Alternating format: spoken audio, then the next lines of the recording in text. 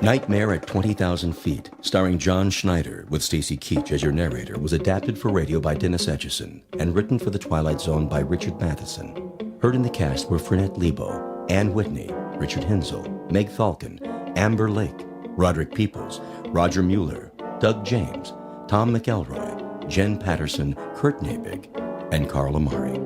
To learn more about the Twilight Zone radio dramas and to obtain audio cassettes and CDs of these programs, visit our website at twilightzoneradio.com. The producers of The Twilight Zone wish to thank CBS Enterprises, Carol Serling, Dennis Etchison, Dick Brescia Associates, Claire Simon Casting, Terry Jennings, XM Satellite Radio, Sirius Satellite Radio, our sponsors and our radio affiliates for helping make this series possible. This copyrighted radio series is produced and directed by Carl Amari for Falcon Picture Group.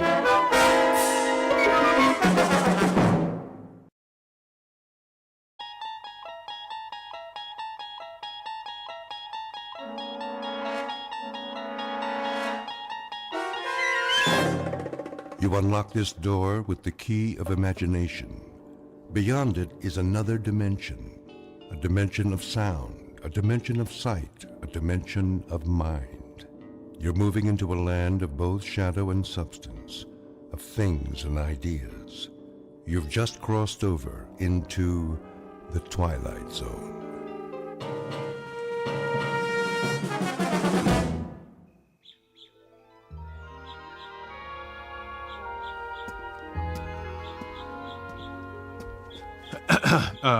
Nurse? There you are, Mr. Wilson.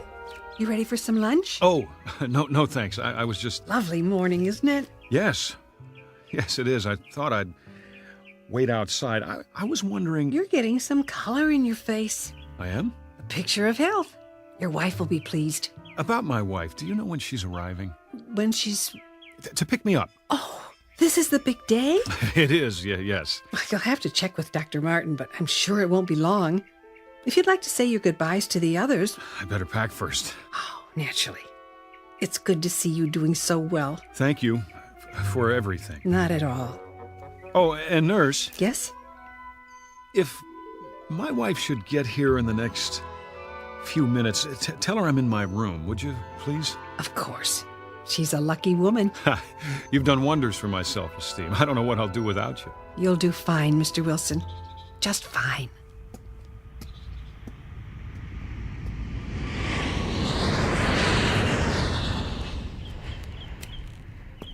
What in the... Ah, Wilson.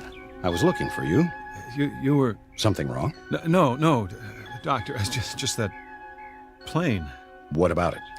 Does it always fly directly over the grounds? Every day, on its way to the airport. Guess I never noticed. Perhaps you chose not to, until you were ready. Then I guess I must be cured. You've come a long way, my boy, or I wouldn't have signed the release. I wanted to ask you, what time will Ruth be here? I believe she said 12:30. Isn't that right? Yes, but I thought she might have been delayed if there was a last-minute change of plans. Relax. That's probably her plane now. Do you think so? Would you mind stopping by my office before you leave? I wanted to go over a few things with the both of you. Don't worry about me, Doctor. That's all behind me. Eager to get back home, I'm sure. To your job, your life. Just remember, there's no rush. One step at a time. You know, it's strange, but I actually feel better now than before it happened. Not strange in the least. I prefer to think of it as a kind of timeout. Something most people could use. Most people don't have nervous breakdowns. Only the best people. Oh, come on, Doctor. That's very nice of you, but... I'm serious. Like a piece of fine china. The better the quality, the more likely it is to crack under stress.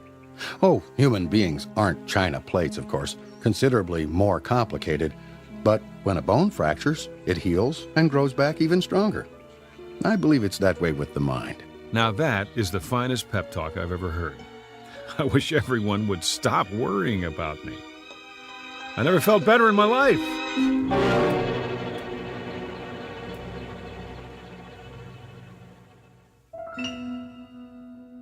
Portrait of a once frightened man. Mr. Robert Wilson, 37, husband, father, and salesman. Now on the road to recovery. Mr. Wilson is ready for discharge from a sanitarium where he has spent the last 6 months of his life.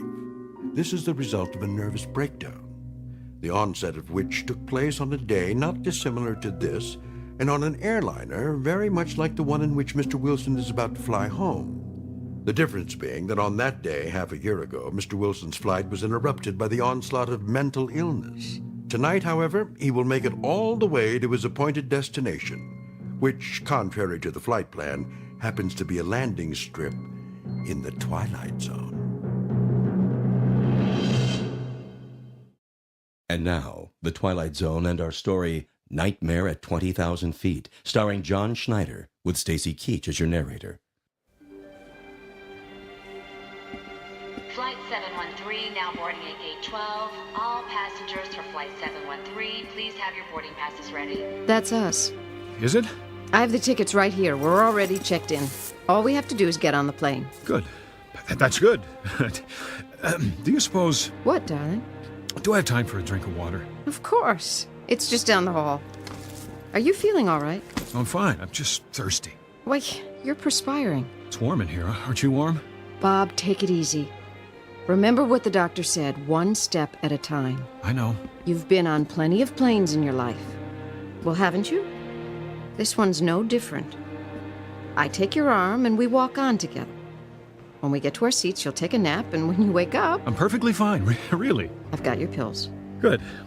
They should help you sleep. Shall we?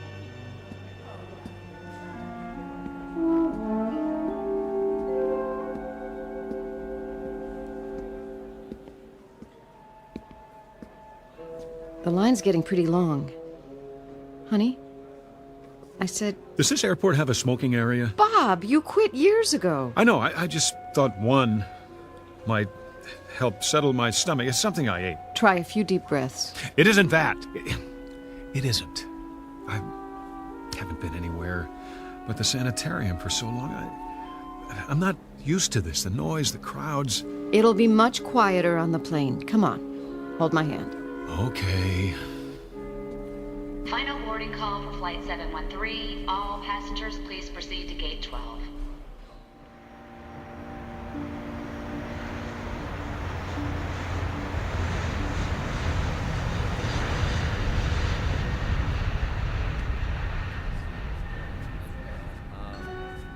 Please keep the aisles clear. Stow all the carry-on luggage overhead or under the seat in front of you. Here we are, honey. Great. Do you need any help, sir? What? If you'd like to take your coat off... I can do it myself. She's only trying to help, Bob. I thought you were warm. Right. I'll fold it and put it in the overhead for you. Ma'am? I'll keep mine for now. Do you have any pillows up there? Here you go. Thank you, stewardess. If you need anything else, you just let me know. I could use, something to drink. Well, I'll bring the beverage cart as soon as we're underway. Great. Did you want the window seat? You can have it. Honestly, I don't care. It's almost dark out. Besides, if I'm on the aisle, I can get up without climbing over you. Are you sure? I'm sure. I mean, if you are. Doesn't make any difference.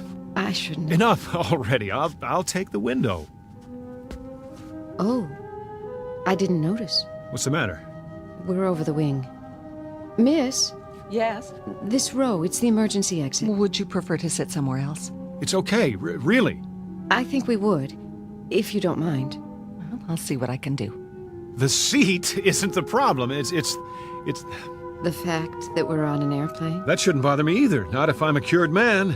Honey, I don't act much like a cured man, do I? but you are. Would Dr. Martin let you fly if you weren't? I suppose not. Of course he wouldn't. If you weren't well, he'd never let you go home. It's as simple as that. Make it sound simple, anyway. Is, Bob. Just that simple. Yeah, look at me, hogging all the attention. You're the one who must be exhausted. I'm doing great. No lies, remember. Come here. Oh, Bob. I missed you, baby. All these months. Shh. It's over now. I'm taking you back where you belong. Must have been awful for you, the kids, all the responsibility. None the worse for wear. Everything's intact. Except me. Now, I am not going to let you talk. Excuse me? Yes? It looks like this is a full flight. I'm sorry, but I can't find any open seats. Do you mind terribly? No, not at all. We're fine here. Thank you for trying. I'll bring you that drink first chance I get. What would you like? Just water. For you, ma'am?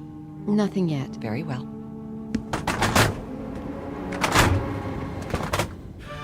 What was that? They're closing the door, that's all. Hatch, whatever they call it. Here, let's look at the in-flight magazine. Fasten your seatbelts, please. Be sure your seats are in the upright position. Bob? No smoking in the Seatbelt. aircraft. Oh, right. Seat back in front of Here, you. There is a let me car get it showing for you. I can do it. Would you relax? Please note the location of the emergency exits in the center and rear of the plane. Should there be a loss of cabin pressure, oxygen mask will drop down from the overhead console. Place the mask over your nose and mouth and breathe normally. You will find a life jacket under each seat.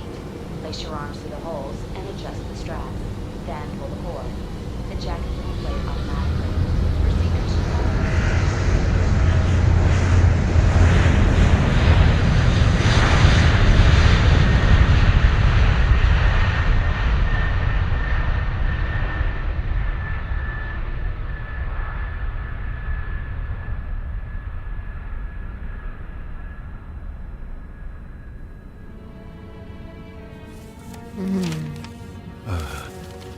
Go back to sleep.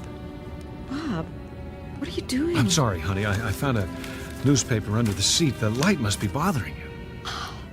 Oh, I should stay awake. No. I don't want you to, sweetheart. Go to sleep now. Can't you sleep? I will. Promise. You worry too much. I can't help it. You shouldn't. Not anymore. Bob, do I what? are you comfortable talking about it? That night, I mean. What do you want to know? Well, Dr. Martin went over it, but I still don't understand. Well, neither do I, exactly, but I have a pretty good idea what caused it now. Do? It's no great mystery. Overwork, nervous tension, a touch of blood pressure. But why that night on that particular plane? What set it off? I guess it was a lot of little things come together. Lack of sleep, fast food, years of being uptight. Oh, honey, you should have told me. I didn't know myself. I was holding everything in for the sake of the job, trying to think about nothing but facts and figures. There are other jobs. That's just it. There's nothing wrong with my job. I like it. Then why? Call it the perfect storm.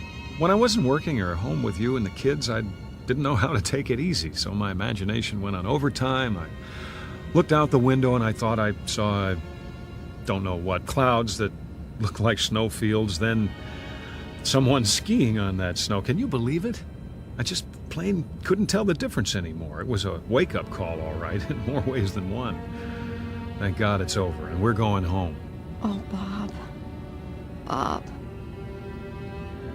Could you move your legs to the side? What?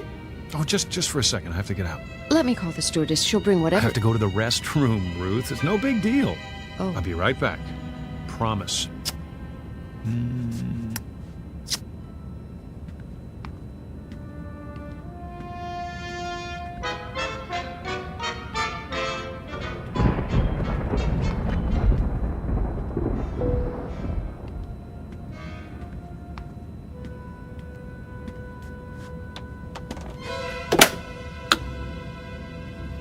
I don't believe it.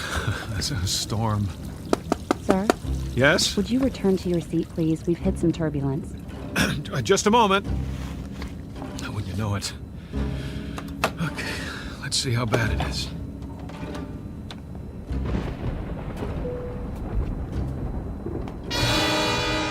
Lord. It's not possible. Sir, please.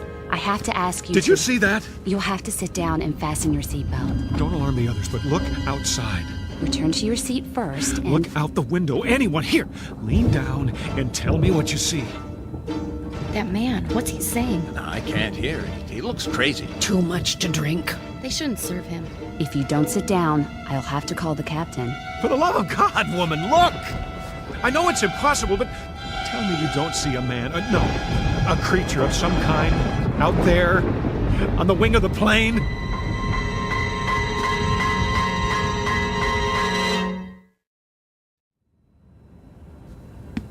You saw what? Out there on the wing. See for yourself. Sir, I assure you. Open the curtain! What is it I'm supposed to see?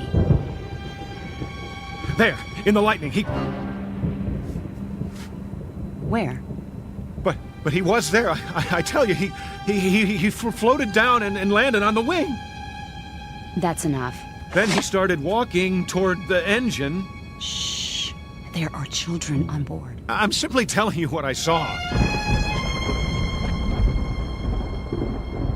Need some help, Nancy? Would you show Mr. Wilson back to his seat? Certainly. I don't mean to upset anyone, but... This way, sir. All right. I'm sorry. It must have been a reflection. Yes, it must have been. If you'll just come with me. I made a mistake. I'm going to my seat now. See? Now, sir. I didn't mean any harm, I tell you. Is something wrong, stewardess? A low-pressure pocket, that's all. The plane feels like it's dropping. Nothing to worry about. We'll be through it in a minute. Don't wake my wife. You can move around the cabin again as soon as the overhead light goes off. Yes, of course. For now, I suggest you get some rest and stay in your seat. I understand.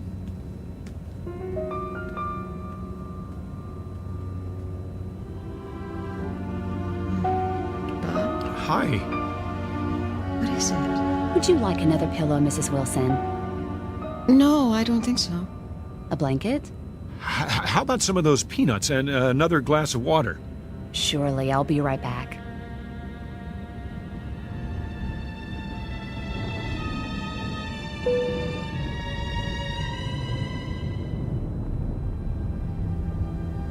Did something happen? Started to rain. Is that what it was? I just saw something, that's all. Everybody has to stay in their seats for a while. What did you see? Nothing. You must have seen something. I happened to look outside just as the lightning flashed, and for a second I thought I saw something. Like what? Shadow. A shadow? In the shape of a man. Where? On the wing. Not a man exactly. What are you saying? A creature standing upright with long hair on its body and an animal face. Of course you know. That's all it was. A shadow. Of course. People don't walk around on the wings of airplanes. No, they don't. Not while they're moving hundreds of miles an hour. That would be impossible. Wouldn't it, Bob? It must have been a trick of the light. Like your imaginary skier. What? On the snow-capped clouds 6 months ago? The one you told me about? Yes, I suppose so. And you know that wasn't real. No, it was a hallucination of some sort. You must be more tired than you thought. But, I wasn't hallucinating just now. Then what would you call it? It was more the lines of an optical illusion, my eyes playing tricks on me. Then don't look outside. Leave the curtain closed. Believe me, I intend to. You ought to get some sleep, so you'll be rested when we land. I agree. Need another pill? Ruth, I'm all right, I tell you. Couldn't hurt. If you say so. Where's my purse? Your water and some extra peanuts. Thank you, stewardess. You're welcome. Bob, put the tray down for her. Sure. Are we moving into a storm? Not a big one. It's almost past. Oh, well, that's good. If I can get you anything else. We'll let you know. Here's your pill. Thanks. Sit. No, thank you. I'm not thirsty. I'm sorry I woke you. Don't be silly. You can go back to sleep now if you like. If you do. Give me a minute. You're not worried about anything, are you? Not in the least. Then put your seat back. In a sec. Just let me collect my thoughts. Well, don't overthink it. That never did any good. No, it didn't. You're here with me, and we're going home together. That's the most fantastic part of all. Well, you'd better get used to the idea. All better now? Yes. Nudge me if you need me. And whatever you do, don't open the curtain.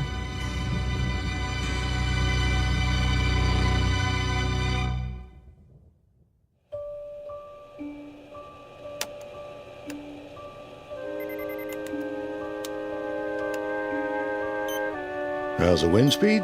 Easing off, Captain. Good. Fuel consumption right on target. Storm's moving starboard. We should miss the worst of it. Need a break? No. Yeah, but I could use some coffee. Ah, right on cue. Yes? I made some fresh coffee. You read my mind, Joni. 1 cream and sugar, 1 black. Put it next to the console, will you? Hit a little bump back there, huh? Sorry. Tried to go over it, but it should be smoother from here on. Oh, I'm not worried. We're in good hands. Everybody sleep through it? Almost everybody. 1 crying kid and 1 slightly uptight passenger. Ah, the old lady, huh? Oh, no. Mr. Wilson, 13A. What? What did he do? Didn't want to come out of the bathroom. Said he saw something. Where? Outside the plane when the lightning flashed. The old wings moving routine. Tell him it's supposed to move. If it doesn't, it'll snap off. Oh, you're going to love this. He said he saw a man on it. Don't tell me an alien, big head, round eyes, that thing. Tell him he'll take a description for the captain's log. Oh, listen, was he wearing a spacesuit? Oh, or was the clown shoes? It says he came down out of the sky and took a walk on the wing, just like that. Ah, yeah, a floater. I see him once in a while when I have too much to drink. Yeah. Or maybe a gremlin. A what? Haven't you heard of gremlins? Must be before my time. It started back in World War II. Whenever something went wrong, the mechanics would chalk it up to gremlins. Better than admitting they made a mistake. Well, Mr. Wilson's okay now, but you should have seen his eyes. He looks scared out of his mind. For a minute there, I thought we had a nutcase on our hands. Well, cut off his drinks. Well, that's just it. He hasn't had a drop. Where's in-flight security? 32B. Tell him to keep an eye open. I like to run a tight ship. Yes, sir. But I don't think it'll be necessary. The wife gave him a sleeping pill. Thank heaven for pharmaceuticals. You fellas want some chow? We've got filet mignon in first class. No, thanks. You and Nancy relax for a while. Aye, aye, Captain. Listen, I can take over if you want to stretch your legs. You sure? Yeah, storm's thinning out, just some more rain clouds. Well, maybe for a minute.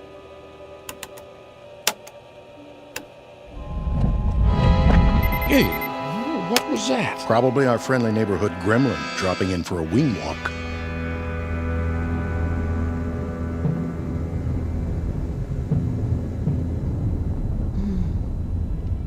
Bob? Well, there you are. Go to sleep, darling. Right. I want to sleep, but I can't. She doesn't believe me. None of them believe me. I'm not even sure I believe it myself. Why should I? It's impossible. Yet I'm not dreaming. I'm wide awake and I'm cured. The doctor said so. No more panic attacks. But I saw it, didn't I? I was out there on the wing walking toward the engine. But why? There it is now. I can hear it. What's it doing? It wants to destroy this plane, bring us all down. Because of me. Because I've seen it before. Or maybe it is all in my mind. How can I be sure? There's only one way. God, help me. I've got to look. I've got to. Time to be brave. Face it down. And if there's nothing out there, then that's that. This is the only way. Here goes. It's simple. I put my hand out. I pull the curtain aside, and I'll know. He'll either be there on the other side of the window looking in, or there'll be nothing but the darkness. One way or the other, I'll know. And put my hand out. Do it. Do it.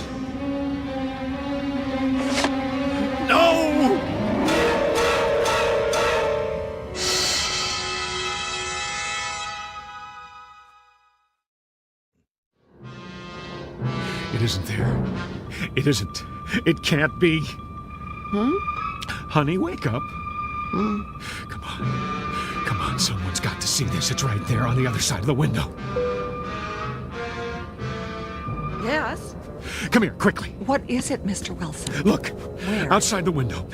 It's still there. Shh. I don't see anything. But... What, you mean the engines? They always spark at night. It means they're working. No, not that. You don't see anything else? No, just the running lights blinking on and off. All right, look again. See if she's telling the truth or if she's blind. You're right. I don't see anything now. Oh, it was probably the rain hitting the window. Yes. Believe me, we fly worse weather than this. It's nothing to worry about. If you'll just try to relax, we'll be landing in a couple of hours. There he is again. Like some kind of ape dropping down from a tree. What's he doing? No! He's peeling back the engine cover. What are you looking at? Ruth, thank God. Lean across me. Look out the window. Bob, does the storm bother? No. Just like that, it's gone. For some reason, it doesn't want anyone else to see, only me. It's playing a game, taunting me, daring me to stop it. Then what? Remember what I said before about seeing something outside? I know what you're going to say, but listen to me very carefully. Honey, there's a man out there. Bob! Keep your voice down. Have you ever known me to lie to you? No. It's not a human being. It's some kind of... Bob. I'm not imagining it this time. I'm not. He's out there. Where? What? No, don't look. He isn't there now. He jumps away before anyone can see him. Except me. I don't know what to say to you.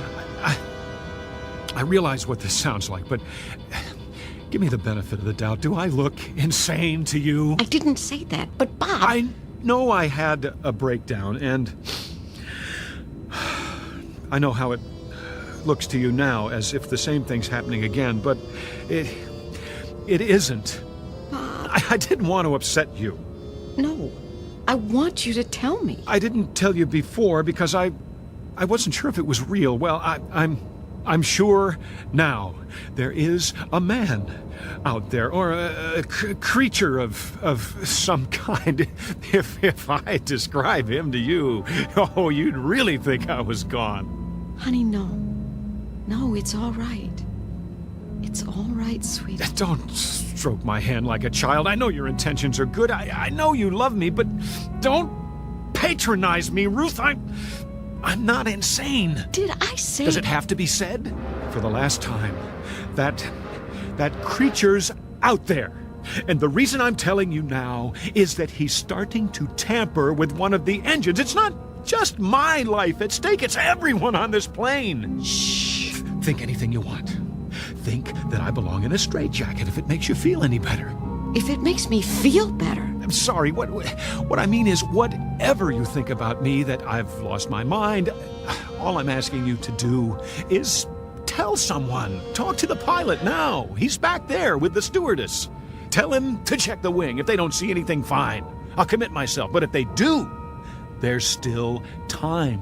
They can make a forced landing before something terrible happens. Won't you even allow the possibility? All right.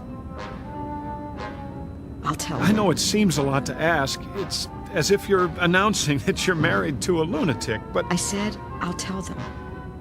If that's what you want. Stay here. She doesn't believe me. But that doesn't matter. If she can get them to see it, then I'm not too late. There he is. Hurry! Hurry, Ruth! Hurry! Look! What's wrong with that man? I don't know. Tell him to sit down. We're trying to sleep over here. Quickly! What's going on? He's pulled up one of the cowling plates. Didn't my wife... Take your seat, please. There's a man outside. He just... Mr. Wilson, keep your voice down. I'm sorry, I don't know what's going on here. Will you look? Mr. Wilson, I'm warning you. All right. I'm sitting. But will you look out the window? See for yourself. Take my wife's seat. What am I looking for? The plate. The hood over the engine with all the wiring underneath. He's bent it up so it's exposed. If you don't do something, there's going to be a short circuit, maybe an electrical fire. Well, there's nothing exposed now. What? Wait a minute. I saw him pull that plate up. There were sparks and lights and... Then he must have bent it back the way it was. Listen, I saw it. I saw it! Mr. Wilson, please. I believe you. But there are other people on board, and we mustn't alarm them. You mean you've seen him? Of course we have.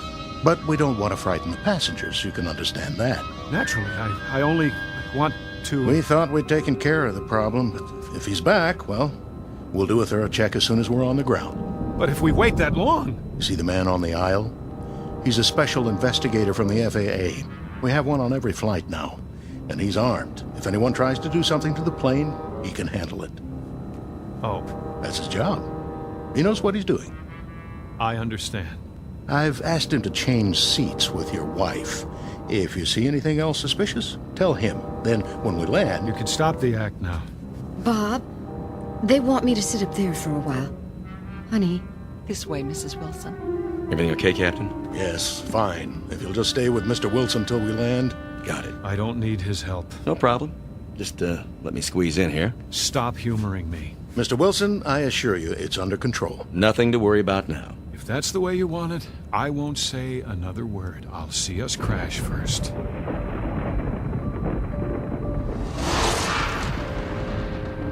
He's at it again.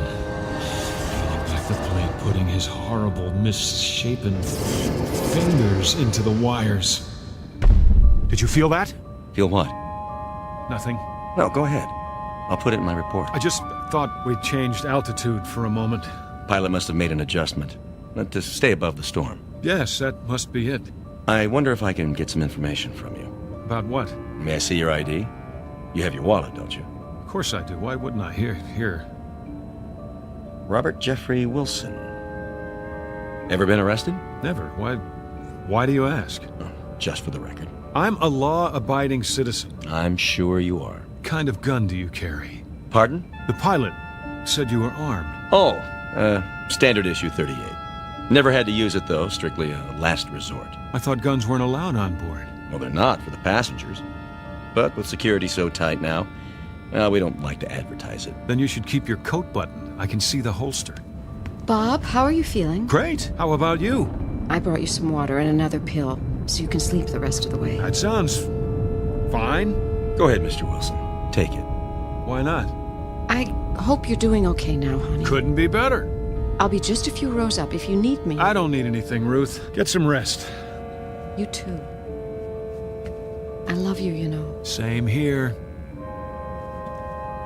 It won't be long now. For what? Until we sit down.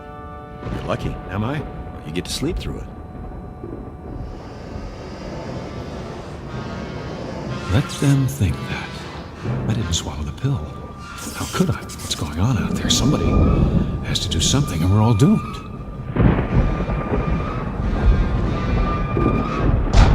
Another minute and he'll have the entire engine exposed. All I can see is the glow of the engine and that creature. I have to act now. Hey, what are you doing?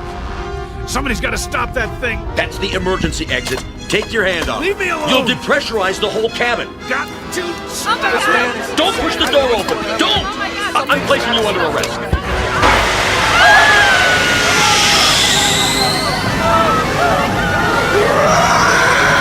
You! Out there! Get away from the engine! I can't hold him! You! Demon!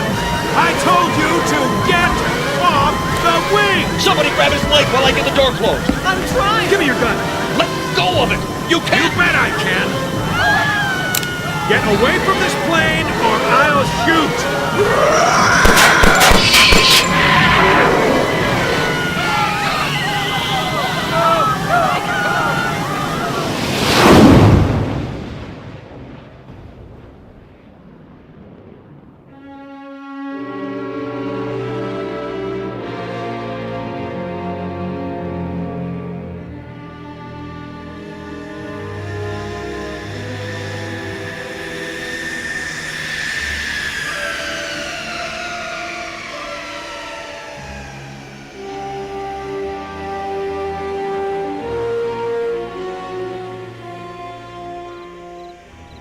Easy. Lift the gurney down. Yeah, I got it.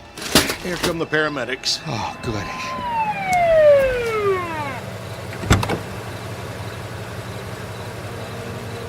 What do we have here?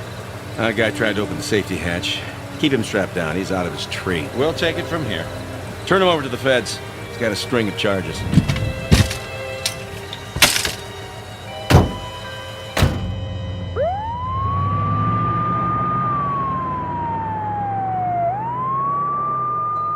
Bob, everything's going to be fine. Everything's gonna be fine. I know. But right now, I'm the only one who does.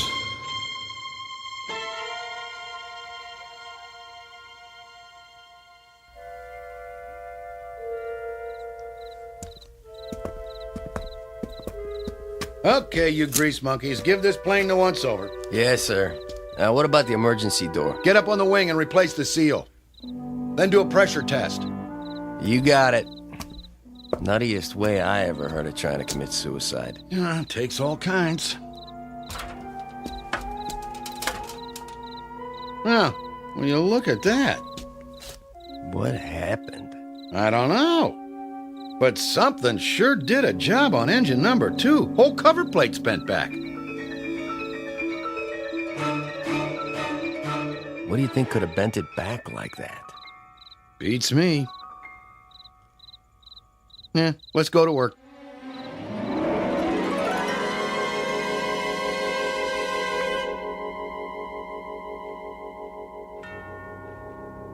The flight of Mr. Robert Wilson is over now. A flight not only from point A to point B, but from the fear of madness to sanity. Mr. Wilson has that fear no longer, though for the moment he may be quite alone in his conviction. Happily, that conviction will not remain private much longer. For this time, tangible evidence has been left behind, even from so intangible a region as the Twilight Zone. The Twilight Zone continues in just a moment. You are about to enter another dimension, a dimension not only of sight and sound, but of mind, a journey into a wondrous land of imagination. Next stop, the Twilight Zone. Hi, this is Stacy Keach. I'd like to take a moment to tell you about our Twilight Zone website at twilightzoneradio.com. At twilightzoneradio.com, you'll find the latest information on these Twilight Zone radio dramas, including behind-the-scenes photographs, plus the newest product releases, trivia contests, ways to contact us, other Twilight Zone-related info and merchandise, plus links to other fascinating websites. So make your next stop twilightzoneradio.com. Visit twilightzoneradio.com to purchase these Twilight Zone radio dramas on cassette and CD, or call toll-free 1-866-989-ZONE. That's 1-866-989-9663.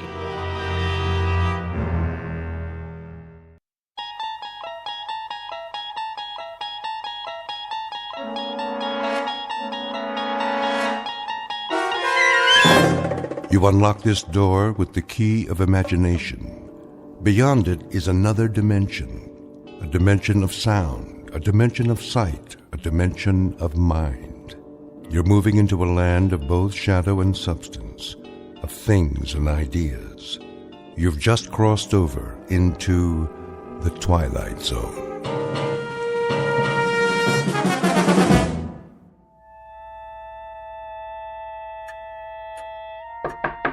Grandpa, shall I keep your dinner warm for you?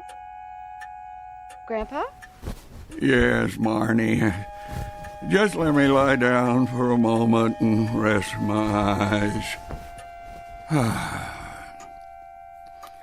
Now, why is that clock slowing down? I guess I better check it. Let's have a closer look, old friend. What time is it now? Well, 7:31 exactly by my pocket watch. But you say 7:25. Oh, no, that'll never do.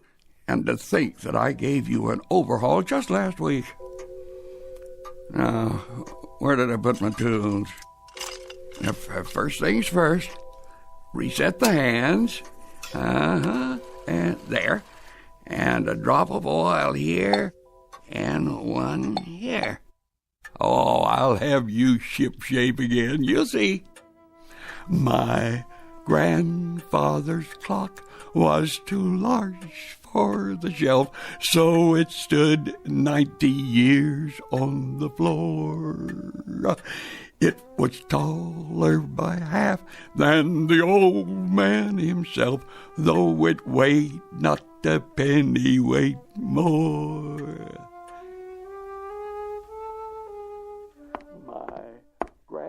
Oh, no. What's wrong? There he goes again. You noticed? I guess we should be thankful he has a hobby at his age. The clock or the song? Oh, Doug. Should I be worried? Honey, we've had this conversation before, remember? First it's the song. And always the same one. Then he forgets to come down for breakfast. Or lunch, or dinner. Do you realize he hasn't been out of his room all day? I know. That clock is all he ever thinks about. It's more than a hobby. It's his whole life now. Sweetheart, I know how much you love him. And I love you. But maybe it's time to face facts. I kept his plate warm. I'll take it upstairs. Just give it some thought. That's all I'm saying. I will. Only I'm afraid I have no idea how to bring up the subject with him. No idea at all.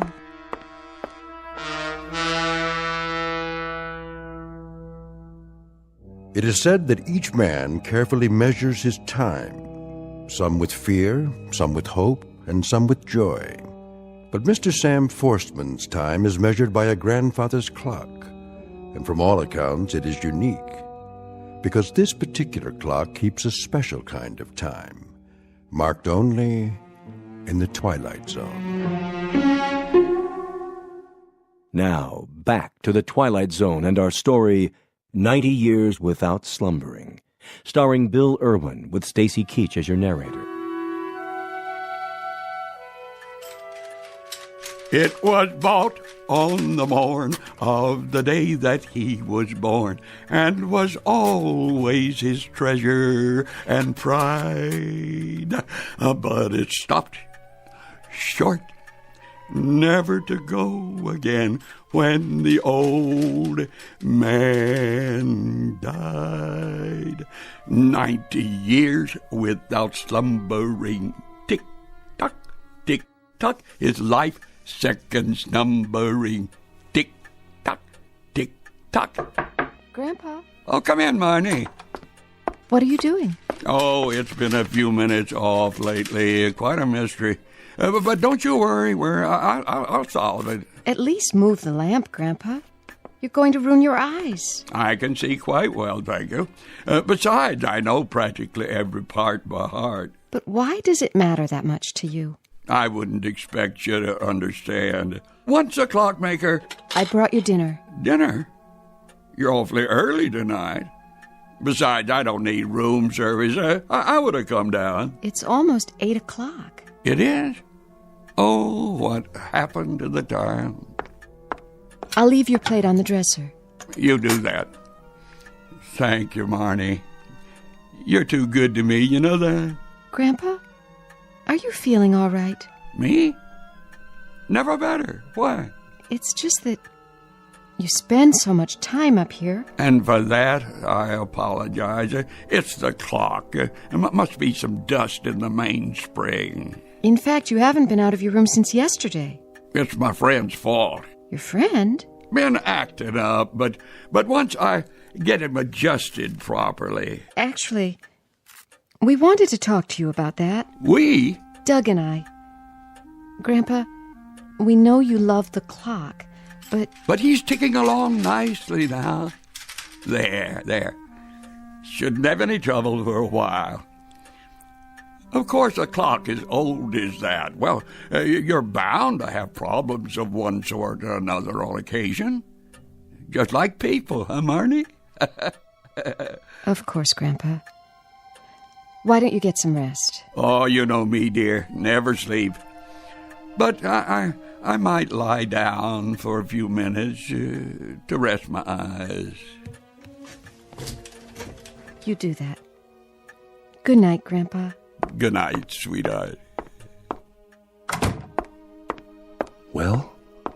Well, what? Did you talk to him about it? I tried, but I couldn't, Doug. I just couldn't. He's such a wonderful man. I know. If only he weren't... Senile? Well, it's the truth. Somebody had to say it. Oh, Doug. What are we going to do?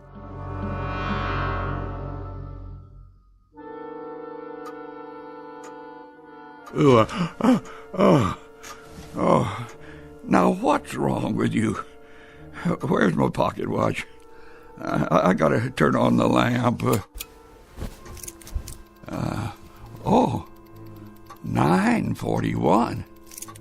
And you, Grandfather Clock, what do you say? 9:35? But I just reset you. Oh, running slow again. Wait, I didn't wind it properly. That's it. They're making me so nervous I've grown careless. I must let that happen. Here, let me give you a good winding. Oh, no, please don't stop. I'll never forget to wind you again. I promise. Oh, well, there, that's better. Remember, you and I are the only ones who know what'll happen if you run down. But we won't tell anybody, will we? Oh, no, of course we won't.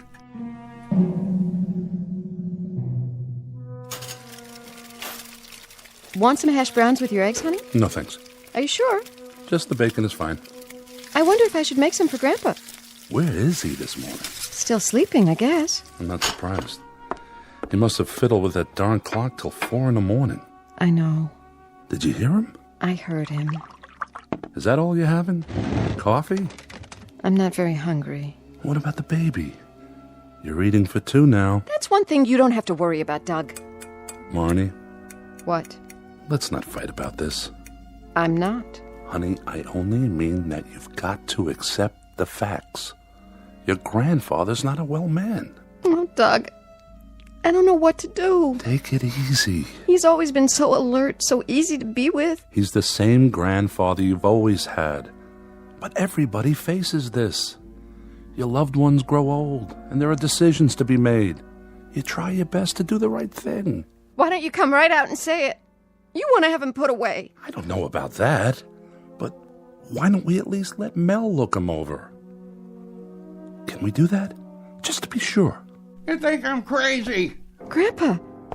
Marnie, Doug. How long have you been standing there? Long enough. Look, Sam, don't take this the wrong way. Mel Avery's a psychiatrist, a head shrinker. You don't have to tell me, I know. Grandpa, listen to me. Mel's been a friend of ours for years.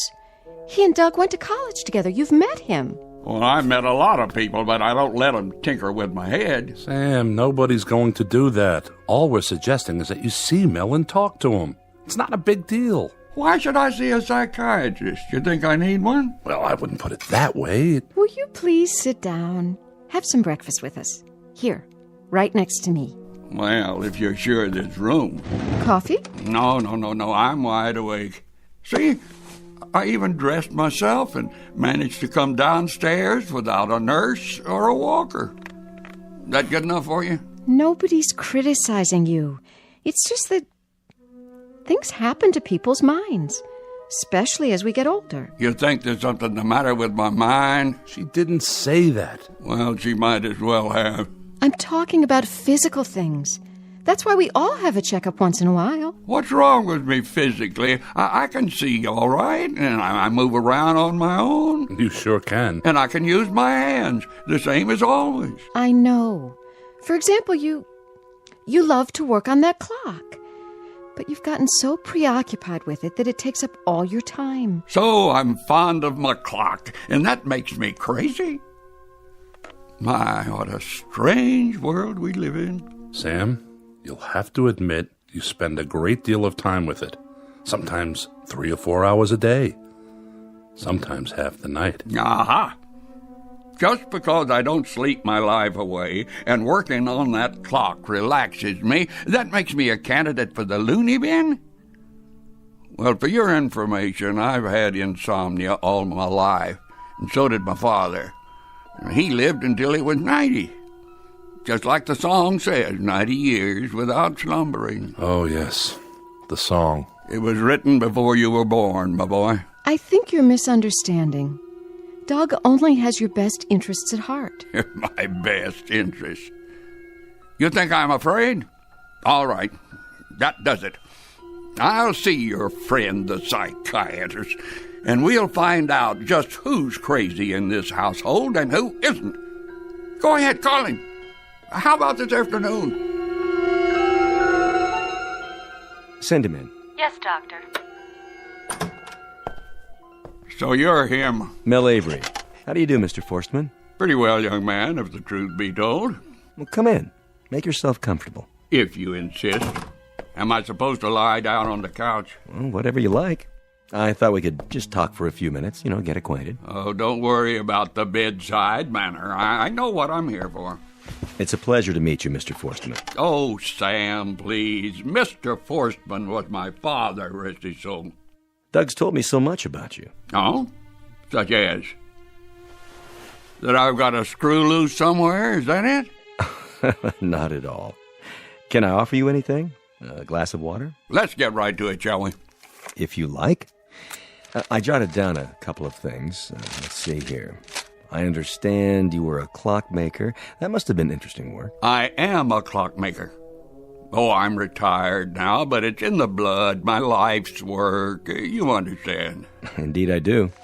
Doug says you have a particular clock you're fond of. A real antique. Must be worth a great deal. Oh, I'd never sell it. It was presented to me on the day of my birth. My father loved my mother very much, you see, and in those days it was fashionable for a husband and wife to love each other for their entire lives. And it's no longer fashionable? Well, if it were, the woods wouldn't be so full of marriage counselors these days. So the clock was a kind of symbol. You were born on the same day, so to speak. You want me to tell you I think the clock is alive, don't you? Like a real person. Well, I don't think that. It's a mechanism, nothing more, nothing less. Then why are you so concerned with keeping it in perfect condition? That clock is not only priceless, Doctor, it's a family heirloom. Wouldn't you want to maintain it as perfectly as possible? Well, yes, but... You aren't sure? Yes, I'm sure. But then we aren't talking about my clock. We're talking about your clock, aren't we? Oh, you have a grandfather's clock, Doctor? As a matter of fact, my wife bought one recently. She collects antiques. Tell me about it. Whatever comes to mind. Well, it's about 8 feet tall, hand-carved, built in Germany in 1874. But we're talking about you, Mr. Forceman. Sam. Oh, why, I thought we were talking about your clock. Oh, we were, but we've gotten off the track. Track? Are we going to talk about trains now? No. Well, if you've nothing more you want to discuss... I could talk about clocks for hours, Doctor, but your time is expensive. Mine's free. I think I'd better go now, for your sake. It's been a pleasure. There is one little thing. Yes? I know that when my clock stops ticking, so will I. Really? You believe you'll die on that day? Does that make me crazy? No. But it is rather unusual. How's your clock running, by the way? Why, I don't know. You might want to have it checked. If I had a clock like that... You'd what? I'd get rid of it. I'd have to. So, either I go or the clock goes. Is that what you're telling me? I didn't say that. Well, I didn't think you did. I mean, why would anybody say a thing like that? Why, I don't know. Such an idea would have no rational basis. It certainly wouldn't. Definitely. None at all. Indubitably. Then that should put your mind at ease. I hope I've been of service, Doctor. Have a nice day.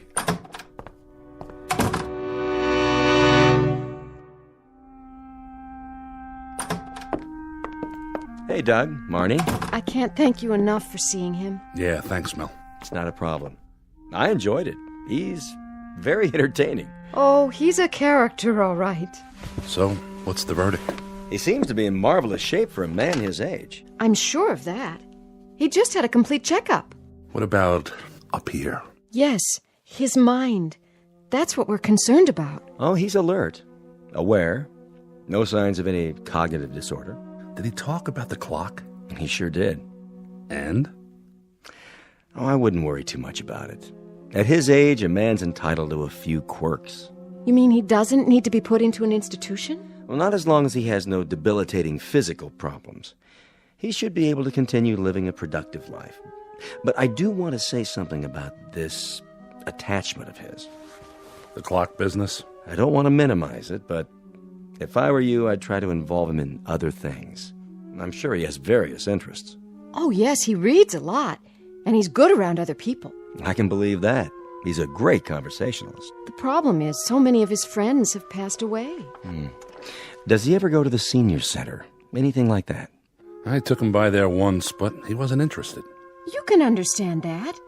They're strangers to him. They have their own lives and families. You might see if there's a regular group at the library. A good way to meet people with something in common. If we can ever get him away from that darn clock. It's worth it to make the effort. There is a risk in being so deeply attached to an object. Any object. What kind of risk? The clock is becoming an obsession. He's equating it with his own lifespan. That's not good for a man Sam's age. Whatever you do, do it gracefully. Change is a big thing at this point in life. But I hope you can find something else to engage his attention. Instead of letting him focus so completely on the clock. His world is closing in. Take my advice. Do everything you can to help him expand it. And soon. Grandpa? Are you awake? Come on in. I thought you might be taking a nap. Oh, no. I was just resting my eyes. I see the clock's running perfectly again. Perfectly. Marnie, I wanted to talk to you about that. Oh, it's all right. Listen, Grandpa. Doug and I have to run into town. We were wondering, would you like to come with us? Afraid not, dear. I thought we could stop off somewhere, get some lunch. Anywhere you like. Some other time. I have too much to do. Like what?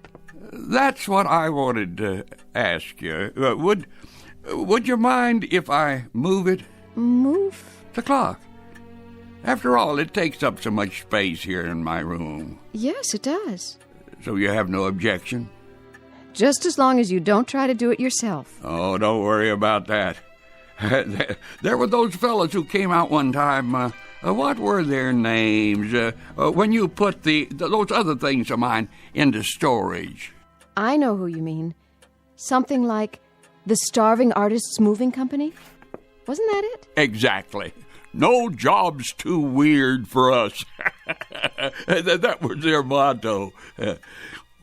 Well, if they don't charge too much, maybe they'd lend us a hand. I'm sure they would. Grandpa, I think that's a great idea. It's settled then. I'll arrange it. You two kids have fun.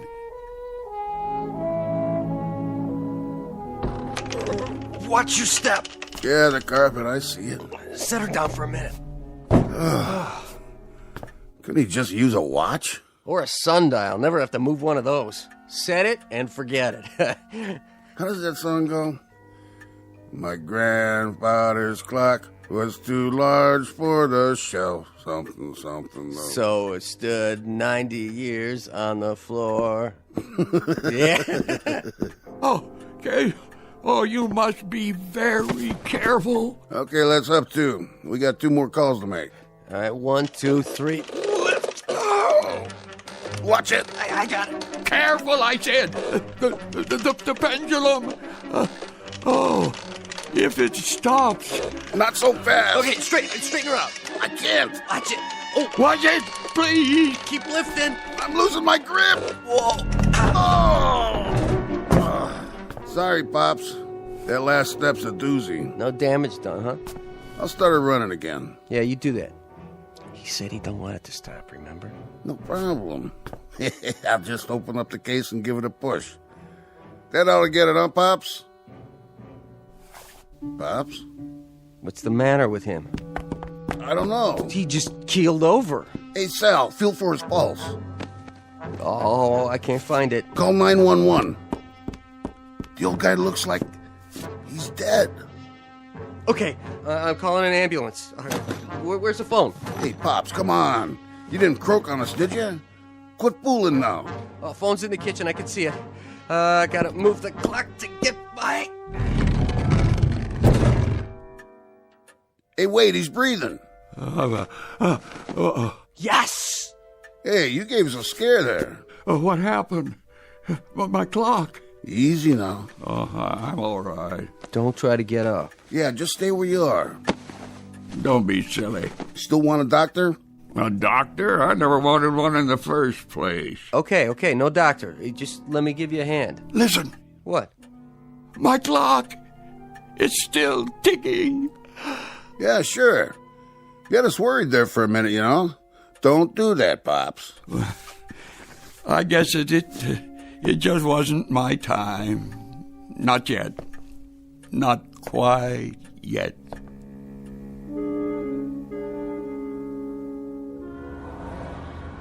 Here we are, almost home. You think he'll like it? Like what? The takeout we brought him.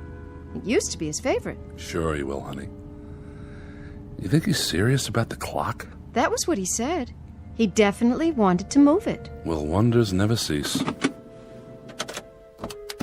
I'll carry the food. I want him to have it before it gets cold. Go ahead, I'll catch up.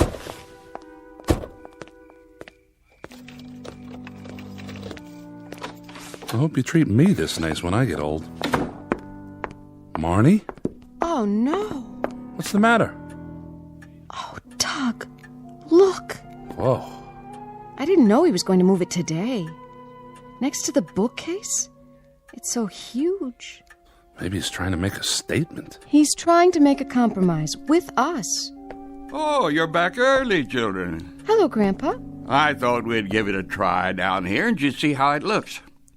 What do you think? Well, I don't know. You can see for yourself, can't you, Sam? Yes, I see. It sticks out like a sore thumb. Uh-huh. Are you sure? I think Doug's right. Well, when you put it that way... You seem a little shaky. Are you all right? Yes, of course. You didn't do any of the lifting yourself, did you? Oh, no. Some nice college boys. That's what artists look like nowadays, I suppose. You're awfully pale. Oh, stop fussing. I'm fine. You might as well be honest about all this. We talked to the doctor. You did? Well, what a coincidence. So did I. Well, he said... He said you're becoming obsessed with it. And that's not good for you. Senile. That's what he really said, isn't it? No, Grandpa, he didn't. Well, I'm not going to any loony bin. That's final. Nobody said anything about... But I'll tell you what I will do. I'll sell it. You heard me. Before that happens, I'll sell the clock once and for all and be done with it.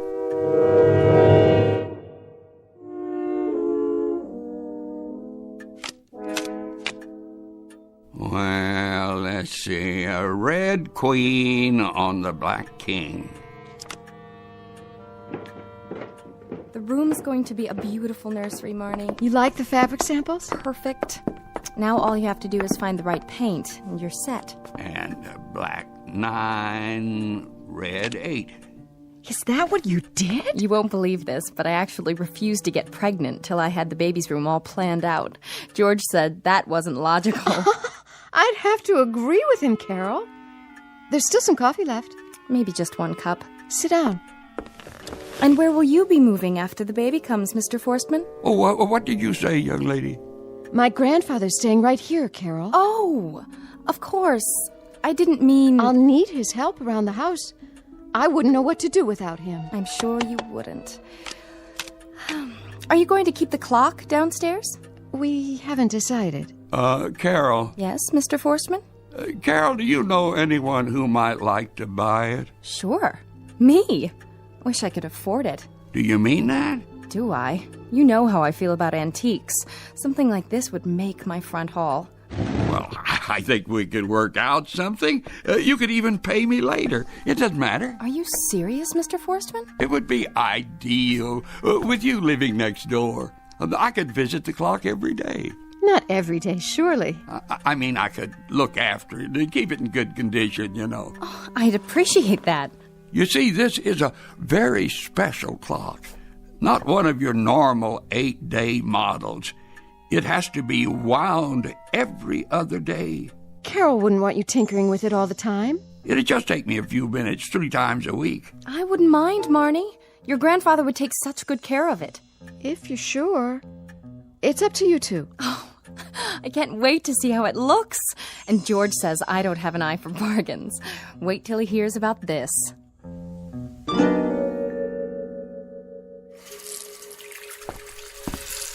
Good morning, my dear. Grandpa, up so early? Early to bed, early to rise. Ben Franklin said that, I believe. Or was it George Washington? Well, no matter. Time to wind the clock. Oh, that's why you have your toolkit. Every other morning for 2 weeks now. Don't you remember? Well, you could have slept in today. George and Carol are out of town. They are? Just for the weekend. The weekend? But it runs down after 48 hours. Grandpa, are we going to start that again? We've been so happy lately. Yes, we've been happy. 2 weeks of borrowed time. I should be grateful.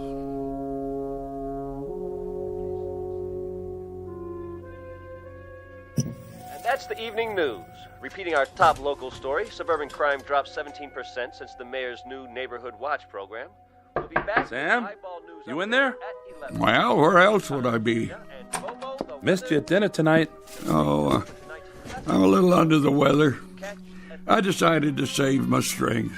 Anything I can get you? No. I'm just going to watch TV for a while. Sam, I just wanted to say that it's great to be a family again. Eating our meals together. We missed you tonight. Just didn't feel the same. Thank you, Doug. And the same to Marnie. And now I think I'll lie down and rest my eyes before the movie starts. You do that, Sam. See you in the morning. And say goodnight to Marnie for me. Will do. Good night.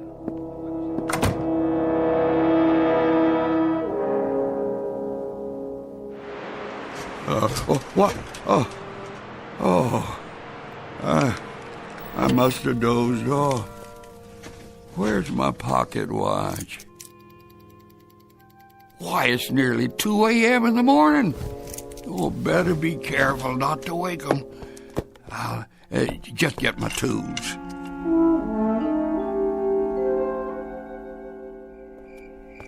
Oh, thank goodness for street lamps.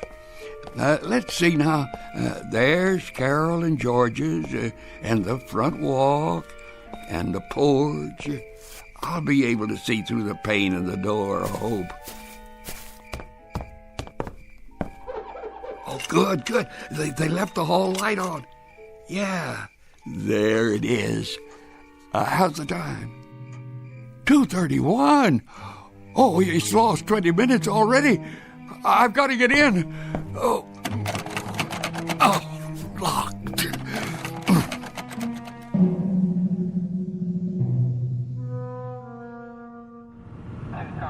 Pull over. I saw something. Where? In front of that house. Shine the light on it. I don't see. Wait a minute. Hey, you! Me? Hold it right there. Don't move.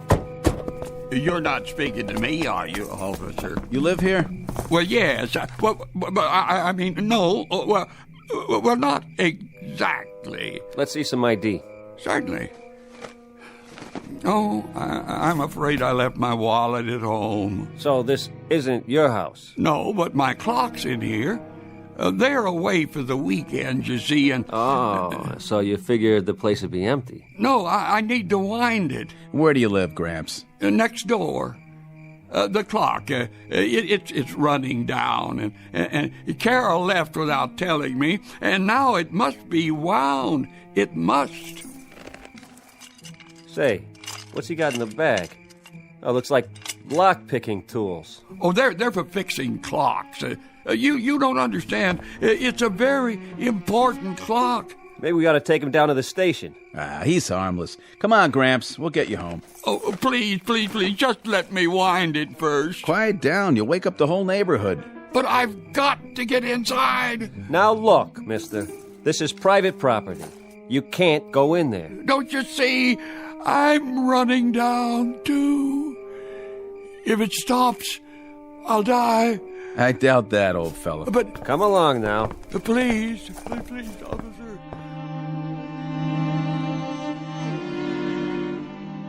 We're very sorry this happened. Sure, I understand. He's not usually like this, honestly. Happened to my old man. We put him in a home. He likes it there. Good night, officers. We appreciate it. Good night, folks. Ma'am? Come on, Grandpa. Let's go upstairs. It's my fault, Barney. I shouldn't have expected anybody to believe me. Can I get you anything? No. I won't need a thing anymore. Why do you say that? Don't worry, dear. It's better this way. Better? Let me give you one last hug. Don't talk that way. We'll have breakfast in the morning. Good night, darling. Good night. It is better this way. It has to come sometime. I want it to come for me here.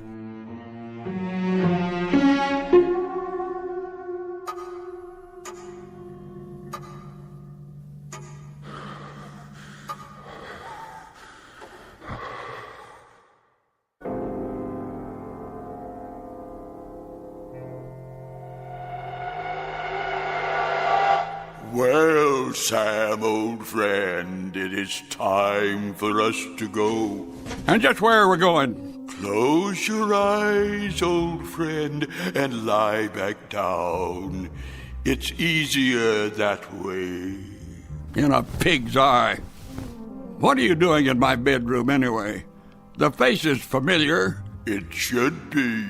But I don't think we've been formally introduced. I am your spirit.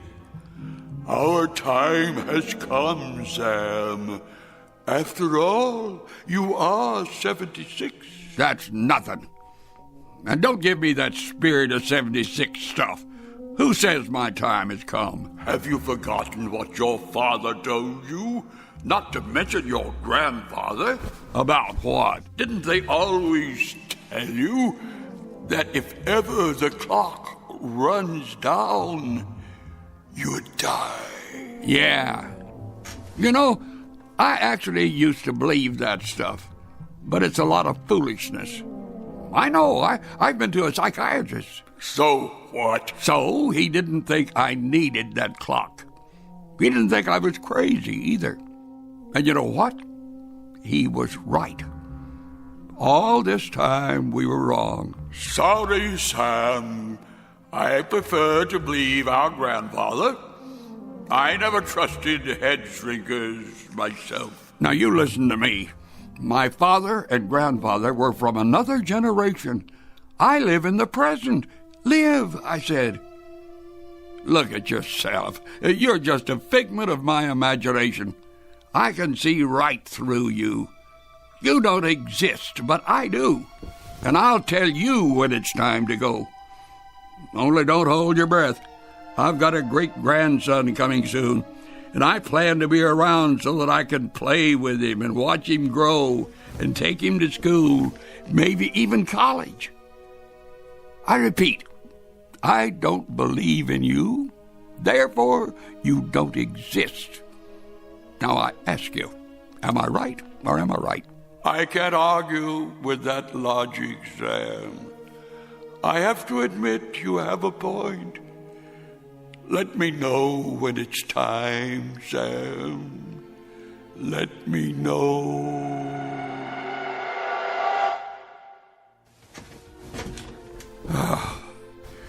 There. Now maybe a fella can get a little peace around here. Grandpa. Marnie, why are you still up? I was worried about you. Well, what you should be worrying about is my great-grandchild.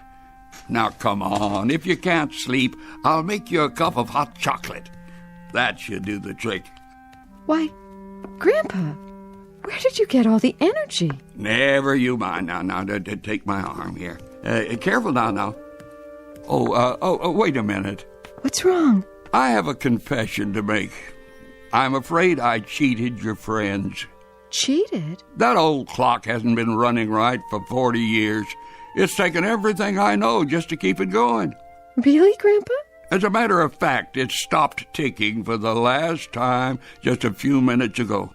Now, how would you know that? Don't ask me how, my dear. I guess I know my grandfather's clock by now. But you know something, Marnie?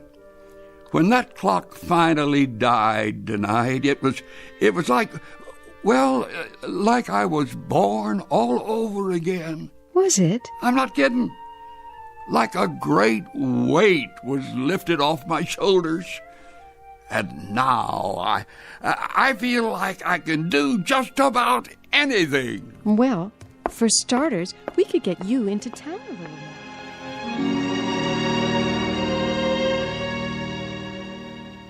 Clocks are made by men, but only God is responsible for time.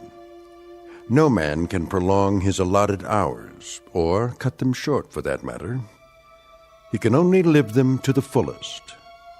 That's our legacy in this world, as well as in the Twilight Zone.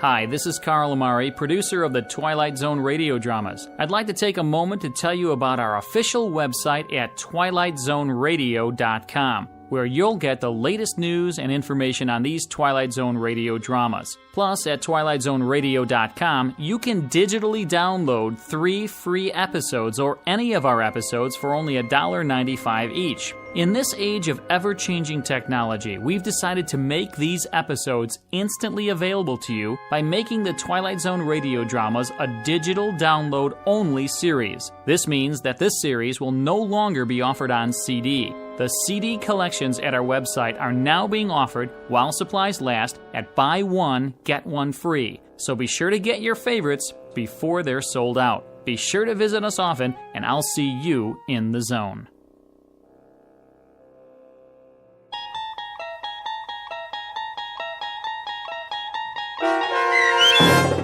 "90 Years Without Slumbering," starring Bill Irwin with Stacy Keach as your narrator, was adapted for radio by Dennis Etchison and written for The Twilight Zone by Rod Serling from a story by George Clayton Johnson. Heard in the cast were Mike Starr, Fernette Lebo, Doug James, Kurt Nabig, Rich Komanek, Sean Cross, Steve Key, and Jeff Lupetin. To learn more about the Twilight Zone radio dramas and to obtain audio cassettes and CDs of these programs, visit our website at twilightzoneradio.com. The producers of The Twilight Zone wish to thank CBS Enterprises, Carol Serling, Dennis Etchison, Dick Brescia Associates, Claire Simon Casting, Terry Jennings, XM Satellite Radio, Sirius Satellite Radio, our sponsors, and our radio affiliates for helping make this series possible. This copyrighted radio series is produced and directed by Carl Amari and Jason Mallow for Falcon Picture Group. Doug James speaking.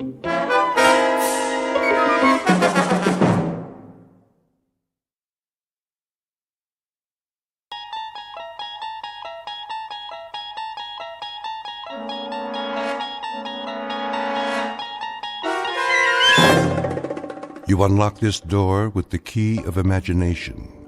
Beyond it is another dimension, a dimension of sound, a dimension of sight, a dimension of mind. You're moving into a land of both shadow and substance, of things and ideas. You've just crossed over into the Twilight Zone.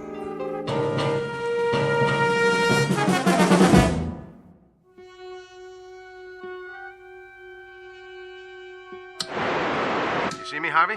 And hear you, loud and clear. How's the monitor picture? Still distorted. And we've got a few minutes left. Check your controls. Make sure the red switches are all on. Check. Now the blue ones. Check again. Any overloads? Well, your amperage is steady. Voltage and input. You sure you want to go through with this? You sound positively funereal, Harvey. I sound the way I feel. I'm helping you because you asked me, Paul. I can give you my support as an engineer, but enthusiasm is something I just can't dredge up. No sense of adventure? A sense of wonder, perhaps, and a sense of concern for a friend who's placing himself in jeopardy unnecessarily. You could just as well test the process with a lab rat or a monkey, but with yourself. Why? A monkey can't take field notes. But if you're so sure it works... I know it works. The challenge now is to use it, to better the world if possible. Otherwise, it's just a machine that moves atoms from one temporal location to another.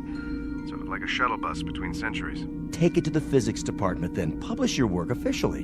Do you know how much funding you'll have? You'll also have a Nobel Prize, if that means anything to you. It doesn't. In fact, it's what I don't want. If it's possible to change the past for the better, then it's equally possible to do the reverse. I can't take that chance. The world can't. Put this invention in the wrong hands, we're all through.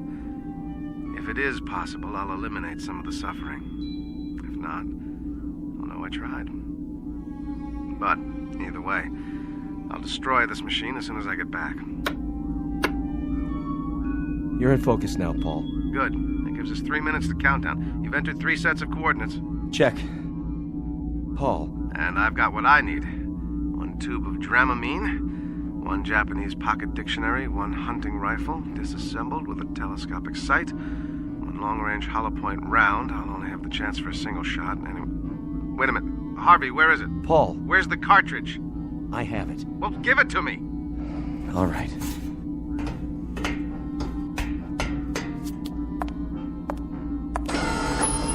The cartridge, Harvey, now. I have a little over 2 minutes. Paul, this is crazy. It's too dangerous. Dangerous? Did you drink milk this morning, Harvey? What's that got to do with... What was the strontium-90 content in the glass? Did it occur to you that the things you've been eating and drinking might turn your bones to sawdust?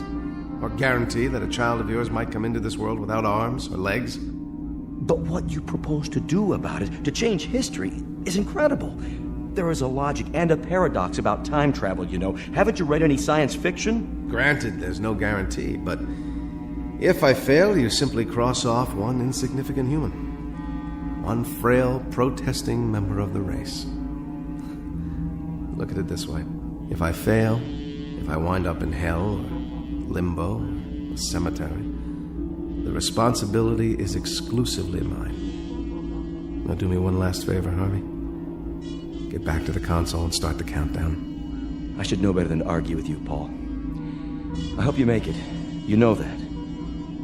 See you soon. Time will tell, Harvey. Time will tell.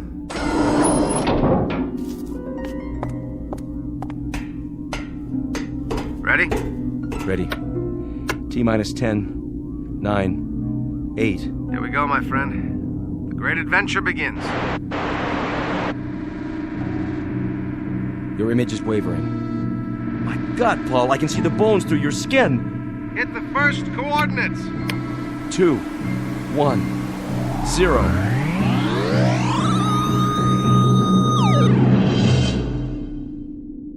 Godspeed, Paul.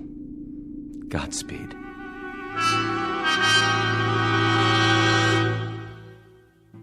Exit 1 Paul Driscoll, a theoretical physicist and a creature of the 21st century. Unknown to his fellow researchers, he has worked up a complicated theorem involving the space-time continuum, built a prototype, a kind of time machine, if you will, and dared to put it to the test with himself as the subject. But he's attempting to use it for a purpose that doesn't include cheap thrills or personal gain. In a moment, he will seek out 3 history-changing events from the past in a desperate attempt to alter our less-than-perfect present. One of the oddest and most rarefied perks available to faculty members in the Twilight Zone. And now, the Twilight Zone and our story, No Time Like the Past, starring Jason Alexander with Stacy Keach as your narrator.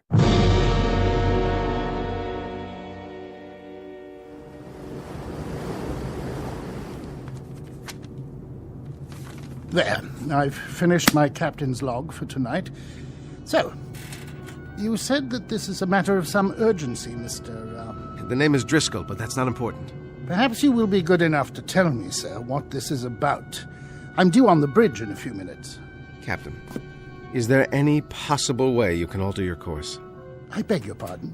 The course the ship is taking, can it be changed? Since my country is a belligerent, and these waters are a zone of combat, I would prefer to consult with higher authority before taking such a step. Suppose I were to tell you, sir, that if you hold your present course for 5 more minutes, this ship will go down. Just who are you, Mr. Driscoll? You won't find me on your passenger list, Captain. Oh? And you got on board how? That's not important. But I'm not sailing for my health this trip, Captain. You might say I'm sailing for your health, and that of the crew and all the passengers aboard. I happen to know that this ship is going to be torpedoed, right off the old head of Kinsale Island, May the 7th. That's today. How do you know this? If I were to tell you, you'd say I was a lunatic. I can't alter the course of the Lusitania simply on the word of one man. All right, Captain, say I am a lunatic. Say that everything I'm telling you is just the product of a deranged mind. What would you lose by altering course now? How many minutes? That's not the point. That is the point, Captain. There'll be over 1,100 people drowned. That will be enough, Mr. Driscoll. And if you should be one of the fortunate few, Captain, remember when that court of inquiry convenes. I must ask you to leave, sir. I'm not asking you to scuttle the ship. All I'm suggesting is if you change course 1 degree, just 1 single degree. Steward, come in here. Yes, Captain. Escort Mr. Driscoll from my quarters. Yes, sir. Come along if you would, sir. Captain, there's still time. And still time to confine you to your cabin. Take him away. Sailor, take a look at the water off the bow. What do you see? Sir? Something under the water coming this way. Do you see it? Captain! Sound the alarm! You! How did you know?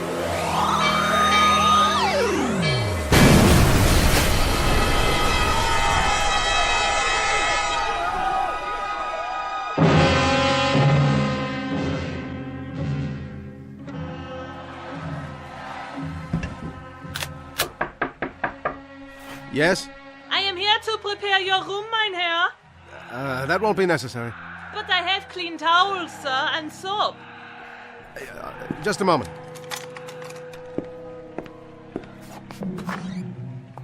Ah, you have the loveliest room in the hotel, mein Herr. Yes. It's a lovely view. More than a view, sir. In a minute from that window, you will see history unfolding. Why do you know that this whole side of the building has been rented? Every floor. All because of the Führer, so they can see him. Down in the street is a madhouse. That's what I was told. You are not German? I'm an American. An American. And what do they think of our Führer and the new Germany in America? We're quite neutral. You say neutral, but you mean something else. No, I don't mean anything. You hear? That is the new Germany. Something you will never understand. That, madam, is the old Germany. Something you'll never understand. We will see.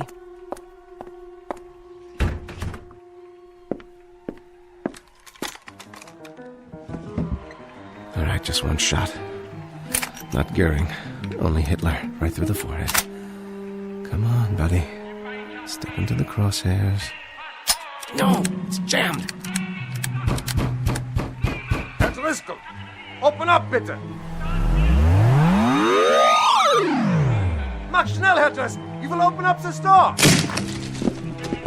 But I tell you, he was in here. Maybe you were drinking schnapps. There's no way he could have gotten out, except head first through that window. Look, was ist das? A rifle.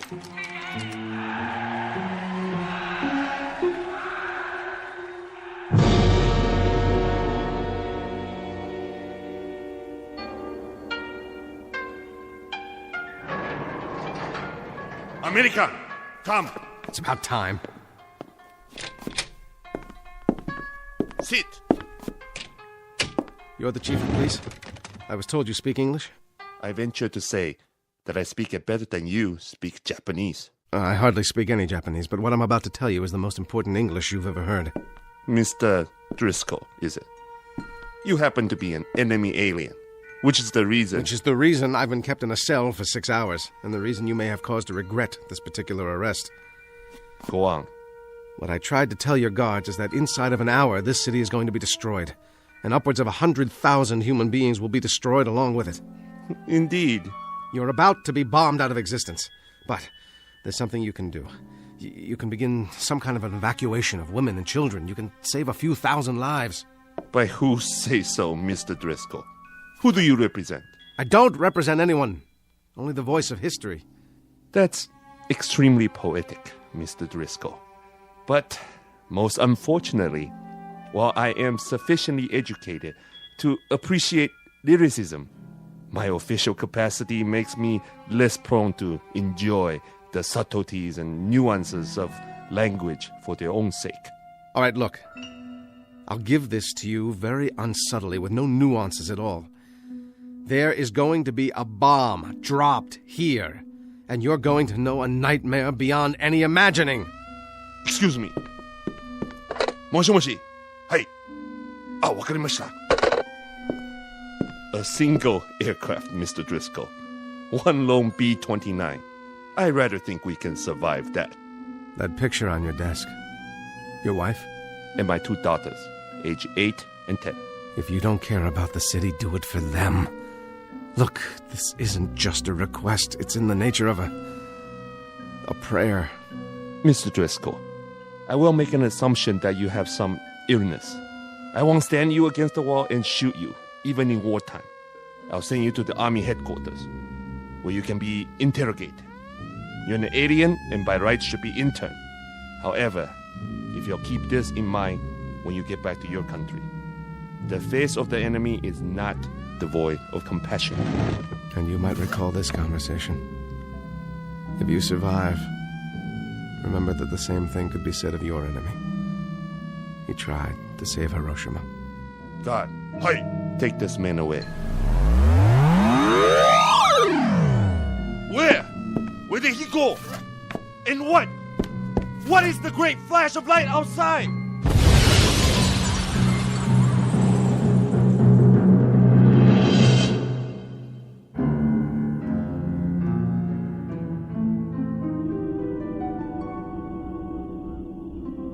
Go on, Paul. Then what? Then nothing. The SS Lusitania, 1915, one of the causes of the First World War. Attempt number 1. Failure number 1. Then August 1939, the Hotel Berlin. Another blow for law and order. Hitting nothing and accomplishing the same. Finally, Hiroshima, August 1945. 3 tries. 3 misses. Then you have to admit it now, Paul. The past is inviolate. What's happened must remain as it was. You can't change anything. Yes, I believe you. And so it follows that there isn't anything we can do about the present. See that small brown book on the shelf? Bring it over to me, Harv, would you? The Study of 19th Century Midwest America. This one of yours? Particular favorite. Open it up to page 14. Talks about a certain place, Harv, a place called Homeville, Indiana. There are pictures showing what it looked like in 1881. Charming. Parasols, bicycles, all very serene. Apropos of what? Apropos of the fact that I'm going back there. One last trip in the machine. I thought you were going to destroy it, whether you succeeded or not. I'm going back there not to change anything, but simply to become a part of that world. The world of band concerts and summer nights on front porches. A world that hasn't heard of atomic bombs or germ warfare or anything else. That's where I'm going, Harvey. I've already packed my bag. The only book I'm taking with me is this one. Of course you are. And there's no one who could hold you back. But remember this, everything is cause and effect. You go back in time to this Homeville, and you inadvertently change one event, alter it minutely. You might start a chain reaction beyond anything even you could imagine. I'm going back there to live, not to change what doesn't need to be changed. Now, Harvey. Here are the coordinates. How about it? All right. God help me, Paul. God help you. Then let's do it.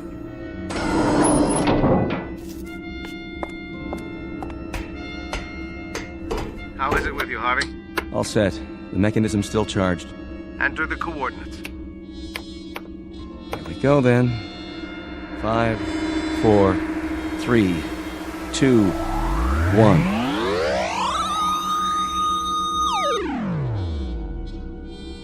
How is it with you, Paul Driscoll? Wherever you are. No television sets, no nuclear arms, but just the same. How is it with you?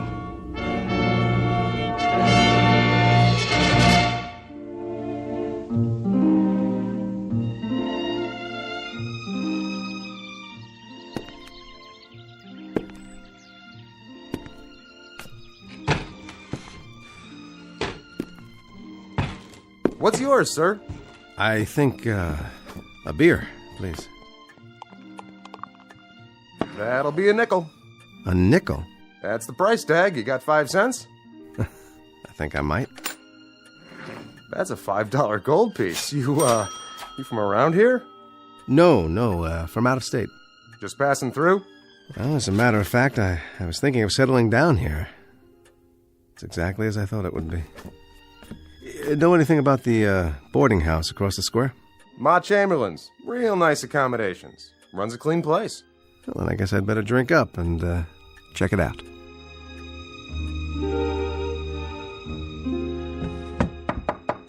Come in. I brought you some clean linens. Room comfortable enough for you? Oh, very. Thank you. Well, I'll be going now. Got plenty to do. Will you be joining us for supper, Mr. Driscoll? I'd love to. That'll be a chance to meet the other boarders. Mr. Hoffman, Mr. Hanford, he's from the bank, and Miss Sloane. She teaches school here in town. Lovely girl. And a moral one, too. Very moral. I see. Well, you'd better. I run a decent place. Did I mention no hard liquor in the rooms? I'll remember that, Mrs. Chamberlain. See that you do. Afternoon, then. Nuclear fallout, strategic wars in the Middle East. What happened to all that? It's summer. It's the 1st of July. There's going to be an evening band concert in a couple of days with lemonade and fireworks. It's 1881 in Homeville, Indiana. And by God, I'm home.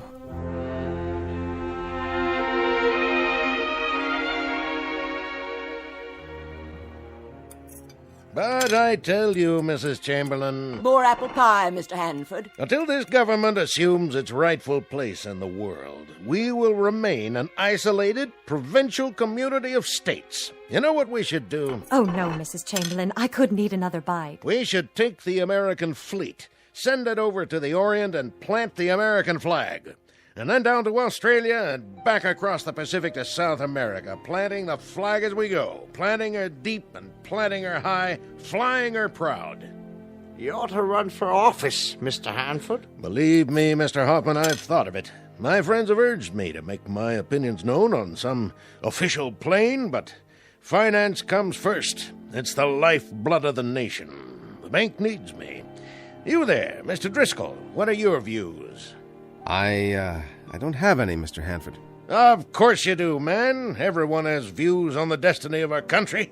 Now you take the case of the Indian Wars. All this nonsense about giving them land, as if savages could understand treaties. Why, we should have had 20 George Custers and 100,000 men and just swept across the plains, destroying every redskin in sight. I think the country is tired of fighting, Mr. Hanford. We were bled dry by the late war. I think anything we can accomplish by treaty, as long as it saves lives, is very much the proper course to pursue. My dear young lady, I trust that this isn't the pap you spoon-feed your students. Treaties, indeed. Peace. The virility of a nation is in direct proportion to its fighting abilities. Why, we'll live to see the day when this country fields an army of 1 million men who can sweep away anything in its path. Oh, your pardon, Mrs. Chamberlain. I get carried away. You're not some kind of pacifist, too, are you, Driscoll? Me? No. I guess I'm just a poor fool who's seen too many young men die because of too many old men. who fight their battles at dining room tables. Oh, my goodness. I take offense at that remark. And I take offense at armchair warriors who don't know what a shrapnel wound feels like, or how death smells after 3 days in the sun, or the look in a man's eyes when he knows he's minus one leg and the blood is seeping out of him. You have an enthusiasm for planting the flag, Mr. Hanford, but you don't even have a nodding acquaintance with what it's like to bury men in that same soil. I'll not sit here and listen to talk like that. Of course you won't. You'll go back to your bank, and it'll be business as usual until the next dinner time when you'll give us another vacuous speech about a nation growing strong by filling up its graveyards. Well, you're in for some gratifying times, Mr. Hanford. There'll be a lot of graveyards to fill. In Cuba, then in France, then all over Europe and the Pacific.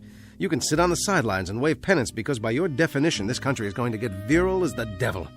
From San Juan to Inchon, we'll show how red our blood is because we'll spill it. And there are two very unfortunate aspects to all this. One is that you'll never have to spill any, and the other is that you won't live long enough to know how right I am. Oh, dear, such a violent man. Excuse me, please. Mr. Driscoll.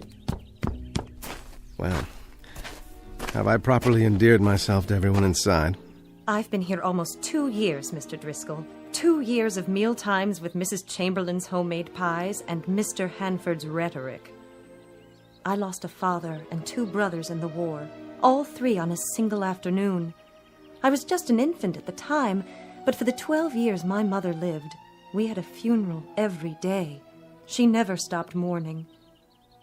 I think they died for something, Mr. Driscoll. But tonight, for the first time, somebody made a point that patriotism doesn't have to mean dying. Thank you for saying that, Miss Sloane. Call me Abby, Mr. Driscoll. Paul. Do you know something, Paul? You look like a man in love. Not with a woman, with a moment, a place. What did you mean when you said other graveyards, other wars? Those names, what are those places? It doesn't matter. Why do I get the feeling that you're standing outside looking in, that you're just passing by? I don't want to pass by, Abby. I want to come in. I wish I could. Why can't you? Everything is possible. Everything. Is it? I wish I could be sure. I believe I already am. Garfield's been shot! Quickly, what's the date? Why, the 2nd of July. Did he say the president's been shot? July 2nd, 1881, that's right. President James Abraham Garfield shot in a Washington railway station. But it just came over the telegraph. How do you know? How could you? You're wrong, Abby. Not everything is possible. Why, Paul? I can't tell you why. But it begins again. What do you mean? Nothing. So be it, then. So be it. It's late, Abby. Very, very late. It's time to go home.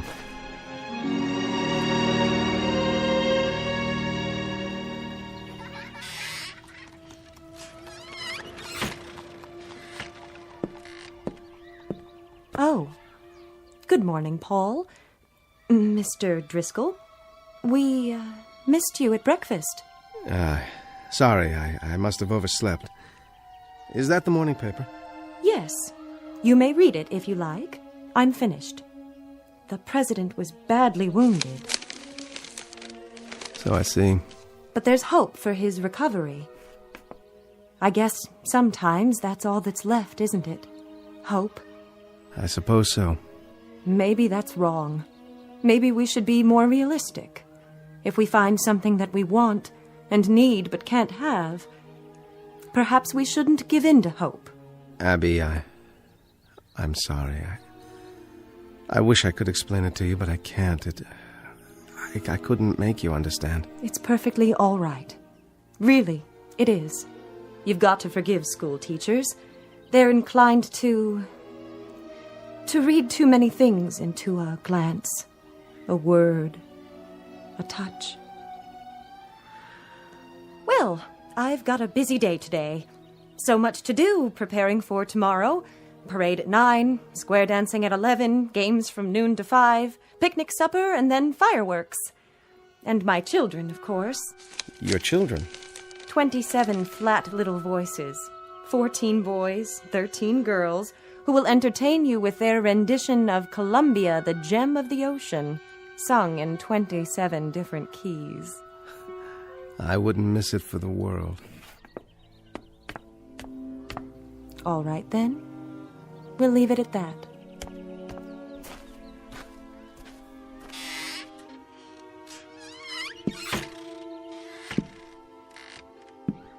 How do, Mr. Driscoll? Morning, Mr. Hoffman. She does an awful good job with those kids, Miss Sloane. So I've heard. Pretty, too, for a school mom. The ones I had when I was a kid, they looked like they came out of a pickle jar. Mine, too. You like this town? More than I can say. Well, you might make it here if you've got what it takes. And from what I've heard, I'd say you do. You want to be more careful with your words, though. Mostly Republicans. Still and all, a nice little town. Doesn't change. That schoolhouse, I'll bet she's 75 years old as she stands, and I expect she'll stand till somebody pulls her down. Well, morning to you, Mr. Driscoll. I'm off to work. God bless President Garfield. A school building. That's what I was trying to remember. Oh, my dear God. The site of the Homeville National Bank, formerly occupied by a school built in 1823 and gutted by fire July 3rd, 1881, injuring 12 children. The fire was caused by a kerosene lantern on a runaway wagon. And I can't do anything. I can't warn anyone. It has to happen the way it's supposed to, like the president. I'm sorry, Mr. Garfield. Recover you shall not. You're to die on September 19th of this year. And the schoolhouse you are to burn this afternoon. 12 children injured, and God help me, I have to stand by and let it happen.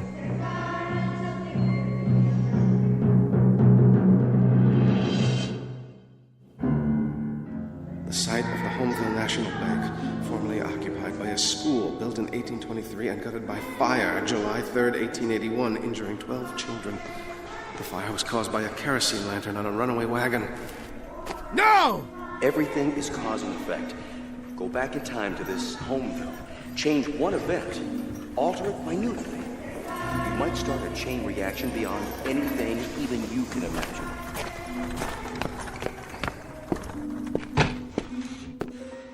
How are you today, Mr. Driscoll? Whiskey, please. Bother you, does it? What? Those kids trying to sing. Well, they won't be at it long. What's that?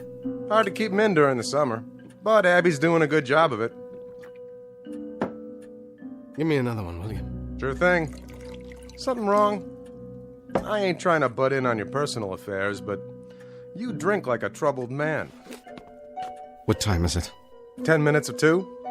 I give him another 10 minutes or so. I've got to try. How's that? Why the devil doesn't she let them out of there? How's that? Nothing, just a runaway wagon with a kerosene lantern. That's all it takes.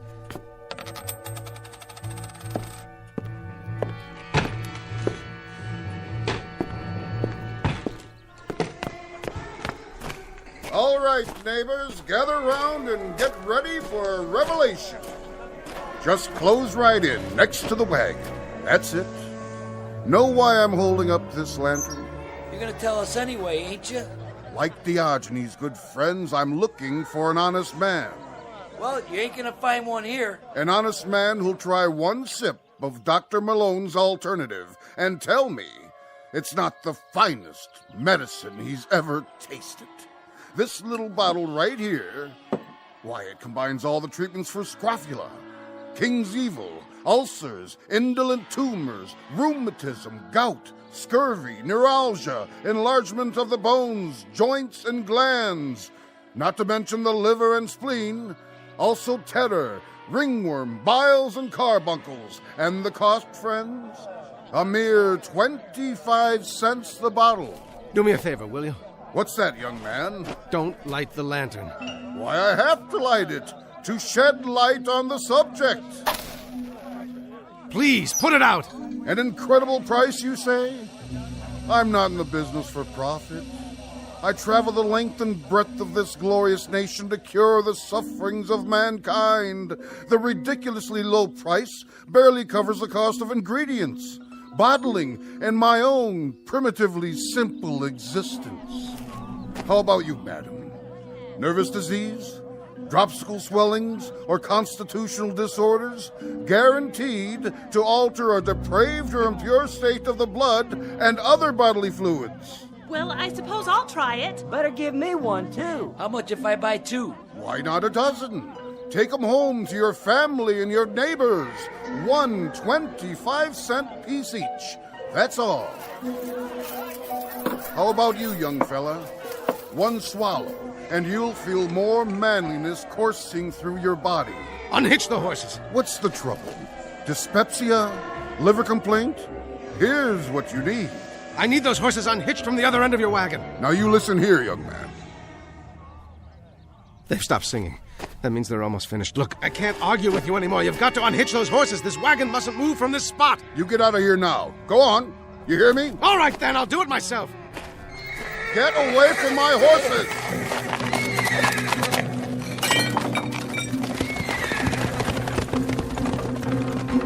Abby! Abby, get the children out of the schoolhouse! There's going to be a fire, do you hear me? There's going to be a... Ah! Oh, there! Stop!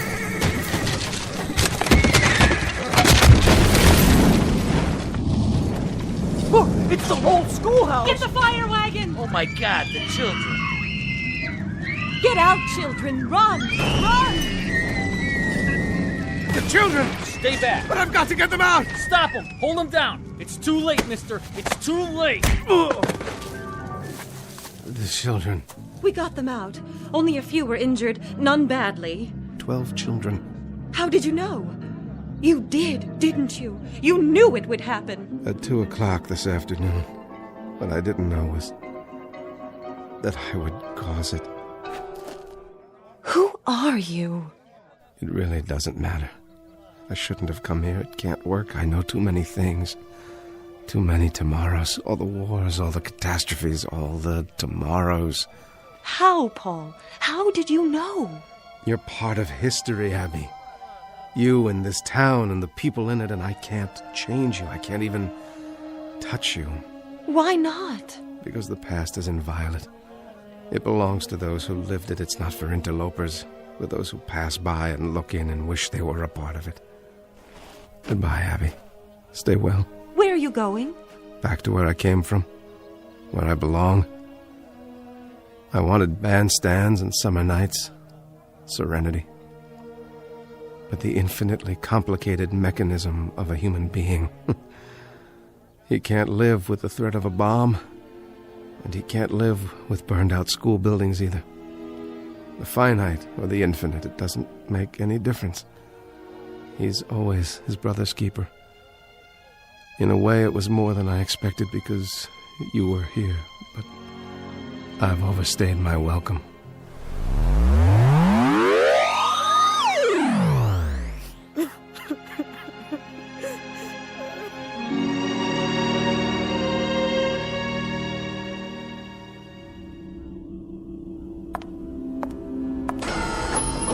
Hello, Harvey. Back so soon? As it happens, back a little late. You changed something? I tried to. And in doing that, I caused it. And now, where do you go, Paul? Here. Where I belong. That's what I've learned, to leave the yesterdays alone. I'd rather do something about tomorrow. That's what counts. The tomorrows. God, let there be tomorrows.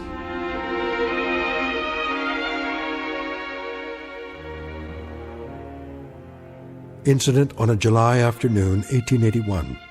A man named Driscoll who came and went, and in the process learned a simple lesson, perhaps best said by a poet named Lathbury, who wrote, "Children of yesterday, heirs of tomorrow, what are you weaving, labor and sorrow? Look to your looms again. Faster and faster fly the great shuttles prepared by the master. Life's in the loom, room for it, room. Our tale of clocks and calendars in the Twilight Zone.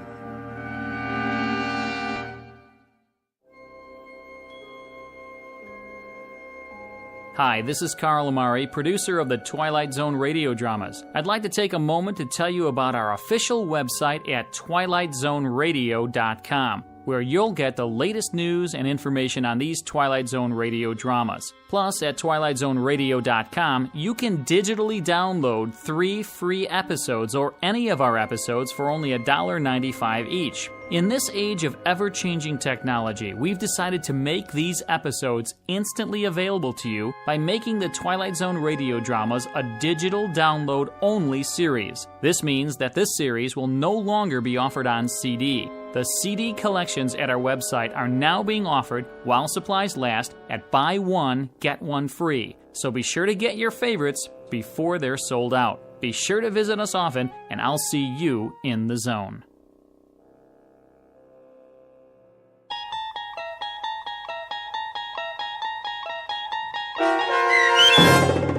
No Time Like the Past, starring Jason Alexander with Stacy Keach as your narrator, was adapted for radio by Dennis Etchison and based on a script by Rod Serling.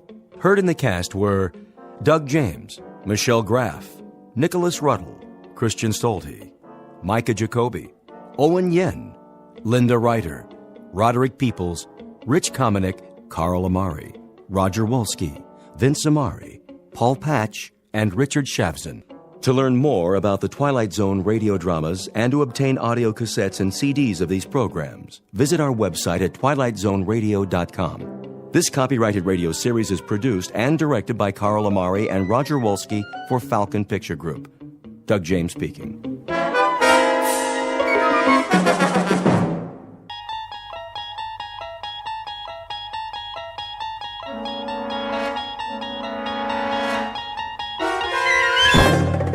There is a fifth dimension beyond that which is known to man. It is a dimension as vast as space and as timeless as infinity. It is the middle ground between light and shadow, and it lies between the pit of man's fears and the summit of his knowledge. This is the dimension of imagination. It is an area which we call the Twilight Zone.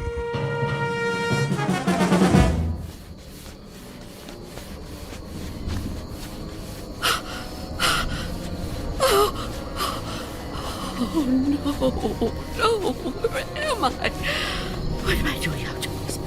I don't remember leaving my... Oh, it's so dark. I don't live here.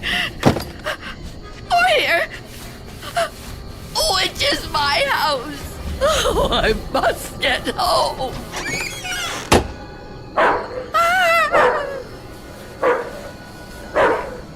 May I assist you, madam? You startled me. I've lost my way. My home is somewhere around here, I'm sure, but I don't know where. Perhaps I can help you find it. Oh, thank you. Thank you. I don't even know how I came to be out here.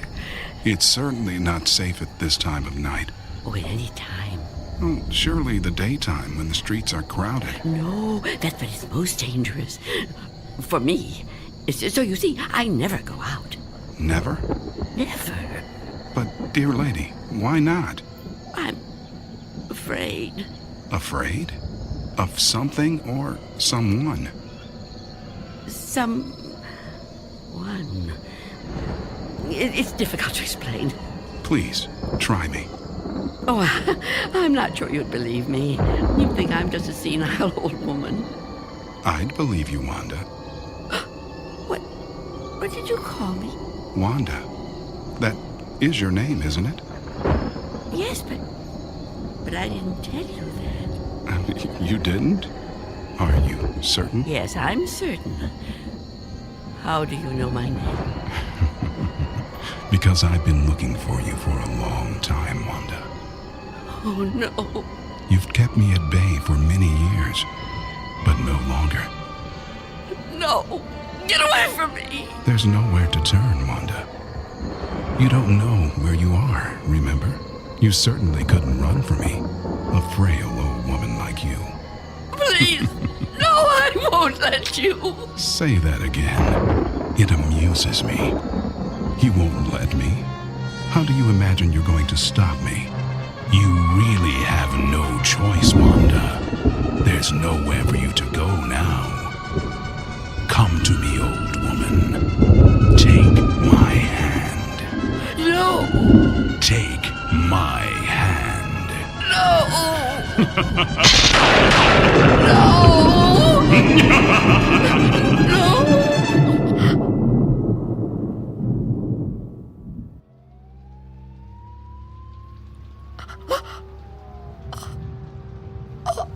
Oh, it was the dream. The dream again. I'm home. Of course I'm home. Where else would I be? But is it night or day? Oh, that's right. The clock is broken. It's been broken a long time. And I can't get it repaired, can I? Not without going. No, I can't. I mustn't. I have to resist every temptation. Oh, really, Wanda? How could you be so careless? How could you fall asleep before... I must check.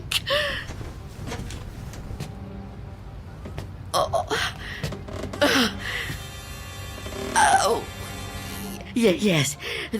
The boards and the windows are still secure. Is that... Can I feel a breeze? Is there a gap? Oh, not enough. Not enough. He still can't get in. Oh, what about the door?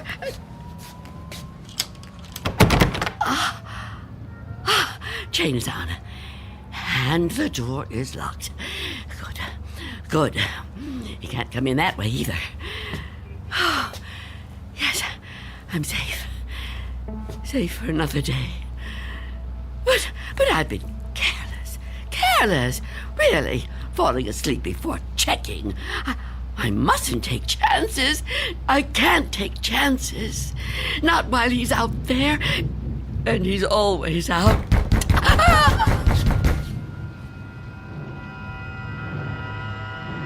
Miss Dunn? Miss Dunn, are you all right in there? Who are you? It's Barry. Mr. Fabian, from the grocery store.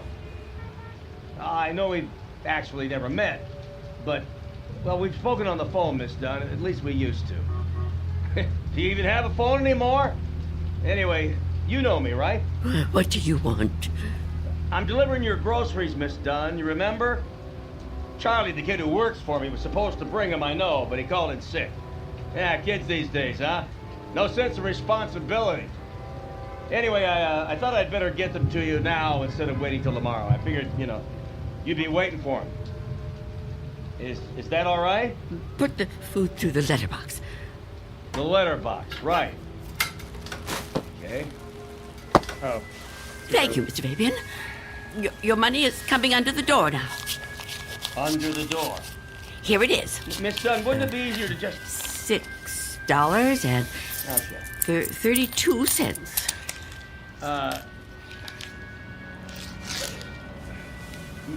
Many thanks, Miss Dunn, but, Good day to you, Mr. Fabian. Miss Dunn, are you still there? Yes?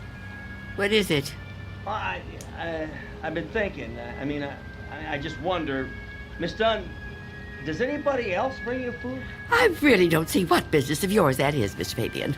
Well, no, it's nothing like that, I promise you. This isn't anything to do with business. I'm just concerned for your well-being. It seems to me a person can't live on food big enough to fit through a letterbox. I can assure you, Mr. Fabian, I'm in no danger of dying as long as I observe this strict regimen. Oh, well, I'm glad to hear you talk like that, but I don't know. Maybe if I could come in for you. Come in? Yeah, I just want to talk, Miss Dunn. I can't do that so well out here. I really think you need to see a doctor. Out of the question. No one is coming in here, Miss Fabian. Not a doctor and not you. Miss Dunn. Miss Dunn, could you open the door, please? Go away! Miss Dunn, I just want to help you. I know what you want. Leave me alone. Miss Dunn, all I know who you are. You do? Well, that's good. That's very good. Myself, I have a very bad memory. Every morning, you know, my wife gives me a pen. Every day I lose it somewhere. So, will you let me in? Stop trying to get in here. You won't get me. Just go away and leave me alone. Come on, Miss Dunn. Look, I've got other deliveries to make. I just want to help you if I can. I think you could use a little help. Ah, the heck with it. Good luck living here in this neighborhood. What's left of it.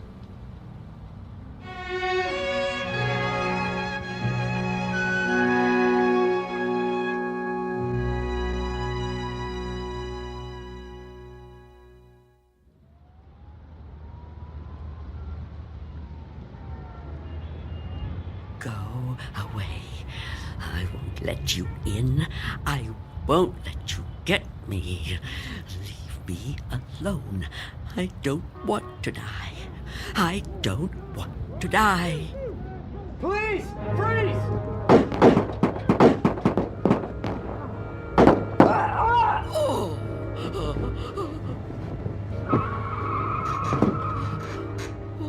What's going on out there?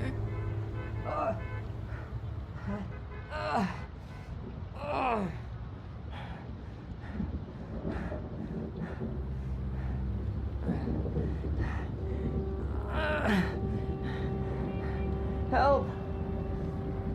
Is anyone in there? You gotta help me.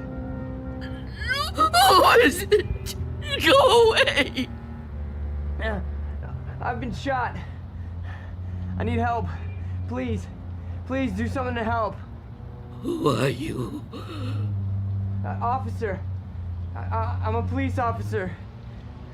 Please, you have to open the door. I need help. I've been shot.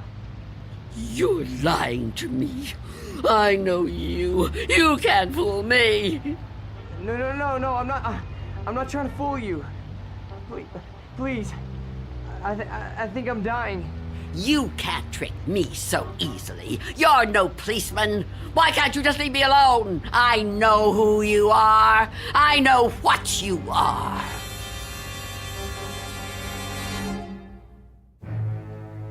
An old woman living in a waking nightmare. An old woman who has fought 1,000 battles with death and has always won. Now she's faced with a grim decision. A decision that might to others seem the simplest in the world. That of whether or not to open a door. And in some strange and frightening way, she knows that this seemingly ordinary door leads to the Twilight Zone. And now, The Twilight Zone and our story, Nothing in the Dark, starring Marshall Allman, with Stacy Keach as your narrator.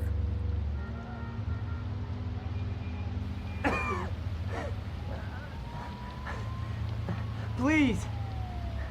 Why won't you help me? Stop this! Why must you do this to me? I'm losing a lot of blood. It's so cold out here. Listen to me. I'm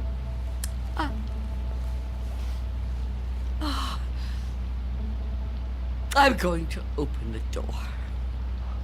Oh, thank you. Thank you. But I'm leaving the chain on.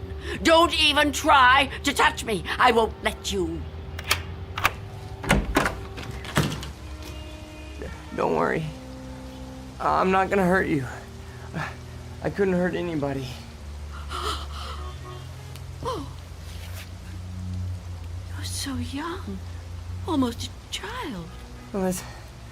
Unless you help me, I'm gonna die. I don't think I can even move very far. Oh, don't say that. Oh, it isn't fair. No, it just isn't fair. You keep trying to trick me. I don't know what you're talking about. Don't move! Don't do that again, or I'll close the door. What? Listen, lady. I've been shot. I'm bleeding to death. Do you understand? Do you understand? Please. My name is Harold Belden.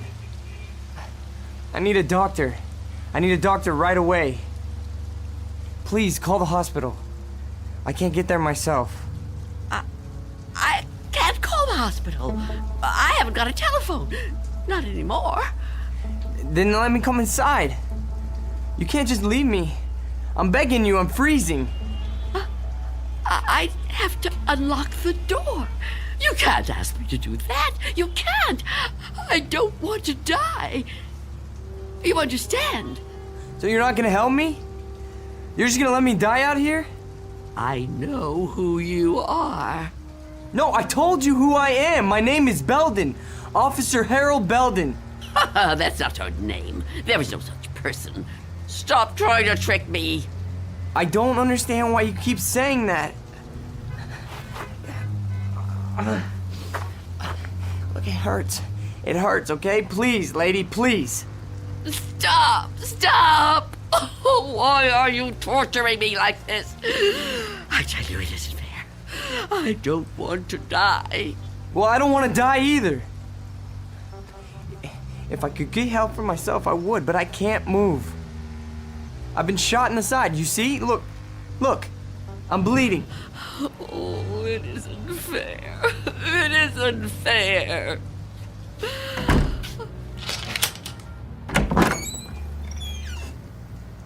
Will you help me? Yes. Yes, I'll help you. Thank you. Take my hand. What? Take my hand. Pull me inside. No, I won't. I mean, I can't. Oh, can't you? Can't you crawl in? Well, I don't think so. Please try. Quickly. I don't want to leave the door open.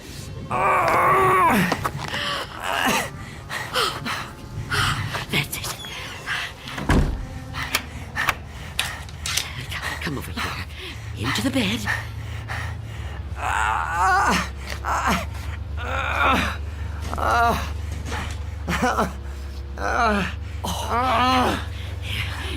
You just rest. Rest. Oh, what have I done? And what am I going to do?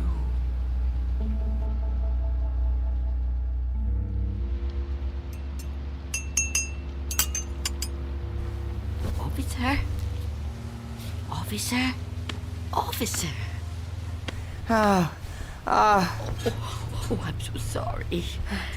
What a... How to... Oh.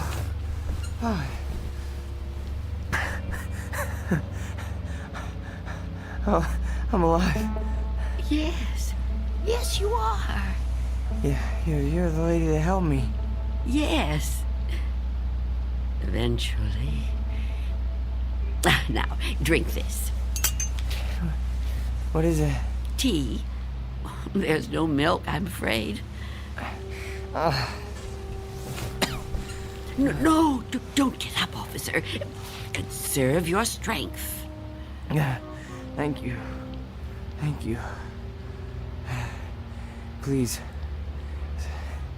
call me Harold. You saved my life. I owe you at least that much. Is it good? It's fine. Thank you. How long have I been out? Hours. What time is it? I'm not sure. Morning, I think. What do you think? I don't have a clock. I guess it is morning. It's hard to tell. What happened to your windows? Who boarded them up? Well, I did. A long time ago now. But they're still as strong as ever. What? Why would you do that? Oh, I have my reasons. Well, we all have our own reasons for doing things. Why would you want to be a policeman? To be in a job where people try to kill you? Well, why would you want to court death like that? Court death? I don't know that I'd put it that strongly. I do what I do because there's just some jobs that have to be done. You mean it's a sort of vocation? Yeah, I guess you could say that. Listen, Mrs. It's Miss Dunn. Listen, Miss Dunn. You should try to get some rest yourself. You need it more than I do. No, really, I feel much better. When the doctor gets here, he'll take me off your hands for good. The doctor? Yeah, sure. He'll check my wound, take me to the hospital. You didn't call the doctor? No, I didn't. Why not? I told you last night. I haven't got a telephone. Don't you remember? No, I don't. I was kind of out of it last night, I guess. Oh, of course. Perhaps you could use your radio to ask someone to come get you. Oh, you could wait outside for them. No, I busted my radio when I fell on it. You see? Hello.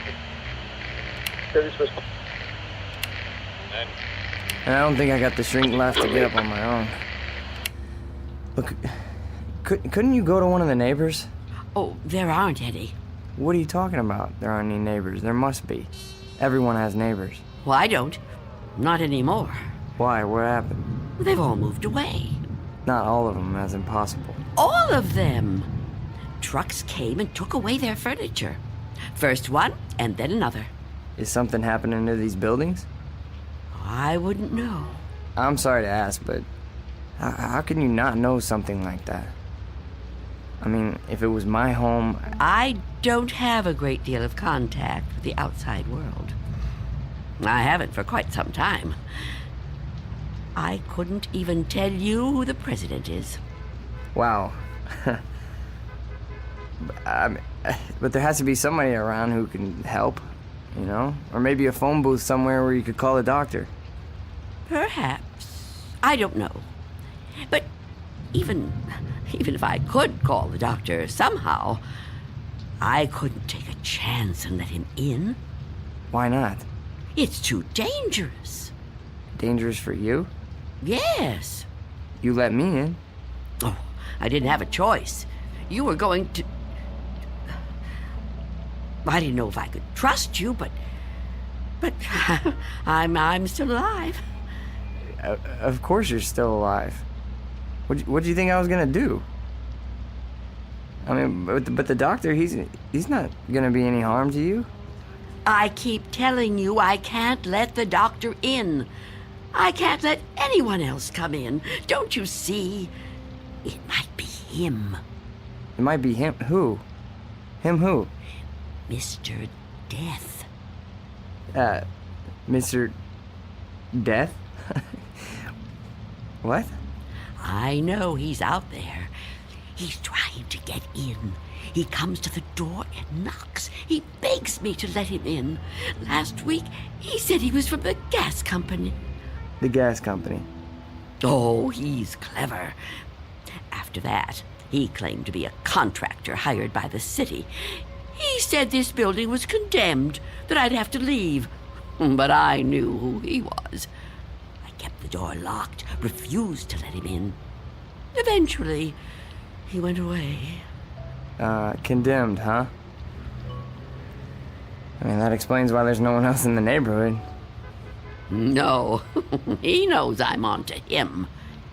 Yesterday, he said he was Mr. Fabian from the store. But all he really wanted was to come in. That's all he ever wants. Wait a second. No, it's no use. You wouldn't understand. I knew you wouldn't. How could you? Well, I mean, wait.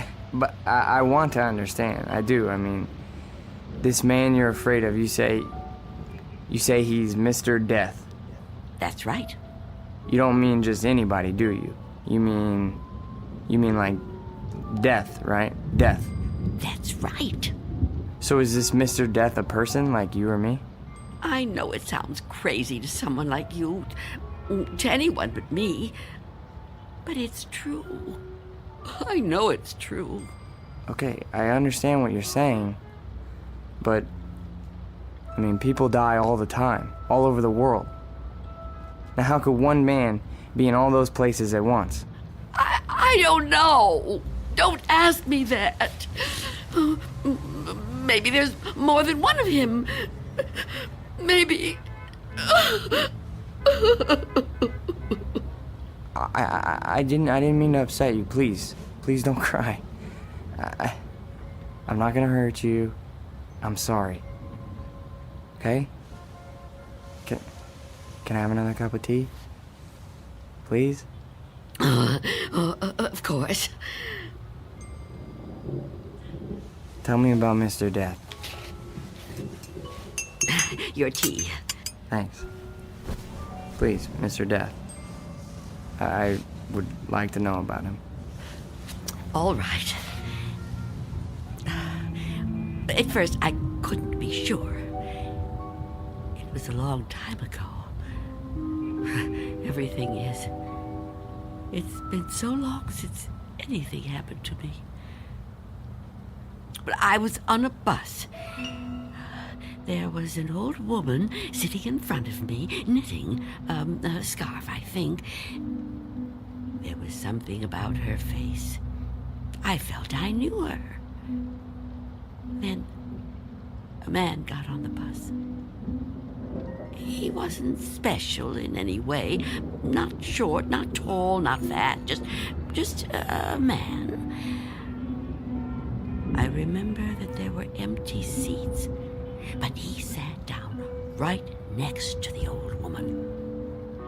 He didn't say anything to her, but I felt that his being there upset her in some way. But I couldn't understand why. He seemed like such a nice man. When the old woman dropped her ball of yarn, he bent down and picked it up, right in front of me. He held it up to her. I saw their fingers touch. He stood up and got out the next stop. I couldn't move. It was as if I knew what had happened. But I couldn't do anything. I was just so frightened. When the bus finally reached the end of the line, the driver came over to the woman.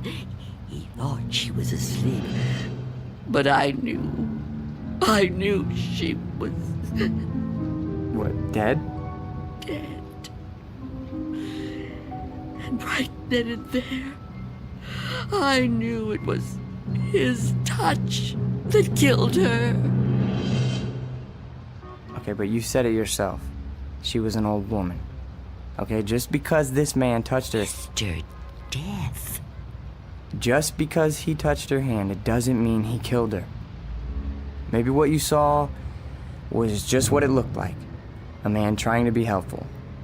I mean, the real cause of her death might have been, a heart failure or a stroke or something. I don't know. No, he killed her. Okay, I'm a cop. I've seen dead bodies. I've seen people that were killed by guns, knives, but never by a touch, okay? The man being there when she died, that's just a coincidence. But I've seen him since then, several times. I've seen him in crowds. I've watched for him. Every time someone I knew died, he was there. He, the same man, the one on the bus. No. Once he was a young soldier, then a salesman, a taxi driver. Someone you wouldn't notice unless you were watching closely. But you could see him. Oh, yes. And I wondered why that should be. Why I could see him when no one else could. And then I knew.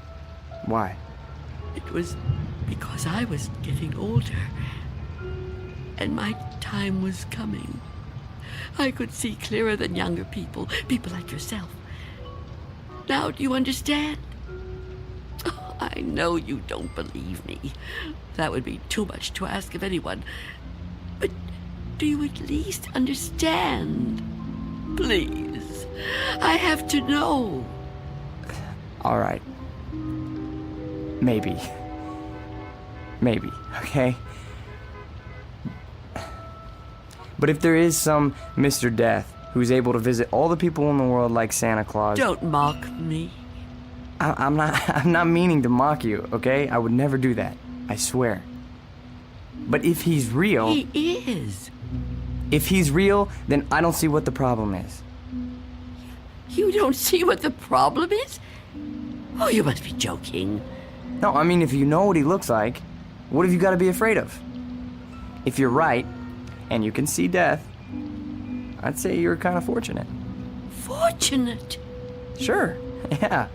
I mean, you'd be able to see him coming. You could just avoid him. Oh, didn't I tell you his face is always different? He's different sizes, different ages, different races. I couldn't be sure. Well, how about when you go out? Out? Sure. Well, I know you said you don't have much contact with the outside world, but you have to go out sometime. I mean, to the shops or something, you know? Now, couldn't he touch you then, if he wanted to? No. Why not? I never go out. Never. Never. Oh, I haven't been out for years. I don't know how many. I don't keep count. That would be too depressing. But I suppose you can guess from the smell. You're too polite to mention it. But it must bother you as much as it bothers me. So what do you do about food? The boy at Mr. Fabian's store delivers it. But I never open the door to him. How can you live like this? Well, don't think I enjoy it. So why do you do it? Because if I don't live like this, I won't live at all. If I don't watch out, if I let down my guard even for a moment, he'll get in. I know he will. I haven't always lived like this, you know. I was young once. People said I was pretty. I lived out in the sunlight. I hated to be inside, even for a minute. My mother always said I'd spoil my fine complexion. But I didn't care. I loved outdoor things. I lived out in the sunlight, so warm, so beautiful. Beautiful, like I once was. You're still beautiful. Oh, no, I'm not. I'm old and cold. I miss the warmth of the sun so much. See that patch of sunlight on the floor? Where's it coming from? I think it's coming in from between the cracks in the boards of the window over there. Oh, yes. It's so warm to the touch. You know, I've always hated the dark and the cold. And now I'm old. I've lived a long time, but I don't want to die. I've heard people say it was his time when an old person dies. But it's not your time if you're not ready to die. I'd rather live in the dark than not live at all. Miss Dunn, I promise you, there's nothing to be afraid of. We're all alone here. Okay, there's nobody outside the door. I know you're upset, okay? And you're clearly under a lot of pressure. But I think all you need is some rest. Oh, officer. Yeah, and I need help. Oh, I don't know what to do. Just give me some medical attention. Look, I don't know how badly I've been hurt, okay? but I've lost a lot of blood. And I need help soon, or I don't know how much longer I can... I've told you I can't go out there. You can't ask me to do that. Look, this whole Mr. Death thing, I promise you, you don't have anything to worry about. Shh. Someone's coming. Well, get them to help me. No! There's nothing to be afraid of. Please, answer it. Go on. That's right. Go ahead. You're doing fine. Answer it. Go on. I'm keeping the chain on. That's fine. Do whatever you want. Just see who it is and get them to call for help. I'm sorry, lady, but I got my orders. No! Get away! Officer Belden, help me! I can't fool around any longer. Step aside, I'm coming in.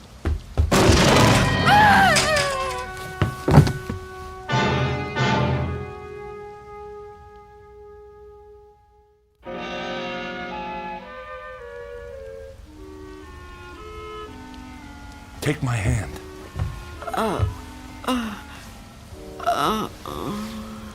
Easy, lady. Just lie quiet there till you get your strength back. What? You gave me quite a scare there when you fainted like that. Sorry I pushed you when I put my shoulder to the door. You started to faint and I offered you my hand, but you passed right out. For a second I thought that...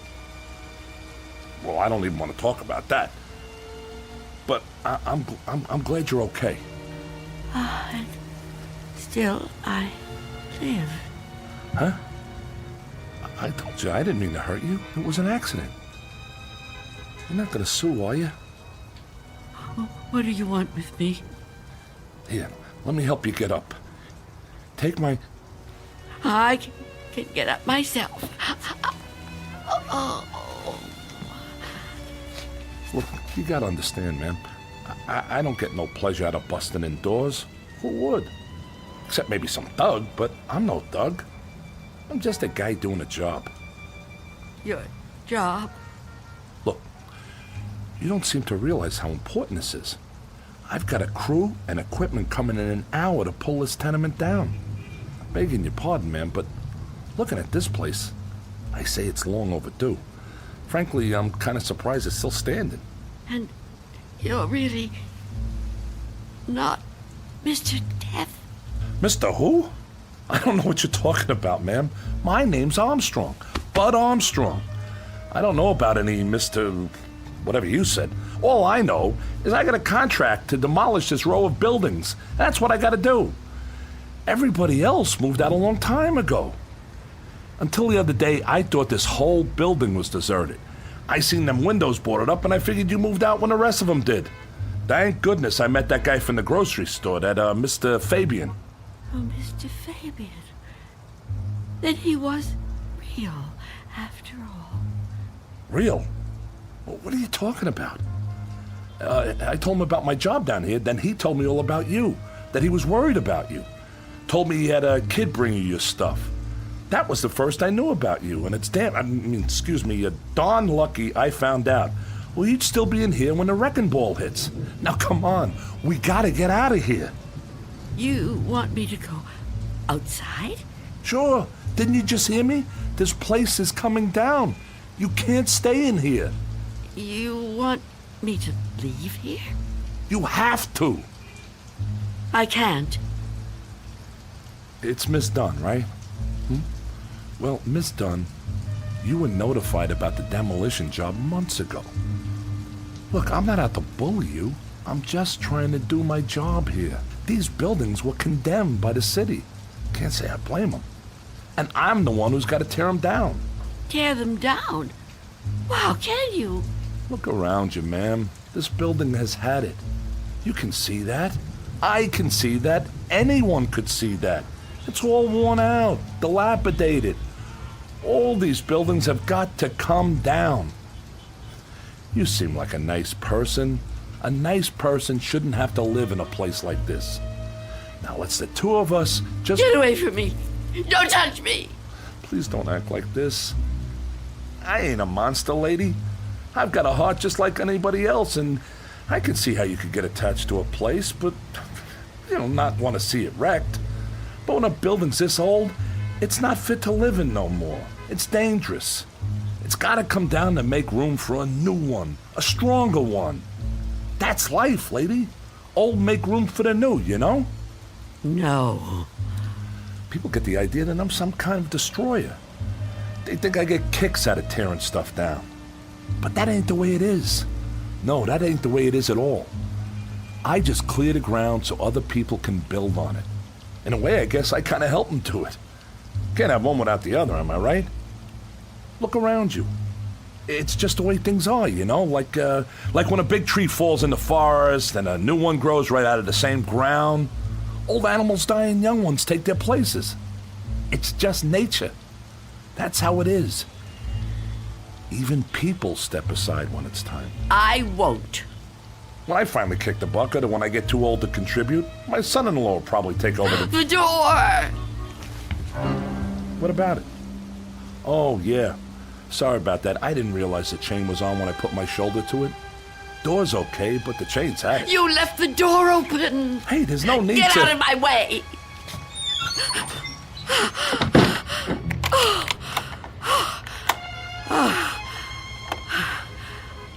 You don't have to do that.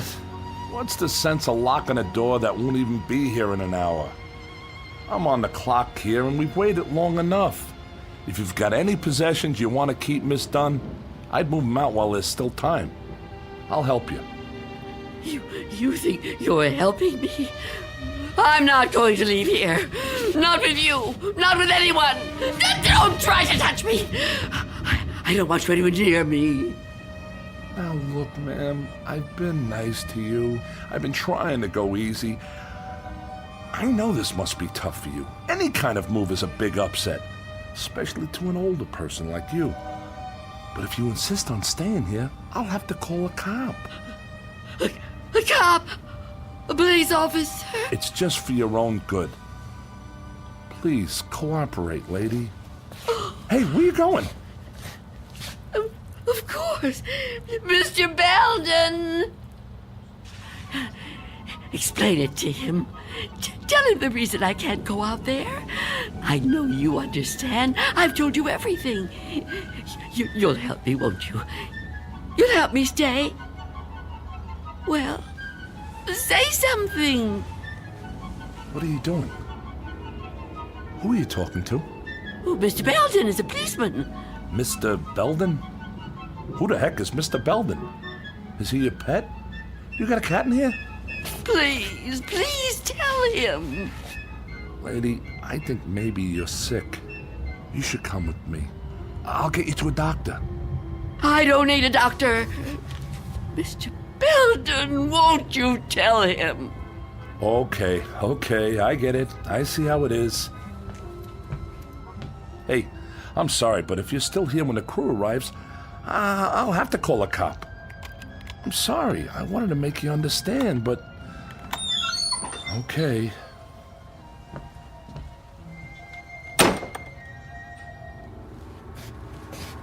What's the matter with you?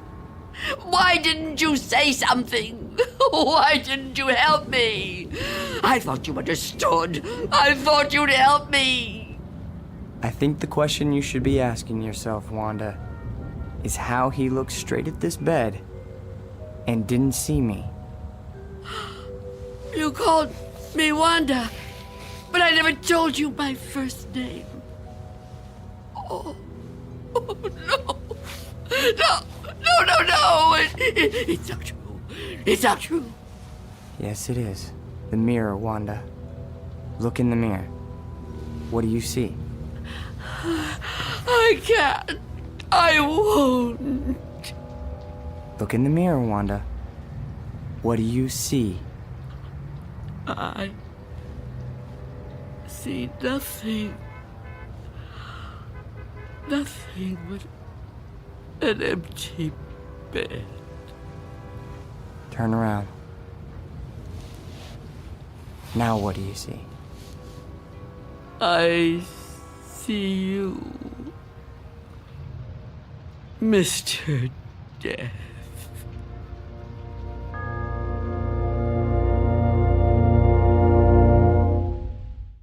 We'll be back to the Twilight Zone in just a moment. And now, Act 3 of Nothing in the Dark, starring Marshall Allman. It was you. It was you all the time. Yes. It was me. Oh, don't get up. You're still... Oh. You're not hurt. No. No, I'm not. But you were shot. Those men... Did you see me get shot? No, but you were bleeding. Do you see any bloodstains now? No. And the men? Did you see them? You were never hurt, were you? I can't be hurt. You tricked me. Yes, Wanda. I tricked you. It was all an illusion. One I created just for you. If it helps, I'm sorry. I would have preferred to avoid it if I could. But why? Why did you do it? The moment I let you inside, you could have taken me any time. Yes, I could have. But you were nice. You made me trust you. But I had to make you understand, Wanda. You see me now, and you've seen me before. Many times before. Starting with that day on the bus. Oh, I was right. It was you. The old lady's name was Iris. I knew then that you were upset. Upset? I thought it was important that you got to know me. What I said to you before, it was true. What you said? And you thought I was a policeman. You asked me why I did what I did. And you said there were some jobs that had to be done. That's right. That it was a kind of vocation. Actually, Wanda, you said that. But I suppose you're right in a way. Now ask yourself, am I really so bad? Am I really so frightening? You've talked to me. You've confided in me. Have I tried to hurt you? Well, no, but... Do you really believe I would ever hurt you? You don't look like someone who would want to hurt me. You see? It isn't me you're afraid of, is it? You know me now. You understand me.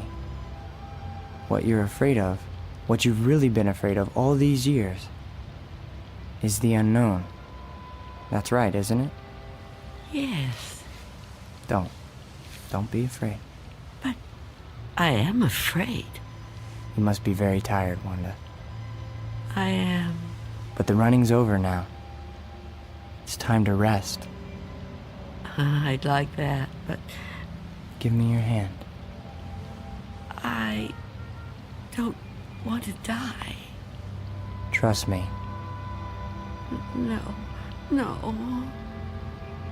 Mother, give me your hand. I will.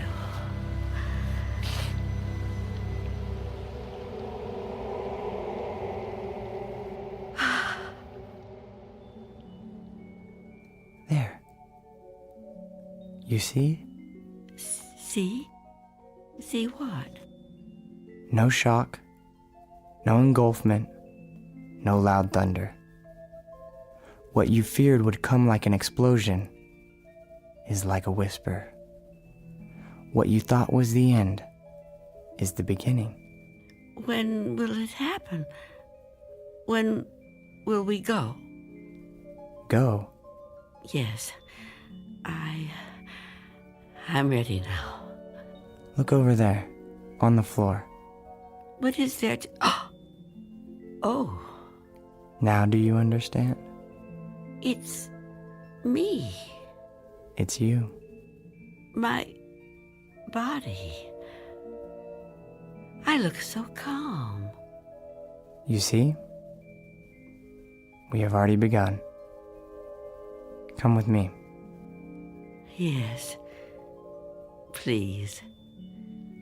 I'd like to.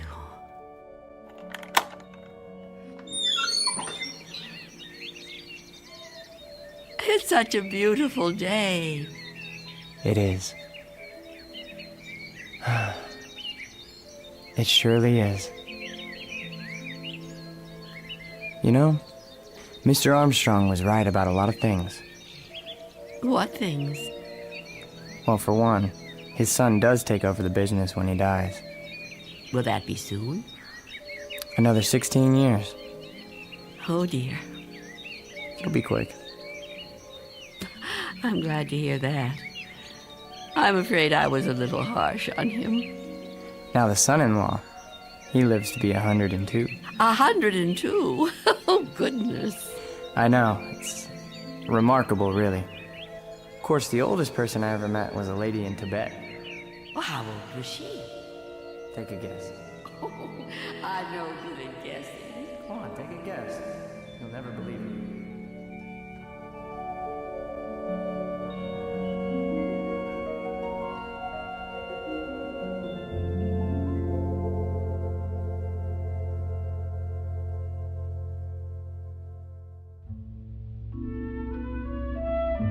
There was an old woman who lived in a room, and like all of us, was frightened of the dark, but who discovered in the minute last fragment of her life that there was nothing in the dark that wasn't there when the lights were on.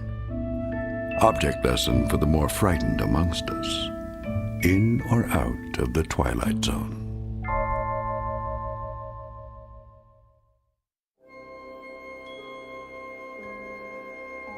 Hi, this is Carl Amari, producer of the Twilight Zone radio dramas. I'd like to take a moment to tell you about our official website at twilightzoneradio.com, where you'll get the latest news and information on these Twilight Zone radio dramas. Plus, at twilightzoneradio.com, you can digitally download 3 free episodes or any of our episodes for only $1.95 each. In this age of ever-changing technology, we've decided to make these episodes instantly available to you by making the Twilight Zone radio dramas a digital download-only series. This means that this series will no longer be offered on CD. The CD collections at our website are now being offered, while supplies last, at buy one, get one free. So be sure to get your favorites before they're sold out. Be sure to visit us often, and I'll see you in the zone.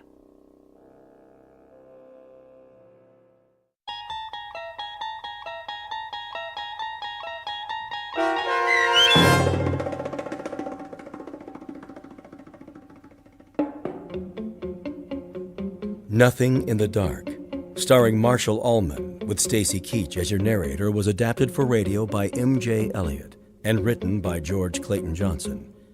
Heard in the cast were Roz Alexander, Jeff Morrow, Doug James, and Mike Starr. This copyrighted radio series is produced and directed by Carl Amari for Falcon Picture Group and Westwood One. Custom Foley effects, sound design, and mixing are done in the Cerny American Sound to Picture Theater by Cerny American creatives Matt Sorrow, Bob Benson, Todd Beyer, and Tim Cerny. To learn more about the Twilight Zone radio dramas and to contact us, visit our official website at twilightzoneradio.com. Miss Dunn, it's Doug James speaking.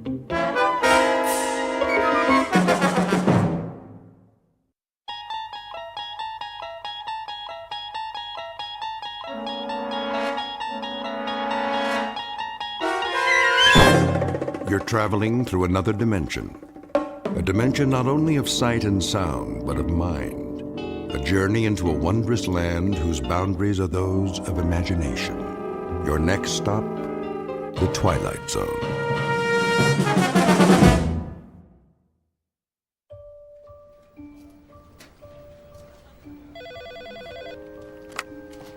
Lady Lynbrook Cosmetics. How may I make your world more beautiful? One moment. Lady Lynbrook. Oh, good morning, Tim. Yes, she's expecting your call. If you'll hold, please.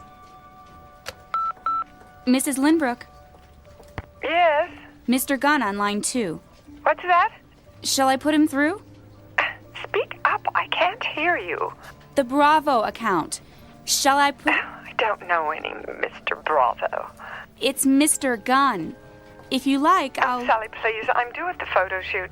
Mr. Munn will have to call back, if that's really his name. Gunn.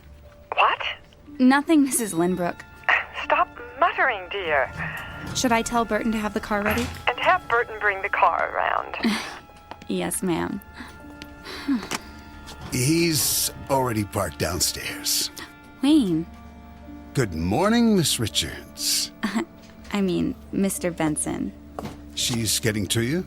Well, sometimes we do have a little... Failure to communicate. Tell me about it.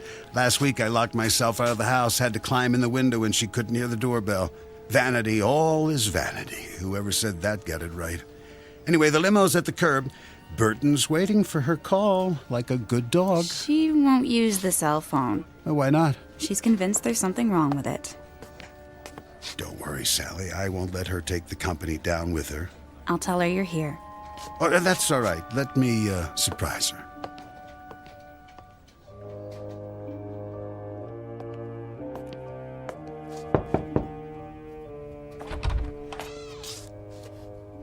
Mirror, mirror on the wall. Who? Gotcha. Wayne, darling, I didn't hear you come in. If I were a snake, I would have bitten you. Well, you shouldn't sneak up on me like that. I haven't finished my makeup. Be a dear and hand me the hairspray. You know they have makeup people at the shoot. What? I said you're beautiful as always. I have to be, in case my handsome husband drops by. Oh, afraid I'll divorce you if your lipstick's on crooked? Something wrong with my lipstick? We need to talk. Did you say something? My point exactly. Rose, I've been thinking. I have an idea. What would you say to a romantic weekend? Just the two of us. It's about the business. Of course, our first anniversary isn't till Valentine's Day, but we could get a head start. Actually, that's not a bad idea. The cabin in the mountains. I could join you later. Later? I don't understand. Not very long. A few days and... And what would I do in the meantime? A chance to rest. Clear your head. You work so hard. Who would run things here? Well, I could take the reins, temporarily, of course. But I enjoy my work. Now, don't be stubborn. It's for your own good. You think I can't handle it anymore? Just because this building has such dreadful acoustics. It's not the building. Admit it. If you weren't so... vain? That's not what I said. I've told you, I will not wear hearing aids. It has nothing to do with vanity. They hurt my ears. They distort everything. I wouldn't understand a word anyone says. All the more reason to take some time off. You'll see. You'll be able to run the business more efficiently, more profitably. I've done quite well until now, thank you. I think you hear what you want to hear. Whenever the word business comes up. My business, Wayne. The one I built from the ground up long before you came along. You are the most stubborn woman I've ever met. I only want what's best for you. You know that, don't you, darling? A company based on beauty, not on what a person can or can't hear.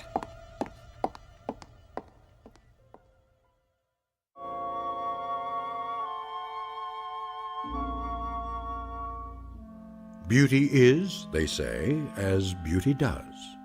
And the CEO of Lady Lynbrook Cosmetics understands this, or thinks she does. But truth, that's something else. Like perfection, it may lie in the eye or the ear of the beholder. Rose Lynbrook is about to hear one very surprising truth, intended especially for her and broadcast directly from the Twilight Zone.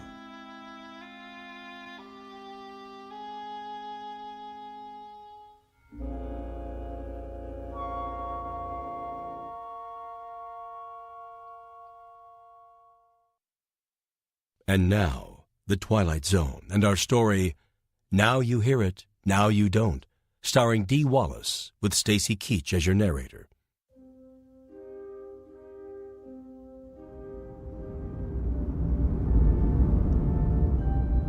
Here we are, ma'am. Burton, why are you stopping?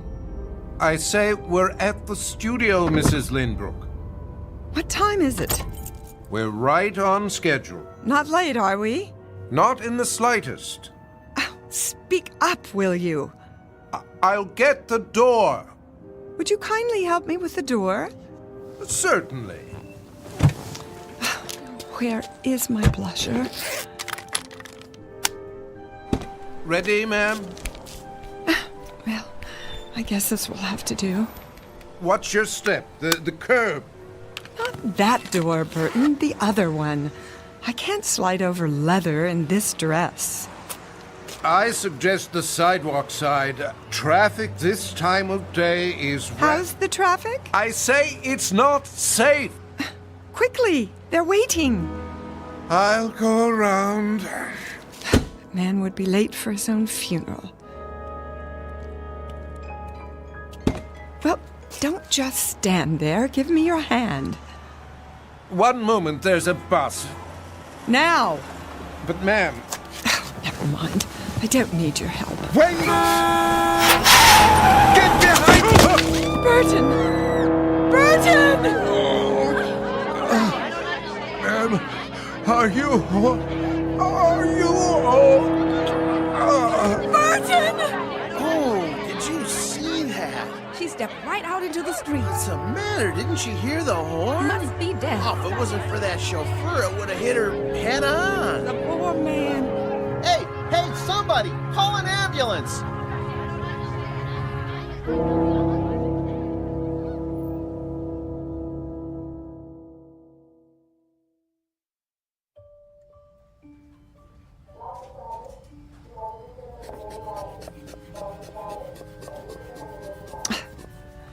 Will you stop fussing? I'm rechecking your blood pressure. This dress is ruined. I consider it a small price to pay. I want to go home. Not so fast. Nothing's broken. You said so yourself. X-rays don't always tell the whole story. I'd like to hold you for observation. What? Our best private room, of course, unless you demand the entire floor. I can't hear a word you're saying. How convenient. This is Fashion Week. I have a contract with every designer on the runway. I'm sure your assistant... What's that? I say, let your assistant handle it. Sally? Her grandparents were hippies. Rose, how long have we known each other? What are you going on about? More years than either of us cares to remember. And at that time, I've seen you through, let's say, the vicissitudes of a life well lived. From the occasional nip and tuck to brow lifts, chemical peels, injections from the endangered species list. I've done everything you asked. You should. I pay you enough. But I've never lied to you. The issue is no longer appearance. It's a matter of communication. If you can't interact effectively with the world around you... Call Burton. What? Tell him I need him. I'll take that as a sign of short-term memory loss rather than a hardening of the heart. Would you not? I'm exercising due diligence. Let's have another look at those eyes. I've had enough of your pawing and probing. Why don't you tell me what you remember about the accident? This is the room. You can't go in there. Out of my way. Hey! Wayne! Stop! Get me my purse. I need a mirror. Rose, I got here as fast as I could. Sir, there's a waiting room. It's all right, nurse. This must be... My present husband. Wayne Benson. How do you do? Rose, thank God. And my assistant, Sally Richards. Mrs. Lindbrook, are you all right? Why is she here? Sally drove. As soon as we heard... What on earth happened? A chance encounter with a rather large bus. Apparently she didn't hear the horn. Isn't that so, Mrs. Lindbrook? What horn? Any broken bones? Only a few bruises. Her driver took the brunt of it. Where is Burton? In IC. See that he gets the best of care. We're doing everything we can. Will you please take me home? Darling, are you sure that's a good idea? At once. I'll make the medical decisions if you don't mind. You can't hold me here. Not without a lawsuit. On what grounds? Emotional distress. Confinement against my will. And overbilling for utterly pointless tests. You're being unreasonable, not to mention reckless. Sally, call my lawyer. Yes, Mrs. Lynbrook. Very well, if that's the way you want it. You'll have to sign a release of liability. Anything, just get me out of here. These are muscle relaxants. Take one as needed. The other pills will help you sleep. Nurse, send up a chair. Right away, doctor. Why is everyone treating me like an invalid? I can stand on my own 2 feet. Careful, darling. The wheelchair's on its way. I wouldn't be caught dead in one of those contraptions. Hospital insurance requires it. But don't worry, someone can roll you to the exit with a bag over your head if you're afraid of being seen. I could park by the ramp and back. Would you mind, Sal? We'll meet you there. No problem. Mrs. Lynbrook, I just want to say how relieved we all are. What did she say? She said you look absolutely fabulous. Oh. What was that about Burton? Don't worry your pretty head. I'm sure he'll get the best care money can buy. And what is that monstrosity? One final indignity. A standard issue neck support. You can put your scarf over it, or I'll pull the fire alarm and clear the hall. I don't think that'll be necessary. Good. It would be a first in this wing. Mr. Lynbrook? Benson. Yes, the release form is at the front desk. Be sure she initials the waiver. Oh, Wayne, do be a dear. Oh, right. Scamper, darling. And this little box is for you, too. What is it? A special gift. I don't like surprises. Go ahead, open it. No. Absolutely not. Give it a chance, that's all I ask. I've made myself perfectly clear. This is a prototype, a real advance, I'm told. They call it the H100.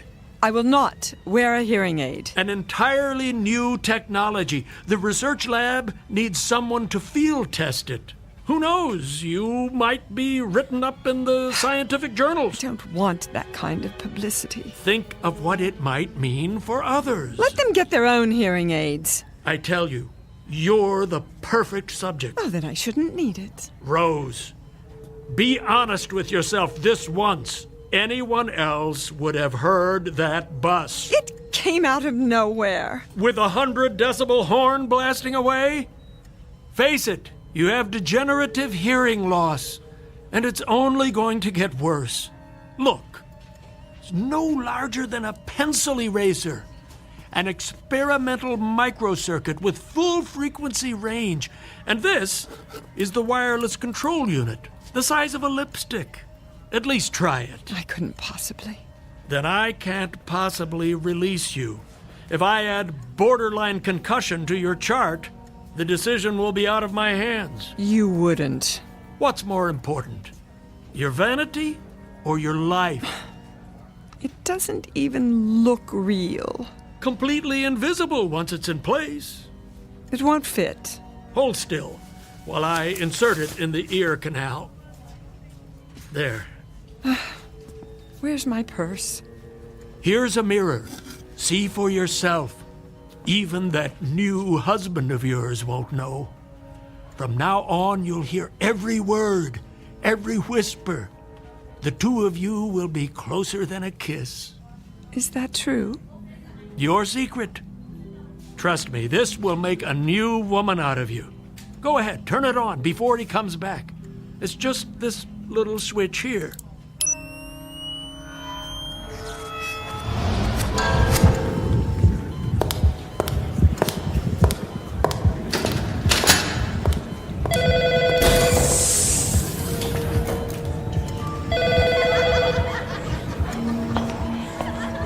Where does she sign? Here. Witness it on the line below.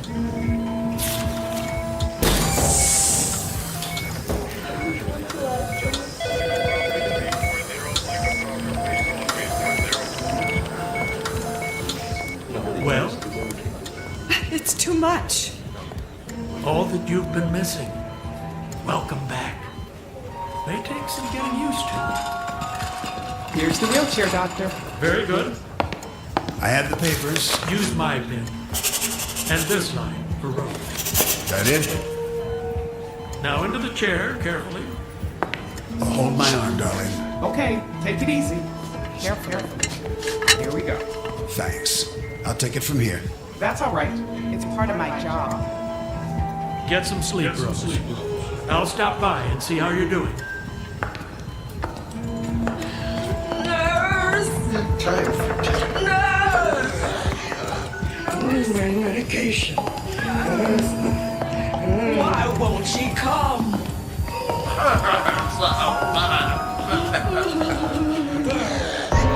No one came to visit. Stop! It's just down the hall, Mrs. Lindbrook. The rear entrance, darling. Don't you hear that? Hear what?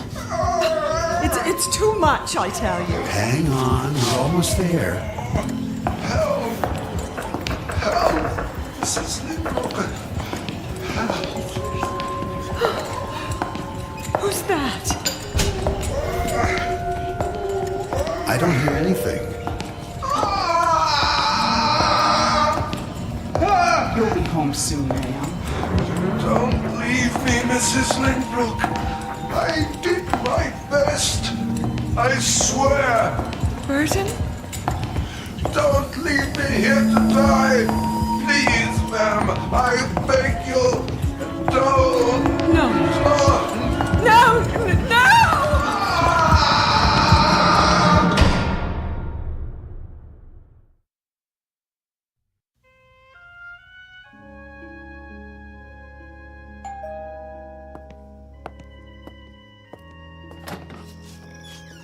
Oh, Doc. I told Rose I'd stop by. You didn't need to do that. How is she? About the same. Up and around yet? She doesn't do well out of bed. No? Still pretty shook up. The pills don't help? Not much. Do you have anything stronger? I don't know if that's wise. Drink? Oh, you go ahead. I've tried to keep the pressure off, but without the business to worry about, well, she's lost. Really? I guess it's all she knows. She just can't cut it anymore. She doesn't even want to try. That doesn't sound like the Rose I know. The accident really did a number on her. She needs more downtime. It's possible, I suppose. Or maybe she's had too much. I'm thinking of moving her to a place in the country until she gets her strength back. Oh, I don't know about that. There's nothing wrong with her body. Of course, if it's emotional, I could refer her to a specialist. A shrink? She wouldn't hear of it. Well, then let's try this. A couple of days a week back in her old office, for starters. She's not ready. She can sign letters, make some calls the way she used to. See how it goes. Not a good idea, Doc. Well, it might do her a world of good. I couldn't allow it. Allow? Well, she hasn't been declared incompetent yet. No, but that's... Let me have a look at her. This isn't a good time. Well, she's awake, isn't she? I'll check. Don't trouble yourself. I think I remember the way. First door at the top of the stairs, isn't it?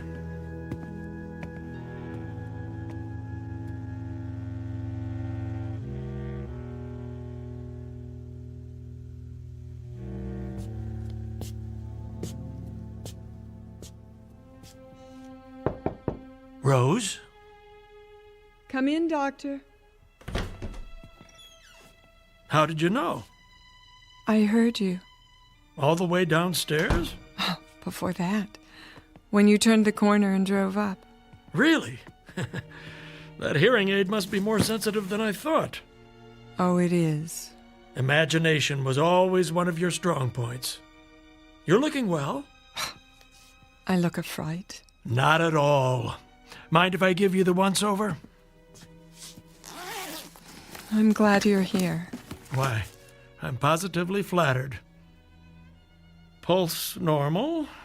Eyes a little bloodshot, a lovely green as ever. Hazel, I thought you'd never come. Something on your mind? You can always call. He took my phone away. Wayne? He said it was broken. Then I'm sure he'll get you a new one. Don't bet on it. Now. Let's check that blood pressure. He wants to put me in a sanitarium. Have you been taking the pills? I only pretend to swallow, in case he switches them. So you haven't been sleeping. That can make the world seem a very different place. Lie still for a moment. There. A little low, but close enough. I'm a prisoner in my own home. I don't see any padlocks on the doors. The longer I stay here, the weaker I get. I'm afraid to eat. He might put something in the food. Oh, come now. He was right. You all were. I wasn't competent, but isn't it ironic? Because of what happened, I received the greatest gift of all, the ability to hear the truth. Don't be dramatic. You had a problem, and I treated it. The hearing aid works well, then? Too well. I keep it turned all the way down. Otherwise, I couldn't bear it. Amazing what they can do with those little circuits. I was able to hear everything again, and more. Oh, so much more. Other people, other rooms.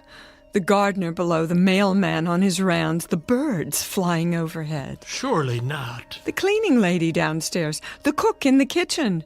Wayne, when he arrives home, before he puts the key in the door, muttering to himself, talking on his phone. He doesn't know I hear, but I do. All of it. A trick of acoustics, air vents in the walls. I know my own house. All right, Rose. I'll play along. So, you think you hear voices? Let me guess. Talking about you, are they? I am not paranoid. An overworked imagination is more like it. That and too much time on your hands. Lying here with nothing to do, your mind heating up like a compost heap. Get out. I've offended you. Do as I say. There's the Rose I know, the one who suffers no opposition, who stands up for herself at the drop of I'll prove it to you. Go into the hall. Now. That's the spirit. Close the door and begin speaking. What would you like me to say? Anything. Whisper it as softly as you can. Very well. Now, where's the control?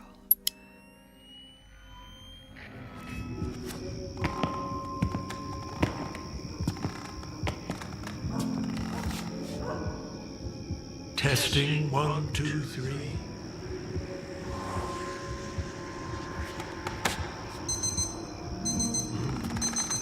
That late already? Traffic will be a nightmare. That should do. You can come back now. Well, what card did I pick? You took exactly 7 steps to the end of the hall. Very good. A security camera? Oh, of course, the floorboards do creak. The alarm on your wristwatch. It beeped 3 times before you turned it off. Now that is a neat trick. Where's the hidden microphone? And feel free to bill me, Doctor, for the inconvenience of rush hour traffic. How did you know that? You spoke it under your breath. Did I? Yes, I must have. Either that or I'd have to conclude your little hearing aid picks up people's thoughts. And I'm afraid I don't believe in magic. Believe what you like. Occam's razor is good enough for me. A scientific principle I learned in medical school. It says, begin with the simplest explanation. Anything else is merely spinning our wheels. I know what I hear. Do you? I'm nobody's fool. No, you're not. You're a stubborn, hard-headed businesswoman. One who learned how to think for herself. I had a good teacher. That you did. Your first husband, Jake, rest his soul. I remember when he founded the company. And you, Listen to me, you had the courage to take it to the next level. By thinking pragmatically, not by worrying over imaginary enemies. Yes, I did that, didn't I? On my own, using the tools he gave me. So if I have to deal with this on my own... But you're not alone. Do you know how lucky you are? There's a man downstairs who only wants what's best for you. He'd do anything to make you happy. But I heard him talking to that girl, hatching some sort of plan. Snap out of it. No one's trying to hurt you. Can't you see what's happened? You suffered a shock and a delayed reaction, what they call post-traumatic stress. And now your thoughts are trapped in a tape loop, playing the fear over and over again. That's not something you're used to, is it? Learning to rely on others. Learning to trust yourself again. No. Wake up, Rose. You are not a victim. Never have been and never will be. It's time to start thinking again about what's best for you, for the business. You make it sound so easy. What do people do when they fall off a horse, You know the answer as well as I do. Get right back in the game. But first things first, start with some real rest. Sleep that knits up the raveled sleeve of care. But I do hear things. So you told me. You know what that is? Your own insecurities talking. Not hard to understand, considering that you've been running on empty. I'm going to give you an injection, and tomorrow everything will seem 100 times clearer. I promise. I wish I could believe you. Give me your arm. There. I'll schedule you for a physical in a couple of days. Afterwards, you might want to stop by the Lynbrook building. I bet they've missed you. They should. I am Lady Lynbrook. Hold that thought, Rose. Never, ever forget who you are. Doctor? Yes? I meant to ask you about Burton. Your driver? Nobody's told me anything. But I know he has family. I want to continue his salary with full benefits. That would be very decent of you. His injuries must have been quite serious. I heard him, you know. When? On my way out of the hospital. He was in the last room at the end of the hall in severe pain. I told the nurse, but she acted as if she didn't know what I was talking about. You really should do something about your help.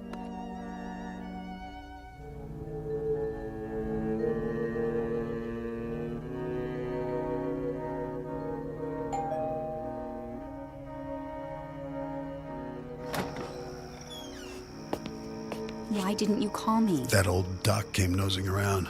I waited all day. Keep your voice down. Dr. Wrightson. Miss Richards, isn't it? Nice to see you again. Miss Richards stopped by to get some papers. She was just leaving, weren't you, Sally? Miss Richards. Yes. Yes, I was. How's Rose? Much better. Is she? Don't bother with the pills tonight. I administered a sedative. With any luck, she'll sleep through till morning. Bring her by in a day or two, and I'll give her the all clear. Isn't that rushing it a bit? Don't worry. She's a lot tougher than you think. I hope you're right. See you soon, then. If she's up to it. Something tells me she will be. Bye now. Bye. Bye.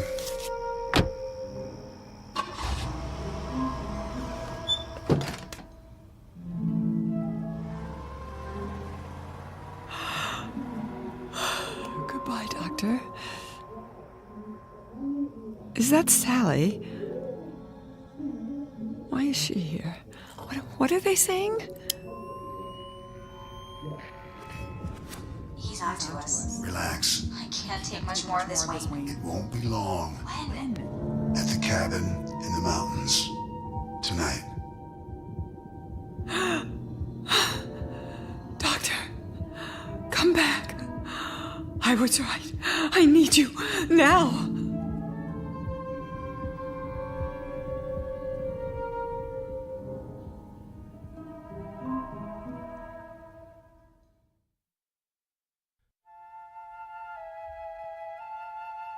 So this is how it ends. I seem to remember being carried from the house. It was still daylight, but the night was coming. I need you, Sally. Lift your feet. I'm trying to. Yeah, help me get her to the stairs. Well, what? She's coming too. No, she's not. I'll drive her. Meet me at the cabin in your car. No one will know you were there. Okay. It could have been a dream. For a time I thought it was. I couldn't wake up. There was too much medication in my body from the injection. But it was all too real. The lake, the cabin, the one Jake built for me. Only this time I wasn't here with Jake. I heard Wayne in the room below the loft. I tried to sit up.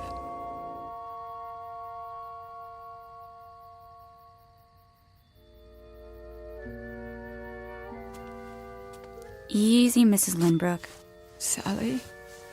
Go back to sleep. Where am I? In bed. Where else? What? I said, go back to sleep. Now. I found some firewood. She keeps drifting in and out. Wayne, I want to go home. Sure, my love. As soon as you get your rest. It doesn't matter what we say. She can't hear. Can she? Not a word. Why are you doing this? I don't understand. No. Don't worry, you will. How long is this going to take? I have to make it look right. She was feeling better. She wanted to go to the mountains. Why not? Then at some point the excitement got to her and she stopped breathing. How are you going to accomplish that? A simple pillow over the face. No marks. And the only drug in her system will be what the doctor gave her. Who knows? Maybe it was too much for someone her age. And we're so far out in the country. It'll take the ambulance forever to get here. What a shame. No. Isn't that so, darling? I don't want to see this. You won't. It'll happen in the middle of the night. By then you'll be back at your apartment in the city. Why don't I just leave now? And miss the festivities? I brought champagne to toast your new job. I'm going to start a fire. It's freezing in here. Wayne? Shh, shh, shh, shh. Now, Rosie, you need your strength if you want to make it through the night. Please. Save your breath. Save your breath. That's right. Close your mouth, or I'll do it for you. Eventually, the medication started to wear off. I heard them downstairs by the fire. They thought I was still asleep. I could barely walk. My legs were too weak. Even if I could, there was no place to go. The lake on one side, the mountains on the other. I didn't need to turn on the hearing aid. I knew what they were doing. They were celebrating. When I was a little girl, I used to play hide and seek. We covered our eyes and put our fingers in our ears while one of us hid in a secret place. I was very, very good at that. No one ever found me. So tonight I would have to be it again. Except that this time there was no place to hide. Even climbing out of bed took all the strength I had. There was no way out, only the window, and it was too high for me to jump. But I knew the cabin well. I had designed it myself with Jake. A rustic dresser, a cedar chest, a small closet with a concealed wall safe.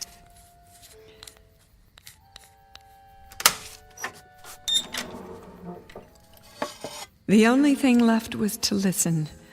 more closely than I'd ever listened in my life, so I'd know when he came for me. I turned up the hearing aid as high as it would go and waited. I willed myself to stay awake, curled up in bed like a child, afraid of the boogeyman. But I was not a child anymore. You let me fall asleep. Where are you going? It's time. Now. Yes, now.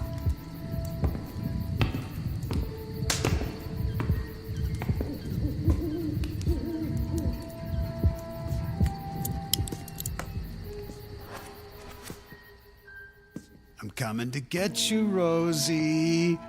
Where are you? Gotcha. Stop right there. You're supposed to be asleep. I said, don't come any closer. I only came to kiss you goodnight. Not another step. What have you got there? A .38 caliber Smith & Wesson. What does it look like? Careful now. You might hurt yourself. Stand back. Where did you get it? My first husband kept it in the safe. Ah, you didn't know about that, did you? Rose. I remembered the combination. Put the gun down. One of the things he left me. Come on. The tools I needed to survive. Come on. Give it to me. I'm warning you! What did you do that for? Stay down! You don't get it. Don't make me shoot again. It was nothing personal. Just business. Business? You pathetic man. I am the business. My name is Rose Lynbrook.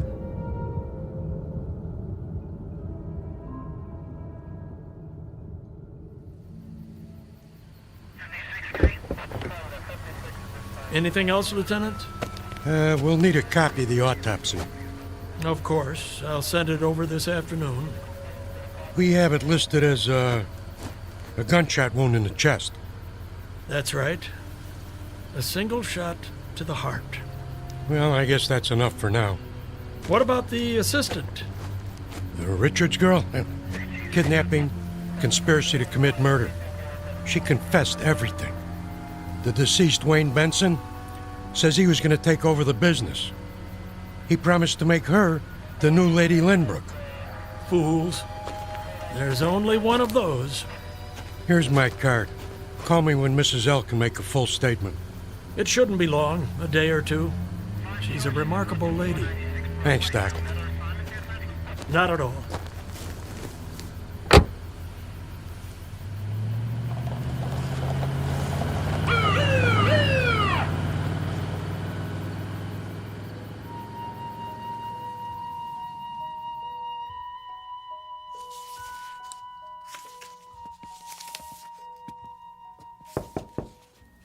Yes, nurse.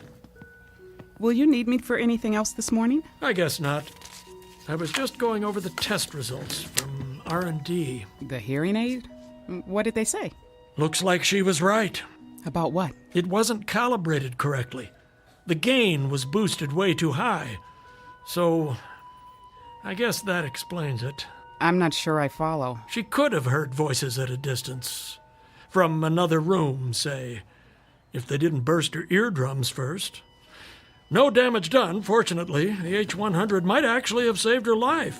Did she ever... Oh, it's none of my business. Go ahead, Janet. Well, I was just wondering, did she say anything to you? Didn't she suspect what her husband was up to? Yeah, patients say a lot of things to their doctors. Some real, some imaginary. The trick is to know the difference. This time, I should have listened more closely. She must have been terrified. She's lucky she didn't lose her mind. Want to hear something really peculiar? The frequency response. They used a new type of limiter circuit. Only it didn't work. So the high end was off the scale. So that's what she was complaining about. Not only the decibel level, but the extended upper frequencies. I don't see how anybody could bear it. except for a dog. Above the normal range? Way above. Beyond any instrument we've got. If there are sound waves that high, no one's ever measured them. I'm surprised it didn't drive her insane. But sounds like that, where would they come from? Don't ask me. Some other place. One we don't know anything about. I'm just spinning my wheels. It is strange, though. Yes, it is. Because she swears she heard some very odd things. She believes she had a conversation with her husband, Wayne, for example, after she shot him. Of course, that's impossible. He died instantly. One shot, straight through the heart. And after the bus accident. Hmm? Well, when I wheeled her out of the hospital, she said she heard patients at the end of the hall crying out in pain, including her chauffeur. I know. But she couldn't have. The limo driver died in ICU while she was here. And the room at the end of the hall? Well, you know what that is. Yes. The morgue.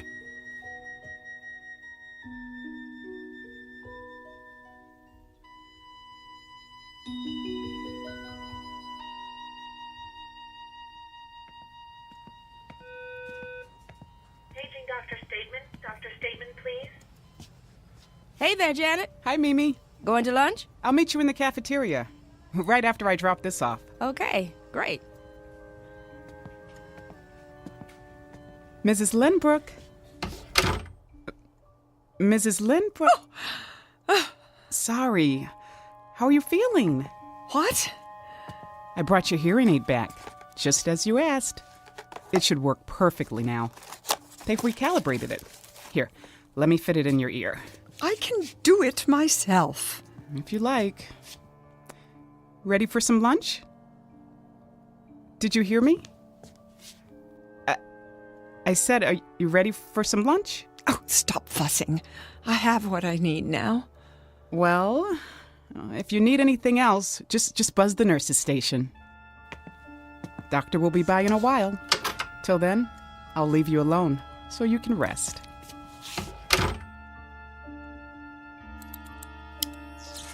Oh, but I'm not alone now. They are with me, the voices of the dead. So many new ones, coming and going in this place. I have to listen very, very closely. And one day, perhaps, just perhaps, I'll hear all of their secrets, all the things they have to share with me. Jake, are you here? Speak to me, my love. If you're with me, speak now. I'll be able to hear. Where are you? Jake? Jake!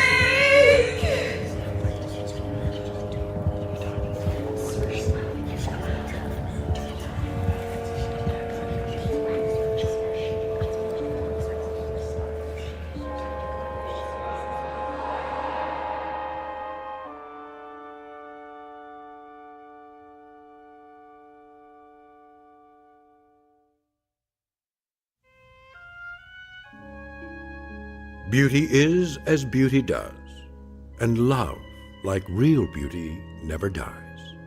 Here or in the Twilight Zone.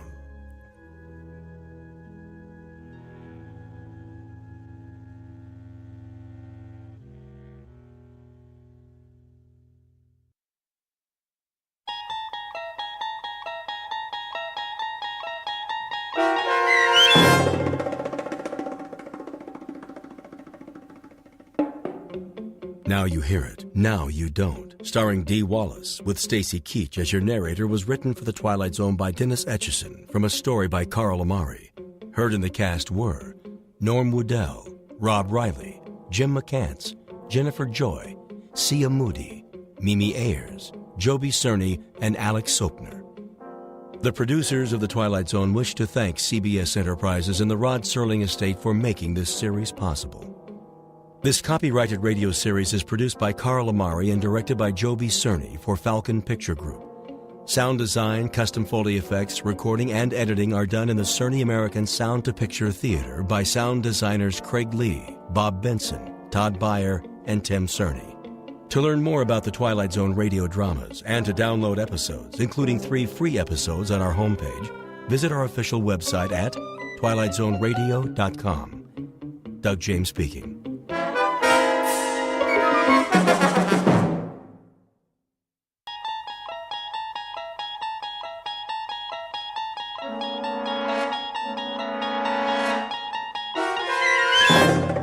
You unlock this door with the key of imagination.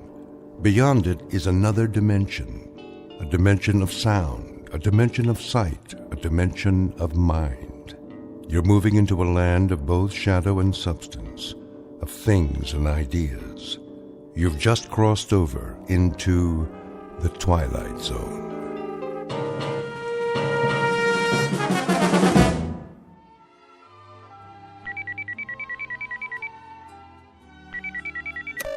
Yes? Hi, Marilyn.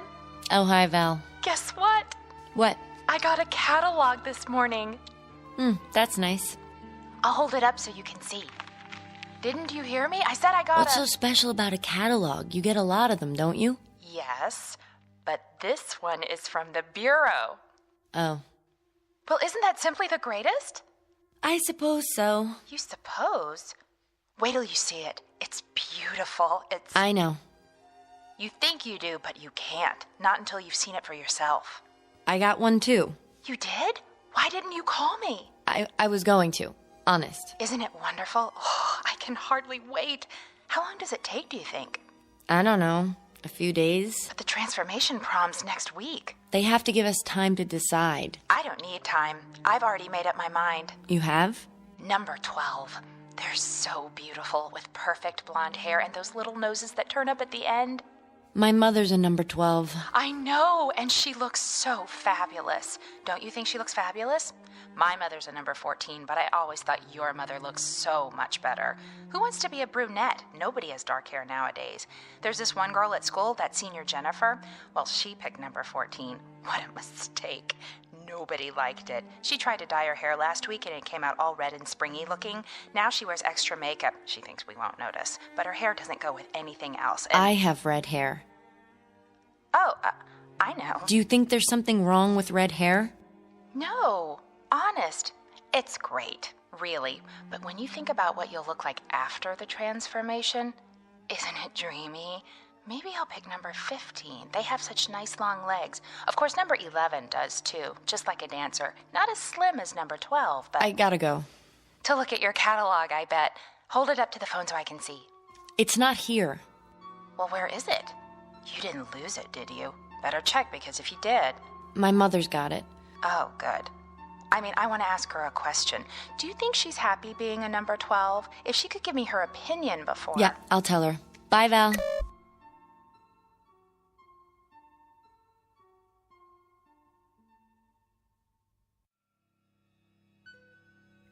Portrait of an American girl caught in that transition known as the terrible teens. The place? A world very much like our own, with all the modern conveniences that make life healthy, happy, and safe. The time? Only a few years from now, when the passage into adulthood has been rendered as pleasant and painless as possible. The answer is technology, and the guarantee that beauty is available not only to the lucky few, but to all, equally and without prejudice. Call it the American dream. For what young girl would not want to be beautiful? Given the chance, what girl will not happily exchange a plain face for a pretty one, an overweight body for a slender one, a lonely adolescence for popularity? It's a dream that might happen tomorrow. But as we're about to see, it's already happening in the Twilight Zone. And now, The Twilight Zone and our story, Number 12 Looks Just Like You, starring Bonnie Somerville and Charles Shaughnessy, with Stacy Keach as your narrator. What are you doing, honey? I'm looking at the scrapbook. My old scrapbook? Oh, dear. How embarrassing. I think it's nice. You should be looking at your new catalog. Here, I brought it back. That's all right. They all look so pretty, don't they? I can't decide. The 17 reminds me of your father. His features, I mean. But I think the 12 might suit you better. Mm-hmm. What do you think? I don't know.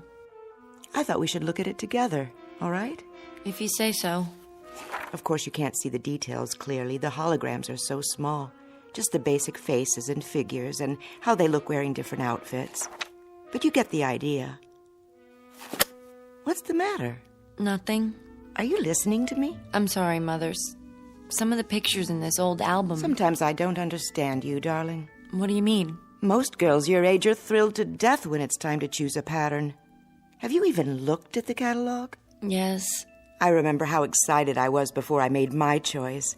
I couldn't sleep for 3 nights. The patterns were all so lovely. I couldn't make up my mind. My mother had to help me decide. I finally chose number 12. I guess that's everyone's favorite. Is it? Aren't you excited? Mm-hmm. What is it in that old album that's so fascinating? The way you were. Before. Oh, you can't be serious.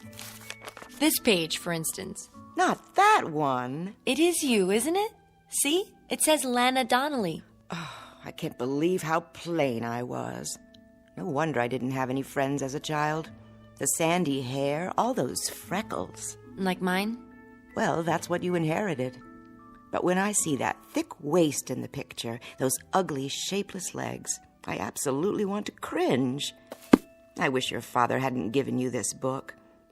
Hard to believe, I know, but I'm afraid the awful truth is it's me, before my transformation. I knew it. I was such a sight. I wouldn't say that.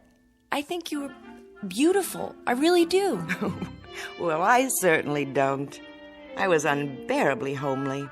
It was always hard on me at school until, well, thank goodness for the transformation. It's the most marvelous thing that could happen to a person, and it didn't come a moment too soon.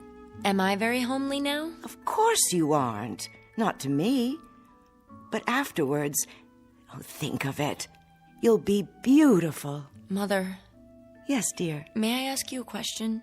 Anything at all. Suppose I didn't want it. What? I wouldn't have to, would I? Darling, what are you talking about? At least I could wait a little while, couldn't I? Would that be all right? Oh, I don't think so. It has to be done at just the right time, a certain stage in your growth. Later, it's much harder. That's why the Bureau notified you. The time is now. But what if I'm not ready? You're just nervous, darling. There's nothing to worry about. Nothing at all. Say, I know what you need. You do? A glass of instant smile. I'll ring for Grace. I don't need anything. I think you do, if you could see yourself. But all of that will change. Just think. Turn it over in your mind and savor it. Very soon now, very, very soon, you can look like this. Or this. Who's that one? She's exactly your age. Isn't she beautiful? Her name is, let me see, Melanie Moore. There's no reason why this couldn't be you. Wouldn't that be wonderful? You rang, Mrs. Q-Barrel? Lana. Pardon me, Lana. A cup of instant smile for my daughter, Grace. Yes, ma'am. On second thought, make it 2. I could use a little pick-me-up myself. Right away. Teaching the help to use first names can be a problem these days. But we're all equal, aren't we? Yes, Mother. Remember that. After all, Grace is a number 12, too. Even if she is our maid. Oh, Mother. Why so glum, darling? I'm tired. I think I'll go to my room and lie down. That's a good idea. You're not yourself today. Oh? Who am I? You act as though there's something wrong with the transformation. I don't understand what possible objection anyone could have to being beautiful. After all, isn't everybody?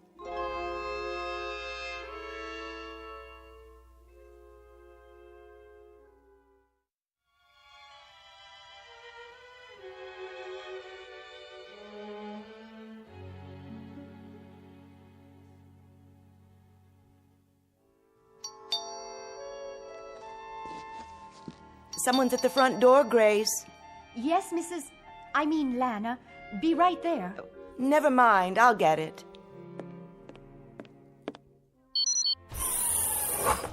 Hello, Lana. Oh, Rick. Thanks for coming by. How's Marilyn? The same. I almost couldn't believe what you said on the vidphone. I couldn't believe it myself. But it's true. She doesn't want the transformation.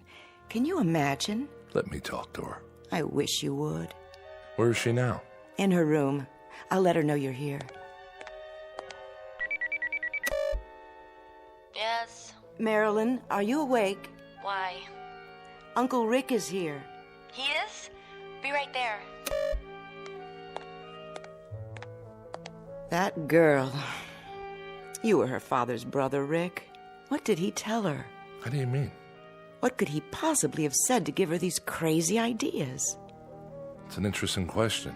Don't jump to conclusions. He was a good man. I know that. A little strange, perhaps, but a good man. I'll have a word with her. Might not have been his fault, you know. Then whose? Hard to say. They pick up so many peculiar notions from the Trivid and at school. Here she is now. Don't let on that I called you. I won't. Honey, look who stopped by to see you. Hi, sweetheart. Uncle Rick! Oh, forget that uncle stuff, will you? You want me to start feeling old? Oh, you're not old. Can you stay? For a few minutes, I guess. I was just passing by and I... You two will excuse me. What's the matter, Mom? Nothing. I'm late for my culture class. Still taking that night course, huh? Well, I can't miss a chance to improve myself, can I? Make yourself comfortable, Rick. If you need anything, Grace is in the other room. Sure. Nice to see you, Lana. Nice to see you. Come back soon, will you? We'll all have dinner together. Sounds great. Bye now.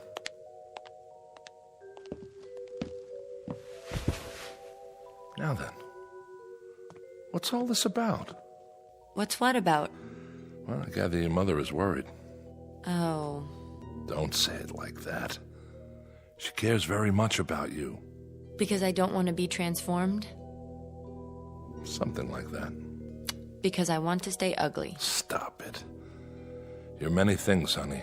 Most of them delightful, but you're definitely not ugly. You're just... Just what? Not beautiful? Some people might say so. What would you say? You're different looking. Different good or different bad? Doesn't matter. The point is, people choose transformation when the opportunity comes along. I guess I'm not like other people. Your father chose it. I know. He was a number 17 just like you. Well, yes. 17 is the favorite for men these days. Has been for the past 20 years. My brother was a perfectionist. Wouldn't settle for anything less. Uncle Rick. Yes? Haven't you ever wanted to look like you?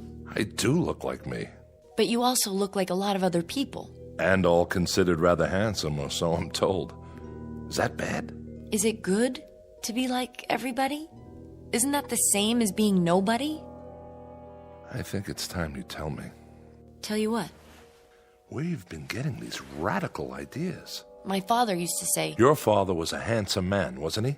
Yes, but he read books. He thought about things. Sometimes we talk, just the two of us. Everybody talks. I mean about real things, not just electronic baseball or the super soccer team or where to buy a dress or fix your hair. Is there something wrong with sports, Marilyn, or buying new dresses? Think of all the businesses that would close down if nobody thought about them. But if you make that all there is in life... Sorry, sweetie, I have to be going. For now, I'd say you're out of sorts. It's not unusual at your age. You better have a glass of instant smile. Ask Grace to bring one in. I've had a glass of instant smile. I've had glass after glass after glass. And you know something? It doesn't do any good. Take it easy. I don't feel like smiling. I feel like frowning. In fact, I want to cry. I'm unhappy and I don't know why. Do you understand? I'm just not happy. I'll tell you what you are. I don't know how it happened, but I'd say you're a very sick young lady. Why? Because I don't want to be like everyone else? I'll tell your mother to make an appointment with the doctor tomorrow. Till then, take care of yourself, sweetie, and try not to worry. It'll all be better very soon. You'll see. What's wrong with me? Somebody please tell me. What's wrong with me?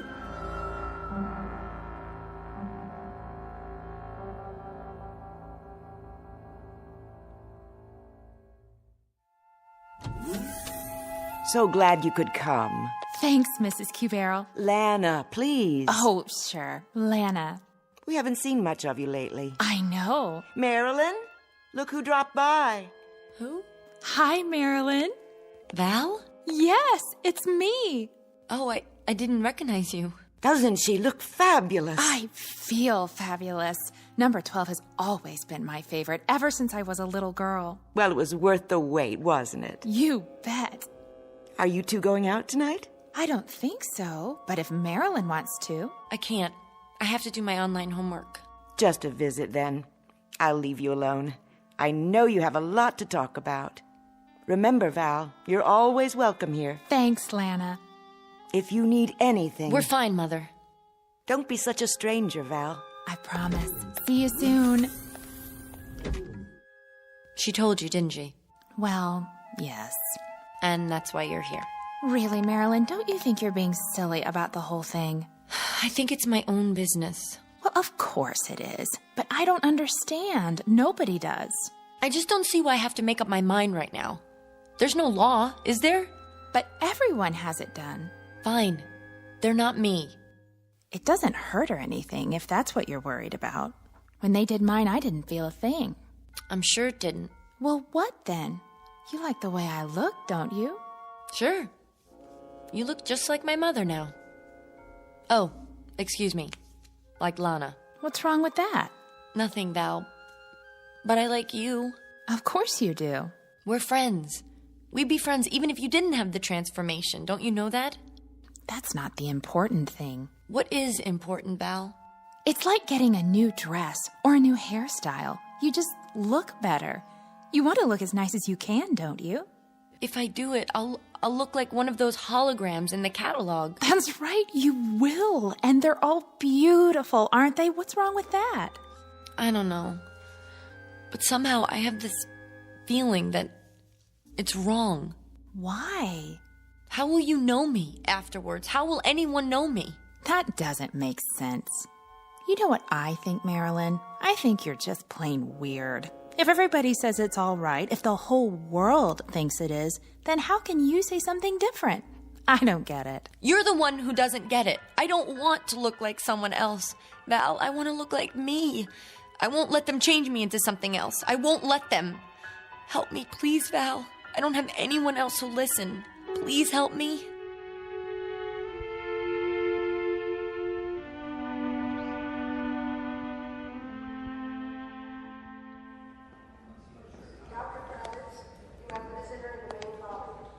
Marilyn? Mother? No, I'm Miss Simmons. Oh, you must be a number 12, too. Why, thank you, dear. As a matter of fact, I am. Doctor will see you now. Where's my mother? She's already in the office. Would you like to come with me? All right.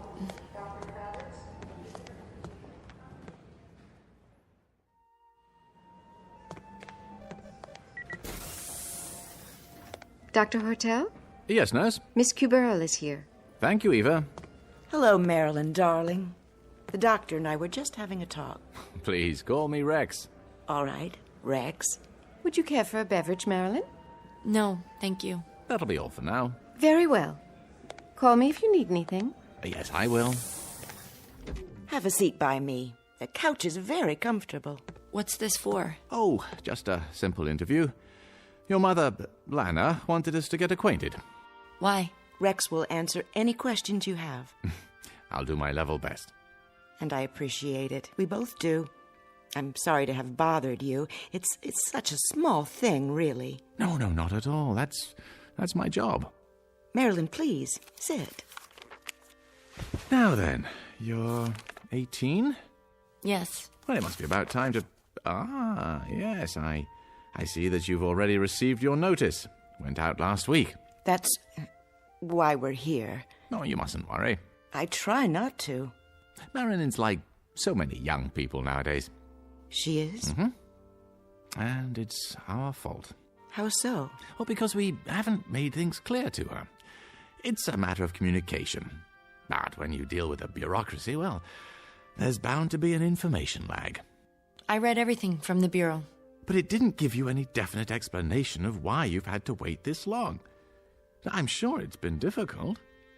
Marilyn looks at you, Lana, at the women all around her in pictures on the Trivid, and then she looks into a mirror. It has a negative effect on her self-image, not to mention her spirit. There's nothing wrong with my spirit. Marilyn, please. Well, from pure perfection of body, face, limbs, pigmentation, carriage, stance, she sees herself and is horrified. Isn't that so? Well, Well, of course it is. The child asks herself, why must I be so hideous, off balance, oversized, awkward, when everyone around me is so perfect?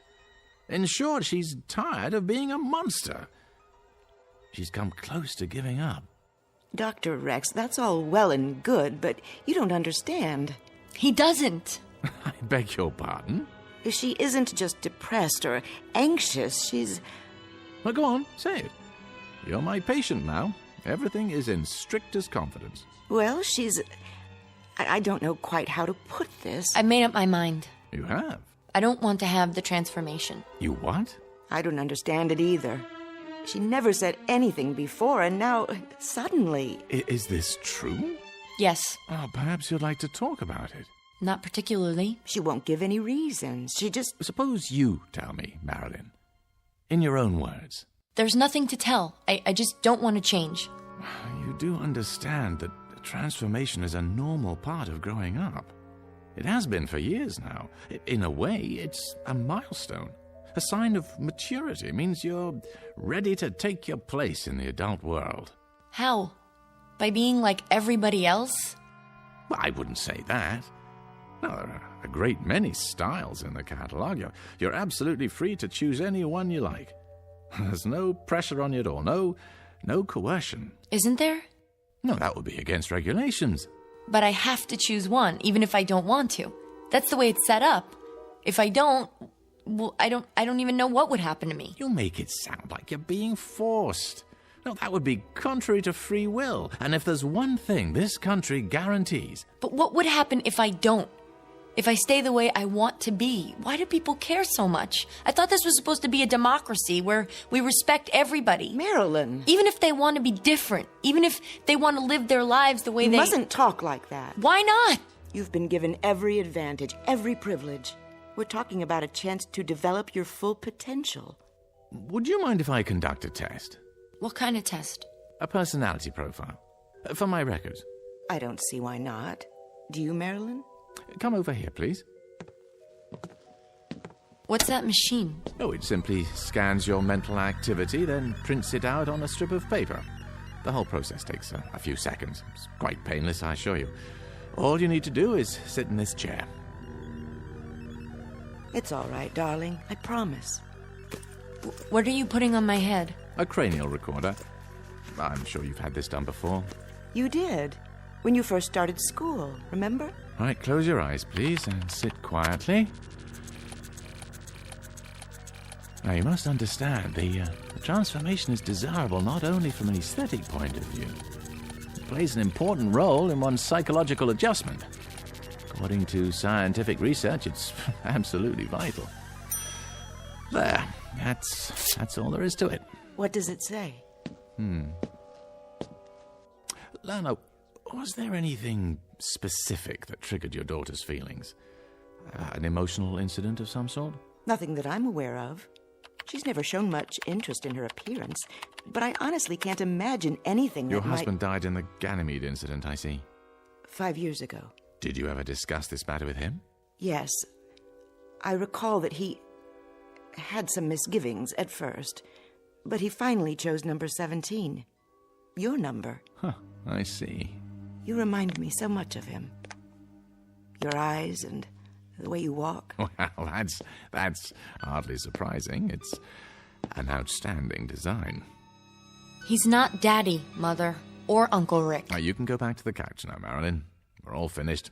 Just lift the helmet off. You were very fond of your father, I take it. Yes. And you respected his opinions, didn't you? He was very, very intelligent. Oh, I'm sure he was. Did he ever tell you that the transformation was bad? Not exactly. I'm sure he didn't. What did he tell you? He said he thought it was tragic. Jack had some ideas that were rather nonconformist, Doctor. But it was just talk. He had the highest physical and psychological rating with the rocket service. Well, this is a very unusual case. I'll require some additional time to look into the matter. Suppose I get in touch with you, say, in a few days. That will be fine. I appreciate your seeing us. Did you find out? What's that? The machine. Did you find out what's inside my head? Oh, your general intelligence rating is quite high. Social adaptation, good. Powers of reasoning appear normal. Oh, above normal, in fact. Then why won't you let me make up my own mind? Honey, please. Why can't I? Why should I be forced to do something I don't want to do? You can't make me, can you? Oh, no one has ever been forced to take the transformation. Now, the problem is to discover why you don't want it. Then, once we understand that, well, we'll make whatever corrections are necessary. You're something of a challenge, young lady. Don't you worry. I'm sure we'll be able to handle it. Whatever it takes.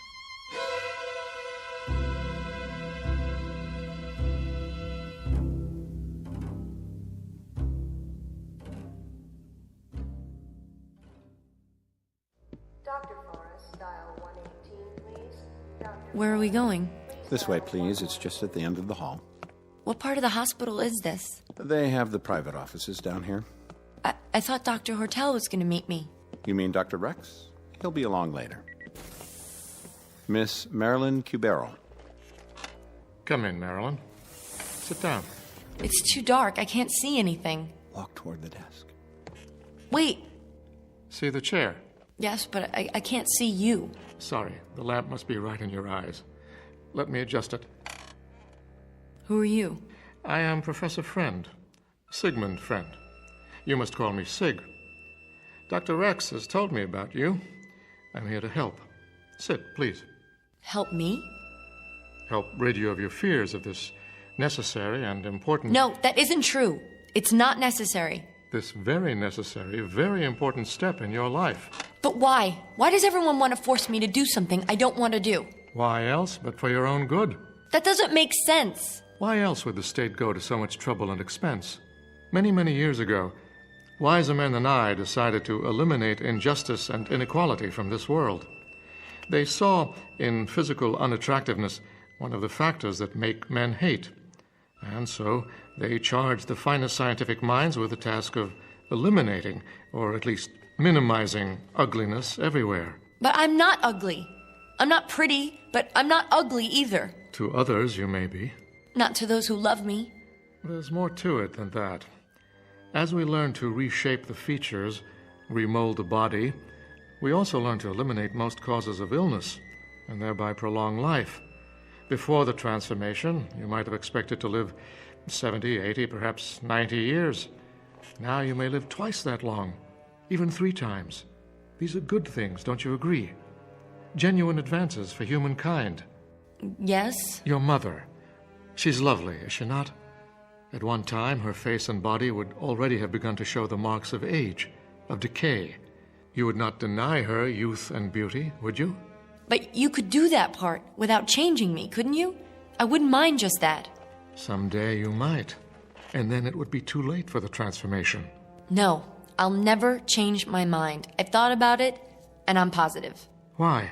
Did you ever read Shakespeare? Or Shelley? Or Keats? Those books were banned many years ago. Where did you find them?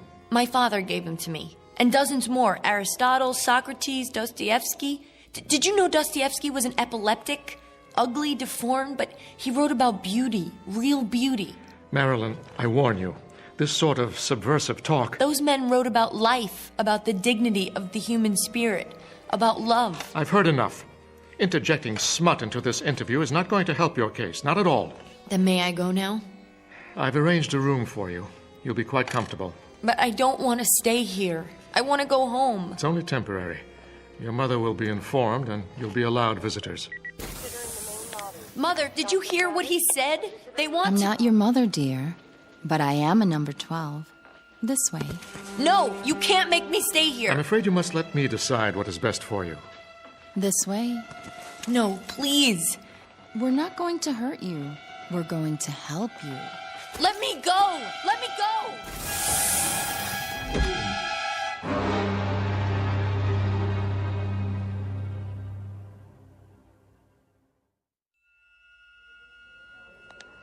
We're almost there. Just ahead. Third room on the left. And you're sure she's all right? Oh, absolutely. I'm so glad. Did you know, Doctor, we've been best friends since preschool? Well, she's lucky to have a friend like you. And a mother who cares so much. Like you, Lana. I hope she's awake. Marilyn. Dr. Rex? You have company. Oh, Mother. She was quite upset last night. I gave her something to help her sleep. Hello, darling. You haven't done anything to her yet. Oh, a mild sedative, nothing more. If you'll excuse me, I have to look in on another patient. Of course, Doctor. Thank you. Hi, Marilyn. Hello, Val. Are you okay? I think so. We'd have been here sooner, only the doctor said you were sleeping. How do you feel? I don't know. What happened? Nothing. They just wouldn't let me go. Oh, Mother, they're gonna do it anyway. They're gonna make me do it. That's not true, Marilyn. Dr. Rex promised, remember? He was lying. Lying? Why should he? I don't know, but I know he has to say that to keep people from finding out. Finding out what? That they do the transformation whether you want it or not. Don't try to sit up. Didn't you hear what I said? I can't see why you're so unhappy, when all they want to do is make you pretty. But they don't. What? Last night before I went to sleep, I remembered something. I remembered what Father told me. He said, when everyone is beautiful, then no one will be. Because without ugliness, there is no beauty. Oh, Mother, don't you see? They don't care whether you're beautiful. They want everyone to be the same. That's all. They? Who are you talking about? I'm afraid it's time to go now. Already? If it's all right, I'd like to stay and talk to Marilyn some more. Well, just for a few minutes. Don't worry, dear. Everything's going to be fine. You'll see. What do you want to talk about? Well, I was thinking about what you said, what your father said. I don't see why he's so important to you. Val! I mean, he's dead, isn't he? Besides, you must have had other fathers. My mother's been married 11 times. Personally, I always like the stepfathers better anyway. Please, Val. You've had 9 fathers since the first one. Well, haven't you? Everybody marries everybody these days. Val, stop. After all, how can anybody live with the same husband for 100 years? Besides, from what I hear, your first father wasn't much fun. Stop talking about my father. You didn't know him. I loved him. He was good, kind, and he cared about me. Not the way I looked, but what I thought, what I felt. And he cared about himself, his dignity as a human being. My father wasn't killed in the Ganymede incident, Val. He killed himself. Why? Because when they took away his identity, who he was, there was no reason left to live. I don't understand. And I don't understand you, Val. Look at me. Do you ever feel anything? Sure. I feel good. I always feel good. Like that poem we learned in school. Life is pretty, life is fun. I am all and all is one. You don't get it. Get what? What are you talking about? You really don't. You can't. You can't understand anything. I gotta go, Marilyn. Goodbye.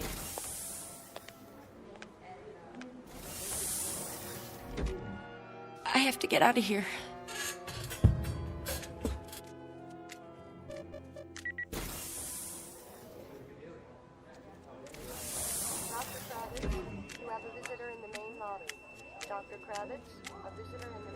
You're number 14, aren't you? Yes. Do you like 14s? I do now. Have you had lunch yet? I was just on my way to the 22nd floor. That's amazing. So was I. Working a long shift today? Till 7. Then I'm free. That's great. Say, have you seen the Holo Lounge yet? If you like, I was thinking we could... Which is the way out? I can't remember. Must be those 2 doors at the end.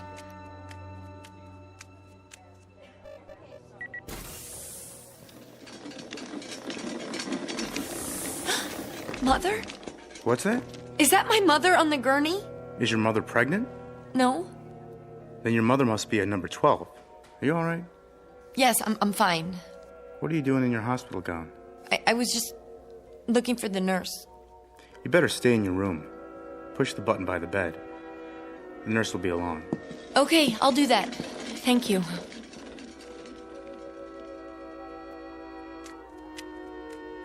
The double doors. This has to be the way.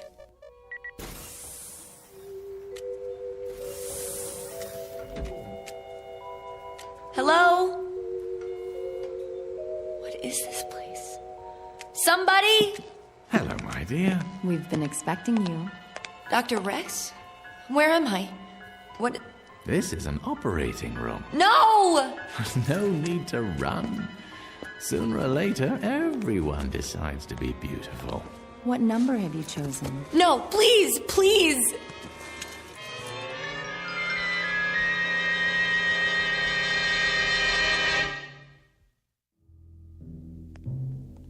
Ah, Mrs. Cubero. Val, just in time.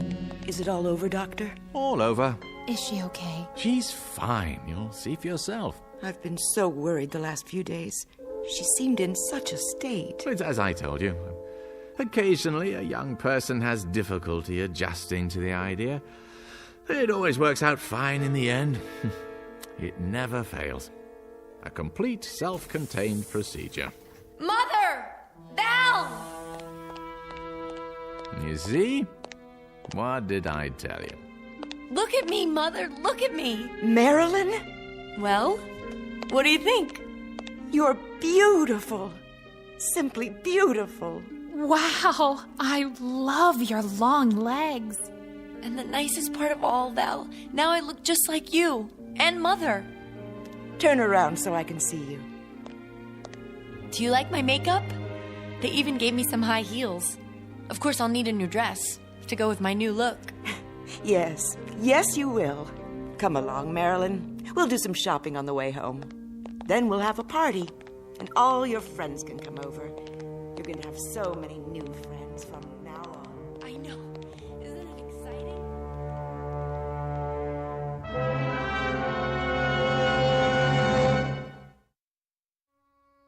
Portrait of a young lady in love for the first time with herself. Improbable? Perhaps.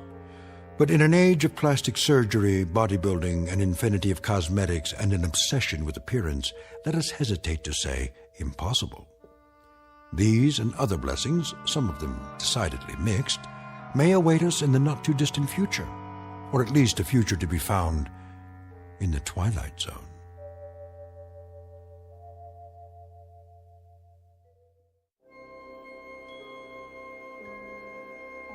Hi, this is Carl Amari, producer of the Twilight Zone radio dramas. I'd like to take a moment to tell you about our official website at twilightzoneradio.com, where you'll get the latest news and information on these Twilight Zone radio dramas. Plus, at twilightzoneradio.com, you can digitally download 3 free episodes or any of our episodes for only $1.95 each. In this age of ever-changing technology, we've decided to make these episodes instantly available to you by making the Twilight Zone radio dramas a digital download-only series. This means that this series will no longer be offered on CD. The CD collections at our website are now being offered while supplies last at buy one, get one free. So be sure to get your favorites before they're sold out. Be sure to visit us often, and I'll see you in the zone.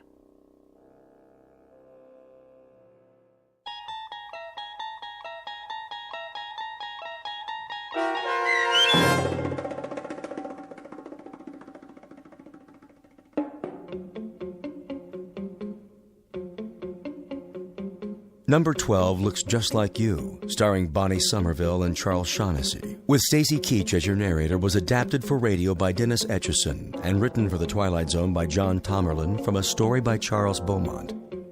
Heard in the cast were Mike Starr, Linda Reiter, Rebecca Spence, David Darlow, Nick Sandys, Nina Lascelles, Tom McElroy, Rick Arthur, Chobi Cerny, Fernette Lebo, and Terry Lopez. This copyrighted radio series is produced and directed by Carl Amari for Falcon Picture Group. Sound design and custom Foley effects for The Twilight Zone by Cerny American creatives Bob Benson, Craig Lee, Michael Slaybach, and Matt Sorrow. To learn more about the Twilight Zone radio dramas and to contact us, visit our official website at twilightzoneradio.com. Doug James speaking.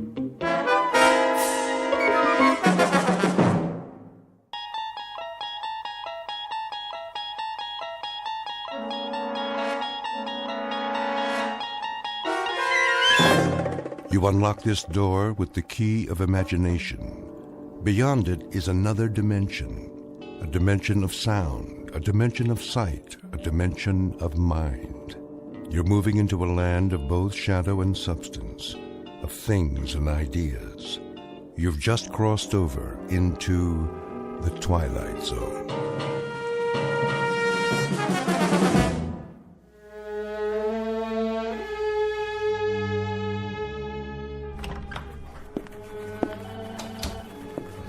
Mr. Sperry, Director of Development. Please hold. Good morning, sir. Yes, this is market research. Mr. Abercrombie is still in. Mr. Jameson's office, personnel. I asked Mr. Sterling to return your call. Oh, hello, sir. Legal department. I'll connect you with Mr. Farwell. No, he hasn't. Not yet. May I take your number? Miss Pepper. Mr. Feathersmith, how are you this morning? Miss Pepper, when the old gentleman arrives, will you show him in? Of course, sir. Is there anything I can get you? The mail's on your desk. I have a list of your appointments. The old gentleman, that would be... Mr. Dietrich? Then it's Der Tag. What's that? The day. Today? Isn't that right, Helen? Well, he has an appointment. He's going to get it. Mr. Feathersmith will have him drawn and quartered and served up in the executive dining room with an apple in his mouth. Shh, there's Mr. Dietrich. Excuse me. I have an appointment to see Mr. Feathersmith. Oh, yes, Mr. Dietrich. If you'd let him know that I'm here. He's expecting you, sir. Go right in. Thank you very kindly. Yes. Mr. Dietrich, sir? Come in. I can just see him now, that big happy grin before he draws blood. Have a cigar, Mr. Dietrich, before I rip you to pieces.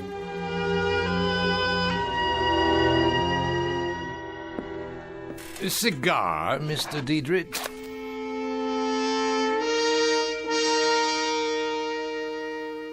You're about to witness a murder, a willful predatory case of homicide. The victim is a Mr. Sebastian Dietrich, age 77. The killer is a Mr. William Feathersmith, a robber baron whose body composition consists of refrigeration coils covered by thick skin. In a moment, Mr. Feathersmith will proceed on his daily course of conquest and calumny with yet another business deal. But today's deal will be one of those bizarre transactions that take place only in an odd, out-of-the-way marketplace known as the Twilight Zone. And now, back to the Twilight Zone with Of Late I Think of Cliffordville, starring H.M. Wynant, with Stacy Keach as your narrator. I said, would you like a cigar? No, thank you, Mr. Feathersmith. You asked me to come here at 2, and it is now 2. What did you have on your mind?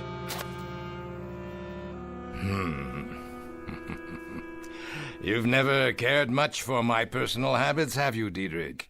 Smoking, for example. Whether I do or don't is really not at issue, Mr. Feathersmith, but the extent of time that you keep me here is, on the other hand, of considerable import. I'm a busy man. I'd like to get on with it. Oh, by all means. We've gone a pretty far route, the two of us. Have we? I owe you a great deal, Mr. Diedrich. I remember vividly the afternoon many, many years ago, back in Cliffordville. You called me into your office. You ran a rinky-dink, nickel-and-dime little tool shop. And you said, Bill Feathersmith, I like your style, boy. I want you in with me. Do you remember that afternoon? I shall never forget that afternoon, Mr. Feathersmith. I've thought about it a good deal in the ensuing years, and I've never ceased to regret it. You never did like me. I wouldn't say that. I have disliked and detested you with great cordiality. I have found you to be, as of the day you walked into my office, a predatory, grasping, covetous, acquisitive animal. Without heart, without conscience, without compassion, and without even a subtle hint of the most commonplace decency. Does that answer your question? I give you this, Diedrich. You never were a man to toady around with a lot of phony euphemisms. You always did speak your mind. And you, Mr. Feathersmith, mark you, this is perhaps the singular compliment I can dredge up, have always been a man to speak yours, so why don't you? All right, then. I'll do precisely that. See this map? It's my empire. Mining over here, electronics here, here and here, lumber, railroads, minerals, an industrial complex I built up step by step, piece by piece, and in which I take pardonable pride. Yet there's a piece missing. Go on. Well, that is to say, there was a piece missing. The Diedrich Tool and Die plant. Was? A good, substantial plant employing 13,000 people, some 40 years in operation, not always perfectly managed. But sufficiently well to make you move heaven and earth to try to buy it. Thank God I won't live to see the day when you get your greasy hands on it. Of course, as a matter of your financial problems, I happen to know, Mr. Diedrich, that you secured a loan of $13 million. This is the note here, isn't it? How do you... I bought the note, Mr. Diedrich. I paid an exorbitant amount of money, far more than it was worth, but it was, let's say, an exceptional opportunity for our lives to crisscross again. What is your point? The point is right here on the note. It says payable on demand. So, on demand it is. I want it paid. Not tomorrow. Now, this moment. I want your personal check in the amount of $13 million, or I'm very much afraid I'll have to send out the painters to the Diedrich Tool and Die Works and cross your name off the sign. Feathersmith, if you call in that note, you'll ruin me. You'll put me into bankruptcy. You'll kill off everything I have, everything I own. You're a most discerning man. Here it is only 6 minutes past 2. 6 minutes! That's all the time it's taken for you to comprehend that I've managed to kill you off.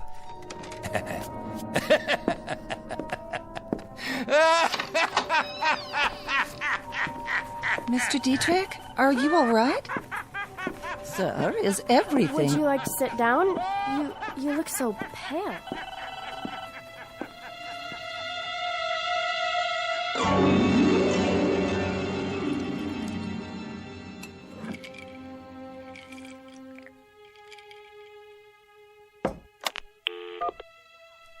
Miss Pepper? Miss Pepper? Where is she? What time is it? Oh, excuse me, sir. I didn't know you were still here. I'm here, my good man. I'm assuredly here. And here is the mountaintop. The high rung on the ladder. I'll finish cleaning later. No. You may join me on the mountaintop.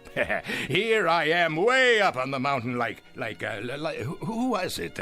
Genghis Khan or Julius Caesar? Julius Feathersmith.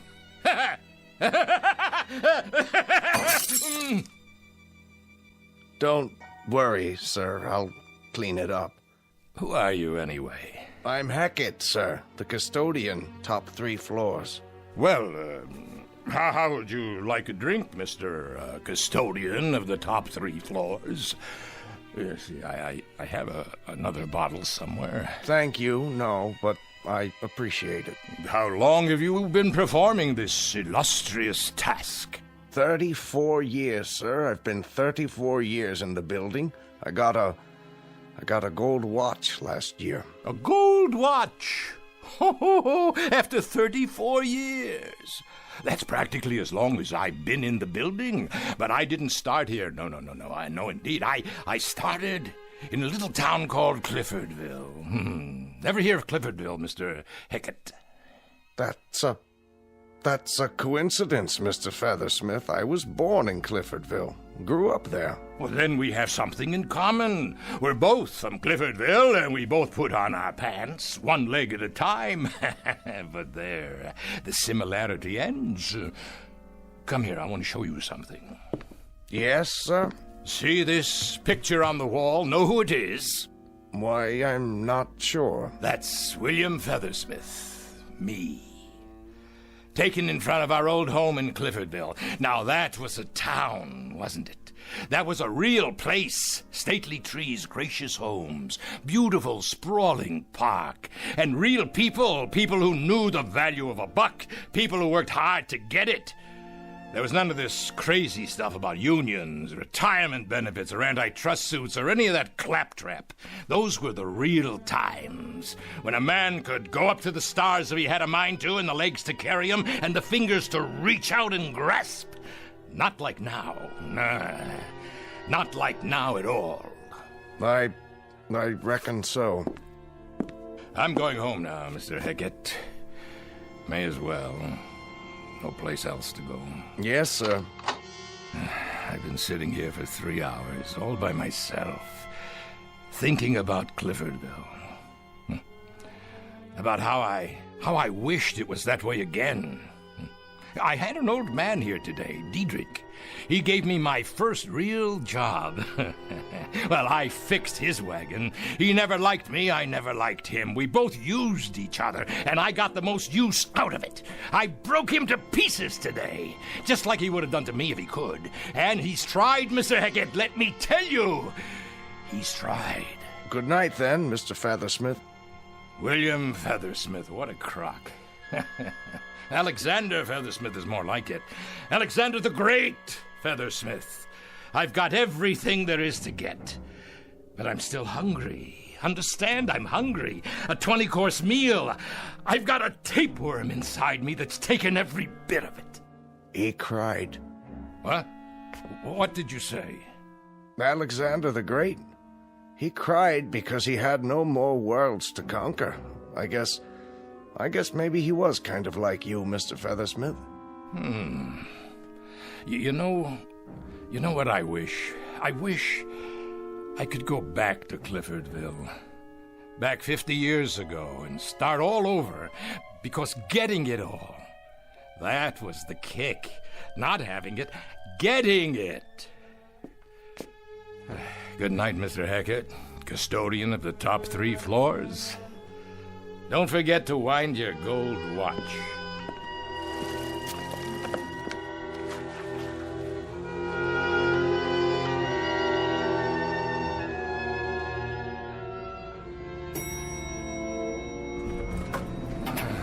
Oh, at last. Hold on. This isn't the lobby. Hey, wait! I said wait! Where? The 13th floor. Oh, great. But well, this building doesn't have a 13th floor. Hello? Who's there? Hello? Hello? Oh, I'm glad you're still here. The elevator let me off at the wrong floor. Oh, how do you do, sir? I was just about to close up. Who are you? Devlin. Just Devlin? The first name's not important. No. I own this building. I'm aware of that, Mr. Feathersmith. What I'm not aware of is you're having an office here, whoever you are. Oh, I've just opened it, Mr. Feathersmith. Devlin's Travel Service.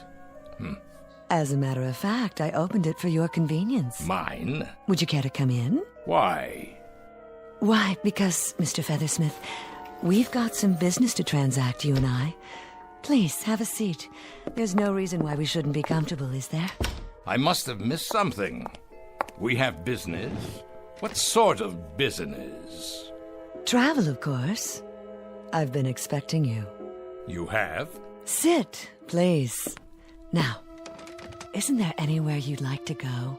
Your heart's desire? Well, there was this town. Of course there was. The name of the town was Cliffordville. Ah, yes, Cliffordville. And it was a pleasant town? It was better than pleasant. And there were the local girls. Oh, beautiful, just beautiful. They always are. Go on. You were saying? I remember old Doc Wagner, too. Treated me when I broke my arm. That's another thing. There was none of this blood pressure, basal metabolism, cholesterol nonsense. Old Doc Wagner looked at your tongue and wrote out a prescription, and that was it. And the food, simple, fair, healthy, and delicious.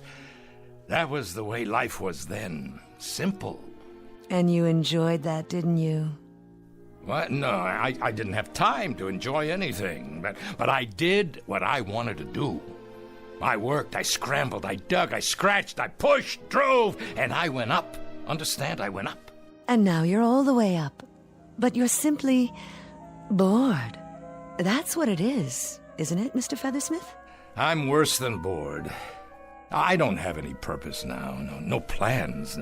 No drive, because there's no place left to go. Are you sure? The sign on your door, what does it mean exactly? A succinct suggestion of the kind of service I offer, Mr. Feathersmith. And that is? Just as it says. Travel. Or, more to the point, if you don't mind the rather melodramatic terminology, one might call it time travel. Miss Devlin, I think we may have something to talk about after all. Indeed, Mr. Feathersmith. You've got everything you want. And the pleasure is not in the acquisition. It's in the struggle to acquire. Isn't that the sense of it? Go ahead. So, let's do this. Let's send you back to Cliffordville. The Cliffordville of 50 years ago. And you can start fresh. Acquire. Build. Consolidate. Do it all over again. How does that sound? You're not dealing with a bumpkin, Miss Devlin. This isn't one of those sell your soul for a nickel country boys. Try this. You send me back in time to Cliffordville, but I want to look like I looked 50 years ago. Agreed. Number 2, I want to keep my memory, everything that's happened since, not impaired one bit. Check again. And I want the town to be exactly as it was, the same people. All very easily arranged. Now for the price. I suppose the standard payment is, well, what you call a soul. On occasion, that is part of the transaction, but in your case, I believe we got a hold of your soul some time ago. Let me check.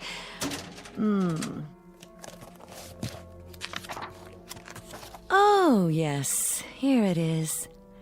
There was the crash of the Trans-Mississippi debentures, the company you bought and manipulated. You ruined several hundred people with that bit of chicanery.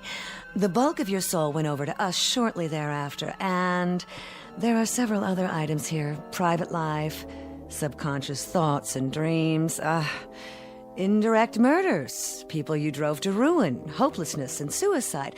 No, I'm afraid your soul is not yours to negotiate. Then what do you charge? Cash, Mr. Feathersmith.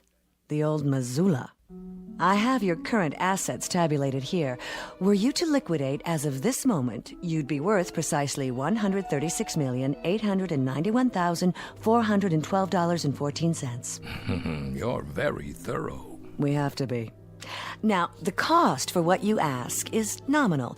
The entire bill, and this covers transportation, clothing, the retaining of your memory, the maintenance of the town in its historically accurate form, including its citizenry, is $136,888,006, leaving you a balance of $2,812.14. Highway robbery!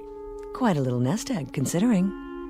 Considering that I know where the oil is, just outside of town, 1,400 acres not discovered until they brought in the first well. And of course I know the stock market in advance and every important invention over the years. Before it happens, I can get in on the ground floor. The absolute basement. All things considered, Mr. Feathersmith, it's a fortune. You just send me back there with my bankroll and watch my smoke. How soon can I go? I'll handle the liquidation for you. Just sign this power of attorney, and there's no reason why you can't leave, say, tomorrow morning. Done. Exemplary, Mr. Feathersmith. You're one of the few remaining rugged individualists.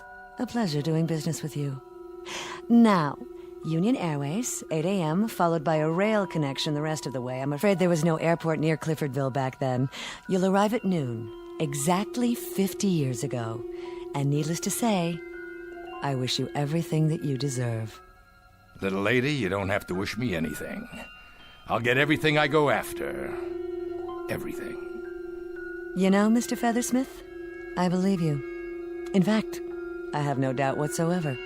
Care for a cigar?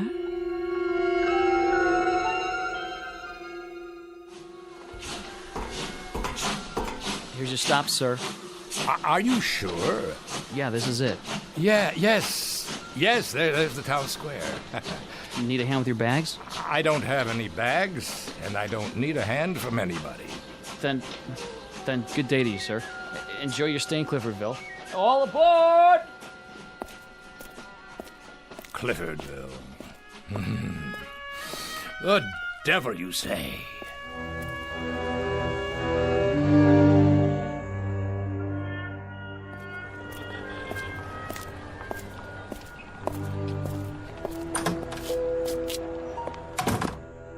Yes, sir. May I help you? I'd like to see the president of the bank. That would be Mr. Gibbons. Do you have an appointment? No, but he'll see me. He's having his lunch right now. Tell him Mr. Feathersmith is here to talk about investments. Some very important investments. All right, sir. I'll tell him. Take your time, sweetie. By the time the bank closes, I'll have this dumpy little milk stop tied up with a ribbon around it, deliverable to me.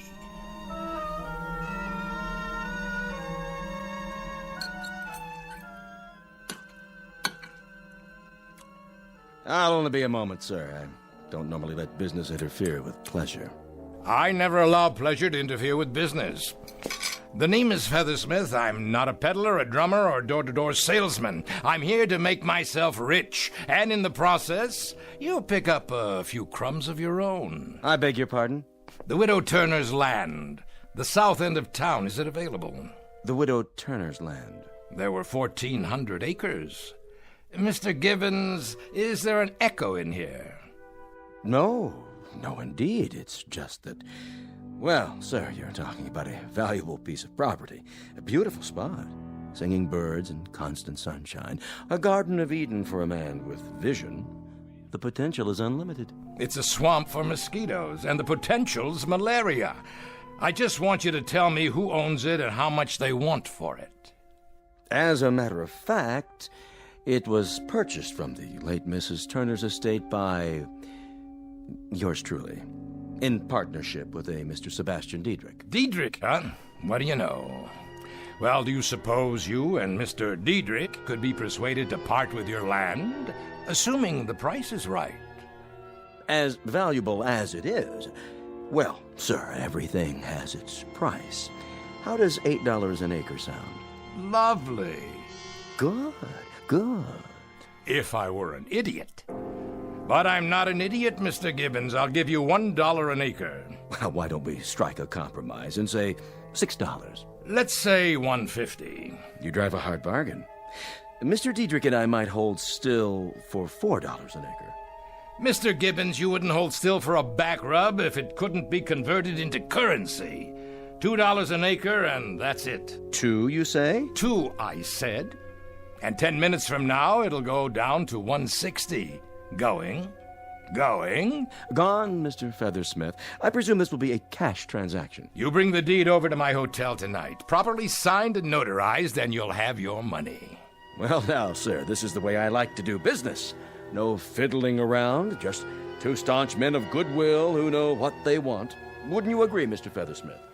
I'll agree with you all the way down the line, Mr. Gibbons, as long as you keep both hands on the table.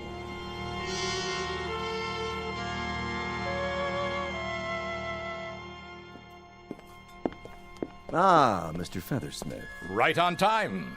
I don't believe you two gentlemen have met. This is my associate, Mr. Dietrich. How do you do? Yes, I recognize you, Mr. Dietrich. So very, very much younger, though. You have me at a disadvantage, sir. Never mind. Sit down. Please. I presume you have the cash? 1,403 acres, $2,806. You like to put all your eggs in one basket, don't you, Mr. Feathersmith? Don't concern yourself, Mr. Dietrich. I happen to have an exclusive contract with the hen. Waiter, beer's all around. Right away, sir. All right, gentlemen, let's get down to cases, shall we? When it comes to a fast shuffle, I don't mind telling you I'm a very knowledgeable dealer. Comment, Mr. Dietrich? You have the floor, Mr. Feathersmith. You seem rather anxious to have it. Just a human frailty to gloat a bit when one has just skinned a couple of professional skinners. I suppose you're thinking that when this pigeon flew into town, you plucked him bald. Well, I sent a telegram to a geologist this morning. He came in on the 1 o'clock train, spent the afternoon out at the Widow Turner's land, made some preliminary soil tests. Care to hear the results? Feel free, sir. Then I'll oblige. That crummy swampland you sold for $2 an acre is worth 1,000,000 times that. There's oil in that ground. Oil, understand? Black gold, enough to produce 500 barrels a day for the next 1,000 years. Oh, I swear I can almost feel sorry for you. Maybe you didn't hear me. Oh, we heard you. Oil. How's that for a shocker? Well, at the time, it did make us gulp. At the time? 4 years ago, when the first geological tests were done.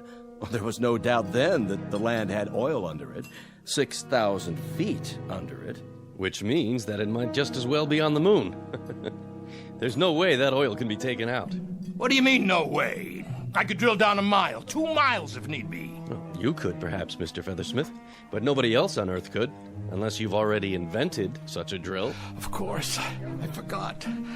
It wasn't until several years later that they came up with a drill bit strong enough to... Something wrong, Mr. Feathersmith? Not feeling too well? Something I ate. Oh, something you ate, no doubt. Something like crow, sir? Excuse me.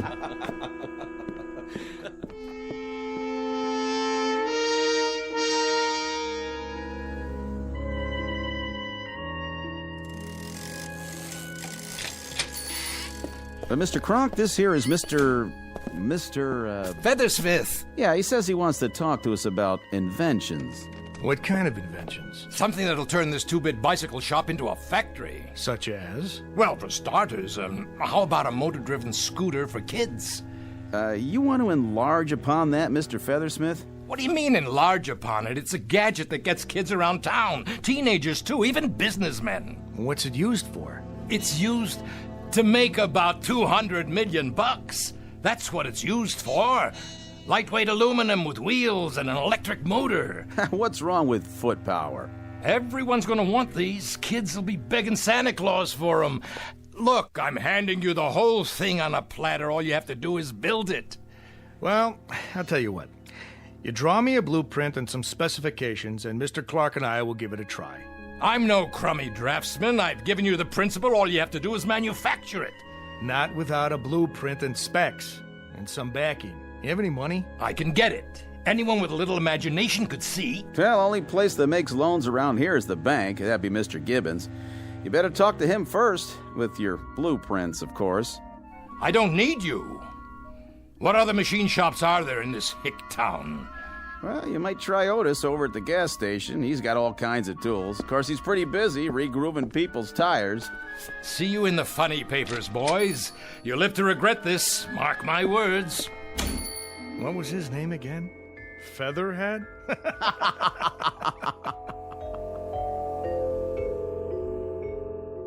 Modems. You connect your home computer to the telephone line. Your home what? Cable television. You pick up the signal from a satellite. What's a satellite? Listen, you download it over a dish network. Dishes? But nobody watches TV in the kitchen. Pantyhose. I say take off your garter belt now and throw it out. Now. And I say get out of my store. All the way out. You have a filthy mouth, sir.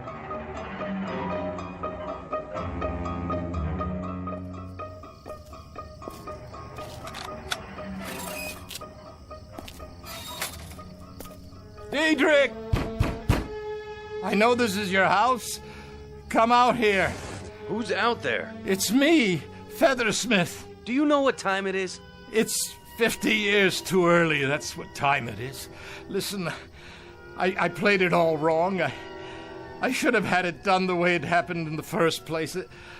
I'll start in the morning, just like I did before. What are you talking about? You said I had get up and go. You said I had drive. Then I went to work for you and I moved up from there. You want to do what again? I want to go to work for you.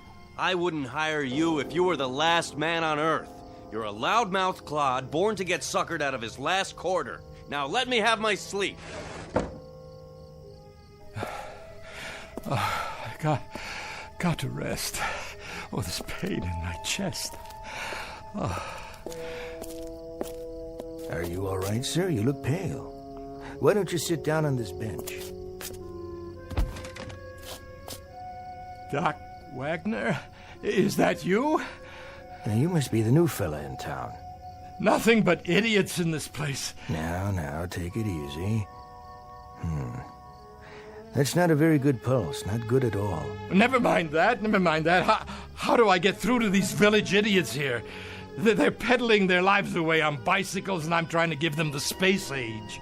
I don't know much about that.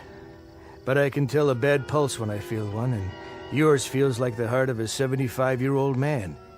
You sure don't take care of yourself. What did you say? The pulse of a what? A man in his 70s. If I've said it before, I've said it 100 times. Modern man drives himself to an early grave just trying to keep up with the pace of life nowadays. Why, that dirty, cheap little thief. She didn't change me inside. That's why I'm so tired. That's why I can't make it here, because inside I'm old, the way I was. Swallow 2 of these pills. You horse doctor. I remember when you were diagnosing acute appendicitis as cramp colic. Go on, get out of here. You couldn't diagnose anything. Well, I can diagnose insanity when I see it. And that's what my diagnosis is in your case. Insanity. Plain and simple. I don't need you.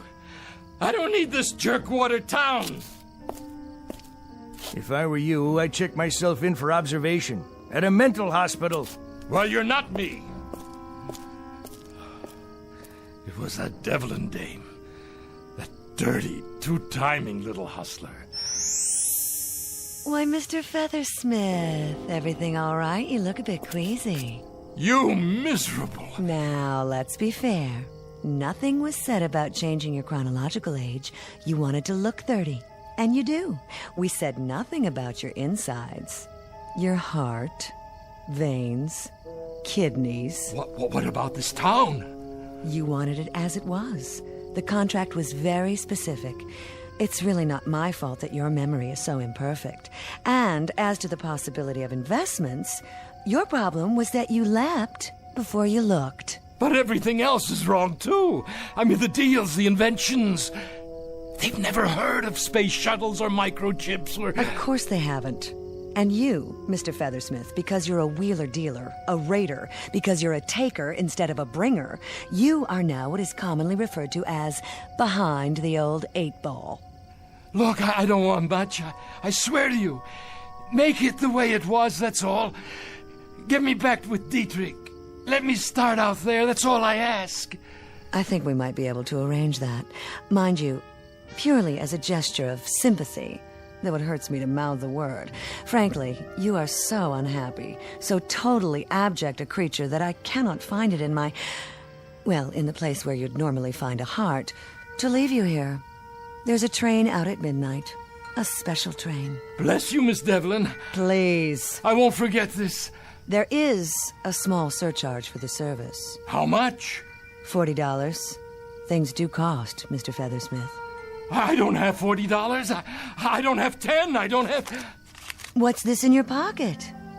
Well, how about that? This is your night. You have one negotiable item left. The deed. All you need to do is liquidate it. But who'd buy it? That I wouldn't know. What do I do?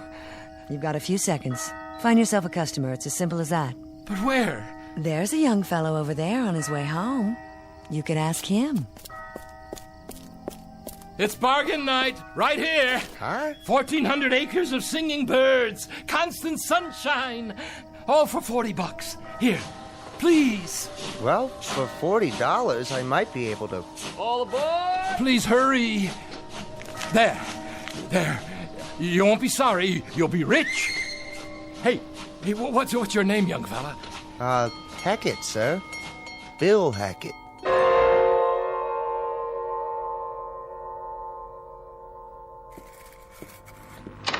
Yes, want something?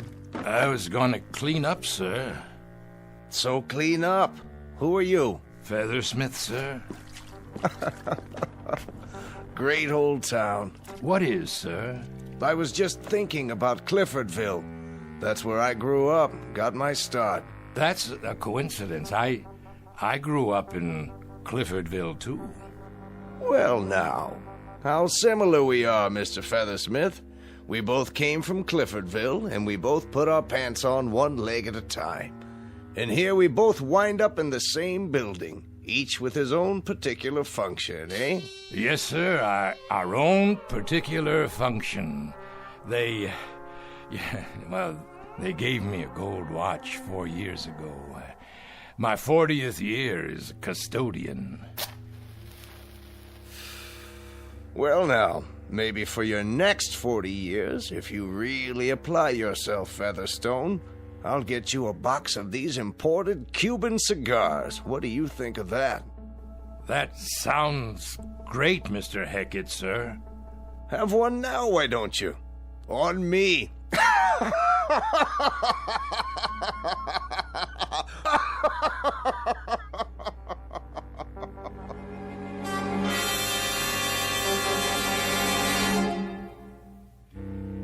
Mr. William J. Feathersmith, tycoon, who tried the track one more time and found it muddier than he remembered it, proving with at least some degree of conclusiveness that nice guys don't always finish last, and some people should quit when they're ahead. Our tale of Iron Men and Irony, delivered FOB from the Twilight Zone.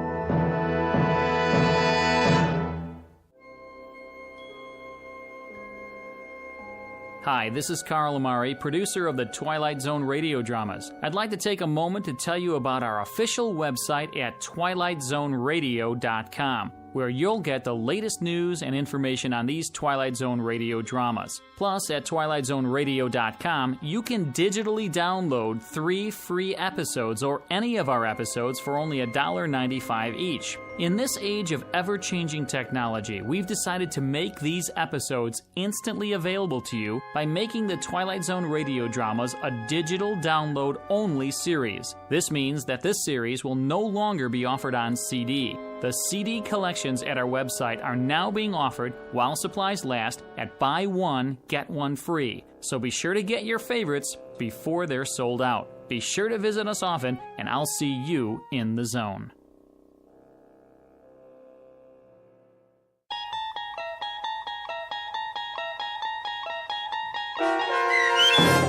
Of late, I Think of Cliffordville, starring H.M. Wynant, with Stacy Keach as your narrator, was adapted for radio by Dennis Etchison and based on a script by Rod Serling from a story by Malcolm Jameson.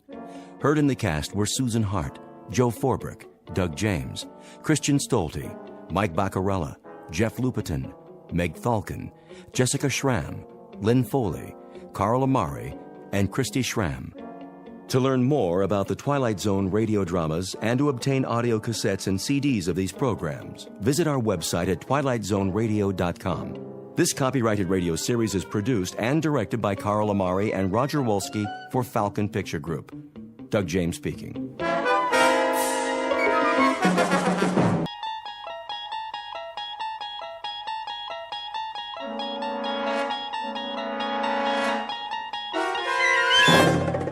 You unlock this door with the key of imagination. Beyond it is another dimension, a dimension of sound, a dimension of sight, a dimension of mind. You're moving into a land of both shadow and substance, of things and ideas. You've just crossed over into the Twilight Zone.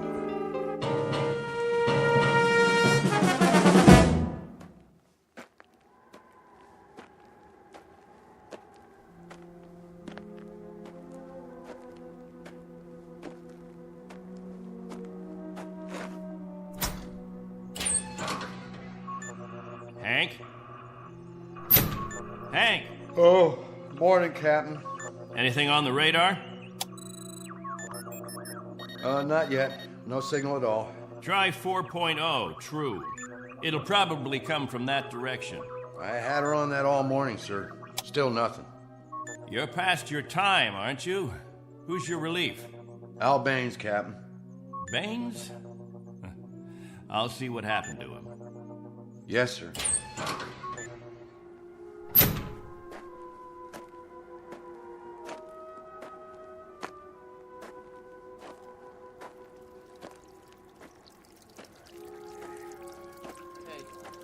Morning, all. Anything yet? Afraid not. They lost, you figure? There's no telling. Okay if we fill our containers now? Go ahead, as long as the water supply holds out. Be a while till the next batch is ready. Julie, where's your husband? He was sleeping, Captain.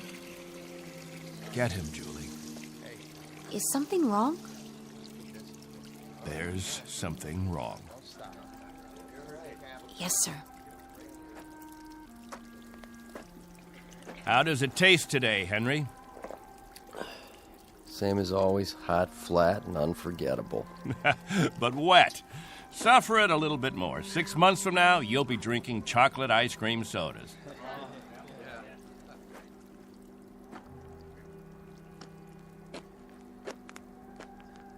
You want to see me, Captain? There's a man in the radar tower who'd like to see you, Al. He would have liked to see you 2 hours ago when you were supposed to relieve him. I overslept. Tell that to Hank Parker up there in the tower. Tell him you overslept, and then be good enough to tell him, Al, that you'll stand his watch all day tomorrow. That's not fair, Captain. It doesn't happen often. Once is too often, Al. More than once is intolerable. And many more than once is a case history of Albert Baines who likes his sleep. I prefer it to a stupid game in the hot sun, both of them. A game, Al? What are we listening for? 30 years of 2 shifts a day. What have we ever heard? Wind noise. And what have we ever picked up on the radar screen? Dust particles? But anything to make you happy, Captain. You listen to me. There's a ship on its way, and when it reaches this atmosphere, it may want to be vectored in. They may want landing instructions, wind direction, ground temperature. And if Al Baines is in the sack, we may spend the rest of our lives here. Is that what makes you happy, Al? How do we know there's a ship out there, Captain? A lot of garbled static 2 months ago that you told us was a message, and then nothing. 2 whole months, and you decide there's a ship coming here to take us back. You make the rules and set the watches and plan the days, and now you tell us the Messiah is coming. And you tell us to pray? The difference between you and me, Captain Benteen, is that I do my dreaming when I'm asleep. You do yours on your feet. There's a ship coming, Al. All of us believe it. Because he tells you to. And we believe him. Whatever Captain Benteen says, that's what will happen. Sure you believe him.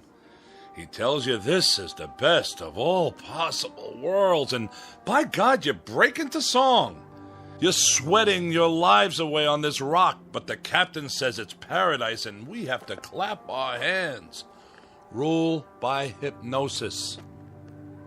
Al, there's a ship coming. This happens to be a fact. There's a ship coming. Believe it. I tell you, it'll happen. And you know it's real, just as you know this is real. You haven't forgotten our ship, have you? The Pilgrim 1? The first spaceship sent up to colonize the outer regions? And this plaque, placed here by the 130 men, women, and children who established the first off-Earth colony. We owe them our belief, because they had faith. Don't ever forget that. Now, if you'll excuse me, I'd better go check on the generator.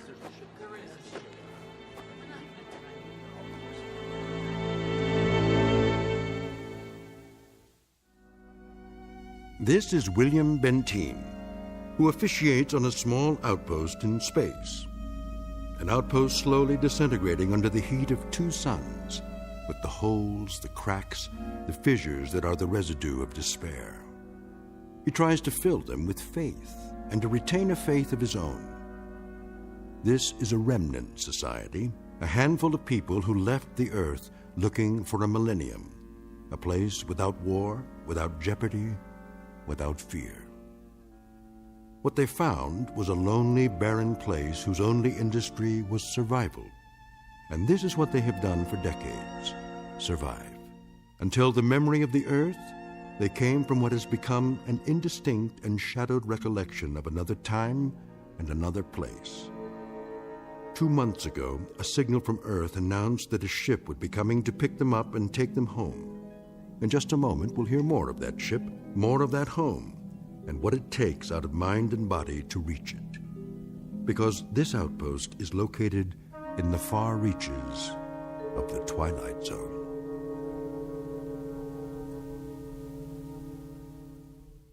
And now, The Twilight Zone, and our story, On Thursday We Leave for Home, starring Barry Bostwick with Stacy Keach as your narrator.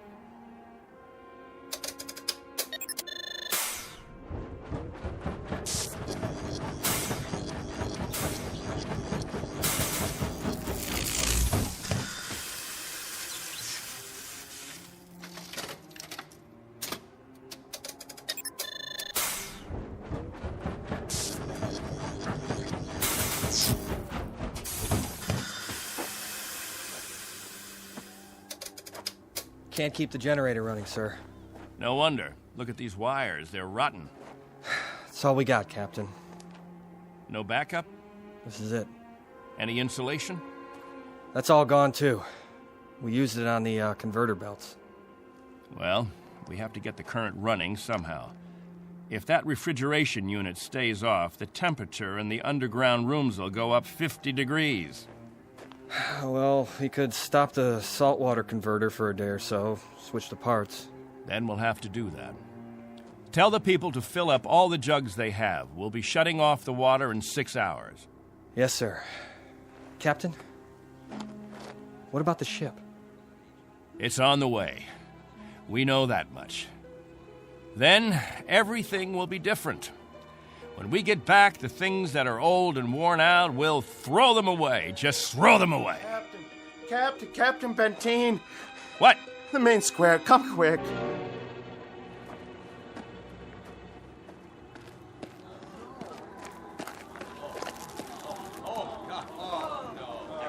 It's Mrs. Rodale. She's hanged herself. Cut her down.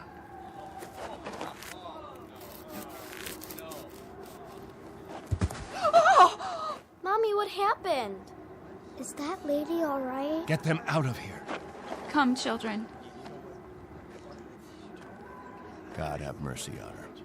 You men there prepare her. We'll bury her in an hour. Yes, sir.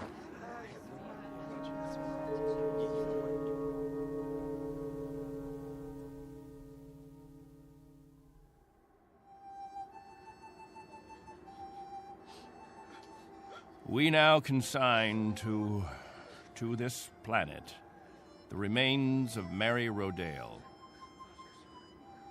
We ask God in his infinite mercy to give her the serenity and joy that she sought while she was with us. And we ask his forgiveness for her sin. Amen. Amen. We ask that this good woman be allowed to rejoin her beloved husband who preceded her in death 11 years ago. Bid your farewells now. Forgive her, Lord. Have mercy on her, Lord, for what she's done. A terrible thing. She didn't know what she was doing. She knew what she was doing. Better and clearer than the rest of us. This is a funeral, Al. The 9th funeral in the last 6 months. Nobody talks about it. We just let it go by. But there have been 9 people who thought that maybe heaven is a place where they can get a drink of water without salt in it, where they'll be able to breathe air without choking on the heat of it. If you want to talk blasphemy, Al, take it away from here. I'm talking truth, Captain Benteen. I'm saying that this woman and the others, they took their own lives because living became intolerable. And I say that dying was their right. Anything else? Just this question. I put it to everyone here. Al, please. No! Isn't living tough enough that we don't have to do it by the book? Isn't it hot and blinding and miserable enough that there shouldn't have to be rules? So that we shouldn't have to suffer by the numbers? Will anyone make the simple observation that there's far more happiness going into that hole than what's left above ground? There's more peace of mind in that dead body than in all you mourners put together. All we've got here is anguish. Captain Benteen, let us live with it or die from it in our own way. Young Mr. Baines here wants us to lie down in the sun. Young Mr. Baines would have us given to death when there is still life. He would end all the rules. He'd throw away the regulations.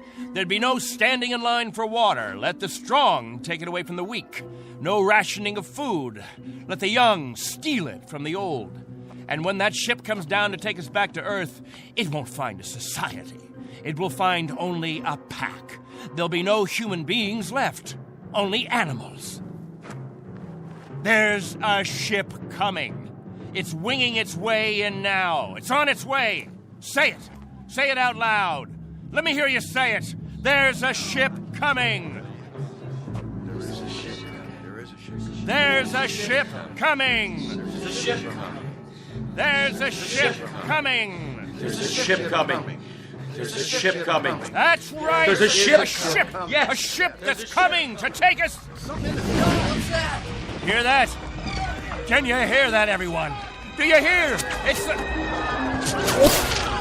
meteor storm. It's a meteor storm. Find shelter. Get inside. Up to the cave. Get up to the cave.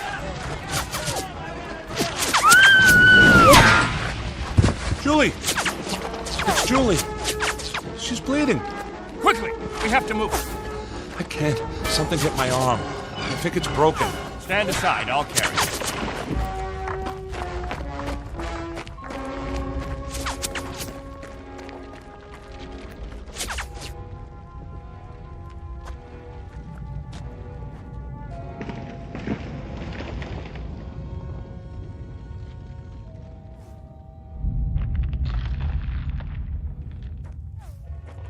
How is she? It's just a cut to the forehead, not very deep. But keep this bandage on it. Julie? Julie, honey? Can you hear me? Al? Don't let her move just yet. She may have a concussion. How's your arm? It's not broken. Must have been a rock that hit it. Captain, thank you. For a little first aid. No thanks necessary. I deliver babies, too. You might want to keep that in mind. Now, I'd better go see to the others.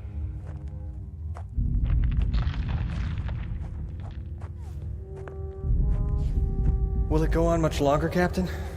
I wish I knew. It sounds like it's spending itself. I've seen meteor storms before, Captain, but nothing this size. What about the damage, Henry? 2 underground cells destroyed. At least, that's what it looked like from out front. Everybody accounted for? I think we're all here, Captain. I've checked. Nobody's missing. Thank God. Everyone try to stay calm. The worst of it is over.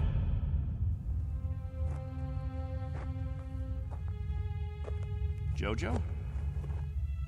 Yeah, Captain? You're not scared, are you? Well, kinda. Now, we can't have that. Mind if I sit for a minute? We'll talk, you and me. Captain, tell me about the Earth. Would you, Captain? Tell us what you remember. Yes, do. Well, all right, I guess I can do that. We'd like to hear. You, over there, is that you, friend? Yes, Captain. And you, Buck. Yes, sir. You fill in the holes if I leave out anything. Straighten me out if I'm wrong about any of my recollections. Jojo, I was a boy of 15 when we arrived here. But I remember Earth. I remember it as a place of color. I remember that in the autumn, the leaves changed. They turned different colors, red, gold, orange. And I remember streams of water that flowed down hillsides, and the water was sparkling and clear. And I remember clouds in the sky, white, billowy things that floated like great, majestic ships. They looked like sails. What are sails? Don't you know what sails were? In ancient times, that's how ships moved across the water. There was so much water. The men unfurled large sheets of canvas against the wind, and it was the wind that moved them. And I can remember night skies. Night. Endless black velvet with stars. And sometimes a moon that seemed to hang there as big as the face of an old man, looking down on us all. Captain, what's night? Why, that was the quiet time, Jojo. Night was when the earth went to sleep. It was the cover it pulled over itself. Not like here, with 2 suns always shining, always burning. It was a darkness that felt like a cool hand brushing over tired eyes. And there was snow on winter nights, gossamer things that drifted down and turned the earth all white. And we could build snowmen the next morning and see our breath in the air. And it was good then. It was right. So, why did you leave there? Oh, we thought we could find another Earth, Jojo. Then we found this. We thought we could escape war. We thought we could build an even better place. And it took us 20 years to find out that we had left our home 1 billion miles away, only to be stranded, like visitors, transients, that no roots could take hold in this ground. But it was too late. So we spend the next 30 years watching a clock and a calendar and waiting. But we can't wait any longer. Not a day, not an hour. We have to get back home. There's no more time. I'll go outside and survey the damage.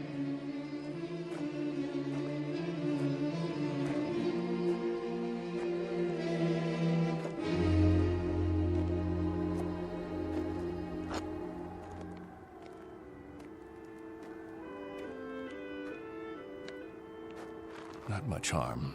Radar tower is still standing.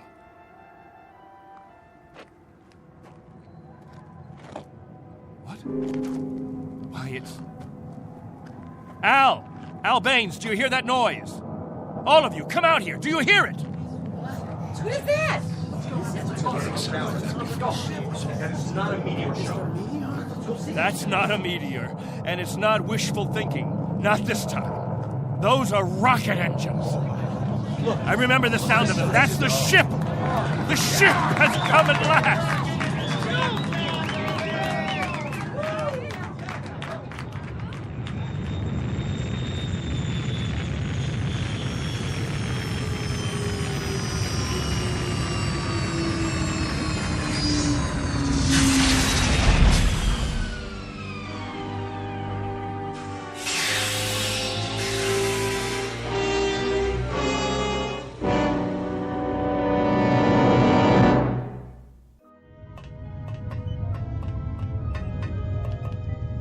Wow, what a ship.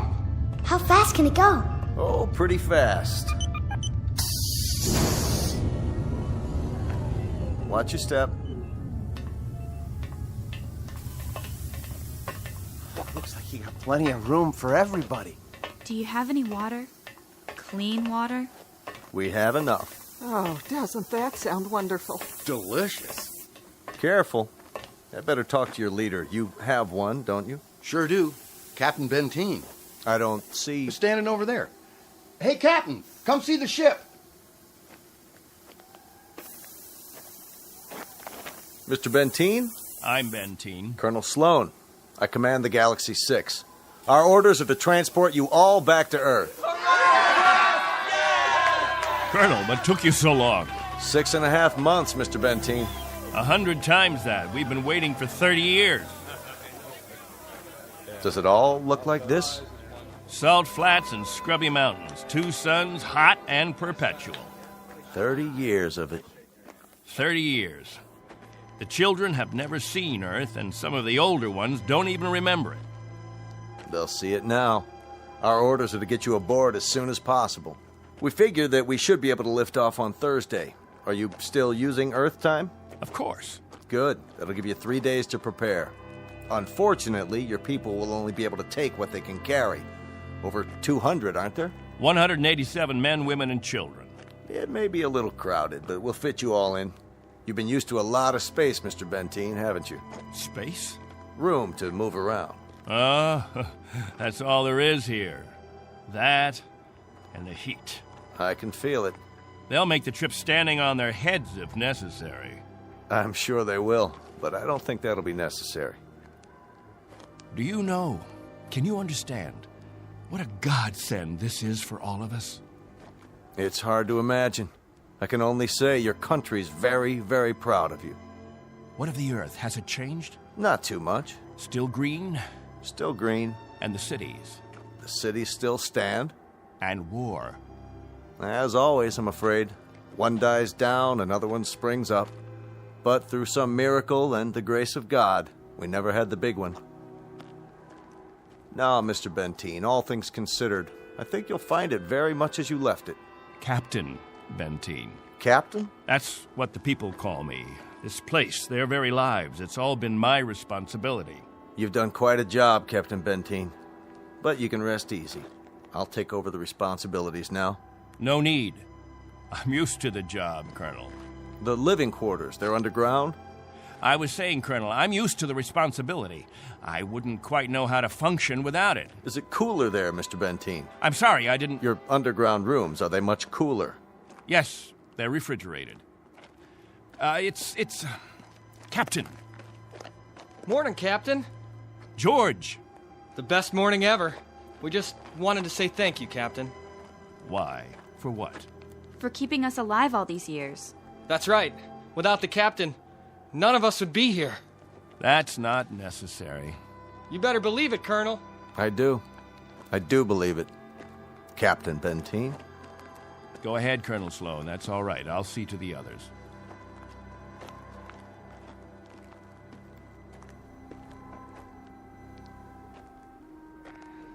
You know, I don't need this. I'm not gonna take this. Hi, Captain. Julie, where's your bandage? Oh, I don't need it anymore. But we put one around your head so the cut would heal. What's this? Isn't it incredible? It's called a medicinal patch. You wear it for 24 hours. It accelerates the growth of new skin. Look at her forehead, Captain. You can hardly see the scratch. Better put the sling back on your arm, Al. I don't need a sling. Just this metal band. It's magnesium. Colonel Sloan said my arm would be perfect by the end of the week. Well, I seem to have had my practice taken away from me. But while we're here, I'd use that sling. I'll bet I've fixed about 500 broken wings in my time, and the only way to be sure it heals properly is to keep the limb immobile. Where's Colonel Sloan? I want to ask him what to pack.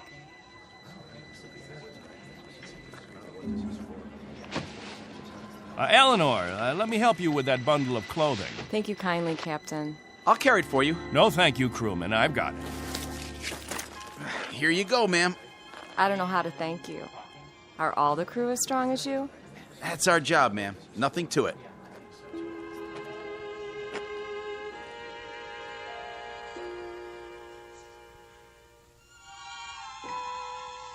Hello there, Captain. Will. I'm so excited. How much longer? Not long. Be patient. May I have your attention, everyone? Good question. Quiet, please. What is it, Captain? As all of you know, we have less than 36 hours before we depart. And as I told you earlier, there is a maximum allowance of 14 pounds per person. Soon we'll begin weighing your belongings, and if we're over the limit, I'll make up a list of necessary items. I hope I'm not intruding, Captain. I was just telling them about the weight requirements. We'll handle all that tomorrow. I heard you'd called a meeting here in the cave, so I brought Lieutenants Engel and Rafferty with me. Everyone has so many questions about Earth, I thought perhaps this would be a good time. Actually, Colonel, the purpose of this meeting is simply to make some last-minute arrangements. Colonel, I used to live in San Diego. Is California still the same? Sunny and warm most of the time, but not this warm. Los Angeles has become the biggest city in the world. These kinds of questions, we could just as well handle them when... Colonel Sloan? Are there still major leagues? My dad used to tell me about baseball and the World Series. The leagues are just as before, American and national. What about the Dodgers? They came in 10th last season. I'm told they need pitchers pretty desperately. I'll tell you what, when we're finished here, we'll improvise a ball and bat and have ourselves a game. How's that sound? Yeah, that'd be great. Let's do it. I think it's a little hot for that kind of activity. What we could do is have some group singing. We haven't done that for a while. I got an old sack. That'll be the ball. Who's got a stick? What are we waiting for? Let's go. Please, wait. We haven't finished yet.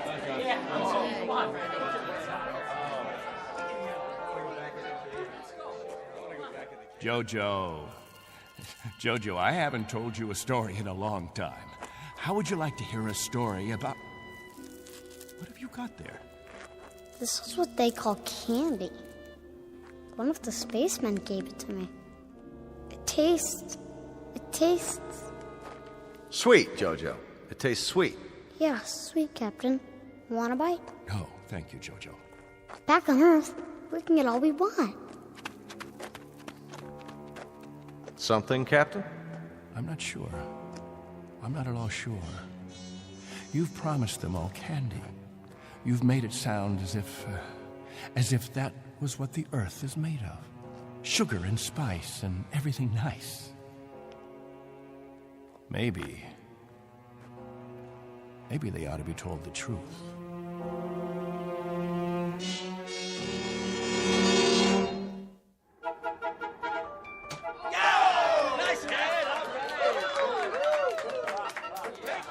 The universal language. Baseball. You have a limited vocabulary, Colonel. Do you have any idea what the temperature is? At this hour, it's about 110. I don't know whether your crew can take it, but I know my people. They're going to pay for this little athletic event. Some of the older ones, it might even be serious for them. It's just a game, Benteen. My guess is that it's worth it. Now, I'd better get back to the ship. Colonel Sloan. Something else, Mr. Benteen? Colonel, when we get on the ship, you can tell us what to do and we'll all fall into line. But here, in this place, I'm in command. I'm not trying to usurp authority, Mr. Benteen, but I really don't see what harm a little game... It's still Captain Benteen. For now. Galaxy crewmen, back to the ship. That's an order. It's time for rest now. All of you go back to your homes. I'll announce when the new day will start. I don't know. I guess it's suddenly illegal to have fun. You happy now, Captain? I was never unhappy, Colonel. I just happen to know what's right and what's wrong. I ask you to keep your crew in the ship during the rest time. I don't want my people distracted. You rule with a heavy fist. If it were 1 ounce lighter, no one would have survived. I've held these people together by will. They'd have died, Colonel, without someone they could hold on to. They'd have withered away. Not anymore, Captain. Relax. That's a luxury I've never been able to afford, Colonel. I've never been able to marry, to think only of myself, because of them. I've been a father figure, a governor, a confessor. I've been all those things. And if I hadn't been, there'd be no life here. These are my people. Understand? My people.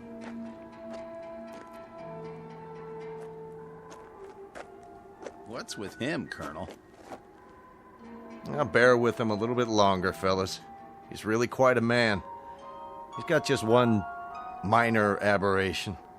And what's that? He believes he's God. As far as he's concerned, we're booting him out of heaven.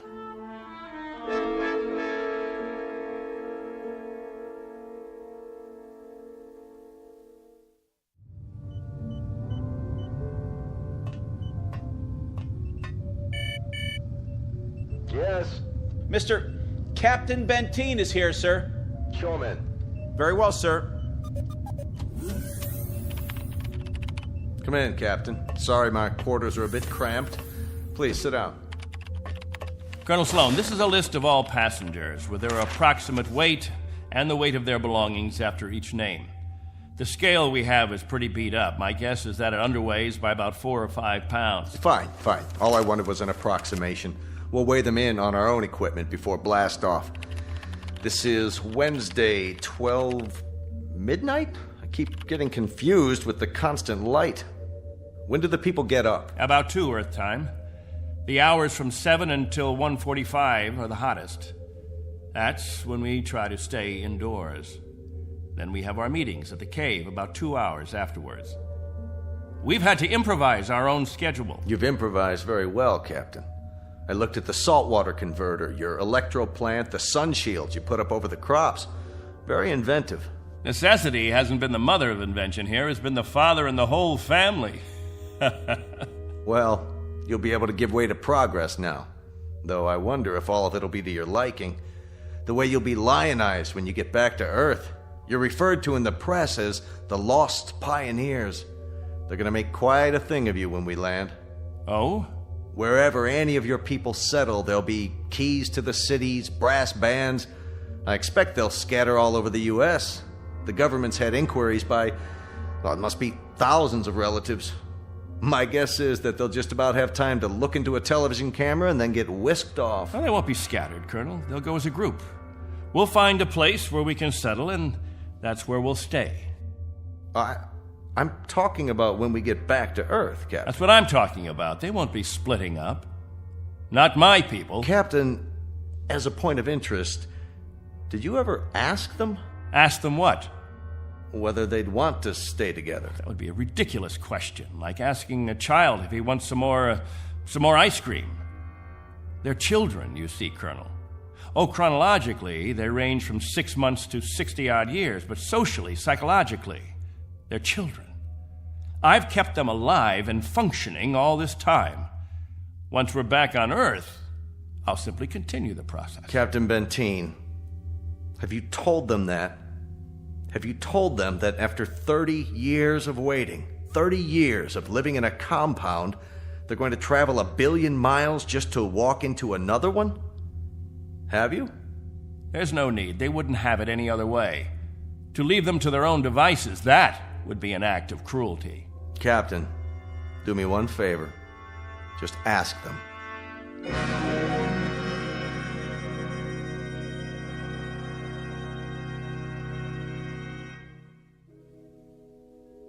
Naturally, we won't have to concern ourselves with the colder climates, the northeastern states, the upper regions of the Great Plains. We'll find an area much farther to the south, perhaps Florida or Texas.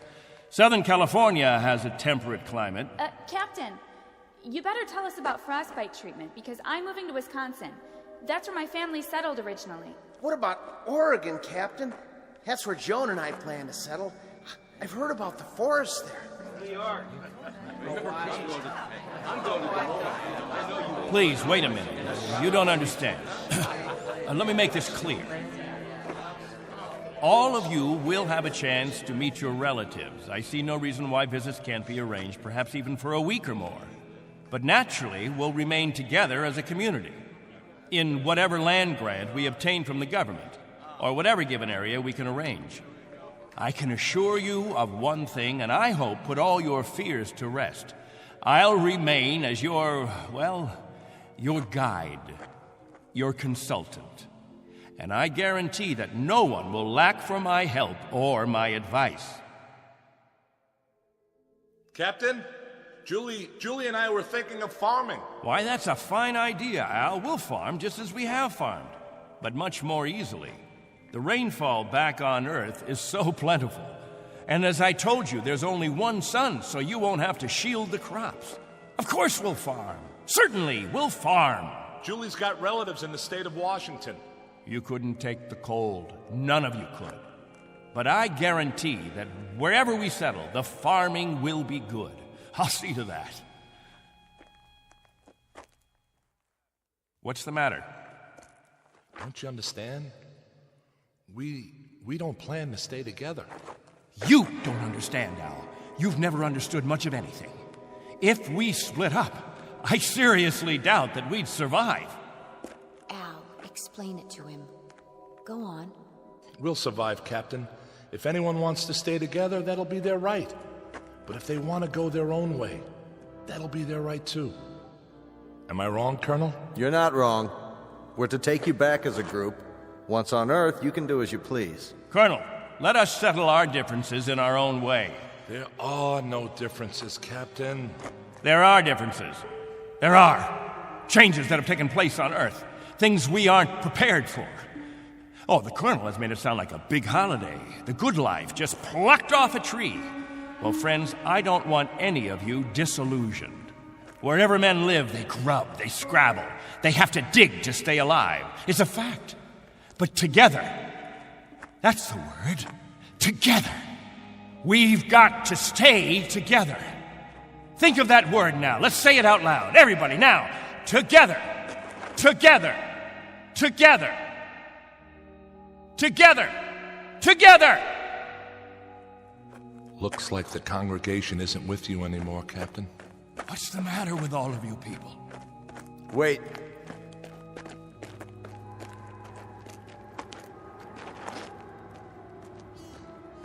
I've made the compartment assignments. I'd like to go over them with you. Assignments? There's not much time, and there's some things we have to check off.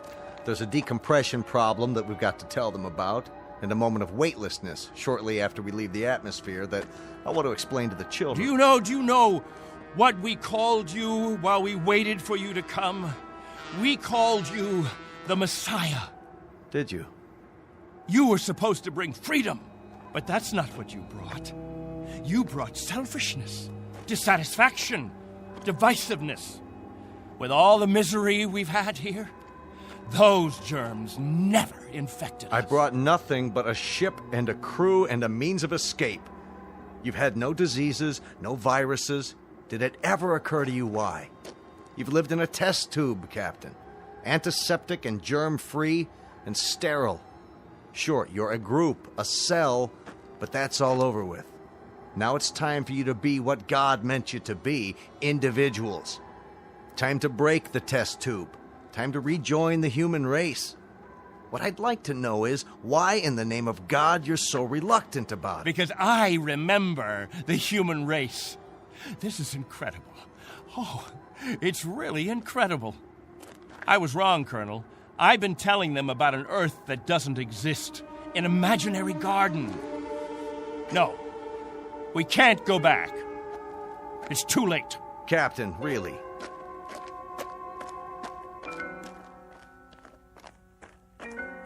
Everybody, gather around. I've got something to tell you. Listen to me, all of you. I want to tell you all. Listen to me, all of you. I want to tell you about the real Earth. Captain, are you all right? Let's talk about the diseases. What? The viruses, the cancers, the floods and the freezing, the wetness and the cold. And there are other miseries, worse than anything we've experienced. Hatred, jealousy, violence. Listen to me. It's an Earth we don't know. We can't leave here. We'd be committing suicide. We'd die of things we've never been exposed to before. We'd die of the loneliness that animals get in a zoo. Because we don't belong. We don't belong to his kind. Do you understand me? We don't belong there. Captain Benteen, why don't you let your children vote on it? Only if they know what's waiting for them. Only if they understand that Earth isn't any garden. It's never been, and it never will be. That's fair enough. I'll tell you what Earth is. The same as it's always been. It's a race struggling to survive, just as you have survived. Captain Benteen is right when he tells you that it isn't all a place of beauty. There may still be wars and prejudice and strife. I suppose there will always be jealous men and angry men and unforgiving men. But it has one thing you don't have. Every man is his own master. There won't be anyone telling you when to eat and when to sleep and when to meet, what to sing and how to play. Instead of heat, you may feel cold, and instead of thirst, you may feel hunger. But you'll be men and women. You won't be sheep. You won't be a kindergarten. And when you pray to God, his name won't be Benteen.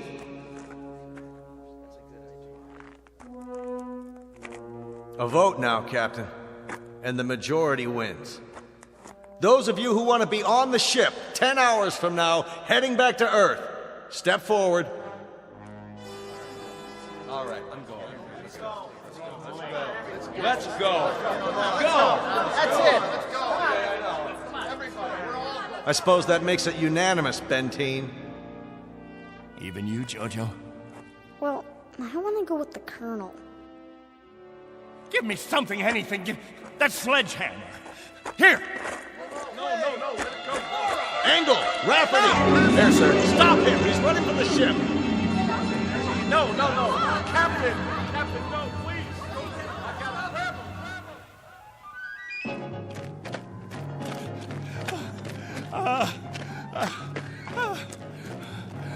him. We'll see how far you get. Without a tail fin. Put it down!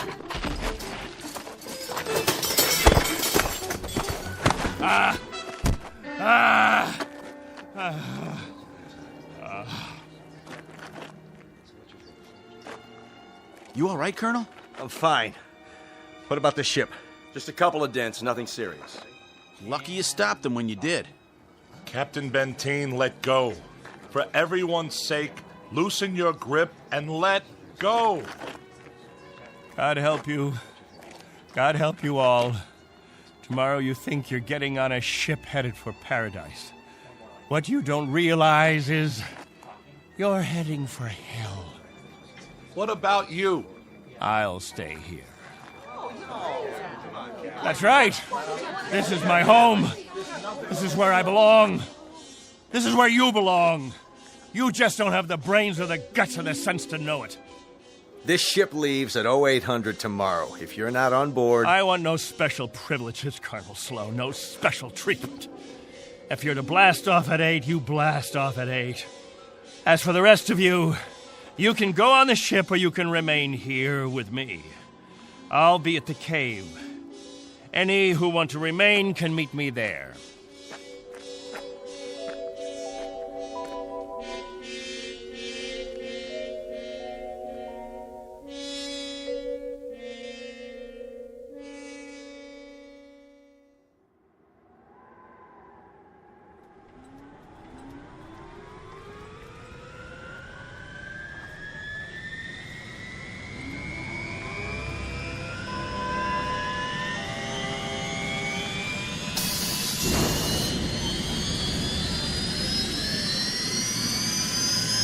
That's it, folks. The rocket's fired up. Everybody on board, single file. What about the captain? I'll give it one last try. Lieutenant Engel, see to the passengers. I'll be right back. Yes, sir. Where are you going, sir? To the cave.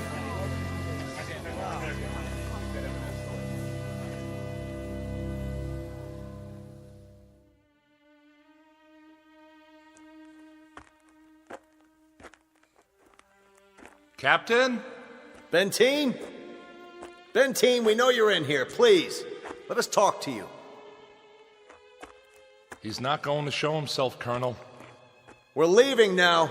We have to blast off in 5 minutes. If we don't, we'll have lost our orbital position. Benteen, it has to be now. Captain! Captain, please, come out! Remember this. If we leave without you, there'll be no other ships. This is where you'll live the rest of your life. And this is where you'll die. All right, Benteen. As you prefer. Let's go, Baines. Goodbye, Captain.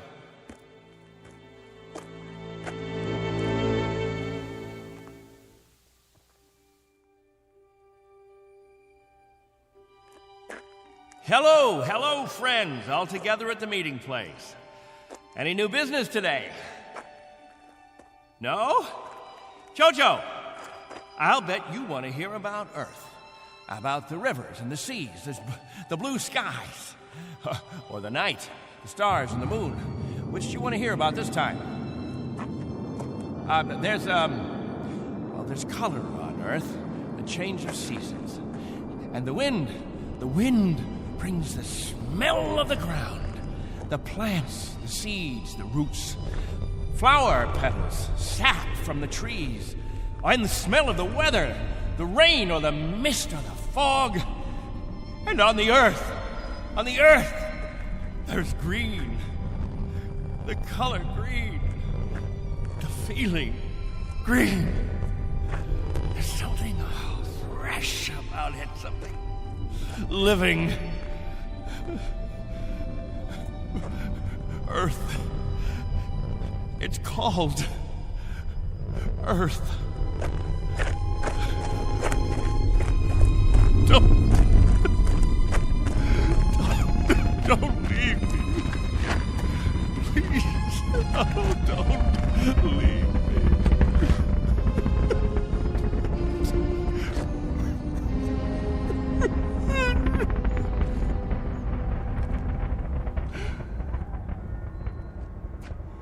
No! Don't leave me behind!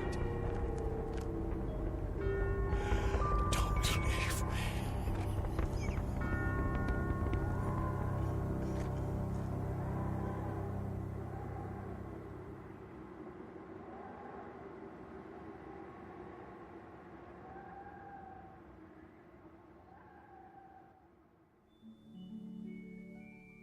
A man named Benteen, sometimes known as Captain, who had certain prerogatives. He could lead, judge, legislate, even dictate. It became a habit, and finally, a necessity. William Benteen, once a god, now a population of one, on a distant outpost in the Twilight Zone.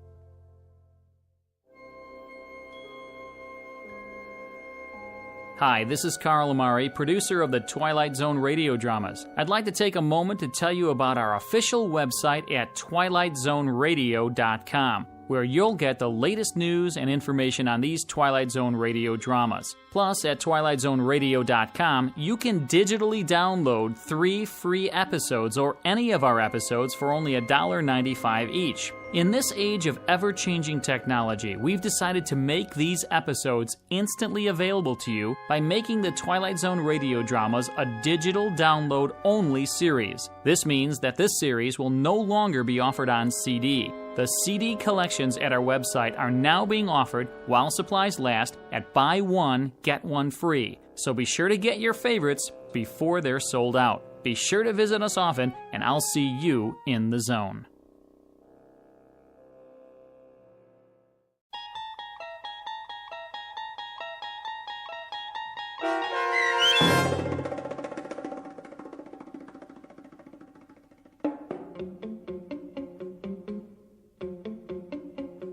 On Thursday, We Leave for Home, starring Barry Bostwick with Stacy Keach as your narrator, was adapted for radio by Dennis Etchison and written for The Twilight Zone by Rod Serling.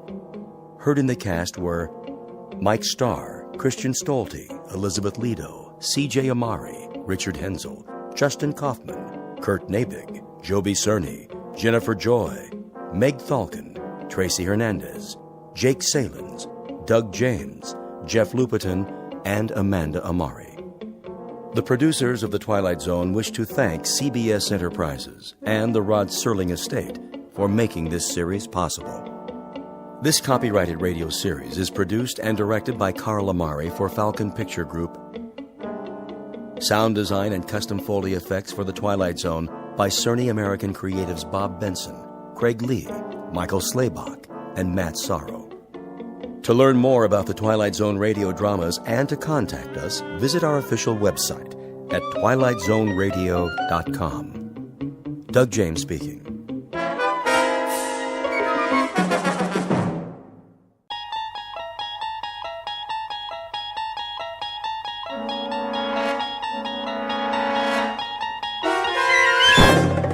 There is a fifth dimension beyond that which is known to man. It is a dimension as vast as space and as timeless as infinity. It is the middle ground between light and shadow, and it lies between the pit of man's fears and the summit of his knowledge. This is the dimension of imagination. It is an area which we call the Twilight Zone.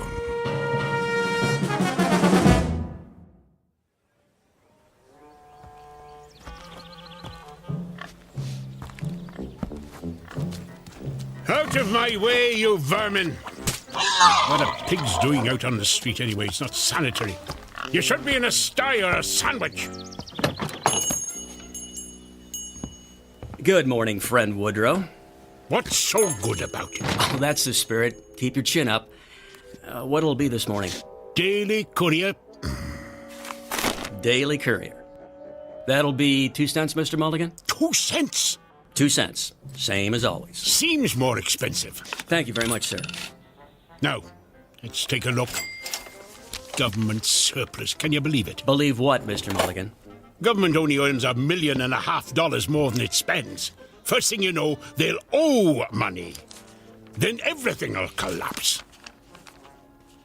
Inventory predicts every 100th man will own a horseless carriage someday. Oh, that's all we need.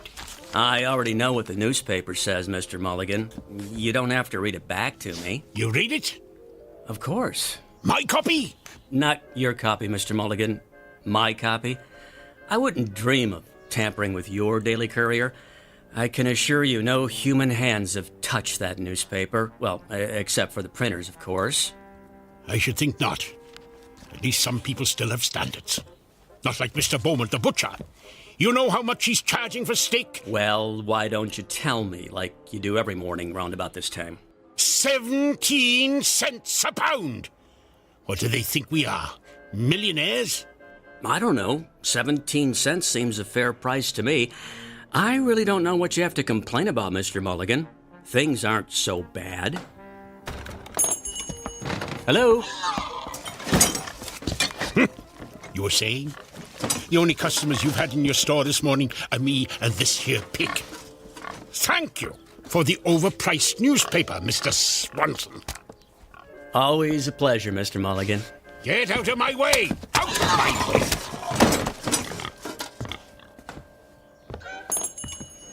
What is this country coming to? It's a madhouse, I say. Hey! Something the matter, officer? Something's the matter, all right. Don't you ever look where you cross the road, Mulligan? Look! What are you talking about? Can't you see that horse and carriage coming? Where? There! Oh, yes, I see it. Dang nuisance if you ask me. Well, I didn't ask you. No one's asking you. I ought to run you into the station house. That's what I ought to do. What did I ever do to you, O'Flanagan? It's Officer O'Flanagan. And why don't we start with causing a public nuisance by standing in the middle of the street waiting to frighten the horses? Just watch your step, Mulligan. You watch your step.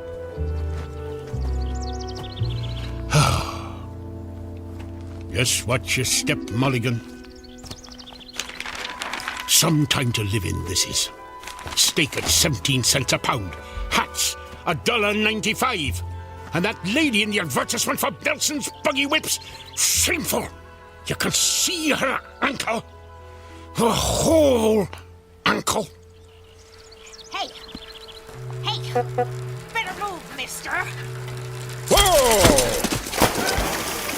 Hey, get off the street! You're gonna get run over! You wanna get yourself killed? You crazy fool! Don't you know the speed limit's 8 miles an hour? Remember what I said about watching your step, Mulligan. Or you just might fall in a horse trough.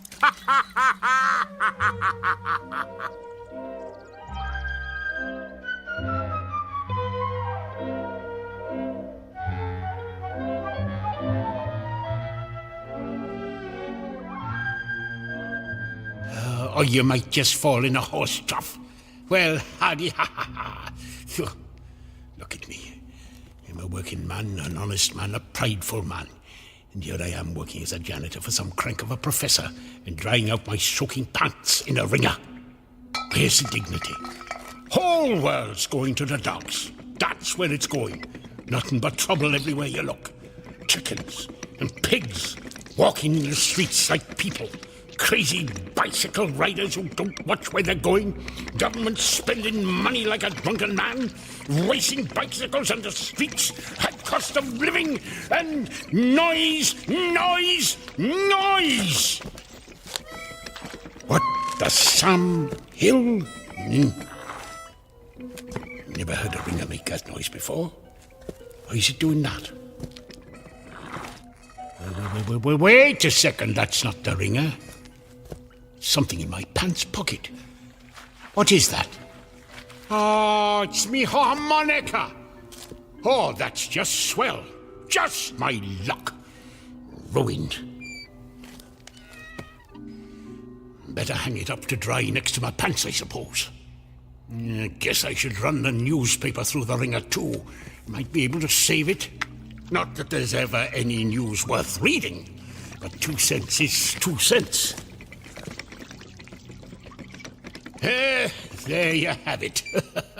Hot off the press. It's down here, Fenwick. I want you to be the first to see this. Professor Gilbert? Oh, can't let him see me without my pants on. Here it is, Fenwick. Well, what do you think? Why, it's astonishing, Professor Gilbert. I've never seen anything quite like it. Me either. What the heck is that thing anyway? So this is it, Professor. Yes, Fenwick. I call it the Helmet of Tomorrow. Well, that's a stupid name. If this invention's any good, why not call it the Helmet of Today? Very interesting. Just think of it, Fenwick. You put this helmet on your head. Twist this dial. Press here to activate. Here? Oh, not now. And you can visit any year you choose. Any year? You could even travel into the far future. Future. How about 1891? No, farther than that. 92? No. Think far into the future. How about 1970? Now you're thinking. Incredible. But there is a time limit on its operation. There is, Professor? There is. Purely a precautionary measure. No man should be allowed to interfere with the course of history. Well, how long a period would it function, Professor? 30 minutes only. 30 minutes? That's almost half an hour. Yes, it is. 30 full minutes in which to study the events of whatever future date we care to witness. Professor, you're wonderful. Eh? I said it's wonderful. Indeed it is, Fenwick, indeed it is. Are you ready to test it? In good time, all in good time. When I'm ready, I shall take my first journey into the future. To the year... 1962? Oh, who knows what wonders mankind may have achieved by then. Very likely I'll find the world deserted and everyone living on the moon. Or perhaps we'll have a woman president. Well, I hope civilization will progress, Fenwick, not descend into madness. But now, before I embark upon my test journey, we must toast this moment with champagne! Champagne! Champagne! Come, Fenwick! Come!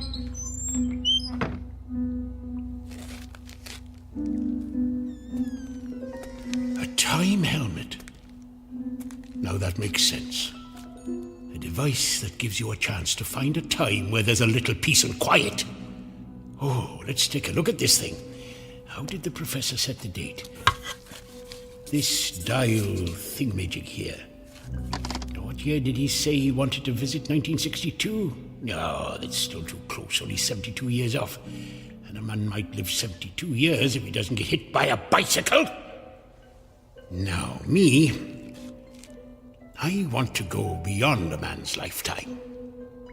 How about 2000? No, a little further. 2015. No, not that far. Maybe a few years earlier. Now, it's called the helmet of tomorrow, so I suppose I wear it on my head like this. What's that? What did I do?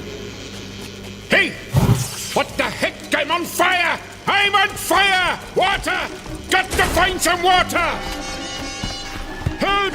Water! Water! Help! Water! Help! Help! Marilyn? Water! Help! In the name of all that's decent, put some pants on! Help! Help! Mulligan! Mulligan? Hey, where'd he go?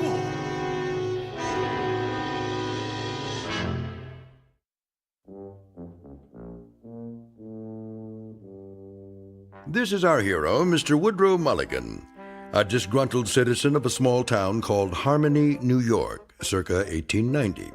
Complete with the high cost of living, bicycles that exceed the speed limit, and horses pulling carriages with reckless abandon, not to mention an oink-oink here and a cluck-cluck there. Mr. Mulligan, a rather dour critic of his times, is shortly to discover the import of the old phrase, out of the frying pan and into the fire, said fire burning brightly in the Twilight Zone.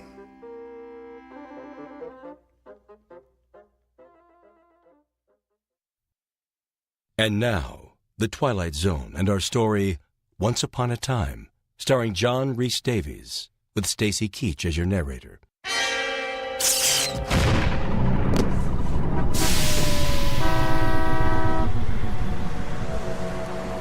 Hey! Where am I? This doesn't look anything like Harmony.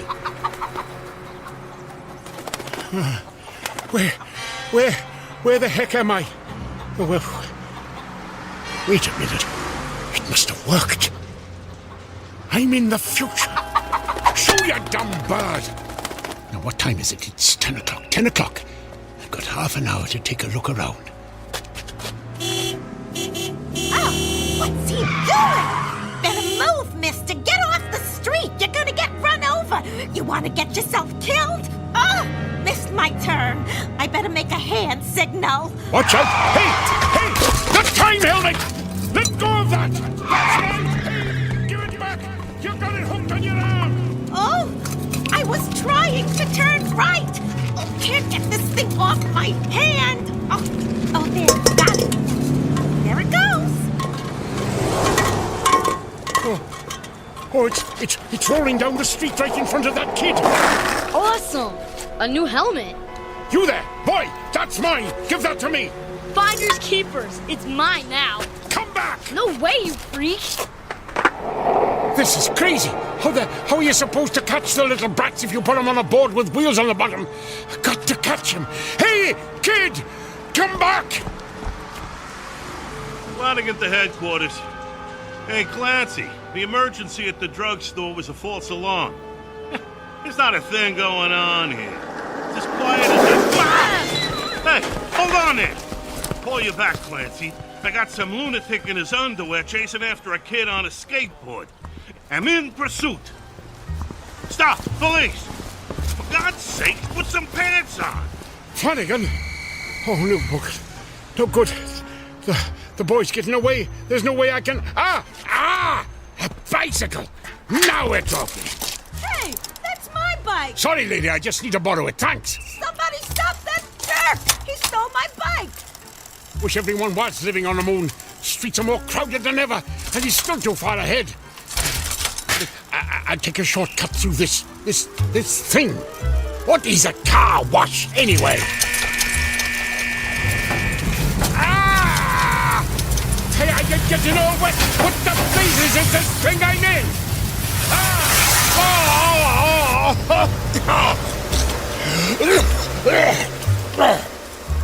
What kind of infernal contraption was that? Come out of there! Oh, not again. That's the boy. He's going inside that store. At least the sign says it's a store. It's more like a palace than any store I ever saw. Oh, look out, you people! Here I come! Hey, watch out! Hey! Who closed the doors? Somebody help! I'm gonna crash! I'm gonna crash! I got through. Do they have invisible doormen in this century or something? Hey, kid, give me that helmet back, you little thief! Take it. It's stupid anyway. Catch. Whoa!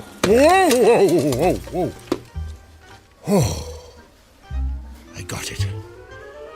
And it's not damaged. I can go home. I can go home again.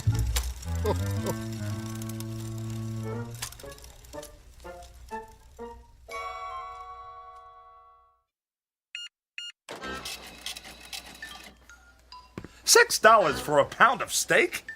Madam, do I look to you like a millionaire? Look out! Look out!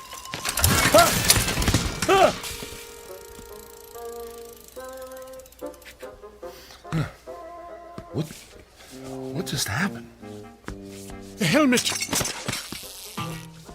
Oh no, it's broken. And it's 9:45. I've only got 15 minutes left. How am I going to get back now? Get back, sir? What do you mean? What do you mean? What do I mean? Did they change the language in the last 120 years? I said I need to get back, and I do. But get back to where? Let me understand this, sir. You have this funny-looking hat in your hands, no pants, and you say you've got to get back somewhere within 15 minutes. Is that right? Right. And this hat-like device, what precisely is this thing? This is a time helmet, mister. Time helmet? That's what brought me here. You see, I'm from 1890, and that's where I got to get back to. What? You say you're from 1890?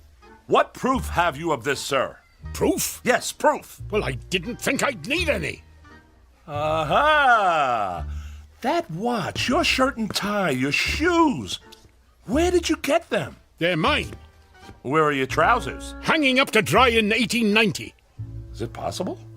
Quickly, who is the president? What? The president! You mean Benjamin Harrison? Look, mister, I haven't got time. Benjamin Harrison? And before him? Grover Cleveland, of course, but what's that got to do with... I believe you. By George, I believe you. You are from 1890. That is no news to me, mister. Tell me how to get back to 1890. That'll be news. And this is the device, huh? How does it work? Well, you have to... Look. I don't know how it works. I'm only the janitor. Janitor, eh?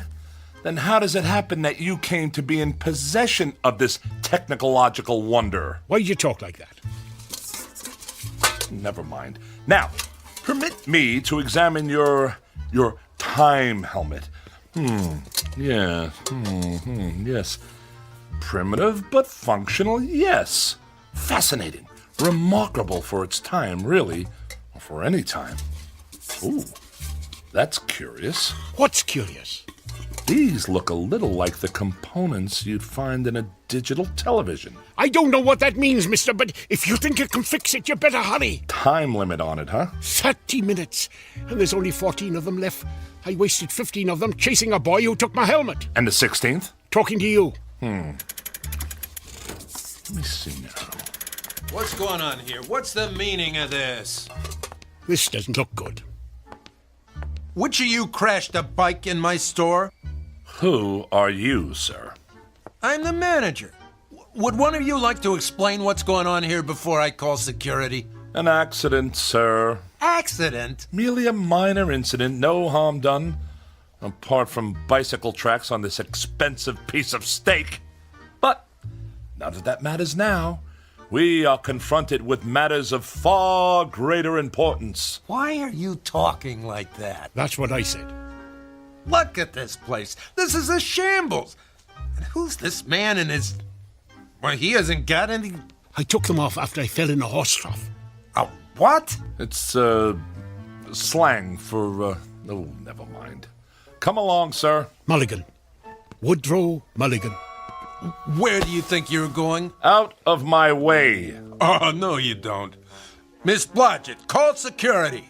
I said get out of our way. No. Come on, Mr. Mulligan. We're getting out of here. Hey, where you going? Excuse me, miss. But have you seen a man dressed like something out of a silent movie, only without any pants? Oh, that policeman, he's after me. Why? Some kind of generational grudge. Don't ask me. Get behind me. What? I said, stand behind me. Excuse me, sir. Have you seen... I haven't seen anyone, officer. I didn't say anything yet. I haven't seen anyone because, I'm blind. Oh, I'm sorry. My mistake. Hey, if you're blind, where's your... No dogs allowed in the store. Uh-huh. Well, just watch it, that's all. Are you blind? Oh, not me, that guy. There they are. Where? The one you want is standing behind that fat man. Run!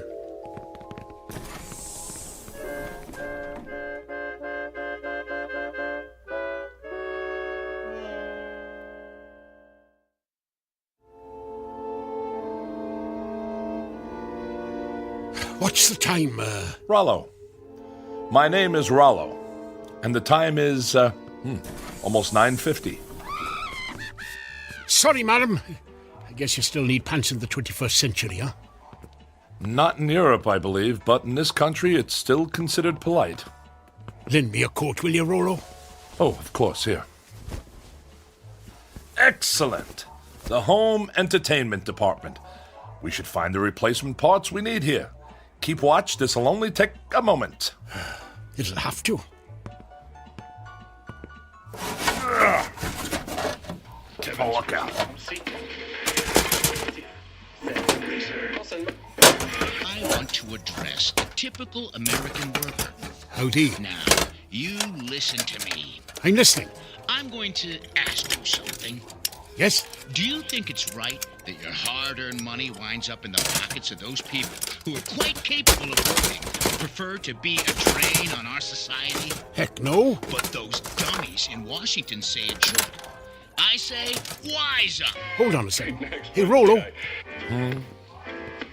This fella says I should wise up.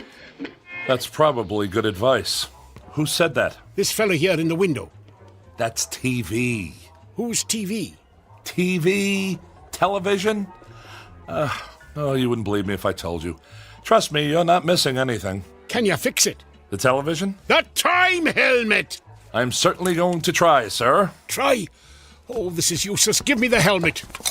No, wait! Where are you going? I don't have a lot of time to take in the sights, but I'm pretty sure I saw a repair shop around here. Over there.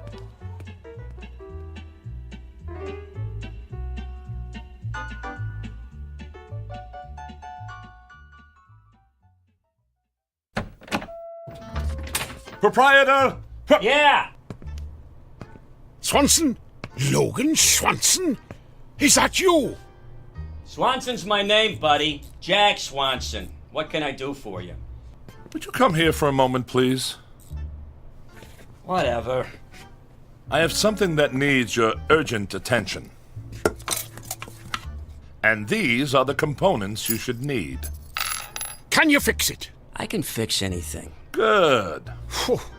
Leave it with me. Come back Thursday about 2 o'clock.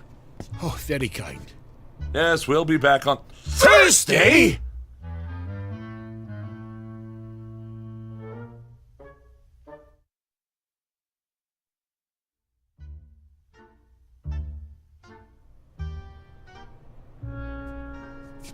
You don't understand. This man must get back to 1890. 1890? That's right. You're in the wrong block, pal. This is only 1600. No. You don't understand. You see, this device here is a time helmet, and this man here, Mr. Woodrow, is from the year 1890. What are you, some kind of nut? Look, I'm a scientist, young man. Young man? I'm 38. If you'll just lend me those tools, I'll... Hey, don't touch the tools. But this is... Don't touch. Do not touch the tools. I can't stress that enough. I'd let you sleep with my wife if I had one before I let you touch my tools. Mr. Swanson, do you mind if I read your newspaper? Knock yourself out, pal. Does that mean yes? Yeah, that means yes. We barely have 10 minutes to get this man back to his, time continuum. Now, if you'll let me demonstrate, it's a straightforward but delicate operation. All we want is this soldered to that... Don't touch! Do not touch the tools, will you? Can you see that sign? I can see it, yes. It says we do not accept checks. Yeah, well, I'm gonna replace it with another sign that says, Don't touch the tools. Right. Excuse me. What? Who is this? That's the president. This is the president? Uh-huh. Of America? That's right. I have been away for a long time.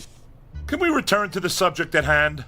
You don't seem to understand, sir. What I'm trying to say is... Sorry, are you deaf? This is the last time I'm gonna say it politely. Don't touch my tools, if you don't mind. Allow me to show this to you. Don't touch the tools! What in the world is this contraption?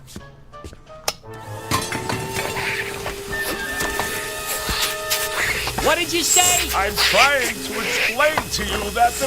Don't yell at me! I don't like to be yelled at, okay? Get it off me! Get it off me! What are you doing with that, Mulligan? It's trying to eat me! It's not trying to eat you, it's... Wait a moment!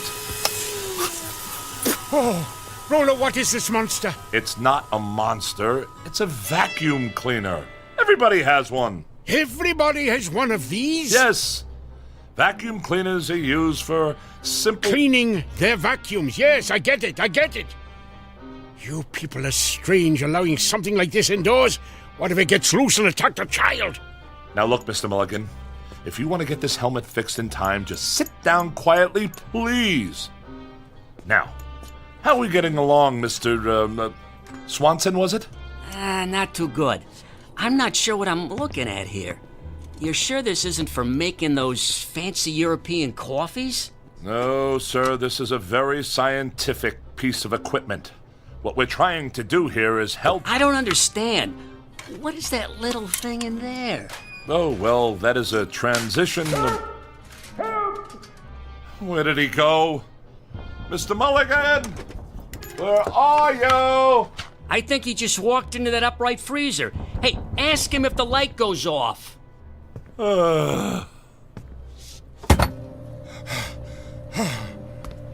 What on earth were you doing in there? Don't you know how dangerous that is? I thought it was another room. It's not another room.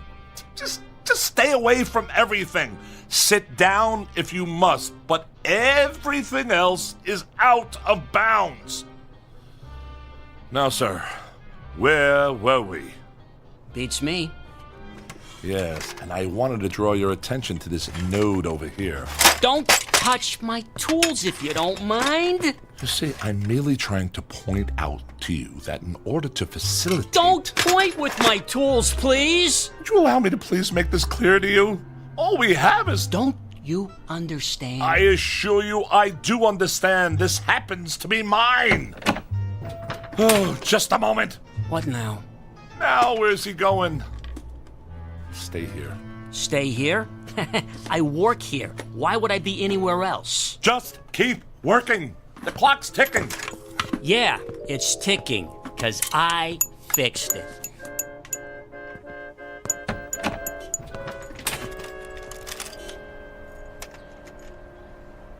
Mulligan, what are you doing out here? I thought you said time was of the essence. It is. But I don't want to go back to 1890 without any pants, so I thought I'd take a look at 21st century fashions. Have you seen these prices? Is this what you pay these days? I have to pay slightly more. It seems that the hefty gentleman must be continually punished by our judgmental society. Now, come on, back inside before someone sees you. Well, is it ready? Pretty much, I think. A couple of small, minor adjustments, and you'll be all set. Good. Finally, I can go home, and not a minute too soon. No offense. None taken, I assure you. In fact, I would go so far as to say that I envy you your trip, sir. You sure he's the one from 1890? Well? Because you sound like Masterpiece Theater here. Keep working. Yes, 1890 is a wonderful period, Mr. Mulligan. I never used to think so till now. A time of simple, practical values. No traffic snarls, no income tax, no terrorists, no computer viruses. Only peace and quiet. Time to contemplate. Income tax. I am a scholar of that period, sir. That is why I've cultivated this mode of speech, appropriate to that time. Huh? The 19th century has a charm, nay, a fascination for me. The very thought of having lived in those halcyon days. I'll sure to be glad to get back there, Rollo. If I ever do. How much time is there left? We've got less than 5 minutes. 5 minutes will be more than adequate. Tell me about your town, Mr. Mulligan. Where, for instance, might a scientist find employment? You are a scientist? Yes. Are there any in your town? Well, the only one I know is Professor Gilbert. I work for him. Oh. There you go, guys. All fixed. It works? Sure. Why not? Good. Well, what do we do now? Pay me. I was talking to Mr. Mulligan. I know. That's why I said it. I didn't want you to forget. Pay the man, Mr. Mulligan. Pay the man. With what? I don't carry any money in my shorts. Oh, very well. Here's a 50. Thank you. Now, Mr. Mulligan, the time helmet. How does it work? I already told you, I don't know. The year. How do you program in the year? I don't know what program means, but if you're asking me what I think you're asking me, you just twist this dial, see? 1890. Good. And if I'm correct, and I usually am, to activate the device, you just have to... Good. Give it here. Not so fast, sir. Hey, what you doing? Don't put it on! I intend to use it myself in exactly 3 minutes. What? Well, you can't do that. Well, I am doing it, sir. I'm returning to that time of bliss and simple pleasures. And you're just going to leave me here? Your fate is unimportant, sir. You are only a janitor. I am a scientist. Why, I... Stand back! In less than 3 minutes, I shall have escaped this age of madness.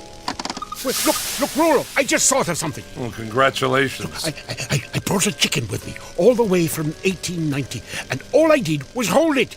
We can go back together. You're lying, sir. I am not. Oh, no, the copper. Ha! Now I gotcha. What's the idea of running around the street with no pants on? Rollo, take me with you. Get off me. Too late.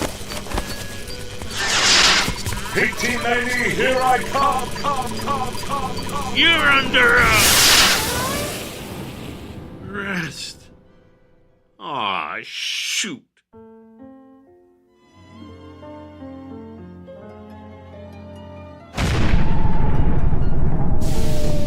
Mulligan? Where in the name of St. Pat did you spring from? I'm back. I'm back! For pity's sake, man. You're still not wearing any pants. Officer O'Flanagan, you are a sight for sore eyes. Ho, ho! Ho, ho! 1890. Charming. Charming.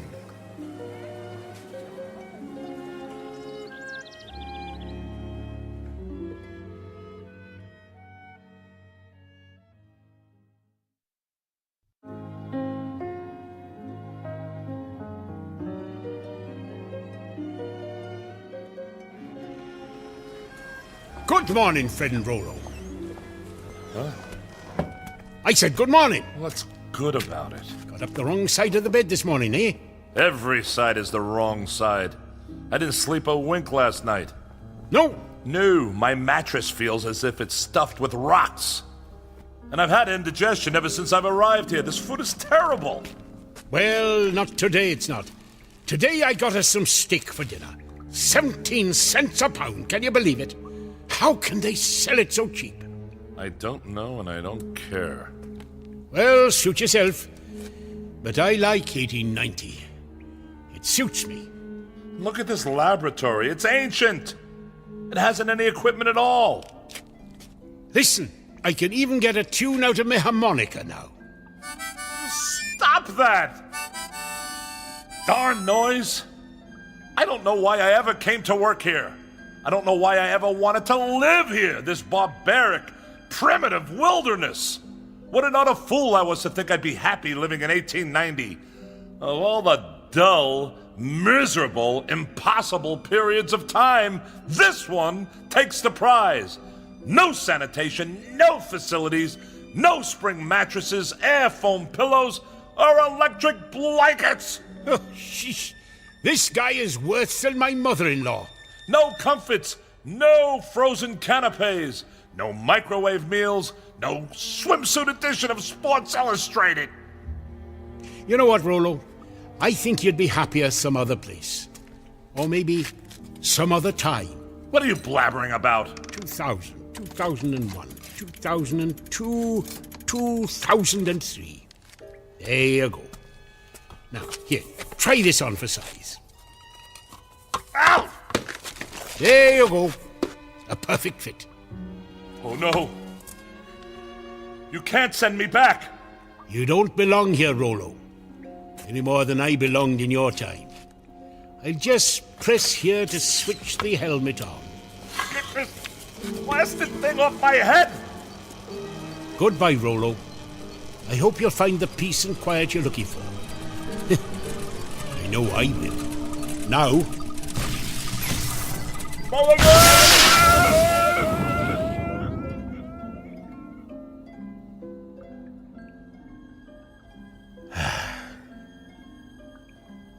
Silence. Just what I was looking for. Well, this laboratory won't clean itself, unless Professor Gilbert invents something.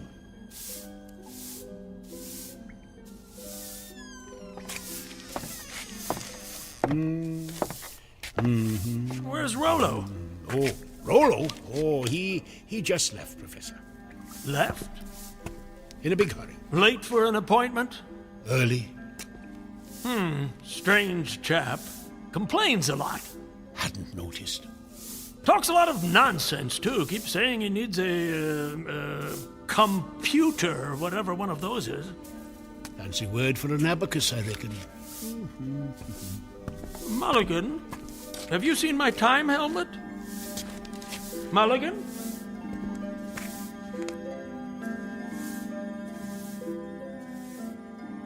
To each his own.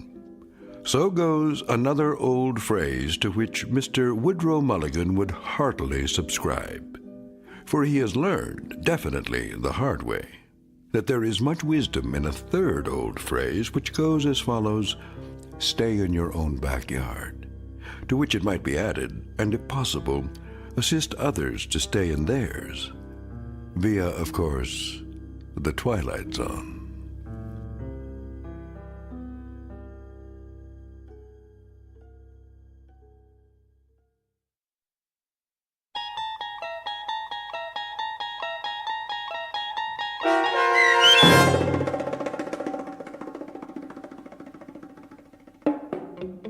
Once Upon a Time, starring John Rhys Davies with Stacy Keach as your narrator, was written for The Twilight Zone by Richard Matheson and adapted for radio by M.J. Elliott. Heard in the cast were Mike Starr, Rob Riley, Michael Teshua, Malcolm Rothman, George Adams, Jim McCants, Beth Jacoby Deach, Randall Steinmeier, and C.J. Amari. The producers of The Twilight Zone wish to thank CBS Enterprises and the Rod Serling Estate for making this series possible. This copyrighted radio series is produced by Carl Amari and directed by Joby Cerny for Falcon Picture Group. Sound design, custom Foley effects, recording, and editing are done in the Cerny American Sound to Picture Theater by sound designers Craig Lee, Bob Benson, Todd Beyer, and Tim Cerny. To learn more about the Twilight Zone radio dramas and to download episodes, including 3 free episodes on our homepage, visit our official website at twilightzoneradio.com. Doug James speaking.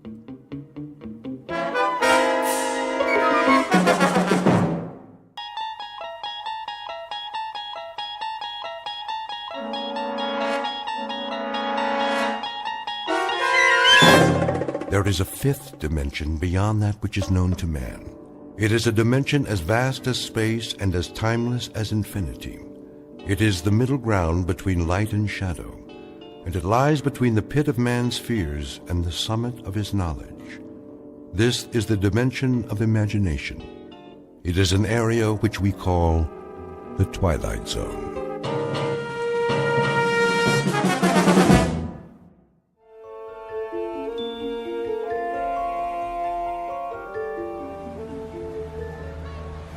You're gonna do good today, Lou. I can tell. Yeah? How can you tell, Tommy? 'Cause you're the best salesman there is. Well, maybe I used to be.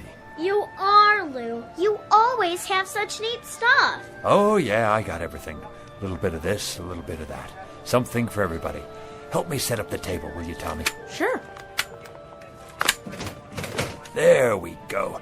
We'll be ready to start in a minute. What's in the bag today, Lou? Take a look. See anything you like? Lots of toys. Always. Which one's your favorite? Let's see. The little wind-up dogs. They're so cute. And the monkeys. And the zap gun. It's cool. Pow, pow, pow. I thought I gave you one to test for me. You did, but, well, it kind of broke. Don't worry about it. I'll give you another one later. How you doing today, Bookman? Oh, just fine, officer. Another day, another dollar. You know how it is. Gonna sit up right here in the corner? I thought I might, yes, if that's all right with you. Well, just don't block the sidewalk. People coming and going. I wouldn't think of it, officer. Or you'll have to move. You don't want a citation, do you? Oh, absolutely not. All these busy people can't hold up commerce. You know, Bookman, maybe you should find yourself another line of work. Streets are so busy these days. There ain't much room for a pitchman anymore. Isn't that the truth? You got a permit, don't you? Why, I'm sure I do. Now, where did I put it? Oh, yes, it's in my other jacket. Would you like me to go get it for you, officer? Just be sure you bring it next time. I will. Thank you, officer. Good day to you. Hey, honey, look at these cute stuffed animals. They are, aren't they? Absolutely adorable. Here, let me wind up one for you. How much? Only $7.98, in your choice of colors. Do you have any little ones at home, sir? Nope, no kids. Well, a niece or nephew, then. These make great birthday presents, stocking stuffers, a big hit at parties. Have you ever seen anything so delightful? Look at the way they move. It is cute, don't you think, Walter? Yeah, but they got them over at the Pick and Save for $3. Oh. Now, these aren't your ordinary toy animals. No, ma'am. They walk and talk and bark and jump a full 360 degrees in the air. Plus, you never have to feed them or take them to the vet. I call them the ideal pet. Go ahead, pick it up. Feel that fur, so soft and lifelike. Thank you anyway. They're on sale. Special July clearance. Everything's half off today. Gift items for the men, perfume for the ladies. How about a wristwatch? Did you see these genuine gold necklaces?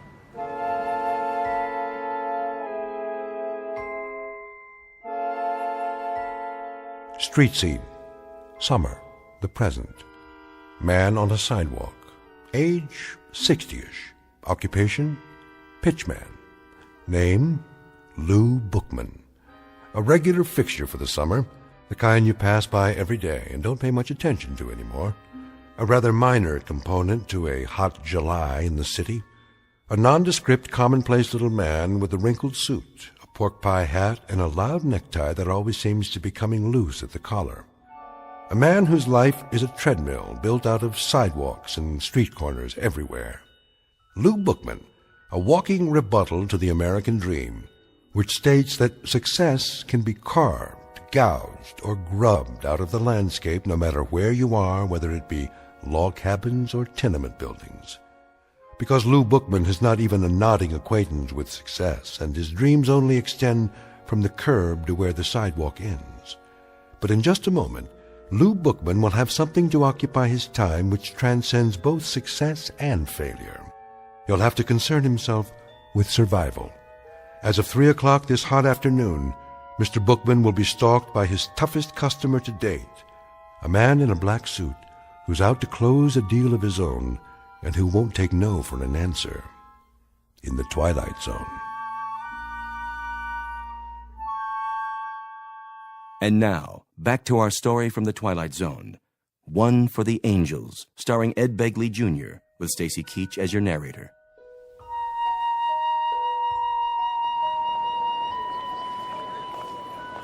Sir, how about a nice new pen? Guaranteed to write upside down, underwater, in zero gravity. Ma'am, let me give you a free sample of my new perfume. It's called Scent of Mystery, and I promise it will bring you all the love and romance you ever dreamed of. How about you, sir? Nothing for me. No? You sure? I'm just observing. The reason I ask is you've been standing there for quite a while. Are you quite sure I can't show you anything? What about a new digital watch? Comes in a gift box. Not today, Mr. Bookman. Oh, you know my name. Have I seen you before? You look... Who are you talking to, Lou? What? Oh, that man there in the black suit. Which man? The one standing by the... Well, I don't see him now. He must have moved on. Strange, don't you think? To be wearing a black suit on a day like this? It's getting awful late. Is it really? I gotta get home before my mom gets mad. You run along then, Tommy. You absolutely positively can't be late for dinner. You gonna have dinner now, too? Sure, Maggie, sure. Guess it's about that time. What are you gonna have? Oh, a lovely repast, no doubt. The chef's special. We're having spaghetti and meatballs. My favorite. Sounds positively scrumptious. I think I have a can left myself. I'll help you put your stuff away. Oh, don't worry. I can do it. Hey, Lou, can I walk with you? That would be my pleasure, Maggie, to be in the company of such a pretty girl like yourself.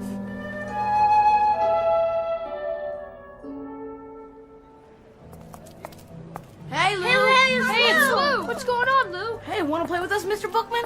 Come on! I'd love to, children, but I must get home to my plants. Delicate creatures, you know. Your plants? My wisterias. They've been cooped up in this heat all day. Oh, so what? Show us some toys. And magic tricks. I don't have much magic left. And the zap gun. I want to see the fuzzy doggies. Carrie, is that a new bathing suit? Yeah. Well, don't you look nice? And Bobby, where have you been? I haven't seen you all week. I was sick. Then you shouldn't play in the water like that. I'm all better now. Let me feel your forehead. Why, what's this? A quarter stuck behind your ear. No wonder you were sick. Wow! Oh, me, come on! Me! Come on, me! I don't think anybody else has a temperature, but maybe you could test these. Let me see. These rings, to be sure they're okay. Yes, toys! Yes! Oh, they may look like toys, but they're not toys you can buy at the 5 and dime. Anybody can sell toys, but these, my young friends, are very, very special. Did you know they're among the wonders of the world? Go ahead, Lou. Give him the pitch. Young ladies and gentlemen, the rings you now have on your fingers come from a remote corner of the Tibetan mountain country. Do you know where that is? No.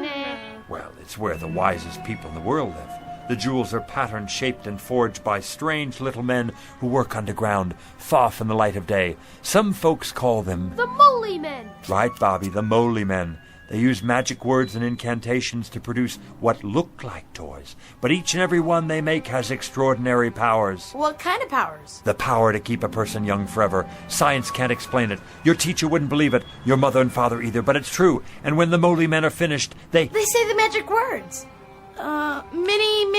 Mini tekel. Words that hold a strange power from another world, the power of the life force. Watch the jewel in the ring. When it changes color, something is about to happen. You'll get your wish. So remember, be careful what you wish for tonight, children, because it's absolutely, positively going to come true. You know what, Mr. Bookman? You're my best friend. No, he's not, Bobby. He's my best friend. See you later, children, for the Bookman ice cream cone and social hour after dinner. Same time, same place. Don't forget now. We won't. Come on, Lou. I gotta go home.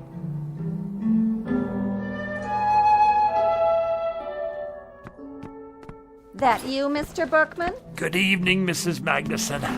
Hiya, Lou. Need a hand? That's all right, Mr. Stolberg. I got it. You make out okay today? Oh, yes, as always. Sold out half my merchandise. Yeah? Looks like you got a whole lot left.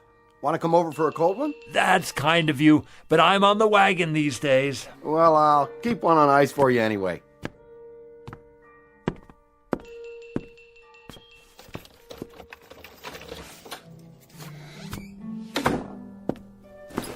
Hello, my beautiful wisterias, and how have all you been today?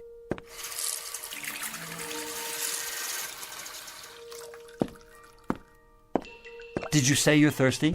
I'll bet you are. Here, have a drink of water on me. Not too much now. Mr. Bookman? Oh, you could give a man a heart attack sitting there like that. I didn't mean to startle you. Say, how did you get in my apartment? I let myself in. But you couldn't. I keep it locked. You are Louis J. Bookman, aren't you? That's right. Something I can show you? I don't think so. Something in, let me see, collar stays maybe, or neckties. You look like a man who needs a new tie, something brighter than the one you're wearing. Mr. Bookman, I'm not here to buy anything. Then what in the world do you want? Let's get down to business, shall we? Yes, here it is. Louis J. Bookman, age 69, right? 70 in September. Well, I must say you don't look it. Nice of you to say so, young man. I try to keep busy. Occupation pitchman, correct? Are you a census taker? If you are, let me sit down. I hope this doesn't take too long. Not exactly. Born in New York City? That's right. Father Jacob Bookman, Mother Flora. Father's place of birth, Detroit, Michigan. Mother's place of birth, Syracuse, New York. My, you have it all down in that book of yours, don't you? We have to keep these things efficient. Now, today is the 19th of July, and your departure is at midnight tonight. My departure? Excuse me. Go right ahead. Hi, Maggie, darling. My doggies broke, Lou. Let me see. Oh, here's your trouble right here. See this little cogwheel? You push down on the key when you're rewinding it. Can you fix it? I can try. Yeah! Oh, Lou, you're so smart. You can do anything. Hear that, mister? Mm-hmm. I'd introduce you to, but I don't know your name. No need. I think I got it now, Lou. Thanks. You're very welcome. Oh, this gentleman has come here to ask me a lot of questions. You're not the police, are you? Hardly. Oh, kind of gave me a turn. Huh? I'm glad he's not the police. I've got my vendor's license here somewhere. I thought maybe I forgot to renew it or something. Who's the police, Lou? This gentleman here. What gentleman? That one in the other chair. Which chair? Mr. Bookman, she can't see me or hear me. Why not? Why not what, Lou? Why can't you see him or hear him? See who? It works great now, Lou. Thanks a lot. See you after supper, huh? Wait a minute. What about our manners? Aren't you going to say goodbye? Oh, yeah. Goodbye, Lou. Thanks. I mean to the gentleman. Oh, it's a game. I get it. The Invisible Man. Goodbye, Mr. Invisible Man. See you, Lou. I can see you, yet she can't. Only those who are to accompany me can see me. Understand my words, Mr. Bookman? Only those who are to accompany me. I'm still not sure Now then, don't you think you'd better start making your arrangements? Arrangements for what? For your departure. My departure where? You still don't get it. I just never understand you people. You get this idiotic notion that life goes on forever, and of course it doesn't. Everyone has to go sometime. Go? You don't mean... That's right. No, that's ridiculous. I don't have time. I'm a busy man, a very busy man. Let me make you a cup of tea before you go. No, thank you. Take a look around. You can see how busy I am. My flowers, for example. I have a green thumb. Whatever I touch, well, it grows, if I do say so myself. I won second prize last year at the YMHA Flower Show. See the plaque on the wall? Wisteria, open class. Oh, nice. Nice? Is that all you can say? Look at them, will you? You've never seen flowers like these. And what I further don't understand is how little you appreciate the nature of your departure. I thought we were finished with that subject. Think of the poor souls who go in violent accidents. These are the non-precognition victims. We're not permitted to forewarn them. You, on the other hand, Mr. Bookman, fall under the category of natural causes. Natural causes? What's natural about it? As opposed to accidents, car crashes, things like that. You know, I find you a devious sort of fellow. Very devious. Not to say dishonest. In what way? I can see it in your eyes. You don't want to look at me. To tell the truth, I'm not sure I like you very much. Why don't you just come out with it and say what's on your mind? Mr. Bookman, I have done everything but phone your own undertaker. How much clearer do you want it? If you still don't know who I am... Don't touch my flowers. If you need an illustration... I told you, don't touch them. I thought this might erase any doubts. You touched one and it wilted and died right there on the spot. Sorry. That was unavoidable. It actually turned black. Do you mean your death? Exactly, Mr. Bookman. Now, shall we get down to business?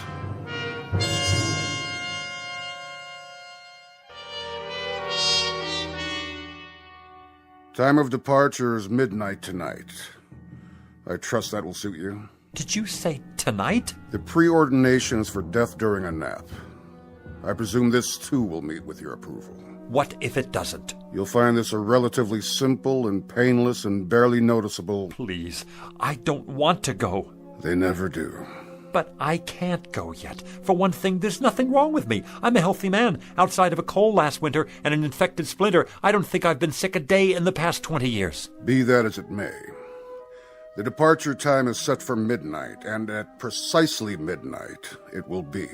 Don't I have anything to say about that? Not as such. We are, however, required to consider appeals. What kind of appeals? There are 3 categories. So I need to fill out a form, right? Give me one and I'll start right in on it. No forms. We listen to what you have to say up to a point, but frankly... What are the categories again? Frankly, Mr. Bookman, I must tell you that I see very little here in the way of an extenuating circumstance. In any event, there are 3 major categories of appeals. One is hardship cases. What kind of hardship? Do you have a wife or family who might suffer your demise beyond a reasonable degree? No. No family. Second category is priority cases. Statesmen or scientists, primarily. men on the verge of discoveries. I take it you're not working on any major scientific pursuit at the moment. No, I'm not. What about the third category? Well, Mr. Bookman, that would be unfinished business of a major nature. I don't know how major this would seem to anyone else. Go on. But I've never made a truly successful pitch. A sales pitch? Oh, surely you must have many times over if that's your profession. Yes, it's what I do, and I've managed to get by after a fashion. But I never hit it just right, you know? I'm not sure The man I learned from back in the Carney, he had it. He could sell igloos to the Eskimos. But what I'm talking is a big pitch. One where it finally all comes together and the words just flow off my tongue. Not just any words either. Something I believe in. Something so good that people won't have a choice. They'll have to listen. A pitch so big the sky will open up. A pitch for the angels. I guess that wouldn't mean much to you. But it would mean a great deal to me. It would mean that I could have one moment in my whole life when I was successful at something. Just one moment when the children would be able to be proud of me. The children? I've always had rather a fondness for children. That's in the record. Then you know how I feel. Not precisely, but... The problem here, Mr. Bookman, is that you'd require a delay until... Until I could make a pitch. The kind of pitch I told you about. One for the angels. That's right. I'm terribly sorry, Mr. Bookman. You see, these categories are fairly specific and... I see. And when reference is made to unfinished business of a major nature, well, the only interpretation to be made here is simply that... That my business isn't major enough. That's not quite the way we look at it. That I'm not, then. What other way is there to look at it? What I mean is that, unfortunately, Mr. Bookman, the ability to achieve success in a given professional venture is hardly of a significant...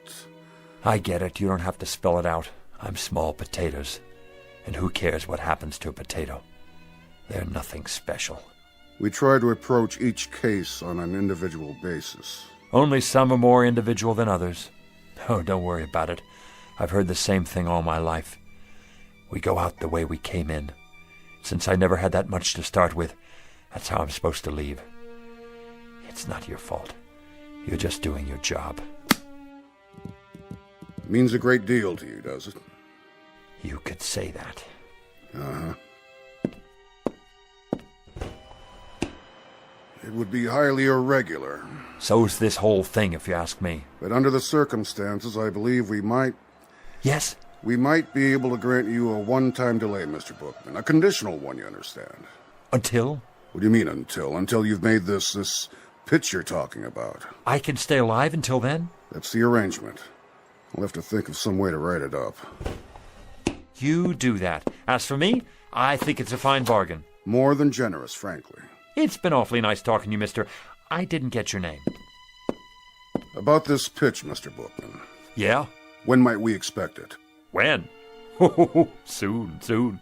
What does soon mean to you? That's hard to say. Gets into definitions, doesn't it? You have a dictionary with you?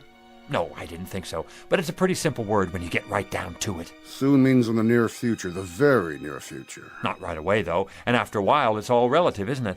Soon compared to what? A week? A month? A whole life? Mr. Bookman. That's open to interpretation, you see. So my answer to you is maybe not this year, maybe not next year either, but soon. Mr. Bookman, I have a very odd feeling that you're taking advantage of us. Do you? Do you really? That's a pity. Because I am. Mr. Bookman. I just won't make any pitches at all. Didn't think of that, did you? As long as it's up to me, I won't even hardly open my mouth. I don't have to if I don't want to. That's the term, so you run along now. Think you'll get me, huh? Well, I have no intention of... Really, Mr. Bookman? How did you get back in here? I locked you out. This is much more serious than you imagine. I have to go now. I promised to meet the children. We have a kind of social club, you know, ice cream and stories, lots of stories, right down there on the stoop. It's much more complex than you realize what you've just done, what you think you've done. See you sometime. I'll let you know when. Here we've gone out of our way to help you, and this is the way you repay us. Bye now. Mr. Bookman, it won't just end here, you understand. There'll be consequences. You'll see. FYI, that means for your information. You have made your bed, and you shall now sleep in it. You say I won't go until I make the pitch? Well, all right. You'll have to wait till I make the pitch. And young man, and this I can say to you without fear of contradiction, you have got a long wait. That may well be, Mr. Bookman. But since you won't come with me, we've been forced to select an alternative arrangement.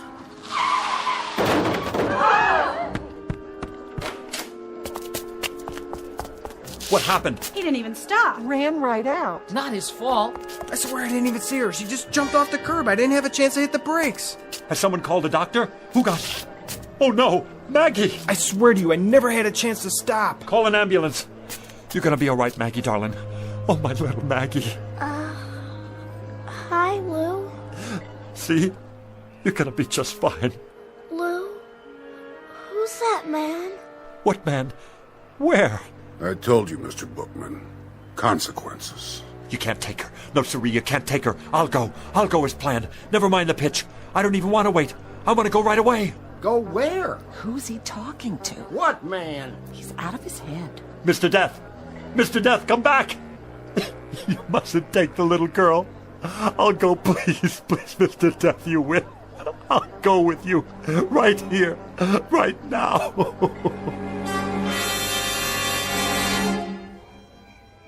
I wonder how she is. A little girl? Yeah, how is she? Poor Mrs. Polanski. Look, here comes the doctor.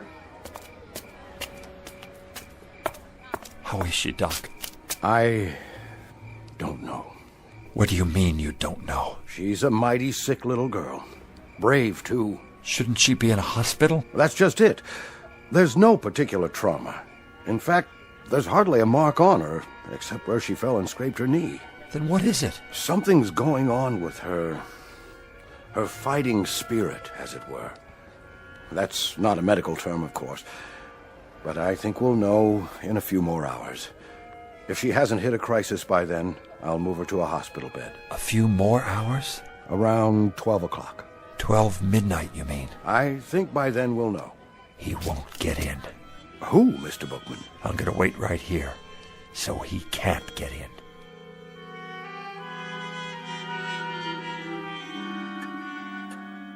Come to bed, Mrs. Polanski. I can't. I have to take care of my baby. There's nothing you can do. That's what the doctor said. She just needs rest. I can't sleep. How could I? Lou? Where are you, Lou? Is that Mr. Bookman she's dreaming about? Such a nice man. He's like a grandfather to her. But he can't help her now. My precious little Maggie. Lou? Help me, please.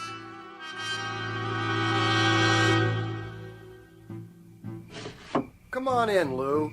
It's late. I'm waiting for someone. No, you're not. You're worried about the kid. And I don't blame you. She's a swell little girl. But there's nothing to do now but wait. What time you have? 11:40. Everybody's gone to bed now. You better do the same. Not yet. Take my advice. Give it a rest. 11:40, huh? Better get set up.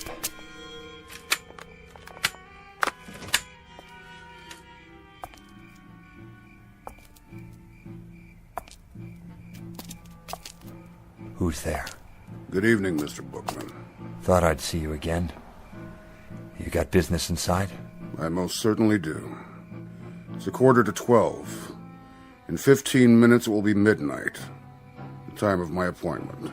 Mr. Death, the little girl's only 6 years old. Please, you don't have to do it. I'm ready. I'm sorry, Mr. Bookman. But I'm ready now. We had to make another arrangement. It's impossible to change at this point. She's to come with me. So you see, I must be in there at midnight. And if you're not in there by midnight?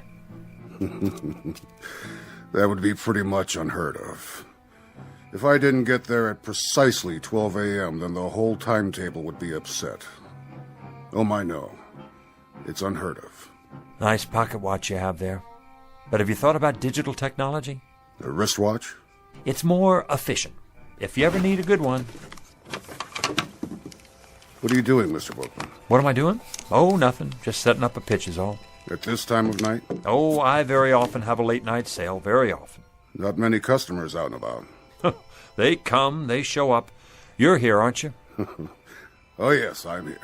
But I'm afraid I'm not much of a customer. How do you know? Have you ever seen my stock? Now you take a tie like this one right here. Like what? Like this tie. Looks like a toy dog to me. Oh, excuse me. Here, this is what I meant. Now you take this tie. I already have several. Go on. What does it look like to you? It looks like a tie. Feel it. Mm-hmm. So?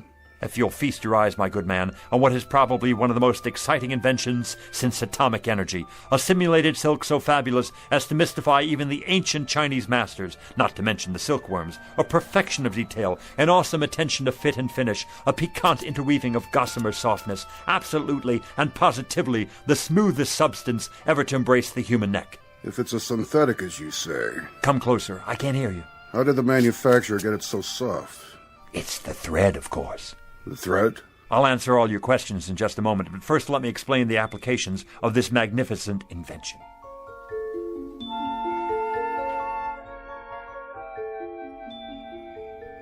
Now witness a unique demonstration of tensile strength. Feel this, sir. Go ahead, take it between your fingers, like touching the thinnest spiderweb. Is it not? Like holding the air you breathe in the palm of your hand. Now give it a yank. If you wish. There, you can't break it. As strong as steel, and yet as delicate as shantung silk. No mere synthetic substance, but a molecular blend of atoms the like of which has never been seen. Actually, it is surprisingly strong. Where did you say this was made? Let me answer your question, sir. Hey, Lou, what you doing down there? Come on, you gotta see this. Yeah, no kidding. It's really something. Do you have a scarf made out of this stuff? Scarves, blouses, I've got them all on order. You can't hurry the process. Picture, if you will, 300 years of backbreaking research and development to produce the ultimate thread. The which, than which there is no witcher. And what will you pay for this fabulous, I say fabulous, incredible and amazing achievement of the tailor's art? Softer than the feathers of an angel's wings. Expensive, no doubt. $20? Too rich for my blood. $10. $5. You might indeed pay that much and more. If you were to purchase this at a retail store, consider the markups, import fees, but this exquisite thread is not available in any store. How did you get it then? I have connections in the government, you see. It's smuggled in from behind the bamboo curtain by Oriental birds specially trained for ocean travel. Each one carries a minute quantity in a small capsule underneath their ruby throats. It takes 832 separate crossings to supply enough thread to go around one single spool. But tonight, as a special get-acquainted offer, and to help advertise the product, I'm giving away a very limited number, not at $20, not at $10 or even $5, but at the ridiculously low price of $1 a spool. If you promise to take it home, test it out, and tell your friends. I'll take all you have. No, you don't. What about me? I gotta have some of that for my wife. Wait, that's not all. Everyone who purchases a spool of this thread gets a free bonus pack of imported sewing needles and a gold anodized thimble. One size fits all. Gather in close now. You got change, Lou? Sure I do. You, ma'am. Sir.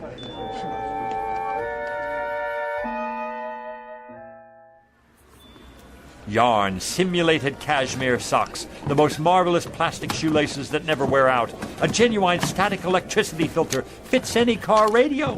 I gotta go. No more cash. Me too, if I can carry all this stuff. Suntan oil, nose hair clippers, eczema powder, athlete's foot eradicator. I'm getting sleepy, Mr. Bookman. Good night, and thanks. Wait till I show my daughter what I got. How about you, sir? I have so many things now.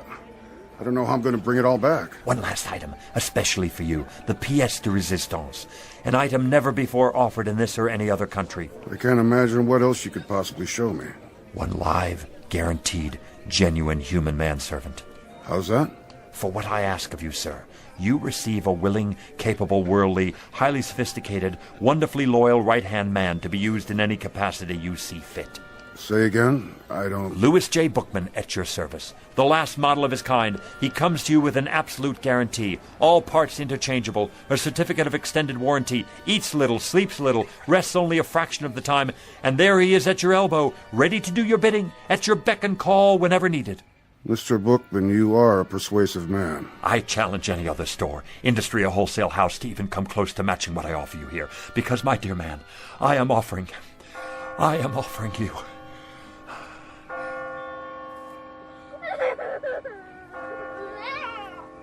Midnight. It's midnight, and I've missed my appointment. Oh, thank you, Doctor. It's a miracle. Just give her the sedatives every 3 hours, Mrs. Polanski. All she needs now is rest. But she's going to be all right.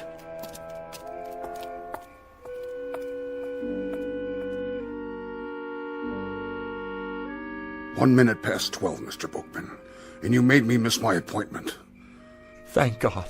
A most persuasive pitch, Mr. Bookman. An excellent pitch. It had to be to make me lose track like that. The best I've ever done. The kind of pitch I've always wanted to make. A big one. So big the sky would open up. A pitch for the angels. That's right. A pitch for the angels. I guess it's my time now. As per our original arrangement. Well, I'm ready. After you, Mr. Bookman.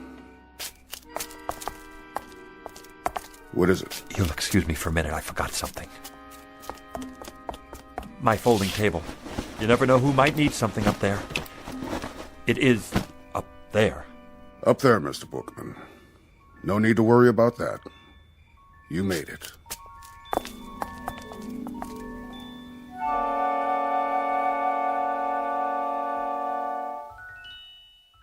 Louis J. Bookman, age 60-ish, formerly a fixture of the summer, a rather minor component to a hot July.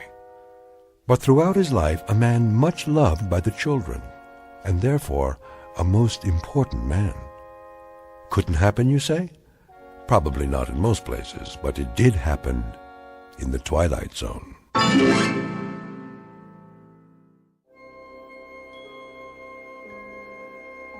Hi, this is Carl Amari, producer of the Twilight Zone radio dramas. I'd like to take a moment to tell you about our official website at twilightzoneradio.com, where you'll get the latest news and information on these Twilight Zone radio dramas. Plus, at twilightzoneradio.com, you can digitally download 3 free episodes or any of our episodes for only $1.95 each. In this age of ever-changing technology, we've decided to make these episodes instantly available to you by making the Twilight Zone radio dramas a digital download-only series. This means that this series will no longer be offered on CD. The CD collections at our website are now being offered while supplies last at buy one, get one free. So be sure to get your favorites before they're sold out. Be sure to visit us often, and I'll see you in the zone.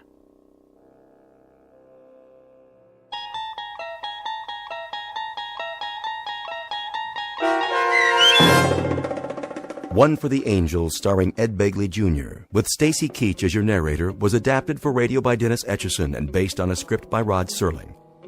Heard in the cast were Rich Cosmetic, Lauren Patton, Linda Ryder, Richard Hensel, Doug James, Adam Tangway, Martin Hughes, Meg Thalken, Roger Wolski, Carl Amari, and Irene Olson.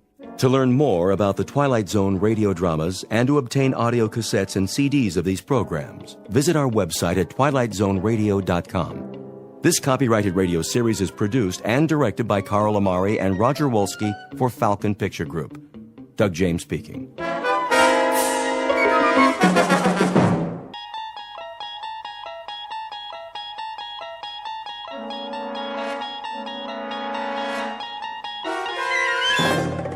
You're traveling through another dimension.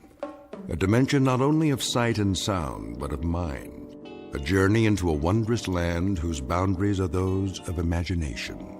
Your next stop, the Twilight Zone.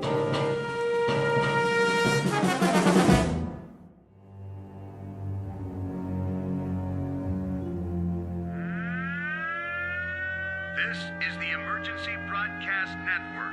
The Office of Civil Defense has just announced a red alert. Enemy missiles are approaching the United States. Repeat, this is a red alert. Enemy missiles are approaching the United States at a high rate of speed. Arrival time is estimated at only a few minutes from now. All citizens are advised to get off the streets immediately and take cover. This is not a test. Repeat, this is not a test. The first missiles have just hit. Are we still on the air? How long do we have? Good Lord! It's actually happening! This is real, folks! This is not a test! This is real! How's that, Mr. Raiden?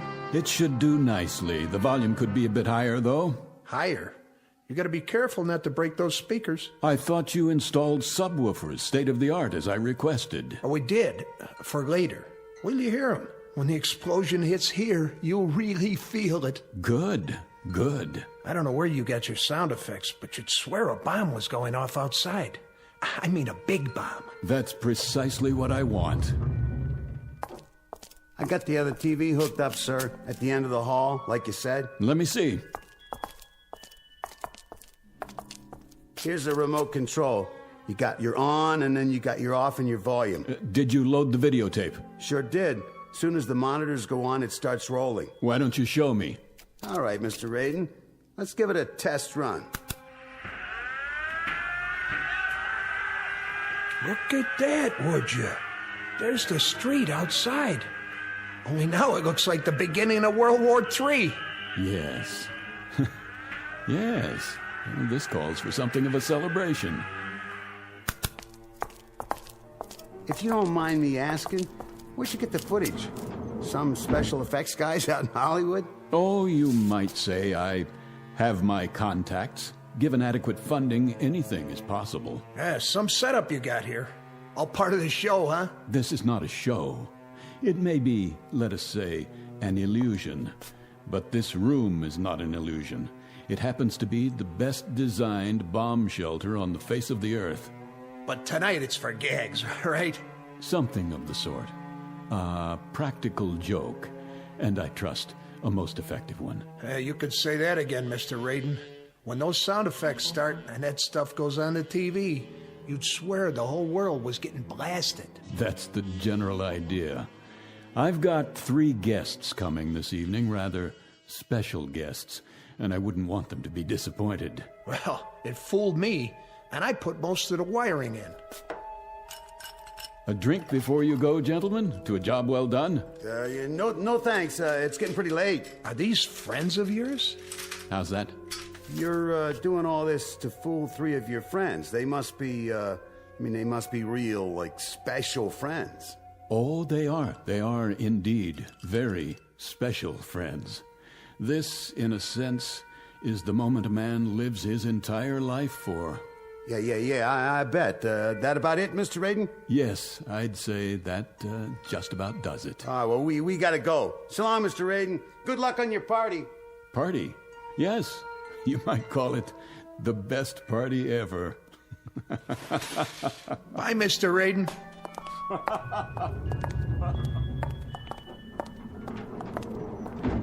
That guy gives me the heebie-jeebies. I know what you mean. This has got to be the #1 kook in the whole country. I mean, can you imagine a guy spending that kind of a bundle just to set up a phony atom bomb explosion? And the whole thing's set to go off at 11:45. Some kind of fanatic is he, huh? What's his angle? Practical joke, maybe, like he said. Yeah, the $500,000, that's some joke. Hey, hit the button, will you? Yeah, sure. It's a funny thing. What? If they was to drop a bomb, if the whole world was to go up for real, it'd be kind of a pity if the one guy left alive was somebody like him. Wow, no kidding. Well, hey, here comes the elevator. Live and let live. That's what I always say. Yeah, you got that right. Let's get out of here and grab some chow. Now you're talking.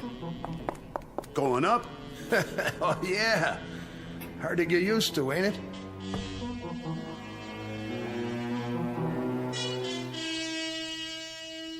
This is the basement of a fashionable midtown skyscraper and office building.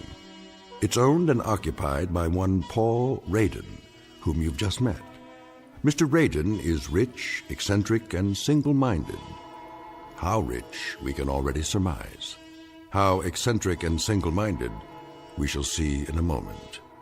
Because you have just been invited to a very special party, catered and conducted exclusively for residents of the Twilight Zone.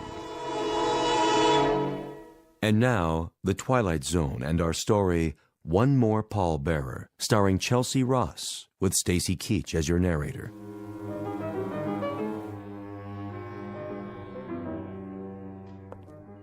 And here's the main course, dear. Baked fish, just the way you like it. Splendid. Would you care for some more milk? Not just yet, Mary. Sit down, please. Oh, who could that be? I'll get it. No, you won't. I hope it's not one of the parishioners. Wait here. But you've been on your feet all day. Dinner will keep. Nonsense. I'll see to it, dear.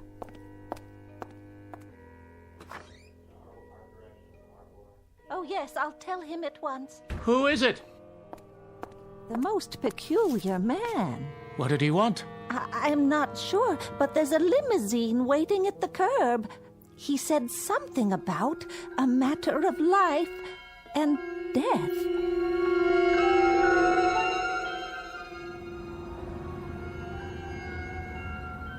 Odd, isn't it?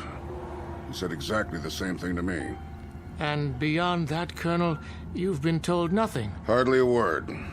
The driver appeared at the club, something about an old acquaintance. And you, madam? I'm as much in the dark as you are. I was busy grading papers when that very strange man in the front seat came to my door. It sounded terribly urgent. I'll have a word with him. Driver! Yes, sir. Where, may I ask, are you taking us? Be there soon, sir. Yes, but where? Who do you work for? My employer wishes to remain anonymous. Well, isn't this mysterious? Like an Agatha Christie novel. But surely you can tell us if there's a life in the balance. Here we are. Where the devil? A very nice part of town by the looks of it. Please exit from the right of the vehicle. See here, if this is some sort of joke. I assure you, sir, it's no joke. Yet you can't even tell me who gave you your orders. It is an impressive building. You may use the private elevator. I know this building. That fountain. Elevator? To what floor? This one has only one button, and it says down. I'll enter the code for you. Well, if it doesn't go up, then it must go the other way, of course. This is outrageous. I demand that you return me to the officers' club at once. Driver? Driver! It appears that we've been left to our own devices. It was ever thus. After you, madam.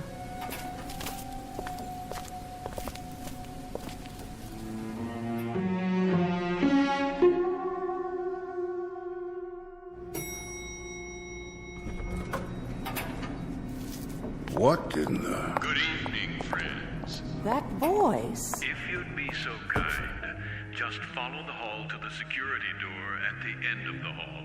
There's something vaguely familiar about the tone, but I can't quite... Enough. It's time to find out what this is all about. That's right. Just come in, if you will. See here. Do sit down and make yourselves comfortable. Wait, I remember now. Yes. The accommodations are a bit Spartan, but I trust you'll find them adequate for your needs. How good of you to come. Colonel Hawthorne, Reverend Hughes, and of course, Mrs. Langsford. I'm delighted to see you all. What? Such blank faces? Don't tell me you've forgotten.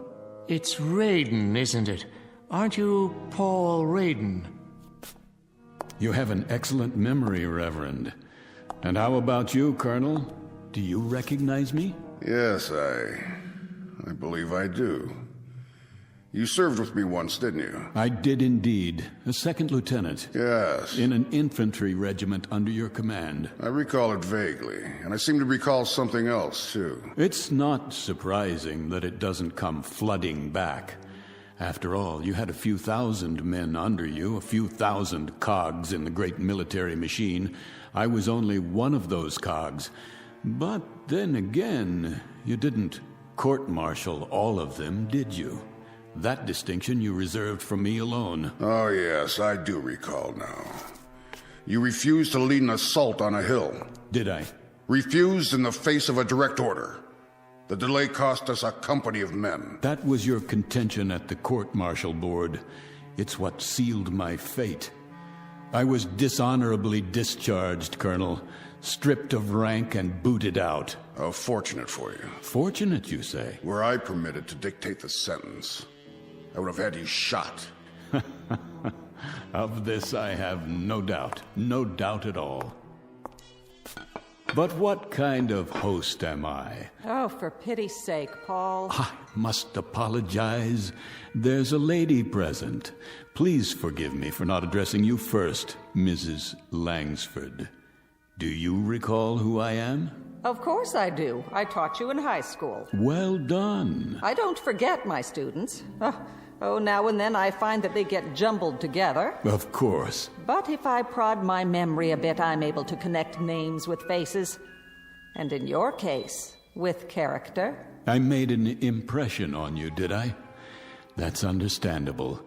Because you flunked me, Mrs. Langsford. I certainly did. You dressed me down in front of an entire class, called me names, humiliated me. And quite deservedly so. Ah, but that's neither here nor there. I invited you here this evening for another purpose than to dredge up old animosities. Invited? I can't speak for my companions, Raiden, but the request I received was more in the form of an ultimatum. Your chauffeur said it was a matter of utmost urgency. Why, yes. Yes, indeed. That's the way it was broached to me, too. A matter of life and death. I was eating dinner, and my wife Mary got up to answer the door. And when she came back, she had such an odd expression on her face. Ah, Reverend Hughes. Still a bit on the wordy side, aren't you? It never ceases to amaze me, really, how changeless we remain over the years. But I suppose the habits of a lifetime are not that easily set aside, now are they? Perhaps you'll be good enough, Paul, to get to the point and tell us why we're here. I'd be delighted to. But first, can't I get you something? A highball, perhaps, or a cup of coffee for the Reverend. How do you take it, black or white? Nothing, thank you. Paul, you're trying my patience. Habits, Mrs. Langsford. The incredible persistence of habits. You call me Paul, as if I were still sitting in your classroom. What about you, a nice cup of tea? Nothing for me. And you, Colonel, a tot of rum, perhaps? I would be deeply appreciative, Mr. Raiden, if you made your point and then let us leave. You've obviously called us here for something, and I, for one, would welcome hearing whatever it is without further delay. How staunch, how commanding you sound, Colonel. The military mind never changes either. See here. Always pressing forward. Drive, drive, drive against the objective and wipe it out. Colored flags stuck in a map and troops stuck out in the hot sun. An officer must have nerves made of steel and a head full of cement. As you were, Raiden. Oh, no, Colonel. Not as I was, as I am. Which rather upsets the chain of command, don't you think? Because I'm in command now, and what I command at this moment is your attention. You see, I've called the three of you here for a very specific purpose. I think I'm beginning to understand. Of course you are. Always so intelligent, so insightful. Let's do it in proper chronology. My dear old schoolmarm shall begin. That staunch and intrepid educator who would look so incongruously out of place without those severe spectacles covering those severe eyes looking out of an equally severe face, who possesses such vast prerogatives from the local school board and the vast courage that comes from pitting all her wits and training and knowledge against poor captive children. Are you quite finished, Paul? My dear lady, I haven't even begun. May I make an observation, then? You have permission to speak. Would you like to address the class? Oh, just a comment, Paul, on how incredible this whole thing is. That a man like yourself, a millionaire many times over, a big, important man who walks with kings and heads of state and industrial tycoons... You followed my career. How gratifying. How incredibly tiny a mind this kind of man must have. To dwell on an incident in a high school classroom of some 20-odd years ago, and to let it fester inside of him, as it's done with you. I've never liked humiliation, Mrs. Langsford, whether it occurred 20 years ago or in the past 10 minutes. Humiliation? All right, Paul, let's talk of humiliation. Let's talk of your humiliation. Mr. Raiden was caught cheating during an examination, caught red-handed. Oh, not a federal crime, of course, but perhaps just a bit commentative on the nature of the person. And when accused of the act, he tried to plant his crib sheet on an innocent student. How right you are, Mr. Raiden, that I stood you up on your feet and in front of the entire class I told you what you were. But no room then, was there, Mrs. Langsford, for just a moment of compassion? An iota of sympathy for a frightened and desperate boy? Oh, Mr. Raiden, I've dealt with frightened and desperate children all my life. And it might surprise you to know that I've given them more sympathy and compassion than learning. But neither sympathy nor compassion can be handed out wholesale like cheap bubblegum. The recipient must be worthy of them, and you never were. You were a devious, dishonest troublemaker. And for all your millions, my guess is that you are still devious, you are still dishonest, and I have no doubt that even now you're a troublemaker. You haven't changed either, Mrs. Langsford. Mr. Raiden, after so many years, what can be gained by... A great deal can be gained, Reverend. A great deal. But surely... You can go to the devil, Reverend. Raiden! You too, Colonel. And that's not a figure of speech. Tonight, my friends, just a few short minutes from now, you all most assuredly can and will go to the devil.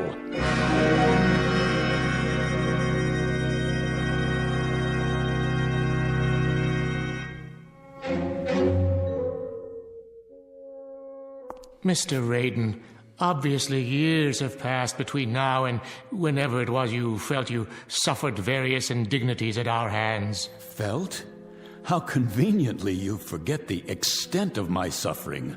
You, for example, accused me of lack of character, and worse, you put a scandal over my head and all but destroyed my reputation. I do remember now. A young girl whom you drove to suicide, because even at that early stage you were not a man to hold honor in very high regard. So merciless and so judgmental. What of her responsibility, her character? You're far from consistent in your dispensation of forgiveness. No, the robes of a man of God never became you, Reverend. For all your pious pronouncements, they never quite fit. Enough of this. I'm getting out of here, now. You can try, Colonel.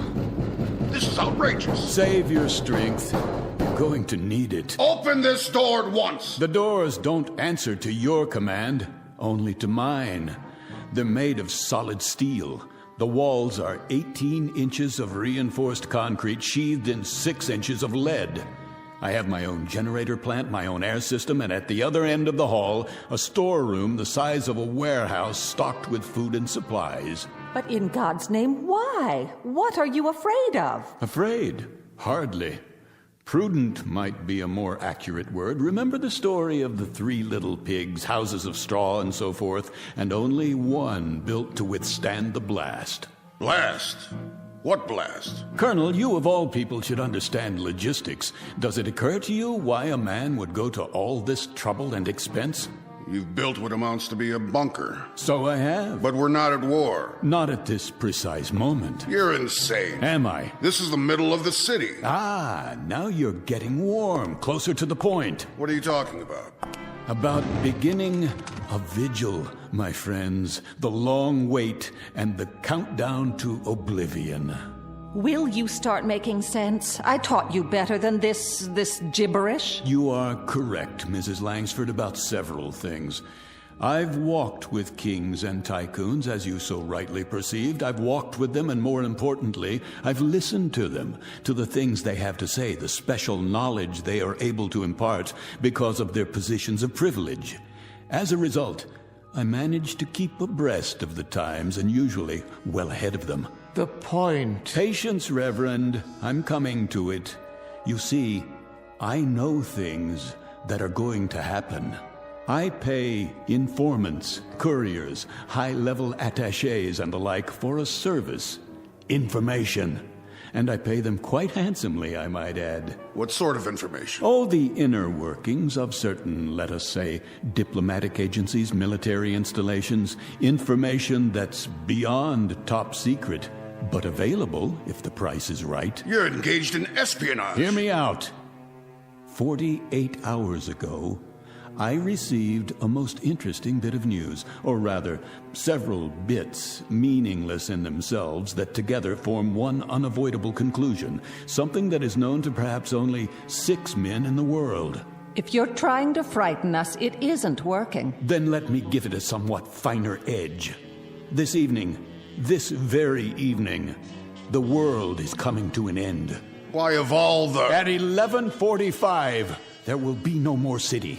No more country. Rubbish. Oh, it was inevitable, don't you think? After so many years, so many weapons stockpiled, someone somewhere was bound to become impatient, to finally push the button that brings us to the reward we so justly deserve. And make no mistake about it, we all do. It began when we were born into this cesspool called life. The original fall from grace, from which there is no escape. The earth is an empty graveyard waiting to be filled, and tonight it will be. What a cynical, depraved view of humanity. By 30 minutes after midnight, there will be no more humanity.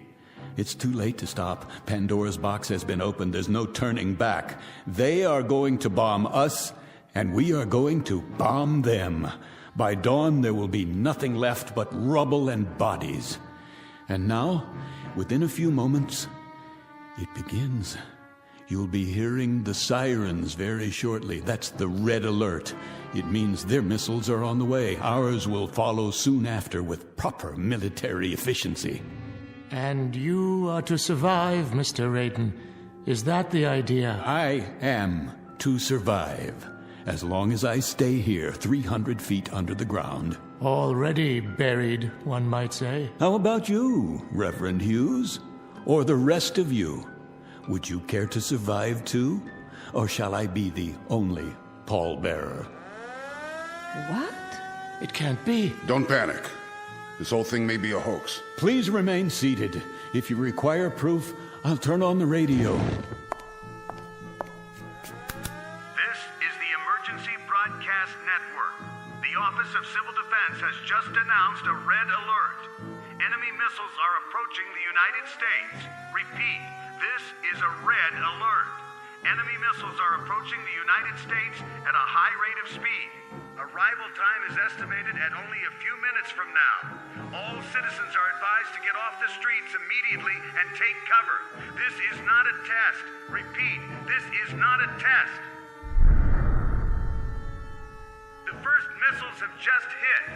Are we still on the air? How long do we have? Good Lord! It's actually happening. This is real, folks. This is not a test. This is real. Comments? Perhaps a little military sophistry now, Colonel.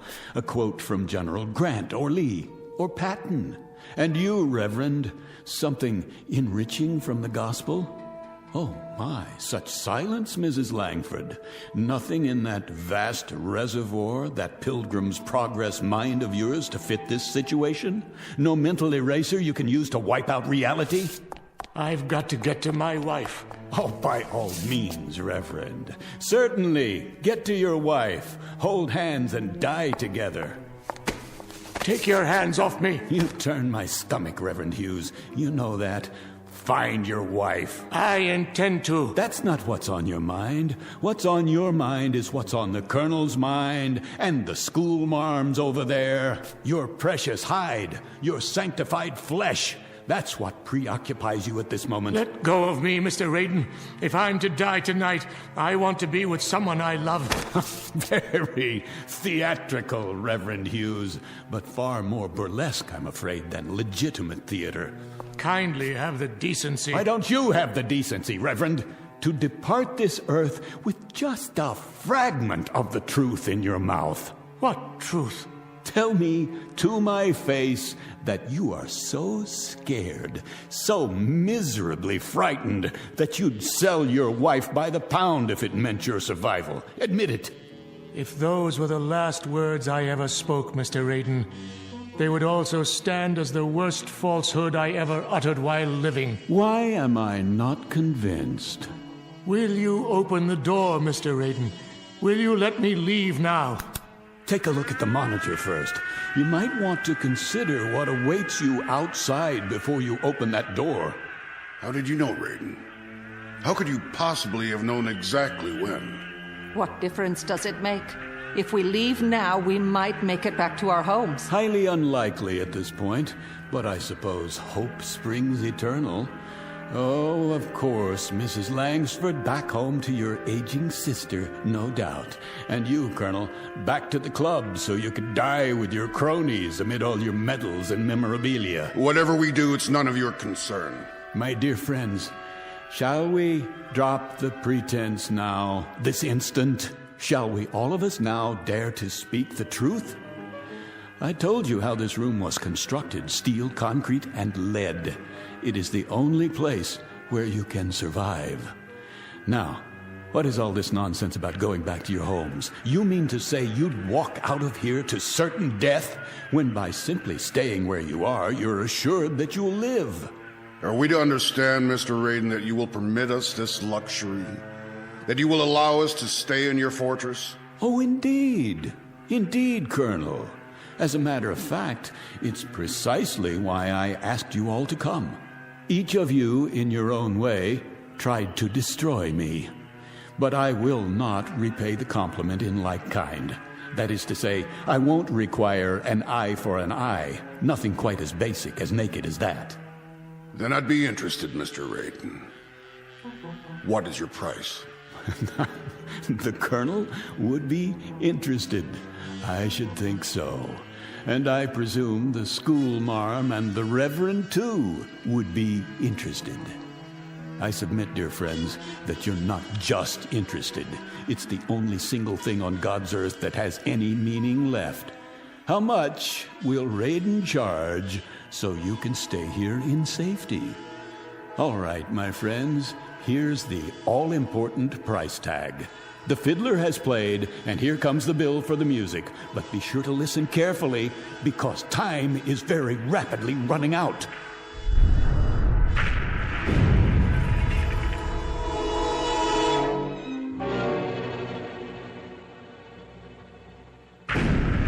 Say it, man. What is your price? You will, each of you, each one of you in turn, beg my pardon, ask my forgiveness. And if need be, you'll get down on your hands and knees to perform that function. Is that all? That's all. Our Father who art in heaven. I suggest you prepare your requests without delay. The first bombs have just exploded somewhere near the city. I assure you, the next ones won't miss. Did you hear what I said? I need your decisions now. Say pretty please. I beg your pardon? Pretty please with sugar on it. How's that, teacher? Speak up! Pretty please with sugar on it, Mr. Raiden. It's what children say to exact a favor.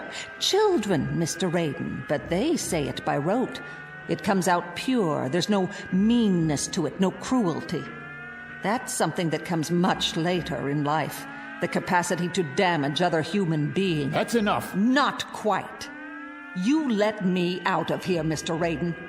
If I'm to spend my last quarter hour on Earth, I'd rather it be with a stray cat, or alone in Central Park, or with a city full of strangers whose names I'll never know. Have you lost your mind? The door, Mr. Raiden. Will you open the door now? You heard them. Heard what? Stubbornness for its own sake? Sheer contrariness? Absolute irrationality in the face of that? Open up, Raiden. Yes, open it. You're too blind, or you're too stupid. That must be it, because none of you understand how simple it is. All you have to do, literally all you have to do, is to say a sentence. Just a string of silly, mindless words, like a command, Colonel, like a prayer, Reverend, like a lesson. Nothing more than that. All you have to say is that you're sorry. I have nothing to be sorry for. You deserve that, court-martial, and more. I'll hardly withdraw my complaint now. And I, Mr. Raiden, pity you that you still can't see the error of your ways. May God have mercy on your soul. All right. You want to go out there and die? Go! But you'll all be back inside of 5 minutes.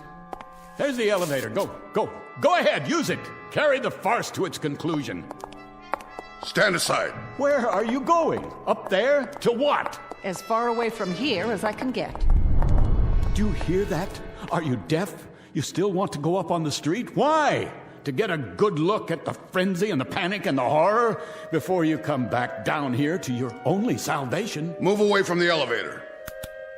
But you don't need to see it firsthand. Watch it from here on the monitor. You can see it happen, the whole thing. Watch as your world is shoveled into a grave and covered over. Move, or I shall be forced to move you. You fool. After you, ma'am. Last chance. I mean it. It's your last chance. What about it, Hughes? Is life so stinking cheap you can throw it down a drain? No, it's not true. This is no fantasy. You'll be back. You'll see. You'll be back.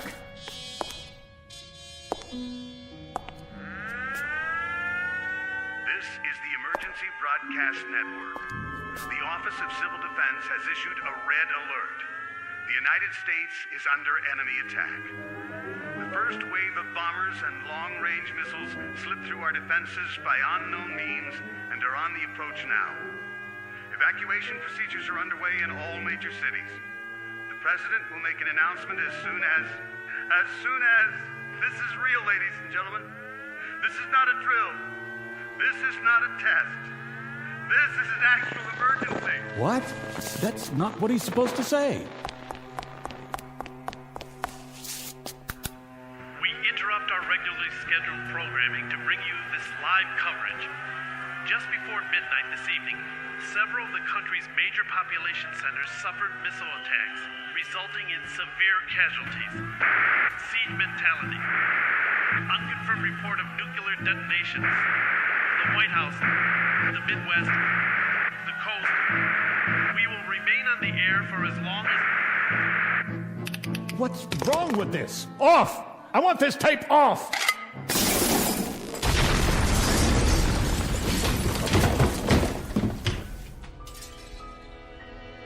That's enough. That is quite enough.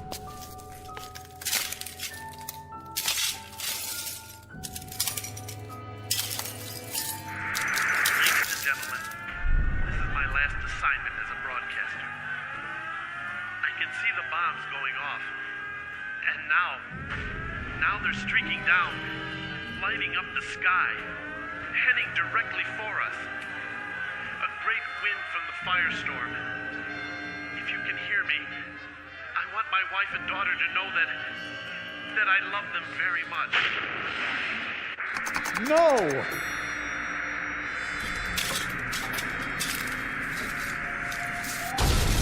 No! No!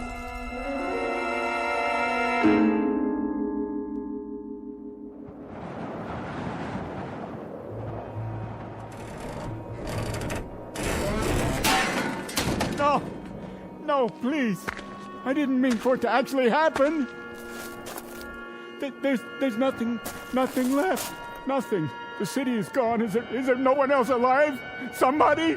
Anybody?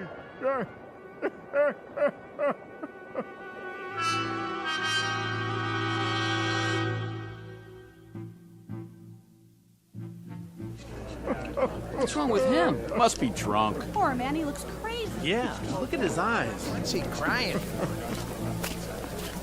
All right, Mac, get up. Hey, Mac, what's the matter with you? Got a little too much to drink, huh? On a beautiful night like this. Well, now, let me take you home. Where do you live? Can you tell me that? I didn't want it this way. Won't somebody listen to me?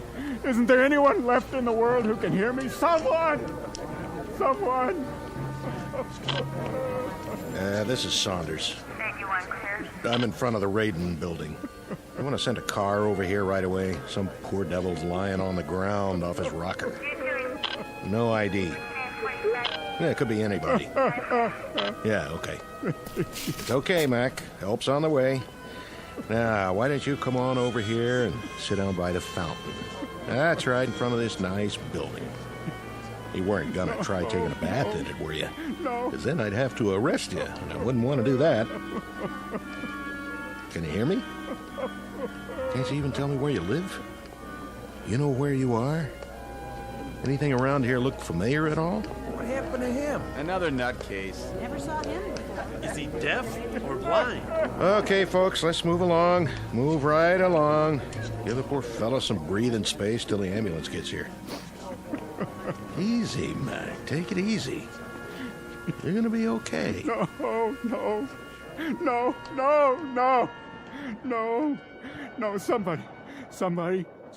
Anybody. Is anybody left alive in all this rubble? Not another human being anywhere in all the world? Please. Oh, please, God, oh, please.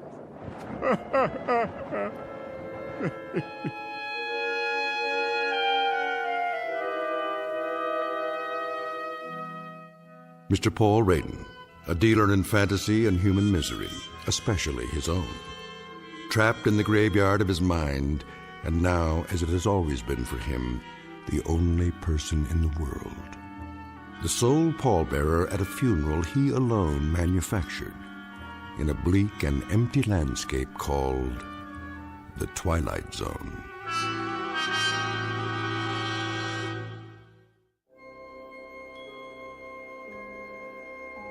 Hi, this is Carl Amari, producer of the Twilight Zone radio dramas. I'd like to take a moment to tell you about our official website at twilightzoneradio.com, where you'll get the latest news and information on these Twilight Zone radio dramas. Plus, at twilightzoneradio.com, you can digitally download 3 free episodes or any of our episodes for only $1.95 each. In this age of ever-changing technology, we've decided to make these episodes instantly available to you by making the Twilight Zone radio dramas a digital download-only series. This means that this series will no longer be offered on CD. The CD collections at our website are now being offered, while supplies last, at buy one, get one free. So be sure to get your favorites before they're sold out. Be sure to visit us often, and I'll see you in the zone.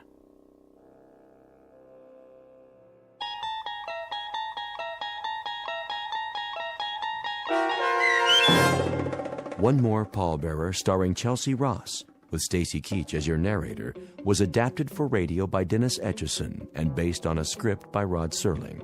Heard in the cast were David Darlow, Meg Thalken, Rich Komanek, Turk Muller, Norm Woodell, Jeff Lupiton, Roderick Peoples, and Lawrence Nepidal. To learn more about the Twilight Zone radio dramas and to obtain audio cassettes and CDs of these programs, visit our website at twilightzoneradio.com.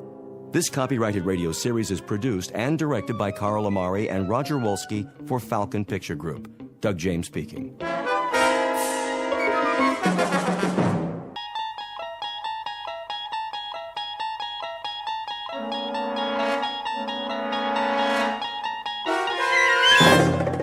You unlock this door with the key of imagination. Beyond it is another dimension, a dimension of sound, a dimension of sight, a dimension of mind. You're moving into a land of both shadow and substance, of things and ideas. You've just crossed over into the Twilight Zone.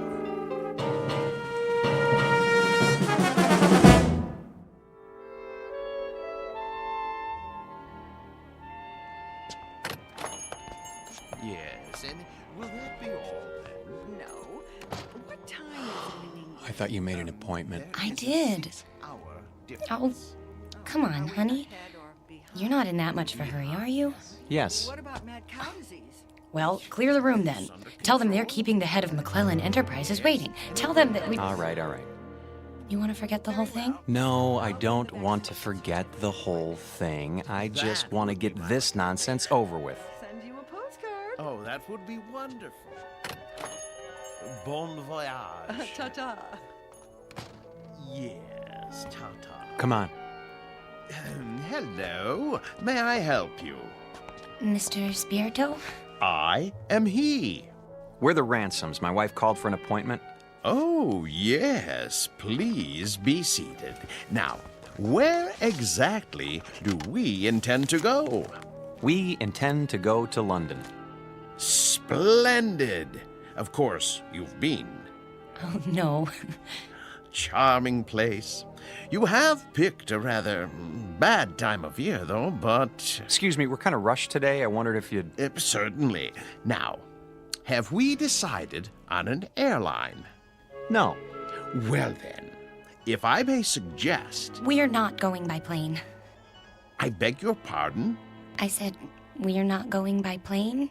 Ooh, but you must, unless you're planning this for some time in the future. No, it has to be right away. Oh, then I'm afraid a ship would be out of the question. You see, it's the off-season, and the liners have all been booked up, or put on short runs.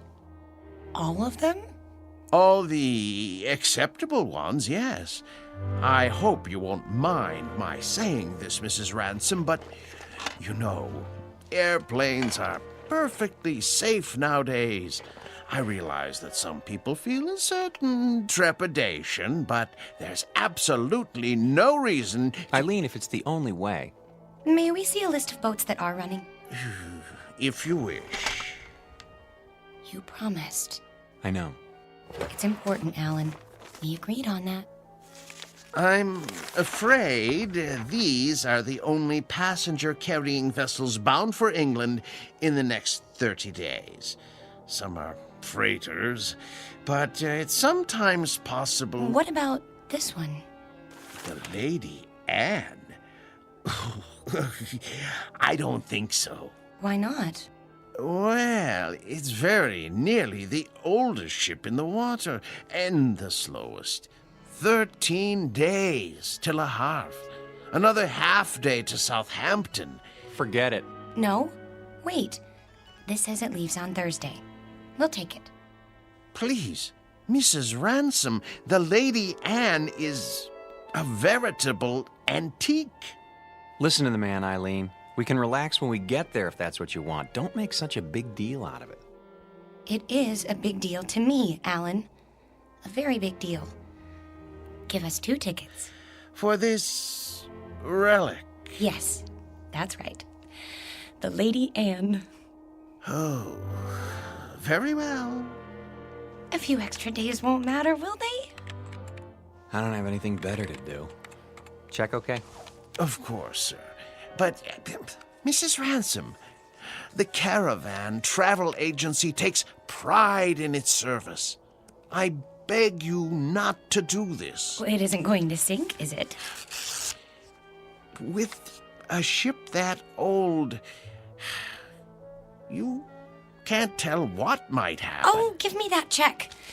Here. We'll pick up the tickets. Come on, Alan. You can go back to work now. Thanks for your help, Mr. Spirito. Very well. Bon voyage.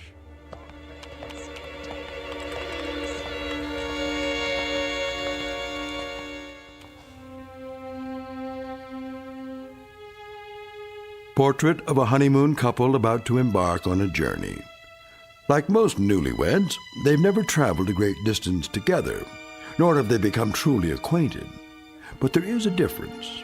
These newlyweds have been married for 6 years, and they're taking this honeymoon not to start their life together, but to save it. Or so Mrs. Ransom believes. She's not sure why she insisted on an ocean liner, except that it will give them some much-needed time together, even if it is the Lady Anne. The tickets read New York to Southampton, but this old ship is bound for a very different port. Its final destination? The Twilight Zone.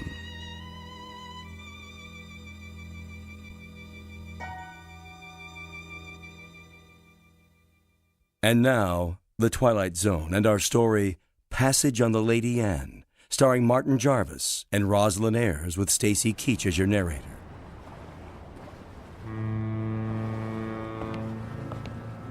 Perfect. A foggy night. Can't even see the ship. Where is everybody? Already on board. We're a few minutes late. I was ready. If you hadn't taken so long packing... There it is!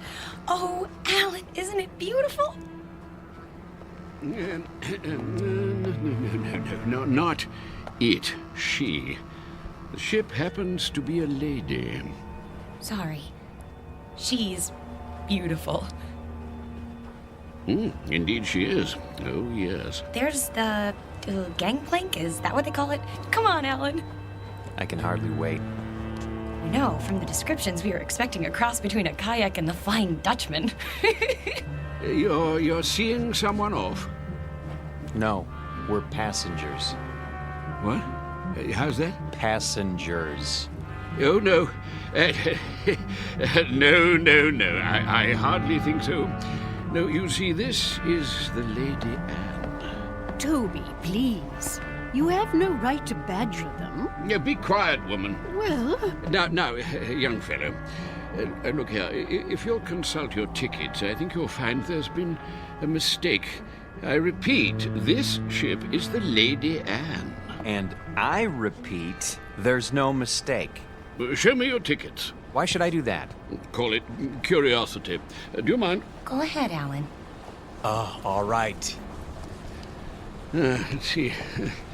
Mr. and Mrs. Alan Ransom, New York to Southampton. You're not going to read the fine print, too, are you? Well, they seem to be in order. Thank you. It's good to know that. Well, there must be an error. This is a private passage, you might say. A mistake in booking it. No, it's a terrible mistake. Come along, dear. But, Millie, I don't understand. I really don't. I said come along,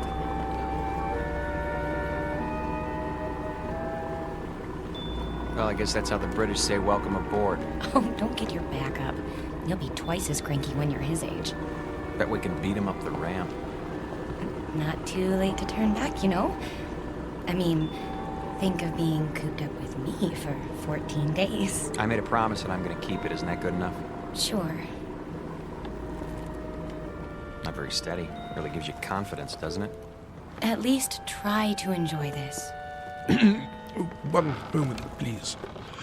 Your names? Ransom? Yes, I see it on the list. Do you want to see our tickets, too? Everything seems to be in order, sir.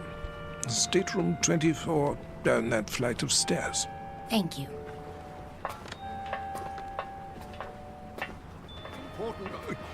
Oh, here we are. Yes, here we are. Good evening. I say, you're not going to let them do this, are you? I'm afraid it's out of my hands. Out of your hands? Well, we'll see about that.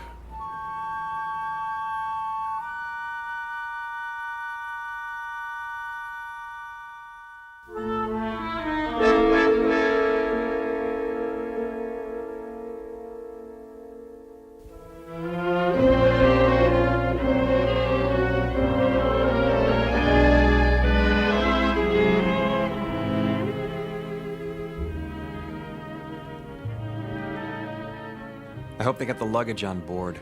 It'll be waiting in our room. You'll see. It better be. We're due to take off in 10 minutes. Take off? Sail. Disimport. I think it's disembark. Right. Alan, you have to admit, it's a real showpiece. Did you notice this carpeting? And the oil paintings? And brass everywhere. Great. Where's the bar? I could use a drink. Number 24. This is it.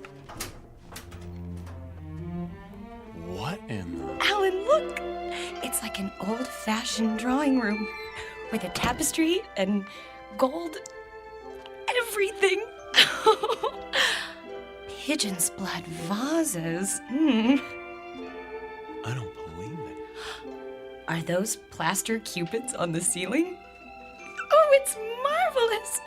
And the canopy bed. Shaped like a swan. It's got a goose feather mattress. Oh, Alan, isn't this fabulous?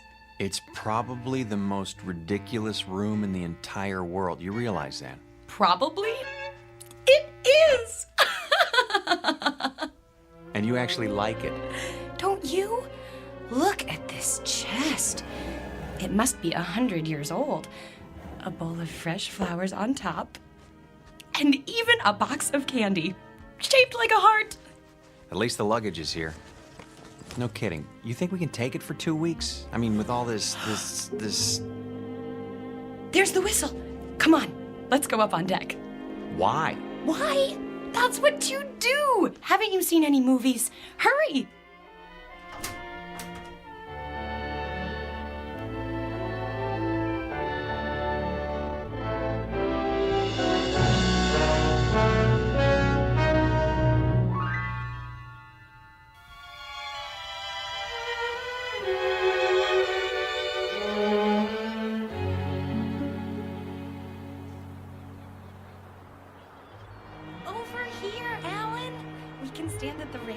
Those are the ones I mean, Burgess.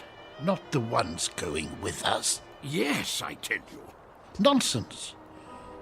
Obviously a silly blunder. No. They have tickets. Calm yourself, Mackenzie. This needs to be settled at once. Very well. Here they come. Hello. Hello. How do you do? Oh, very well, thank you. Now then, no doubt you young people aren't aware that this is a rather, well, how shall I say, private sort of cruise, you see.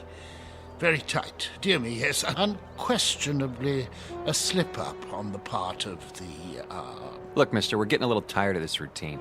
Try to understand. There hasn't been any slip-up. This is our ship, and we are sailing to England on it. Her. What did I tell you? They're determined. This is bad news. Very bad indeed. Oh, really?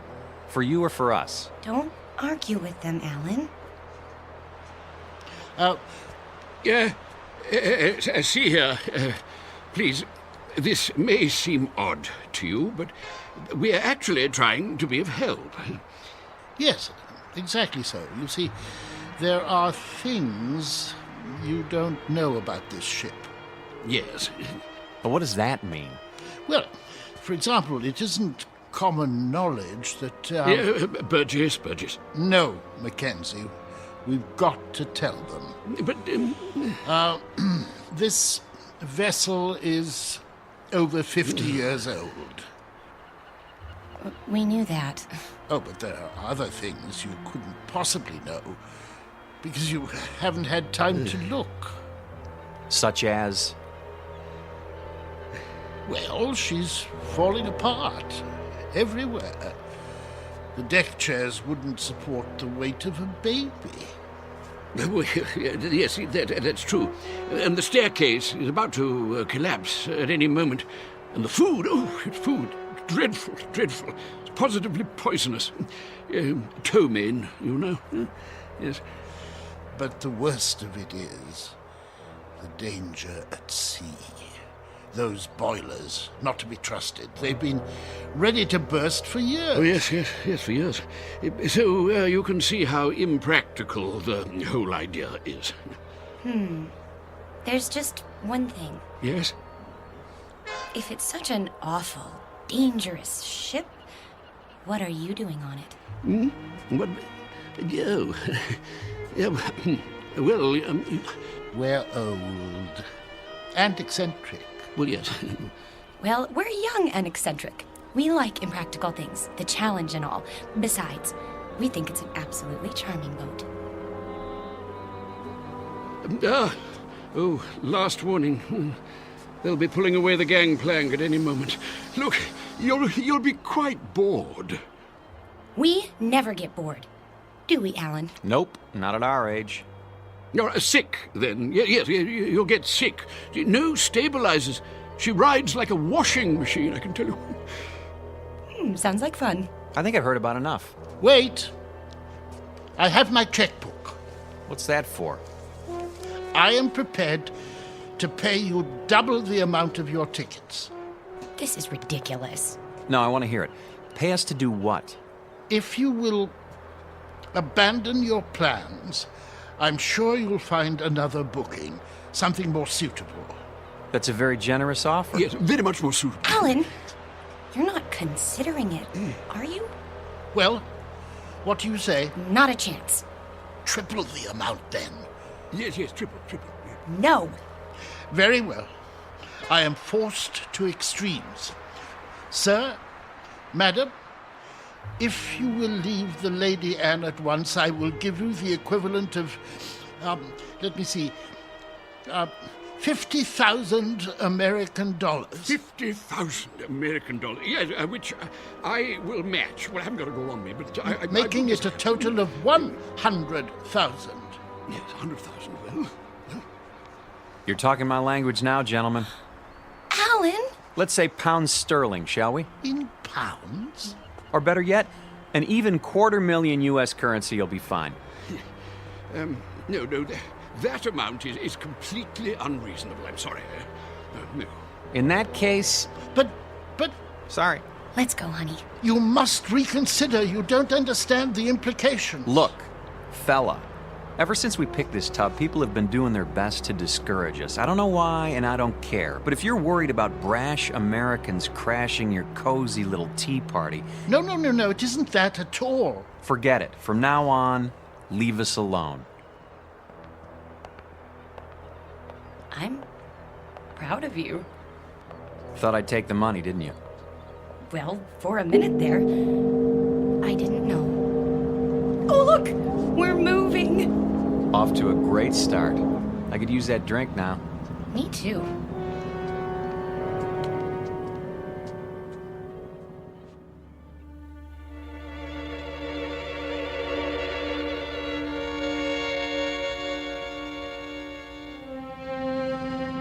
Too late.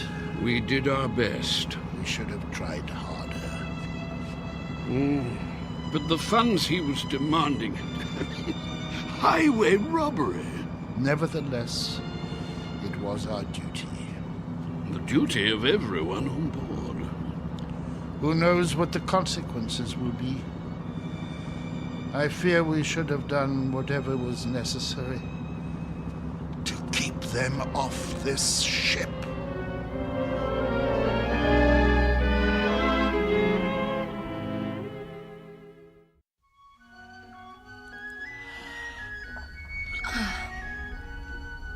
Alan? Yes? You're already dressed. Why are you up so early? It's almost 11.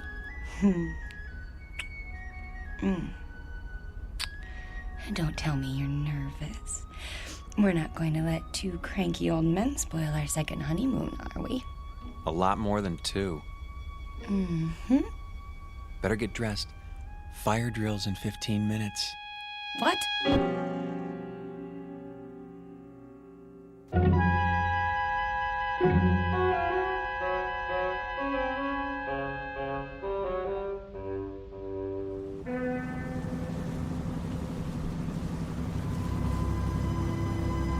Honestly, you could at least tell me what this is all about. You act as if we're going to an execution. There. See for yourself. Look at all of them. And all wearing their life preservers. Oh no. Alan, some of them are even on crutches. And wheelchairs. Pretty hard to stand for inspection. Is that what they're doing? Apparently it's a safety requirement. Well, there was the Titanic. I picked up a few more names. The Mackenzies, of course, and Mr. Burgess. How could I forget? The one on the end is named Van Vlyman. Next to him is Mr. Bristow. Cooey! Hello there. Care to join us? Yes, do join us. Hello. In a moment, Mrs. Mackenzie. You don't suppose that everyone else on this ship is... Everyone. I checked this morning. The youngest person I saw was 70. Oh, but that's silly. It must just be the first class section. There aren't any other sections. The entire ship is first class. You mean they're all? Show some respect. This group alone represents several thousand years. All for fire drill practice. Remember, Eileen, getting there is half the fun. Chin up. Your life jackets. Oh, thank you. Now then, as soon as you're all ready. I think the straps go over your shoulders. Like this? That doesn't look right. Psst. Do you need help, dear? Good morning, Mrs. Mackenzie. As a matter of fact... You should put your arms through the hole. No. Let them learn for themselves, dear. I was just trying to make it easier. See you later, then. Yes. Do the best you can. We look like a couple of clowns at a funeral. Now then, in the event the balloon should go up, the alarm will sound. Proceed to the Imperial deck in a calm, orderly fashion and await further instructions. The groups will be divided in the following manner. Group A, Mr. and Mrs. Huntley Small, Mr. and Mrs. Mackenzie, and Mrs. Scott Aylesbury.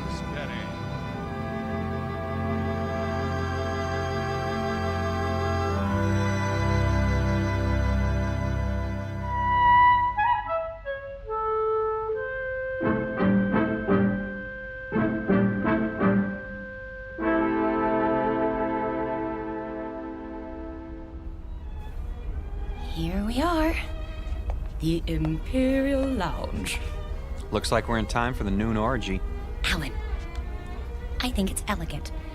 Like a private club. That's the problem. We're not members. This isn't a ship. It's a floating rest home. Shh. You wish something from the bar? Do you suppose you could fix us up with 2 double martinis? Very dry? Yes, sir. Alan, I'm sorry. I didn't know it would be like this. But it doesn't matter that much, does it? We didn't want to mix with other people anyway. We wanted to... Stop saying we. If you'd listened to me, we'd be in London by now. And you'd be in a business meeting. Not necessarily. Yes. And it would be the same the next day and the next and... Oh, Alan, that's what this is all about. Don't you see? Your drinks. Thank you. Look, I know you've been unhappy, but do you think I enjoy working 28 hours a day? It comes down to the same thing, doesn't it? We never see each other. We never talk, or... I told you, after I close this deal, I'm going to start taking it easy. Which is what you said 2 years ago. You closed that deal, but it didn't make any difference. There were more deals. There'll always be more deals. Because that's all that matters to you now, isn't it? Bartender, another. Yes, ma'am. Try to control yourself. I have been controlling myself for 6 years, and I'm tired of it. I am tired of begging for little bits of your time. You're not interested in me anyway. You're interested in success. Fight your way to the top and then fight to stay there. Stop making a scene. Why? Does it take your mind off mergers and board meetings? No, it takes my mind off the fact that we're supposed to be on a trip together. Come off it, Alan. You're going to England on business. I happen to be along. That's all. Why? Because I insisted. If I hadn't, you'd have gone alone. Isn't that true? Admit it. I can't talk to you when you're like this. You made me like this. Because the truth is, you don't care anymore. I was stupid to think that a few days together would make a difference. You're a flaming success now. Alan Ransom, the financier. And I'm the nagging wife who doesn't understand. Eileen, please. What's the matter? Are you afraid they'll catch on? Don't worry. They think we're a happy couple, made for each other. Shut up. Yes, sir. Well, when this tub finally gets there, you can relax. Because I'll be leaving. That might be a good idea. Oh, it is. You'll have all those nice deals to keep you warm with no silly woman around. It should be marvelous. It will be. For now, I'll be on deck reading the Financial Times. Here's for the drinks.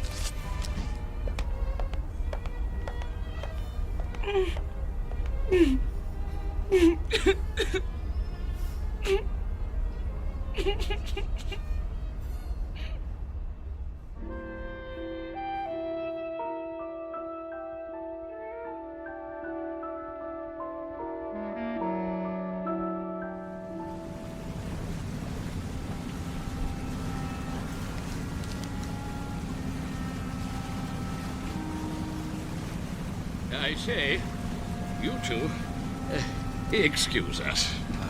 Not you again. Well, yes. Well, not really. How do you do, dear? Nice to see you, Mrs. Mackenzie. If you don't mind, I'm trying to read the paper. My wife, Millie, yes. Well, I say my wife, I mean we would very much like you to join us for tea, if you'd be so kind. Because I'm wearing my tweed jacket? No. Tweed jacket, I see. That's a very, I think we're very British. No, we simply want to chat. Is it a date, then? We'd be delighted. In about an hour? Yes, in the Imperial Lounge. We'll see you there. And thank you. Not at all. An hour, then. Jolly good. Looking forward. Why did you do that? Because you and I don't have anything more to say to each other. You know it's true. We're finished. But you said it yourself. We're stuck here. So we might as well call a truce for now and make the best of it. Agreed.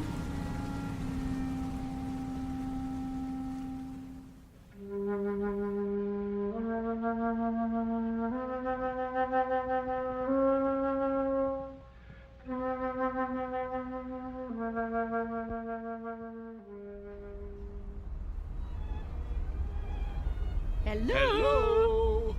Over here. Hello again. My dear. So glad you could make it. Charmed, I'm sure. Do sit down. Do sit down. Not at all. Nasty day. What? Now look. The reason for this meeting, apart from the pleasure of your company, is well... Go ahead, Toby. Yes, thank you. Millie, my wife, Millie pointed out that we've all been, something less than hospitable to you, if not rude. And so I expect I ought to apologize. And do you? Oh, yes, most sincerely. But you see, there is something more important. Good news, in fact. Yes, we've been talking the whole thing over, and we've decided that you won't have to leave the ship after all.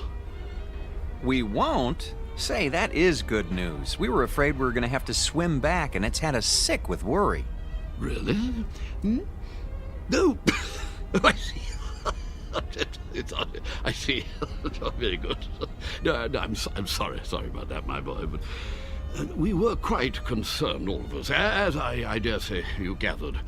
You see, it simply hadn't occurred to us that an outsider would ever want to travel on the Lady. The last time she took on a new passenger was, well, according to Captain Prothero, was some 16 years ago. So you can understand. Yeah, but never mind that. It's all settled now. What's all settled, Mr. Mackenzie? Oh, no, we'll get to that in good time. You simply must forgive us.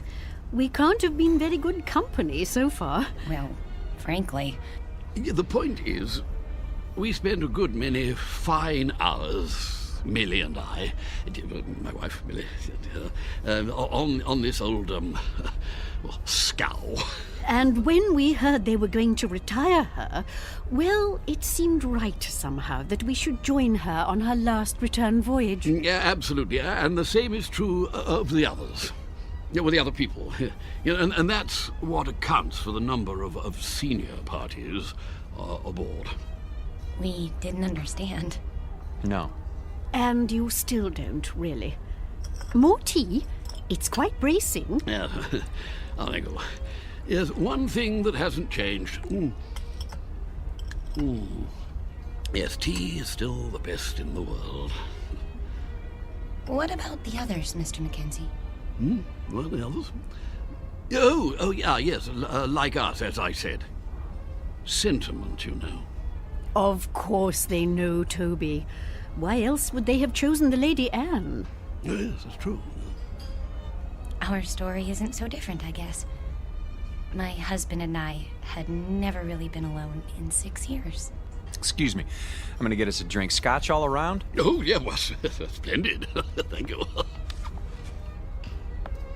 He's embarrassed, isn't he? I seem to be doing that to him all the time now. You were saying the two of you hadn't been alone? Well, he's a busy man. You get wrapped up in things if you want to be the best, and I don't know. When I heard he was going on a business trip to England, I made him promise to take me. But that doesn't explain the Lady Anne. No. No, I suppose it doesn't. Mostly it was the time. More days together.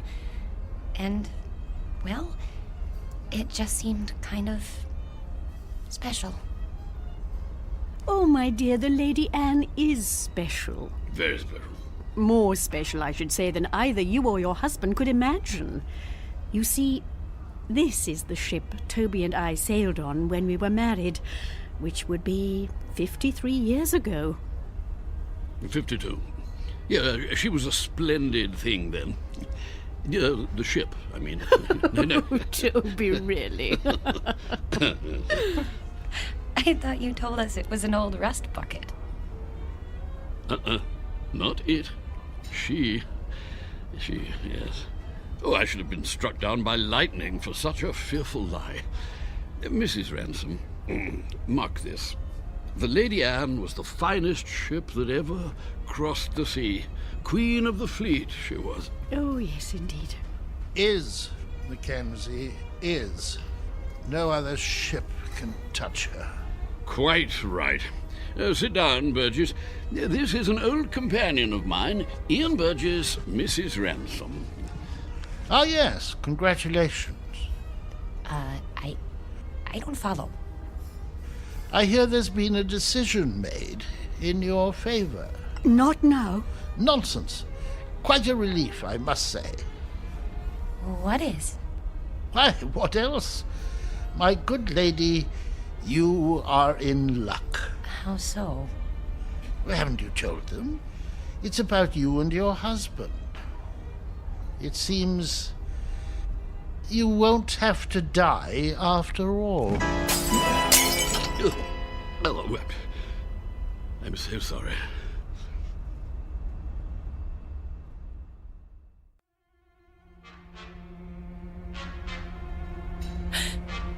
What did you say? He said you won't have to die after all. Of boredom, he means. Well, don't stand there like a ninny, Ian, tea all over you. Yeah, but sit down, sit down. Yes, to be sure. Sorry, I seem to have spilled my tea. Yeah, but, well, you see, Mrs. R., she was the only one of her kind, specialized in honeymooners. That was her freight then, yes. Oh, yes. Young people in love. Ah, marvelous. The drinks. Ah, yes. You see, that's what makes your presence so... Sweet? No. Well, it was that. It certainly was that. Young married couples, you see, that's all you'd ever see. full of juice and the moon in their eyes. All those children trying to act grown up and worldly and used to it. And everyone as nervous as a mouse. Yes. But that sort of thing, it lasted for only a few days. The Lady Anne gave them time to know each other. Oh, she was a wise ship. Cheers. Cheers. Cheers. Everything was arranged for young people. Love has its own point of view, you know. It sees things larger than life. Nothing is too ornate or too fancy or too dramatic. If it is a good love, it demands the theatrical and then transfigures it, turns the grotesque into the lovely, as a child does. With it, we can see what we wish to see in people. Without it, we cannot see at all. We can search forever. How a shipping line ever found that vision, I cannot imagine. But they made the Lady Anne into an enchanted gondola and took that moment of happiness and pure sweet pain all lovers have and made the moment live for 2 unspeakably pleasant weeks. Well, they get the drift, my dear. There's no need to go gooey. But I feel gooey. The same is true for all of us, actually. Bolshia Jones and his wife over there, the bald chap. Engineer in his day, and a good one. The Whiteways. Next to them, Lord Bristow, with his cigar. Nice enough, but he's getting on. And there's old Champion. Innes Champion, the writer, adventure stories, that sort of thing. Quite a droll fellow, though you wouldn't guess it now. Widower, you know. Aye, and his wife. There was a wild thing. She passed on in...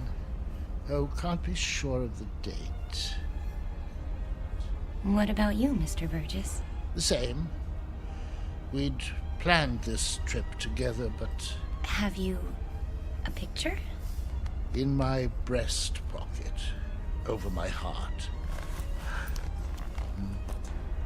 She's very beautiful. Ah. Oh, my dear, please. This is purely temporary. I shall be with her soon. I'm so sorry. Oh, there, dear. It's all right. None of it really matters if you're in love. You are in love, aren't you, Mr. Ransom? Yes, of course. Well, that's the only thing that counts, you know. Everything else perishes. Now you've made her cry. Oh, perfectly all right.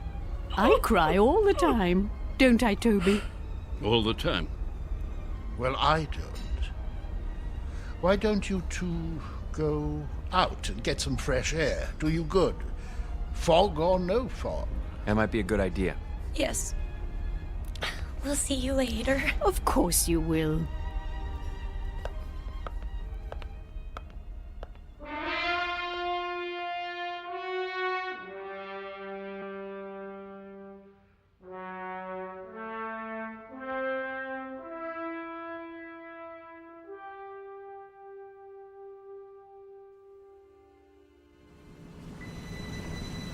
I think they're all very, very nice. What is going on? The sun. What about it? It's behind us. It was over there, and now it's... We're heading north.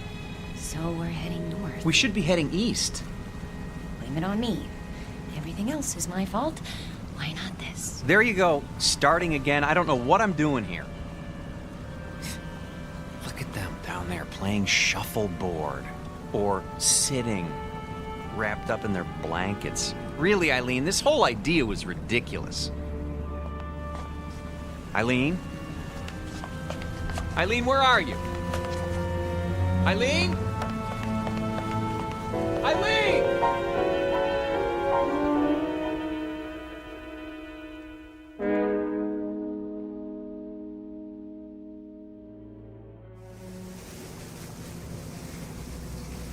thought you did get rather gooey there, my dear, but you know, I rather liked it. Gooey. No! Oh, Mr. Ransom. I say, is something the matter? I can't find my wife. We were standing over there at the rail. She was right behind me. You don't think anything could have happened to her, do you? Oh, I doubt that. It's rather difficult to fall overboard. Oh, yes, yes. Eileen! Eileen! Eileen! Eileen! Eileen? Stuart, have you seen my wife? No, sir, but I wouldn't worry. I want this ship searched. I'll take the liberty of alerting the crew. Have you tried the library?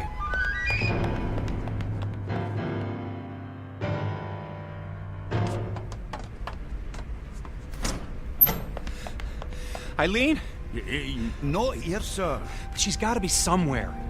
Still looking, sir. Haven't you found her yet? Easy, sir. We'll let you know. Eileen? Eileen, where are you?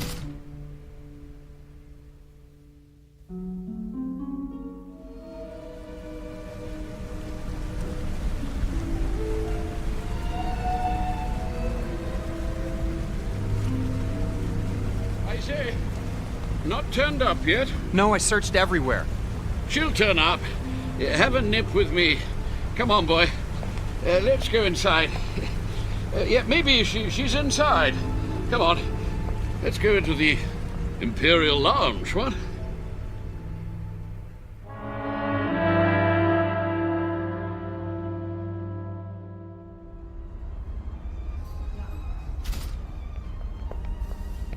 Two whiskeys.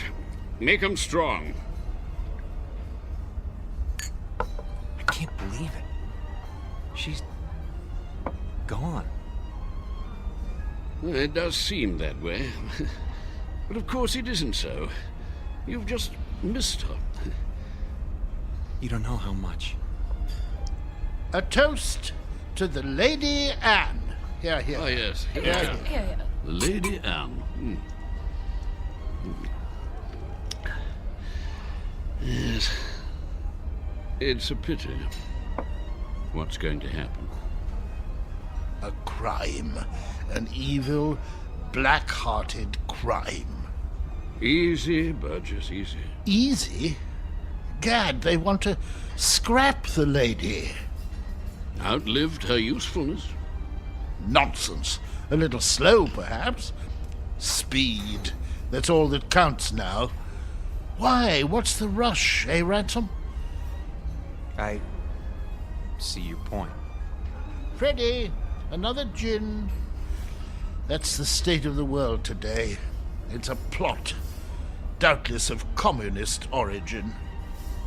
Who wound him up? Burgess, do sit down. Haven't you eyes, man? The Lady Anne was condemned because she represents a better way of life.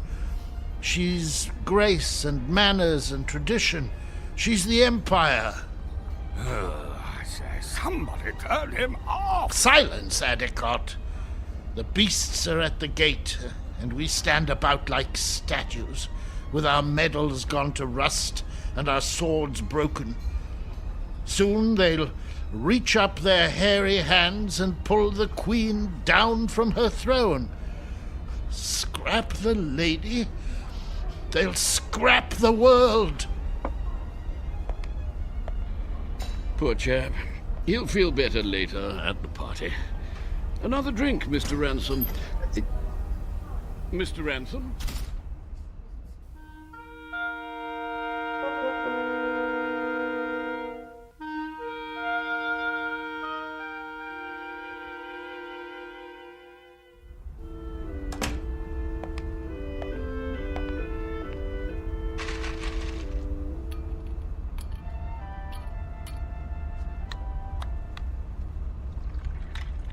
Pour me one, too. Honey, where have you been? I decided to take a nap on our swan bed. You mean you were here all the time? But I've been searching for you. I'm here. I've always been here. Oh, Eileen. Are you drunk? Maybe so, or maybe this is the first time in 6 years that I've been sober. What's that you're wearing? The nightgown? Oh, Mrs. Mackenzie gave it to me. She wore it on her honeymoon. It's beautiful. You're beautiful. This whole stupid world is beautiful. What happened to you? I don't know. But I'm going to try not to forget. I'm going to try very hard. Oh, Alan?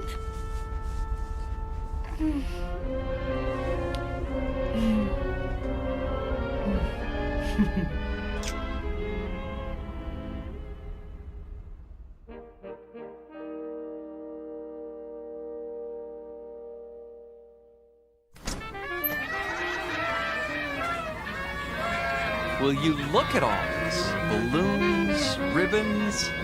Over here! Join us, please. Mrs. Mackenzie. Come on, drink up. The champagne's getting warm. Well, you found her. Oh, you're as bad as Alan. I think we'd like you to meet Captain Prothero, Mr. and Mrs. Ransom. Happy to meet you, sir. My pleasure. You've had a pleasant voyage, I trust. Oh, yes. We're grateful to be a part of it. Indeed. Your presence has been good for us as well. You packed your things? Shh. They don't know yet. Oh, well, I suppose it doesn't matter. Know what? Nothing important. If you'll excuse me, I have to make some preparations. Be back shortly. You look positively radiant, my dear. The Lady Anne has worked her magic on you. She... and you. All of you. I'd forgotten some things. How to relax. I was so busy, I lost sight of what's important. It won't happen again. I say, let's drink to that.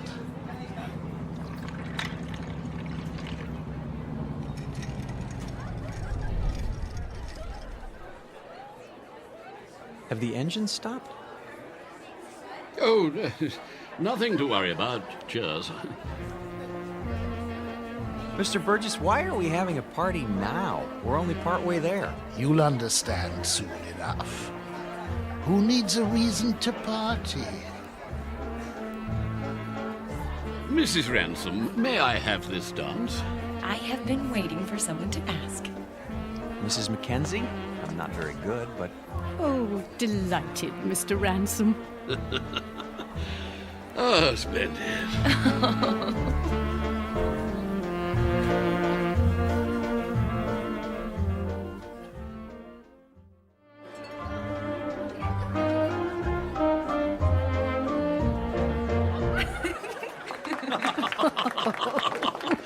Oh, very nice. Well, I see they haven't gotten them fixed. What? The engines. The engines? Oh, there's nothing wrong with the engines. Ready now? Your luggage has been collected. Luggage? Really? Should have told them. Didn't want to spoil the party. Excuse me, but what are you talking about? Why should our luggage be moved? Because, my friends, we're putting you off the ship. You're what? Are we in trouble? No, nothing like that. They'll come to understand. Maybe so, but we don't understand now, and we're not going anywhere until we do. I'm afraid there isn't any choice. Follow me, please. Alan? Is this some kind of gag? You don't just put passengers off a ship in mid-ocean. Steward! Captain! Draw your pistol. Yes, sir. You're kidding, aren't you? If you'll do as the captain says. This way. I tell you what, we'll all go. Alan, what's going on?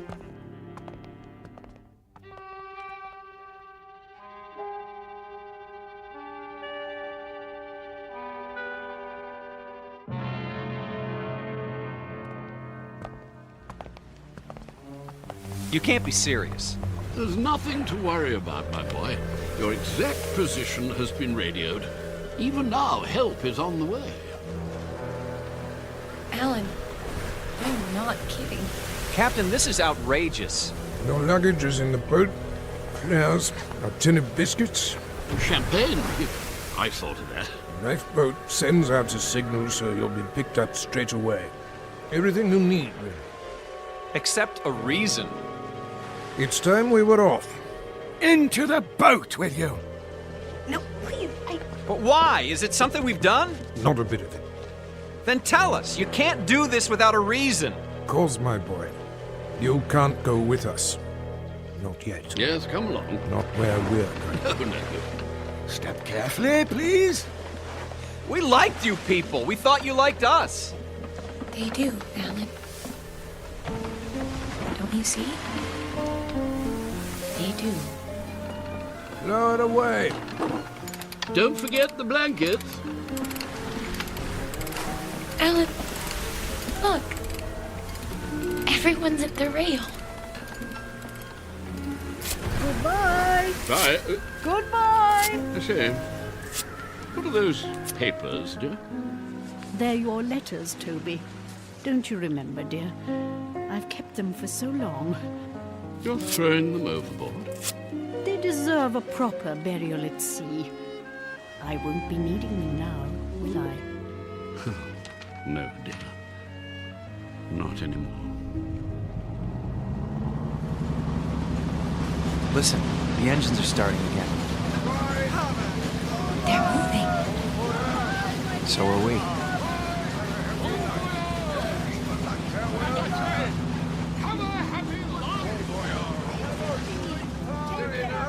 We will. I promise you.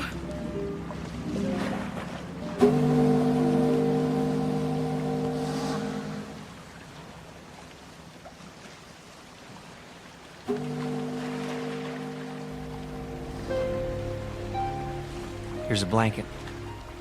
I don't need it. Aren't you cold, darling?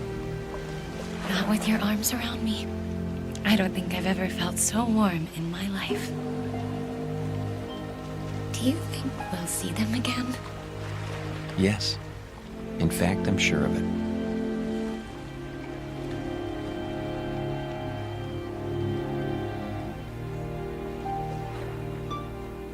Lady Anne never reached port. The ransoms were picked up by a cutter a few hours later, just as the captain promised. They searched the newspapers but found no mention of the Lady Anne. The ship, with all its crew and passengers, went down in the mid-Atlantic, or so it was said. But Alan and Eileen knew better.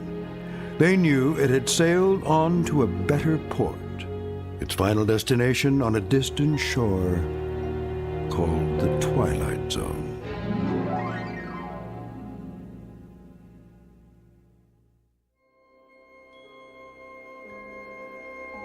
Hi, this is Carl Amari, producer of the Twilight Zone radio dramas. I'd like to take a moment to tell you about our official website at twilightzoneradio.com, where you'll get the latest news and information on these Twilight Zone radio dramas. Plus, at twilightzoneradio.com, you can digitally download 3 free episodes or any of our episodes for only $1.95 each. In this age of ever-changing technology, we've decided to make these episodes instantly available to you by making the Twilight Zone radio dramas a digital download-only series. This means that this series will no longer be offered on CD. The CD collections at our website are now being offered while supplies last at buy one, get one free. So be sure to get your favorites before they're sold out. Be sure to visit us often, and I'll see you in the zone.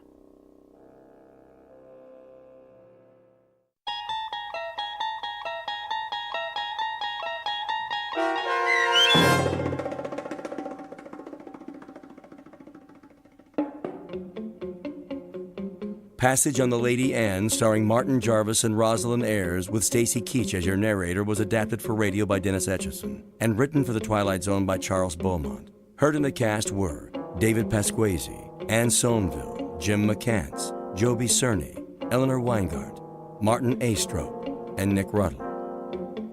The producers of The Twilight Zone wish to thank CBS Enterprises and the Rod Serling Estate for making this series possible.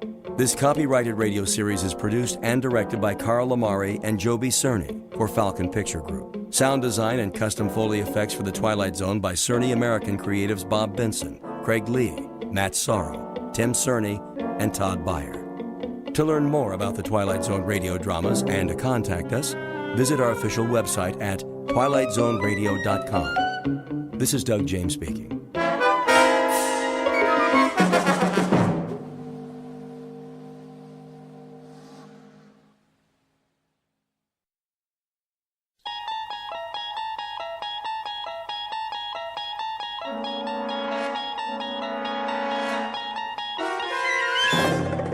You unlock this door with the key of imagination. Beyond it is another dimension, a dimension of sound, a dimension of sight, a dimension of mind.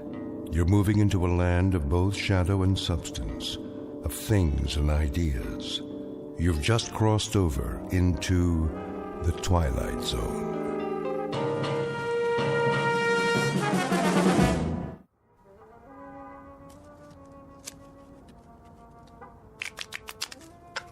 Time to feed the kitty. I've been feeding it all night. Yeah, that baby's hungry. Let's go, boys. You heard the man. Put in 2 chips. 2 times how many hands? The auntie's eating me alive. You got some cards coming. I can feel it. Yeah? That a money-back guarantee? You pay your money, and you take your chances. Dealer antes.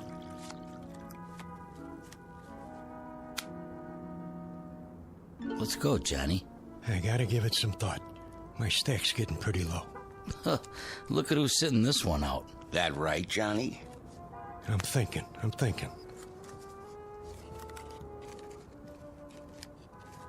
I know one thing. Takes money to win money. Yeah. Listen to the man. Are you in or out? Give me 1 minute, all right? Take it easy, John. Hey, you don't look so good. Maybe you should kick back, watch some TV. Hey, hold on. I came here to play cards. Hand me that remote. Say, what are you... Just give it to me. The old fire hall is... There. You gonna let one lousy player hang up the game? Don't worry about it. Johnny here needs some time out. You know the old saying. What's that? Money talks, and suckers walk. Scientists are baffled as all communications in and out of Peaksville remain blocked. For live coverage, our Eyeball News team takes you inside the city limits following this broadcast on the 11 o'clock report. And that's a wrap of today's news. I say deal them. All right, boys, here we go. Down the derby. Okay already. I'm all in. You ain't even looked at your cards. What's the difference? 1 more hand and I'm out. Sure, Johnny, maybe you'll double up. I got a good feeling this time. Me too. I'll see that and I'll raise you. Raise? Everything I got's in the pot. Separate side bet. I fold. Dealer raises again. Call. Cards, John? 3. Keeping a kicker, huh? All right, 4. Come on in! Who's that? A friend of mine. Said he'd stop by. Heck of a time for it. It's open! Jody Hallam? Who wants to know? Mr. Hallam, will you come with us? You got a warrant? No, sir, but... Then get out of my room. My associates and I are having a friendly game of cards. This is a federal matter. We have a car waiting downstairs. Oh, good for you. You see any money on this table? Because I sure don't. There's no time to lose, sir. If you'll just come with us. Hey, why the cuffs? Someone wants to see you in Washington. Be seeing you, Jody. I'll just hold on to my chips for now. Let me call my lawyer. No need for that. What's this all about? A matter of national security, sir. You might say a matter of life and death. Excuse me, gentlemen, if you don't mind. We'll just fast forward out of here. Hey, will somebody tell me what this is all about? Winning lottery numbers coming up, but first the news. In world news, the asteroid known as Wanderer continues on a path toward our solar system, but there's no cause for alarm. Scientists say it will miss Earth by several million miles. Repeat, Despite rumors, there is no danger. Wanderer poses no threat to our world. And now, here's a handy household hint from our home economist. Portrait of a man who has just been granted a reprieve. Not from a card game, because it's a sure bet he would have won, given his considerable skill as a dealer. No, the two men in gray suits have saved him from almost certain deaths. His name? Jody Hallam, a gambler and con man who lives by his wits, and wants above all else to go on living. At the moment, the odds still look good for Mr. Hallam, but he is about to discover that the laws of chance don't always apply in the Twilight Zone. And now, The Twilight Zone and our story, Pattern for Doomsday, starring Henry Rollins, with Stacy Keach as your narrator. And I can tell you that its progress has been closely watched for the past month, as is the case with all unidentified objects sighted in space. May we have the slide, please? Excuse me, General? Yes? The eighth man, he's here. Showman? Yes, sir. Has he been briefed? Just the basics on the way over. I'll handle it from here. Mr. Hallam, have a seat at the end of the table. Well, aren't you going to introduce me to everybody? After the presentation, General Sinclair has the floor. Sit, please. Okay. Now then, slide, please. This is a routine photo from the 200-inch Hale telescope on Mount Palomar. Must be some camera. Shh. I don't see anything. Let me use the pointer. That short white line in the star field is the first picture we have of Wanderer. May I ask a question? Dr. Conrad, is it? Yes. When exactly was this taken? A little over a month ago. October 3rd, to be exact. I see. Next slide. This photograph, taken only 3 weeks ago, indicates that Wanderer is indeed headed for our solar system. Next slide. And this shot conclusively establishes what astronomers feared, that Wanderer is on a collision course with Earth. What?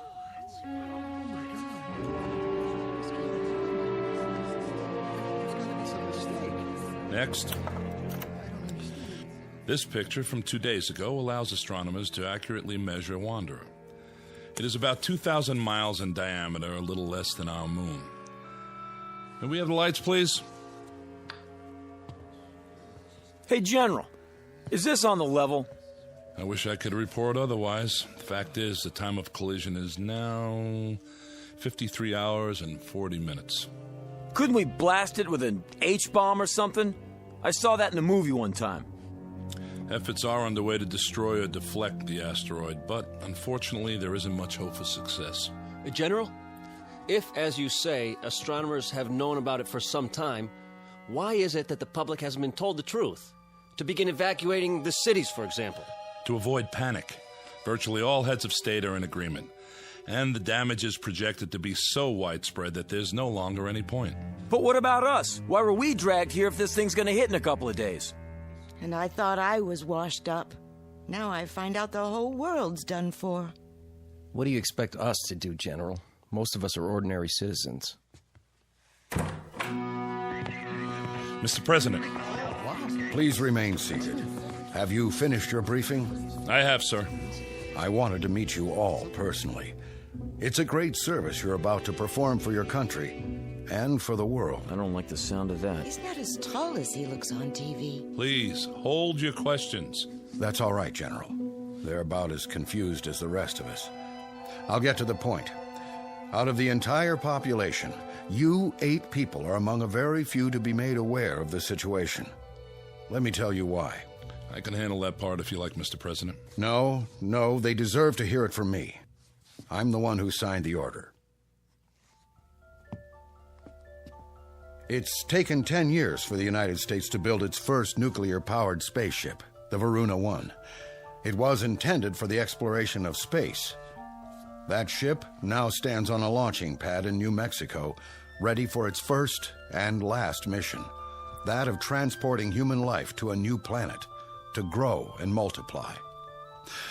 To put it simply, you have been selected to represent the future of the human race. Then we're really in trouble. You can say that again. Is he serious? That's crazy. Why us? Know that in you rests the heritage of all humanity. Our prayers go with you. Good luck and Godspeed.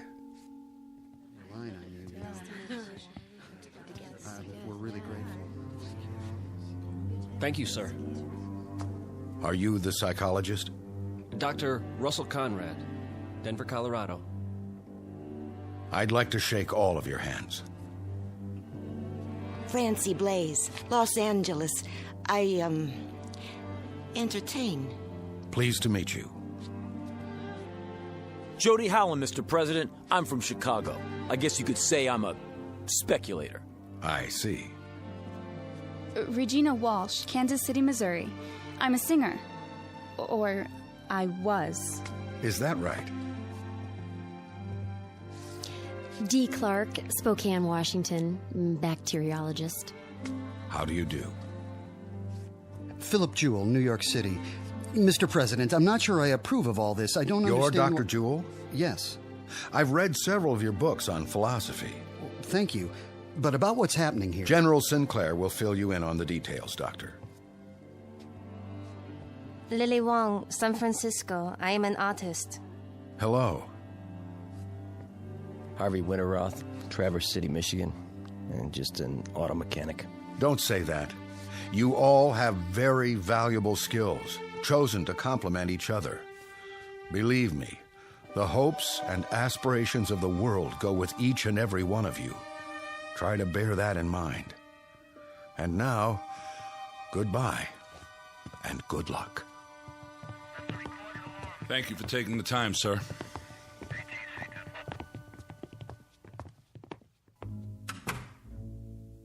Never thought I'd get to meet the president, but there I was, shaking his hand and talking to him. General, I demand to know... Yes, Mr. Jewell? Just how did 8 people get picked to represent the human race? It was not at random, I assure you. It was a matter of careful selectivity. A computer was programmed with all relevant factors, physiological, psychological... Who did the programming? Panel of experts from several disciplines. Based on what criteria? General health, adaptability, fertility. That's why you all had examinations. Varied backgrounds, genetic history, immunity to disease, long-term stability on the cellular level. Out of what sampling? The entire population, Doctor. At least those we had preliminary data for. General, how come the president isn't going? He's a very important man. I would have thought... He's married, which was one of the disqualifying factors. For those of you who are interested, the criteria are listed in the background report. I have copies if you like. I'd like to see that report. On the table at the back of the room. There's a packet for each of you.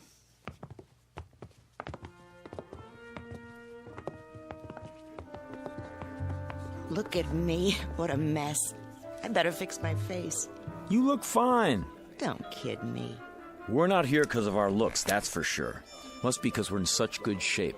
Yeah, you're a regular bodybuilder. I'm serious. Other kids got the measles, but not me. I was always lucky that way. Goody for you. Oh, maybe not 100%. But when I lost, it was because someone else was dealing. Man, I sure wised up in a hurry. A dealer, huh? I can spot one a mile away. Fingers always twitching. Just keep them to yourself. Hey now, baby, I never done anything crooked with these fingers. I know. You just help the cards along. The suckers get greedy, that's all. So they get restless and overplay. Is that my fault? Can I help it if they want to make it all in one night? I ask you, who's the smart one, me or them? You heard what the general said about brains. We'll see how you make out where we're going. Listen, Jody Hallam always makes out. You remember that. Just don't try any magic fingers on me. Ha! Don't flatter yourself. Come on, I want to get the lowdown on this game.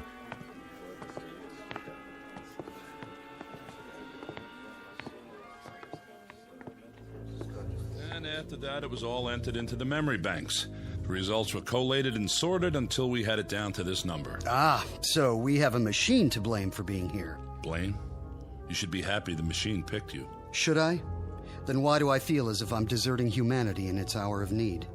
General, How soon will the Varuna leave Earth? In less than 24 hours, we will all be flown to the launch point. What about food on the ship? It will be stocked with bread, soup, meats, even ice cream, in a concentrated form. Enough for a lifetime if necessary. You won't be hungry. How can they get that much chow on one ship? It will be made from continuously harvested tanks of chlorella, a fast-growing, single-celled plant. A plant? That doesn't sound very palatable. Hey, General, where are we supposed to land? There's an area on Mars if we can confirm it's suitable for a small colony. How about if it's not? Ship's nuclear power pack can take you all the way to Alpha Centauri if necessary, using a new form of hyperdrive. That's the nearest star system with habitable planets. Maybe there'll be people there like us. I read a story about a princess on Mars. Then you can go into your dance and knock their eyes out, if they have eyes. Who's kidding who? I was never a very good dancer. I was never very good at anything. But I got along because people would pay for it. All that's over with now. You better believe it. I'll start over up there. Be me this time. I'll be what I want to be, not what they want me to be. Right. Keep that attitude. I have a question. Who's flying us to where we are going? We've assigned a crew of 2. That should be sufficient. Captain Gerald Vickers and Lieutenant Robert McKenna. You will meet them when... excuse me. Sinclair? Yes. Right away. Limousine is downstairs, ready to take you to the airport. No calls for us? To say our goodbyes? I'm sorry, Doctor. We can't risk breaching security. Now, if you'll all come with me, please. You have a great adventure ahead of you. Perhaps the greatest in the history of mankind. Oh, wow. This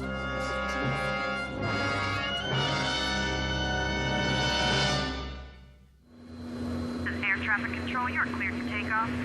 In position. Clear to start.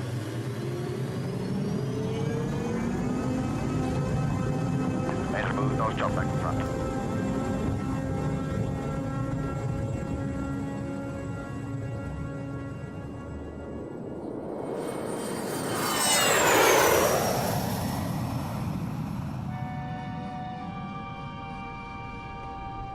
Ladies and gentlemen, although the fasten the seatbelt sign has been switched off at this time, I hate that. I really do.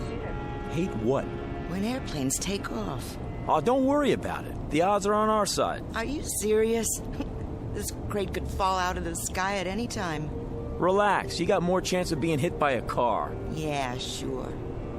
I mean it. You see the giant seal? What? There ain't no animals. Are there? The seal of the United States of America. This is some kind of official plane. They're not going to take any chances. What if we get hijacked? Now you're really dreaming. We got searched. Nobody could bring a gun in here. Oh, yeah? What about them? Who? The guys up front. With Sinclair. Take a look. They both got pieces under their coats. How do you know? I know. You don't think I ever saw a shoulder holster before? Well, if they got him, it must be okay. Secret Service or something. A lot of good they can do us now. Easy, baby. Easy. Ladies and gentlemen, in a few moments we shall be landing. Thank you.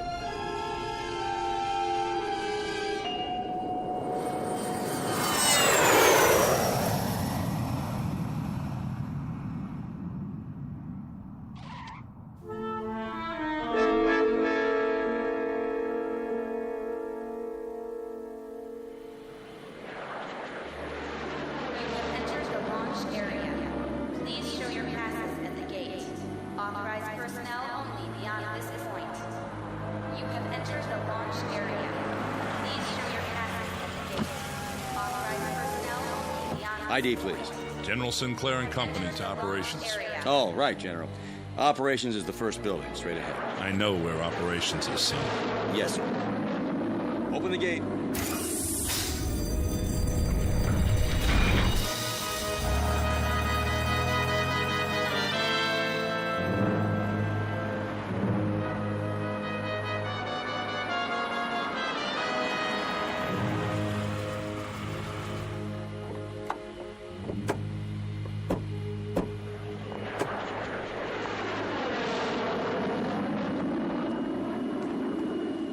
Here we are. If you'll just follow the walkway to the entrance. How do you do, sir? Good to see you, Captain. Lieutenant John McKenna, General. At ease. This is your pilot, Captain Gerald Vickers, and Lieutenant McKenna. Mr. Hallam, Miss Walsh. Welcome. Hiya. Captain, huh? Miss Blaze, Dr. Conrad. Hello. Miss Clark, Dr. Jewell, Miss Wong, Mr. Winteroth. Hi. Nice to meet you. You're the pilot? I'll do my best. I sure hope you know what you're doing. Well, there she is. Where? Out in the field. Take a good look. That ship's gonna be home for a long time. It's beautiful. Wow, some design. A little small, isn't it? Not really, Miss Blaze. It's a very efficient design. Just enough room for 8 passengers. 8? Don't you mean... I'll go over the details in a few minutes. For now, they're expecting us inside. If you'll follow me...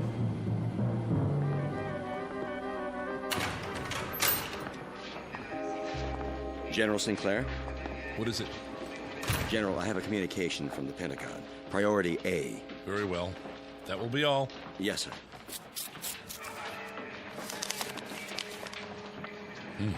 What is it? Don't tell me. The flight's overbooked. You might as well know. The nuclear missiles we sent up from 3 countries to intercept Wanderer have made contact. All detonated on impact. They hit Wanderer? And? Well, don't keep us in suspense. There was no appreciable deviation. The asteroid is still on course. What does that mean in plain English? It means that there's no last great hope for Earth. I would say then that this group is our hope.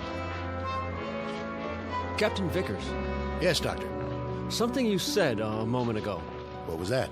Well, you said there was only room for 8 people aboard the ship. That's right.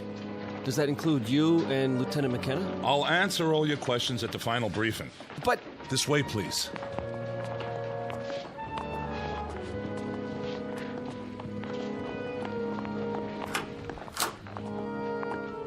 Sit down, if you will. How many more hours do we have? When are you going to feed us? I'm a little queasy myself. In about an hour. We're on a tight schedule. General, I asked a question outside. I think I deserve an answer. We're 8 people. The captain and the lieutenant make 10. But if the ship will only hold 8... I have an announcement in that regard. When this group was organized by presidential order, 2 reserves were included. Who?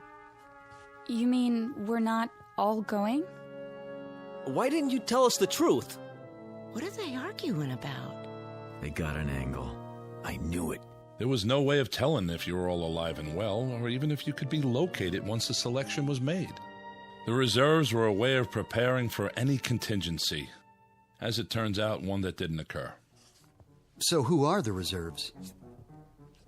They were not specified. What? Then we don't know if we're on the list or not? In that case, I volunteer to stay behind.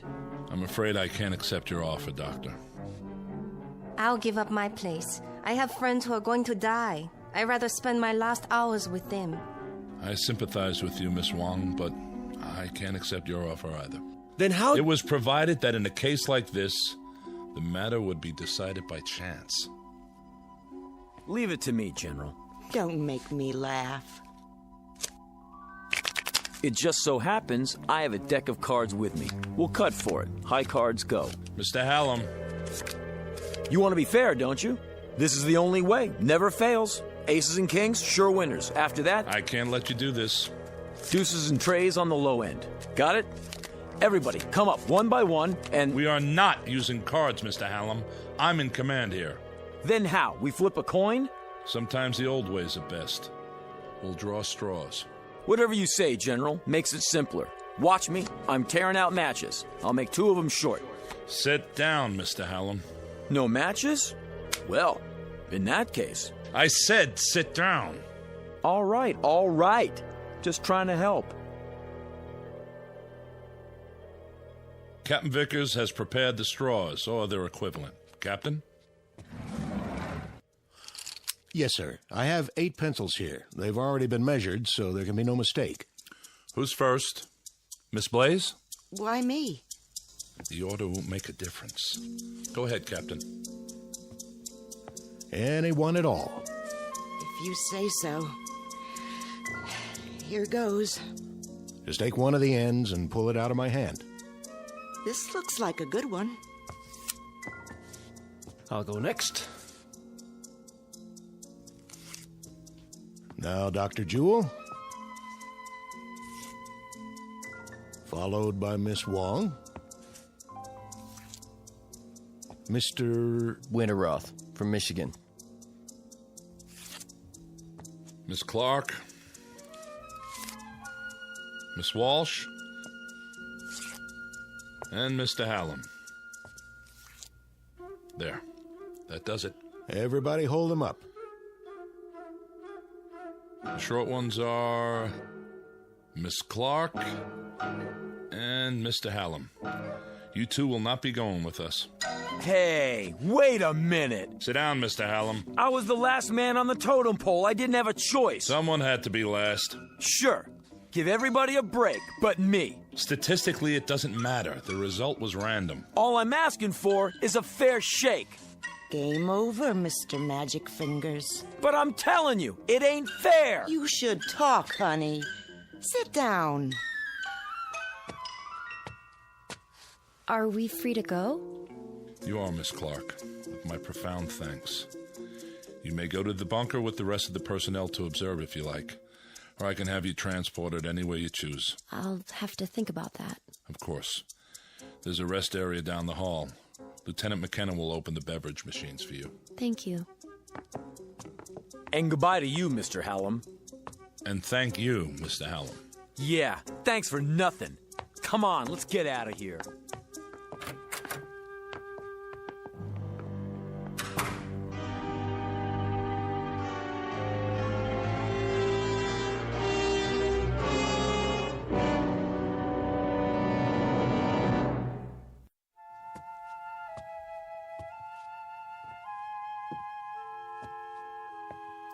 Why don't you sit down? You're making me nervous.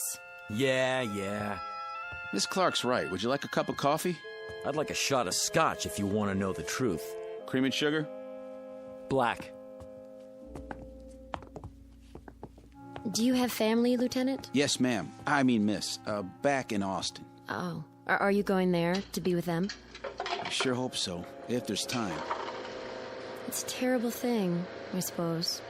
The little tragedies. We have time to absorb them. But something like this, it's too vast to comprehend. I know what you mean. Cut the chatter. What is this, a funeral? You might call it that.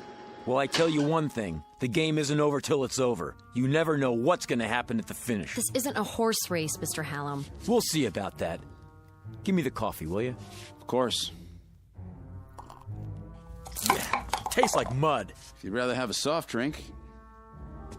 Forget it. Sorry you didn't care for it.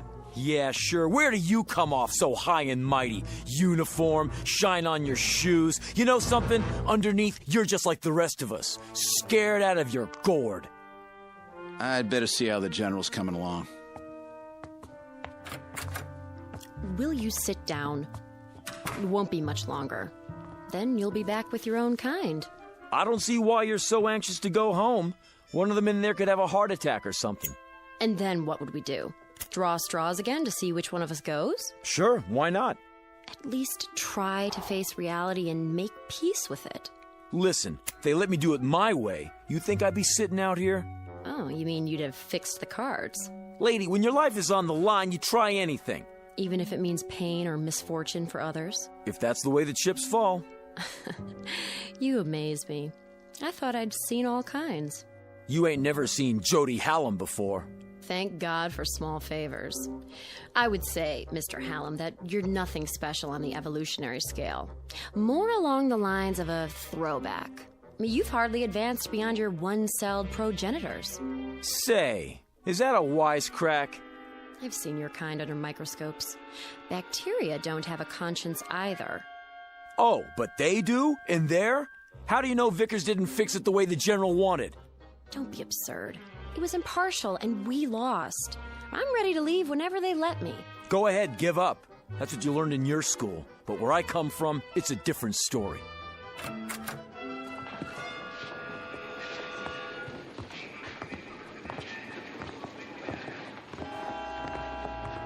General?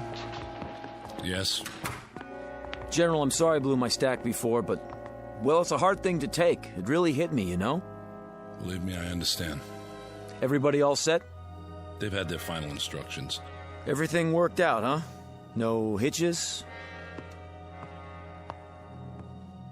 Ladies and gentlemen, you'd better get ready for the pre-launch.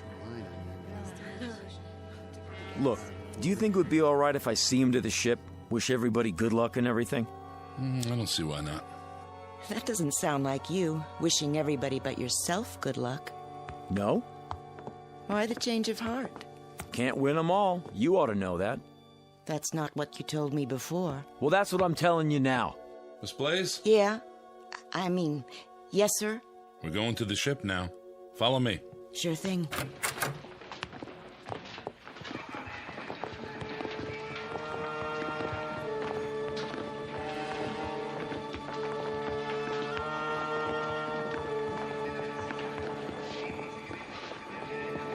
Not you. General Sinclair said it was okay. Only flight personnel on the field. I know. I'm going to say goodbye to him on the ship. General? It's all right, guards. Let him pass. Proceed. Sure, thanks a lot. Nice gun you got there. 15 minutes and counting. Oh, you coming with us? All unauthorized personnel must exit the launch. How much time? Not long, by my watch. The Varuna 1 is now on internal power. Look at all those stars. Skies like this in Michigan. There's a place I used to fish at. I guess I won't see it again. T-minus 10 minutes and counting. We'd better get aboard. All unauthorized personnel must exit the launch area. Move ahead to the control room at the end of the passage. Guards, stay with us a moment longer. How long to lift off? 8 minutes. I'll give the engines a final check.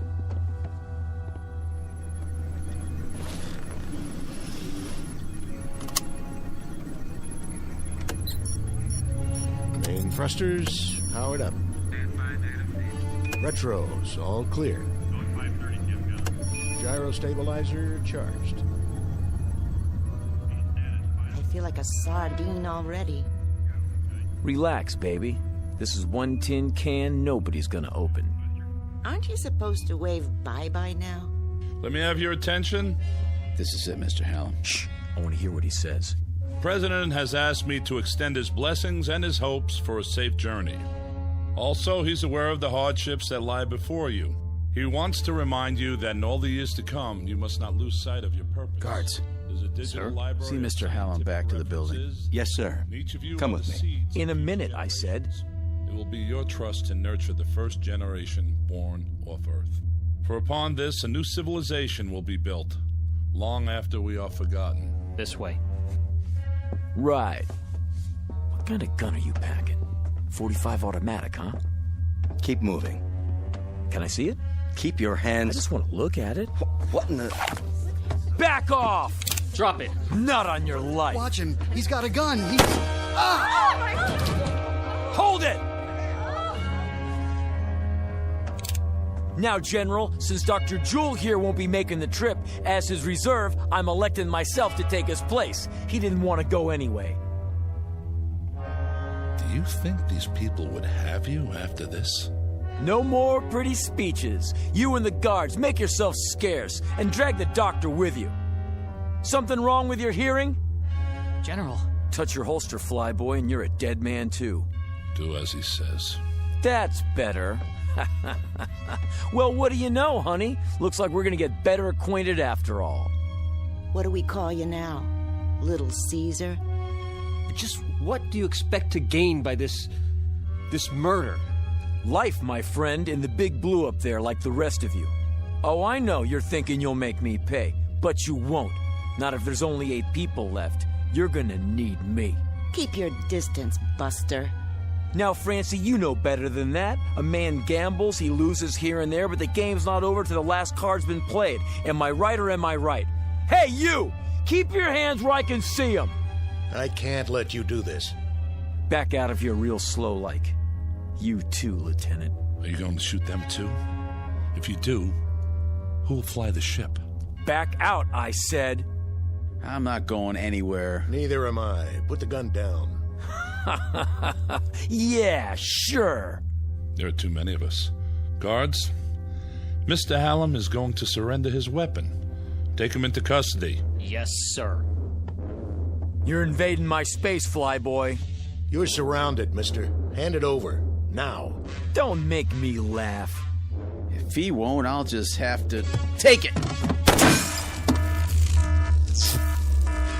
I warned you. The next one won't miss. Try me for a target, little man. Let go! Drop it. Drop it!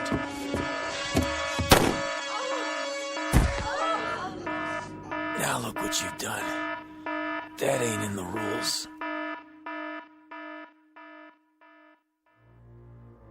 Does he have a pulse? No, sir. Dr. Jewell, are you all right? It's just my shoulder. The bullet passed through. Guard, get the medical kit. Right, General. We won't be going anywhere, General. The second shot took out the control panel. Can it be repaired? Not the telemetry system. Then replace the module. There is no replacement. It would take days to assess the damage. He's right, General. Is that true? You mean we can't take off? How can we? What are we going to do? Yeah, what are we gonna do? I wish I knew what to say to you. Damn him! Just because he wasn't going... He was right. What? He always said he was lucky. And maybe he was. Now he won't have to face the odds. What's that? Whatever it is, he's sure in a hurry. General, up here!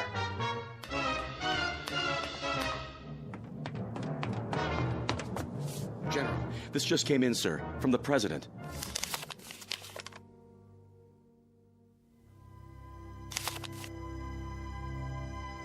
I am happy to tell you all that the danger is past. The President informs me that gravitational forces in the solar system have apparently torn Wanderer apart.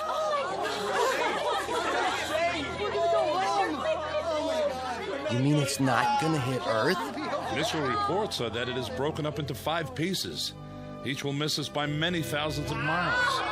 Let's get out of here. One at a time, folks.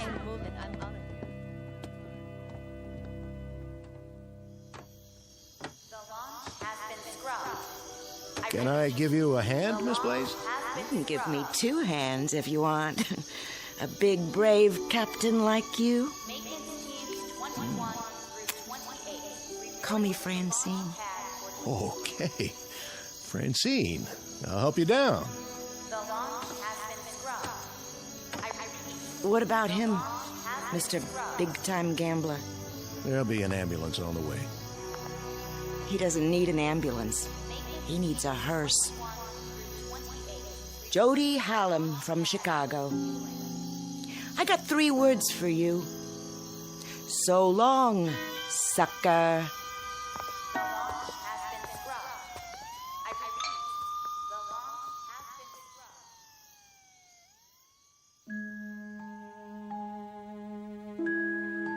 Portrait of a man who lived by his wits and wanted to go on living. The odds looked good, at least for a while. But when billions were marked for death, he lost faith in the laws of chance. Jody Hallam, who played a desperate last card and ended up the only man on Earth to die as the direct result of a threat that never came true. In the Twilight Zone.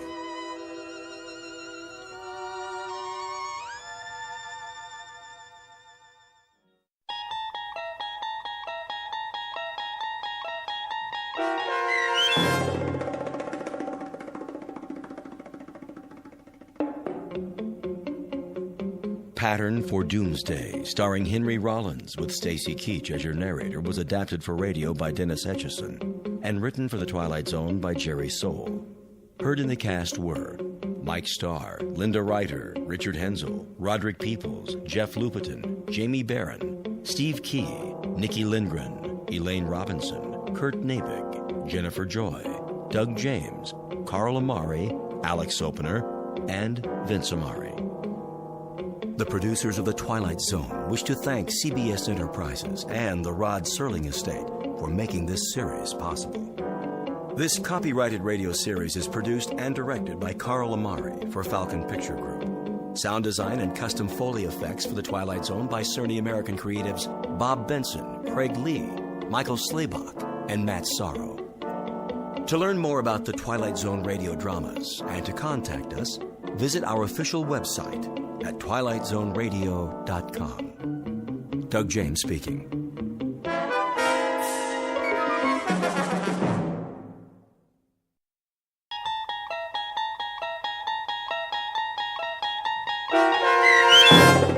People Are Alike All Over, starring Blair Underwood, with Stacy Keach as your narrator, was adapted for radio by Dennis Etchison and written for The Twilight Zone by Rod Serling, based on a story by Paul W. Fairman. Heard in the cast were Christian Stolte, Lisa Joyce, Richard Hensel, Steve Key, Derek Purcell, Doug James, Linda Ryder, Brooke Reed, Charlie Kummerer, Amanda Amari, and C.J. Amari. To learn more about the Twilight Zone radio dramas and to obtain audio cassettes and CDs of these programs, visit our website at twilightzoneradio.com. The producers of The Twilight Zone wish to thank CBS Enterprises, Carol Serling, Dennis Etchison, Dick Brescia Associates, Claire Simon Casting, Terry Jennings, XM Satellite Radio, Sirius Satellite Radio, our sponsors, and our radio affiliates for helping make this series possible. This copyrighted radio series is produced and directed by Carl Amari and Jason Mallow for Falcon Picture Group. Doug James speaking.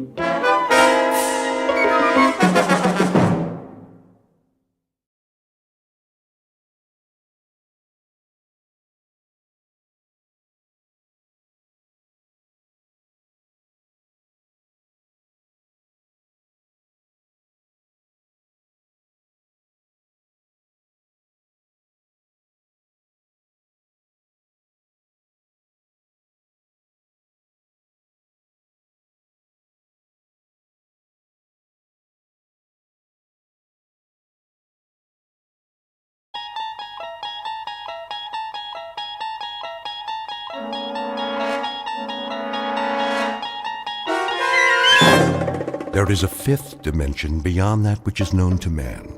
It is a dimension as vast as space and as timeless as infinity. It is the middle ground between light and shadow, and it lies between the pit of man's fears and the summit of his knowledge. This is the dimension of imagination. It is an area which we call the Twilight Zone.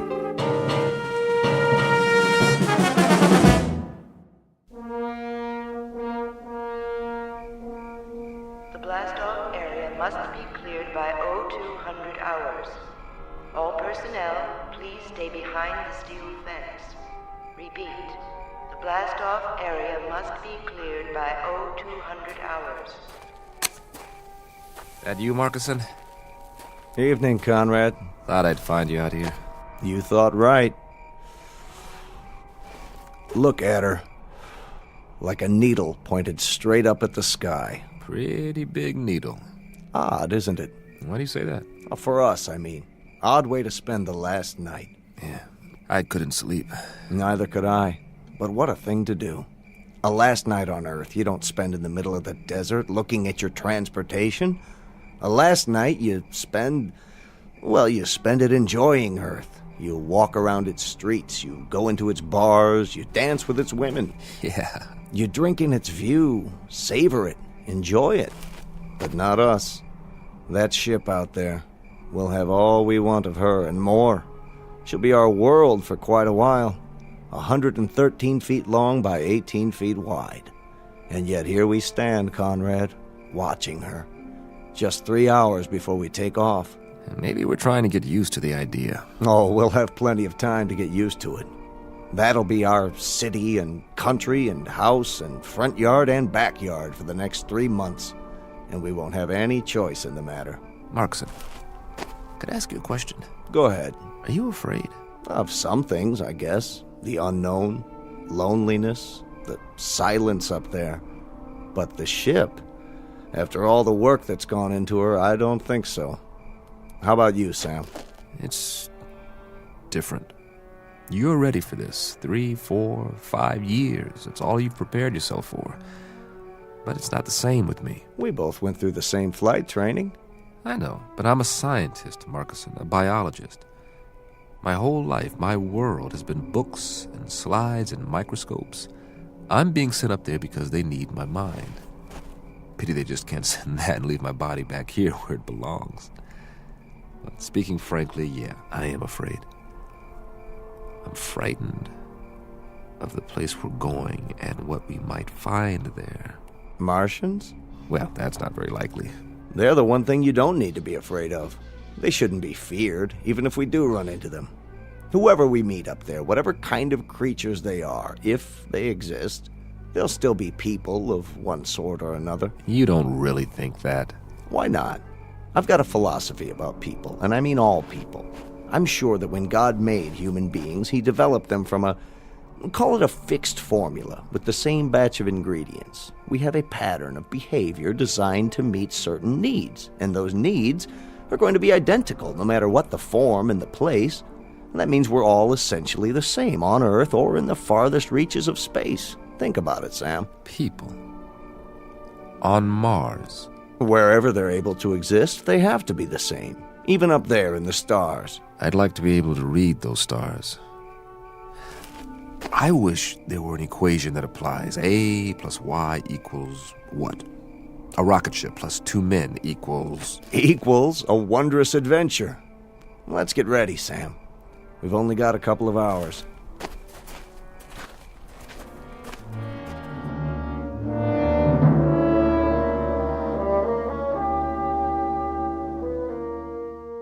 You're standing at the edge of a highway into space, one soon to be traveled by a flimsy, two-legged animal with an extremely small head. His name is Man, and he is about to send his tiny, groping fingers up into the unknown, bound for a once mythical place known as Mars. The participants are Samuel A. Conrad, age 35, and Warren Markison, age 31. They are the first to undertake such an ambitious voyage, and in a moment we'll travel with them to a location only slightly off course, in the Twilight Zone. And now, the Twilight Zone and our story, People Are Alike All Over, starring Blair Underwood with Stacy Keach as your narrator.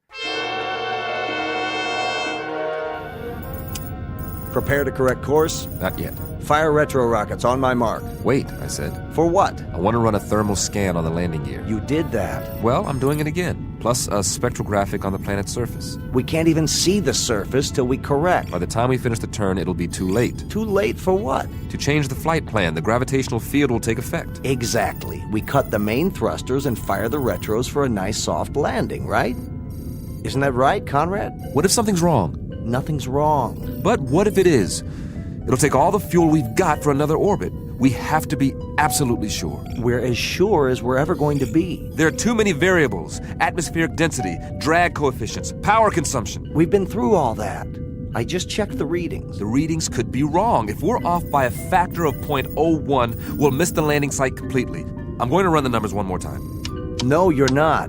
I'm in command here, and I say we're going in now. At least wait till the planet rolls up on the view screen.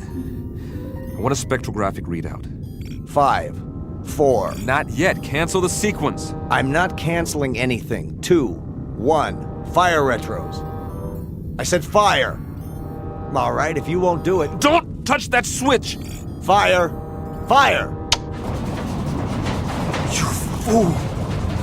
Strap into your seat now!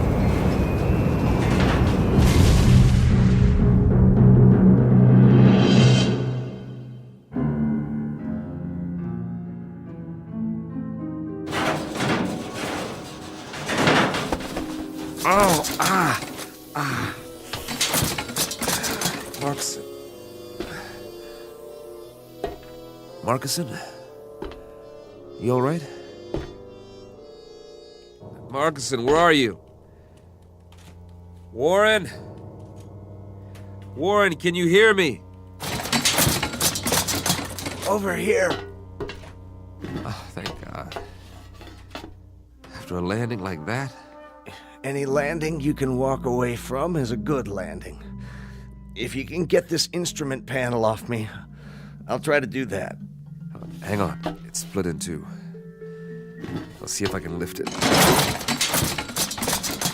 How's the rest of the ship? Nose down in the bottom of a crater, as far as I can tell. Air pressure seems to be holding. Here, take my hand. Whoa. Not just yet, Sam. I've got a little bit of a problem with this leg. But we made it, didn't we? Yeah, we made it. With or without my help. It wasn't your fault. Sure it was. If I'd followed your order... We still would have come down at the wrong angle. The flight plan was off. There's nothing wrong with the flight plan. It's the terrain. It's not like the reconnaissance photos. Close but different. Somehow... Then you were right to be cautious. Do we have power? I don't know. I haven't had time to check anything. Try to get the lights running. It's dark in here. I may be able to rig a new circuit. You do that. I'll give you a hand. Don't be crazy. You can't even stand up. I'll do it. Sam? Yeah? Hurry if you can. Will you, Sam? I want to take a look outside. I want to see what's really there. There's plenty of time for that. Is there? I told you, we've got air. That means the hull's intact. You rest easy. I'll get the medical kit. If you say so, Sam. If you say so.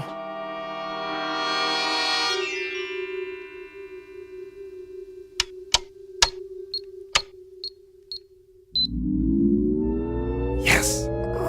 Sam? I've got the circuits up. We are in business. What are you doing? Running a diagnostic on the equipment. Stay down. How long did I sleep? A couple of hours. Don't worry, you needed it. You run an atmosphere check? Yeah. So, is it safe out there? That's the question. What's the matter? Something wrong with the sample? No, I got a good one. More than enough. That's the problem. You couldn't get a reading? Oh, I got a reading all right. A complete analysis. Down to the last trace element. So, what did it say? It says the air is fine. Almost identical to the mix on Earth. Well, what are we sitting here for? Let's go plant the flag. Hold on. You're not going anywhere with that leg. You go then. Just get the hatch open so I can see what's out there. I'm not going anywhere. Of course you are. Sam, we're the first men on Mars. What's the matter with you? Not yet. What are you waiting for? A printed invitation? It's the reading. But you said it was fine. It can't be right. Don't you trust the equipment, Sam? You designed it, remember? You and I both know there's no breathable atmosphere on Mars. Well, maybe there is where we landed. That doesn't make sense. If we're in a crater, there could be a buildup of gases. Not according to any scientific literature I've ever read. Then it's obvious the literature is wrong. You trust your equipment? I've run the data 50 times. And everything checks out. We made it, Sam. We made it.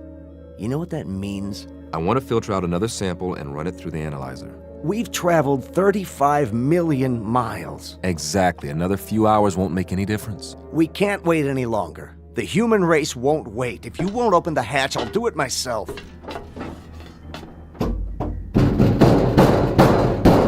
You won't be able to get it open. The hydraulics out. Patch in the auxiliary power supply. You said the circuits are up. I'm telling you, we can't. Maybe you can't, but I can. You're going to wreck your other leg. I'll use the manual override. That's what I'll do. I'll disconnect the hydraulic lift at the wall and... I told you to take it easy. Sam.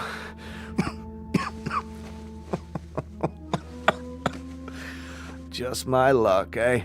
35 million miles through black space just to find a place to die. You are not going to die. It's all right. Really. It's just that I'd hate for this ship to be my tomb. Do me one favor. Anything. When it does happen, and I think it'll be soon. Don't talk like that. Get me outside, one way or another. Don't be afraid. I've got a strange hunch that If anybody's out there, they'll help you with the funeral. That's how people are.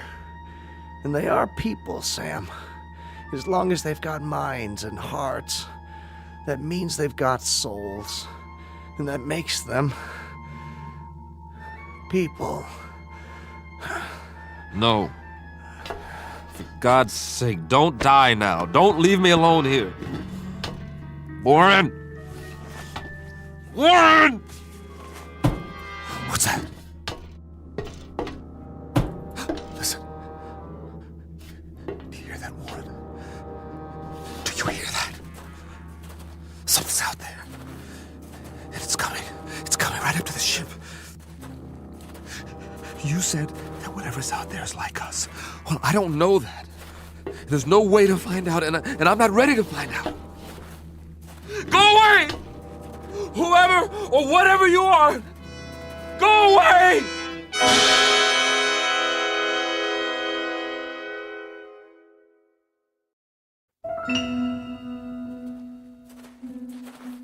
No, they're coming.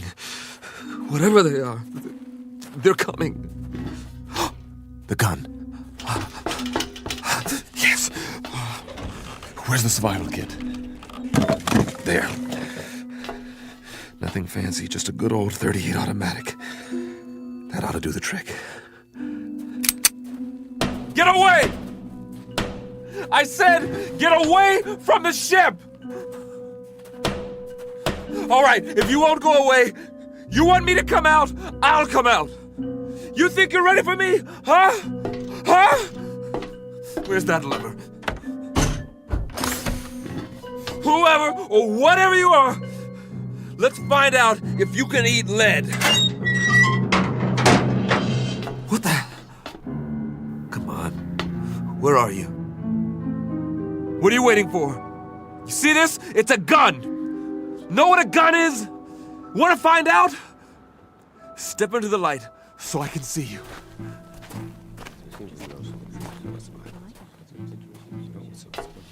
But you're people. I swear you are. You're just like me. Face, body, everything. Please, don't be afraid. There's no reason to, you know. What do you have in your hand? Oh, this it's a pistol. It's I was only going to use it if... May I see it? What? I suppose so. Just don't touch the trigger. It contains explosive missiles. They're called bullets. We didn't know if you were ever going to come out. We've waited most of the night. Very glad to see that you've finally done so, however. This is amazing. I'm Conrad. Samuel Conrad. That's my name. Do you understand? Name? We understand, Mr. Conrad. We landed here, my friend and I, in this ship. Crashed, I should say. We come from Earth. Earth? Where I'm from. This planet is known as Mars. We took off in our ship almost 3 months ago. Check on the other one. He may be injured. Yes, of course. Here, I'll show you in the sand. See, this is the sun. Sun, the big star. And this is the Earth, the third planet from the sun, and this is you. Here. The other one is dead. His name is Marcuson. Don't be alarmed, Mr. Conrad. We don't intend to hurt you. We've only been wondering when you intended to come out. Of course, we were curious. But how do you know my language? We don't, Mr. Conrad. As you'll no doubt soon realize, you're speaking our language. Your language? Unconscious transference. You'd call it hypnosis of a sort. But you must be tired. We'll prepare a place for you to rest and food.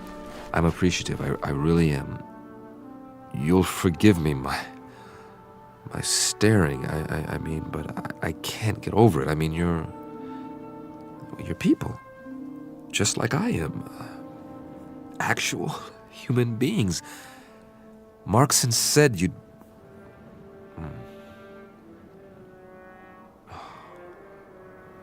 Yes. We'll bury your friend for you. Later on, you can tell us the sort of marker you'd like. That is your tradition, isn't it? Yes, it is. We can also repair your ship for you. You can? If that would please you. Oh, yes, very much. Good. Consider it done. There are so many questions I want to ask. Really? So many things I want to find out about your civilization, your science, the way you live, the social structure.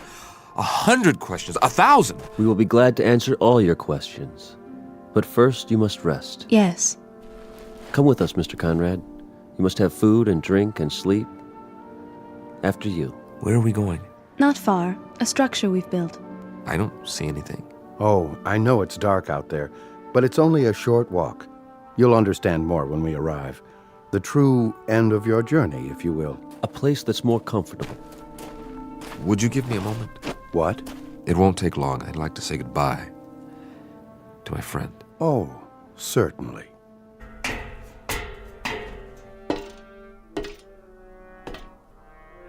Marcus, I hope you know what's happened.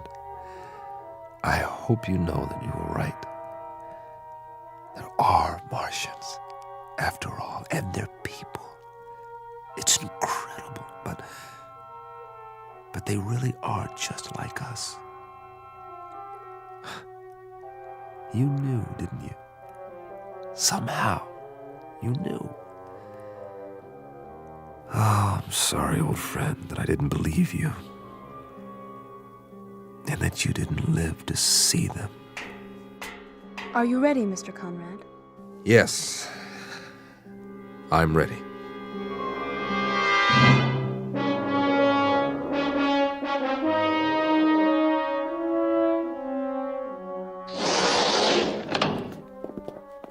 I hope this will do.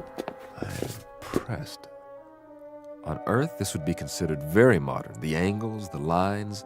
Are the walls stainless steel? Well, not exactly. Something like it. Would this be considered a typical house here? In a sense, it would be the equivalent of an apartment, I believe you call it. Except that there's no furniture. I don't believe it. Everything is built into the walls. What's the power source? Not electricity, surely it's... A simple principle, really. You'll hear all about it. About everything. But we promised you food. Your table and chair. From the ceiling. That's brilliant. And on the table, your meal. It will taste somewhat different from what you're accustomed to, but I trust you'll find it agreeable. Here. Thank you so much. All of you. You know, I am hungry. Very hungry. Please sit down, Mr. Conrad, and eat.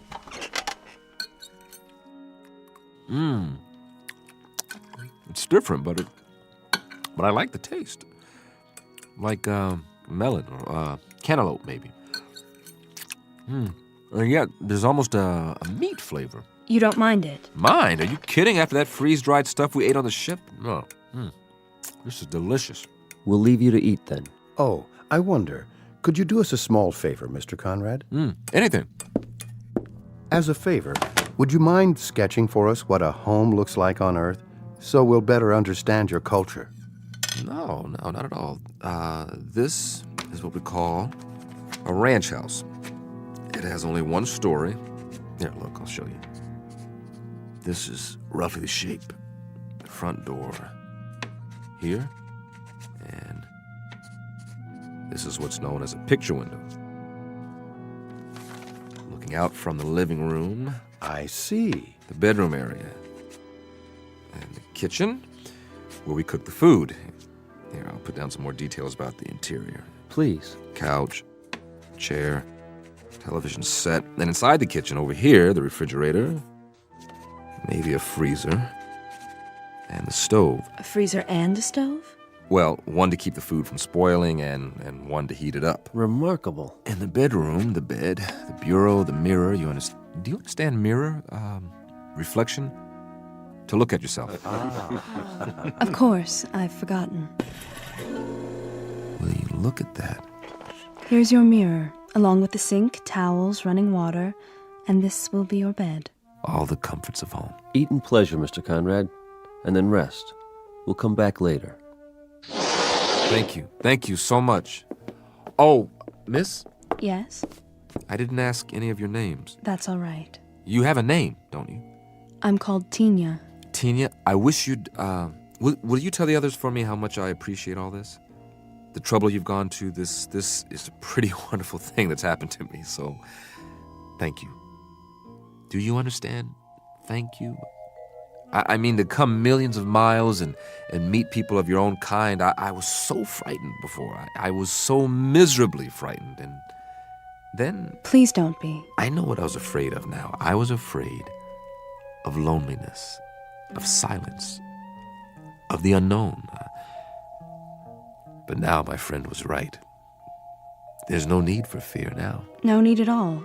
No one will hurt you, I promise. You must believe that. I do now. I'll see you later, Mr. Conrad. I hope so, Tina. And please call me by my given name. It's Sam.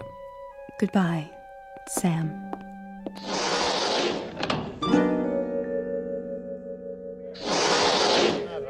There she is. Sorry, he had more questions. What did you tell him? That we'd be back later. He understands. How did he take the language transference? Oh, quite easily. His quotient is low enough. You should see the wave chart. He has the mind almost of an infant. And you must have a look at his ship. I have done so.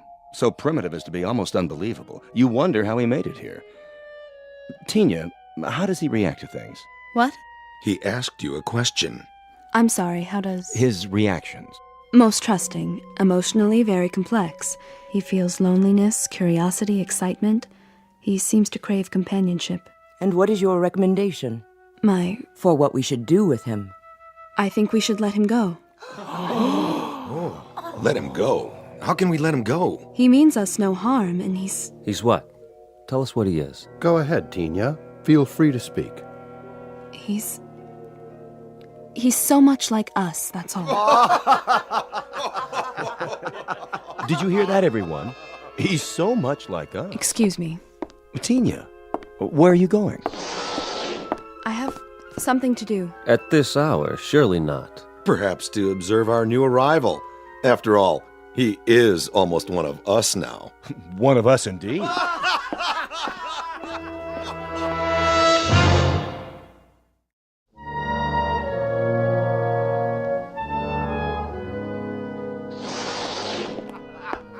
Tina?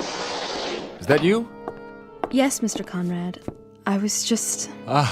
What's the joke? Oh, something one of my friends said. Oh, what was it? Something humorous, that's all. At least he thought so. Won't you come in? I wouldn't want to disturb you. Not much chance of that. I'm too wound up. This is all a bit much to grasp at one time. You must have a great many questions. Perhaps you can answer a few of them. If you don't mind, that is. Won't you sit down? Well, maybe for just a minute. Have a seat. The couch is quite comfortable, thanks to you. Mr. Conrad, there's something you should know. Oh, that's an understatement. Where do we start? I don't quite know how to put this, but... Wait, I'm not a very good host. After all, you and your people have been so gracious, seeing to my every need. Is there anything you'd like? I assume there are refreshments. I don't suppose you people know what a drink is. In the cabinet, you'll find several varieties of beverages. Yeah? I hope they're to your satisfaction. Let's just have a look. Do you mind? Be my guest. I don't believe it! This is a 25-year-old single malt. Where did you get it? We manufactured it, you might say, to suit your taste. But how could you know what my taste is? We retrieved it from your memories, telepathically, to use your word. You were very specific in your recollections. May I ask what it is like? You mean you've never had Scotch whiskey before? Well, young lady, you are in for a treat. Here, I'll pour us both one. I'm not sure that's a good idea. You're right, it's not. It's a great idea. Give this a try. Perhaps just a taste. Here's to the end of a long, long journey. And to good people everywhere. It's a strange taste. It's so sharp. Oh, I should have told you to sip it. Just take a small amount and just roll it around in your mouth. Then you swallow it. Yeah. How's that? It's Interesting. You said your people manufactured this. How, exactly? And you must use some sort of molecular reconstruction powered by... what is the power source here, by the way? Solar? Hydrogen fusion? We've been experimenting with this on Earth for years, but so far... Please, Mr. Conrad, You seem nervous. It's just that... Not my fault, I hope. I've never been very good at small talk, getting to know people socially. And now I'm more aware of that than ever. You're behaving perfectly. That's not the problem at all. You're the one who should be uneasy with us. Suspicious. What's to be suspicious about? Do you want to know the absolute truth? This experience, meeting all of you, it's lifted a burden off my chest. All this time, not knowing what to expect. But you're so kind. You're so understanding. You take it all in stride. A visitor from another planet, I mean, am I... The first? No, I can't say that you are. I should have known. You accepted me so easily. The other, visitors, where did they come from? Not Earth, obviously. Outside the solar system? Please. There will be plenty of time to answer those questions and more. I'm sure there will be. But you see, I'm a scientist. Facts, numbers. Those are our concerns, too. They have been since time immemorial. You've been here a very long time. Your civilization, I mean. Yes, in Earth terms. But Mr. Conrad, Sam, there is something I wanted to tell you. It's only fair that you know before... Before what? Ah, Mr. Conrad. Still awake, I see. Oh, come in. I was just telling Tina here... Mr. Conrad, we have a surprise for you. Really? A very nice surprise. You shouldn't go to any more trouble. Would you accompany us, please? Where are we going? That's the surprise, Mr. Conrad. You'll see soon enough. Isn't she coming? Tina will remain behind. Oh, we were just getting acquainted. She has other duties. Actually, Don't you, Tina? I hope I'll see you later. No. If you don't mind, Sam, I think I will go with you now. Tina. Great, I'd like that.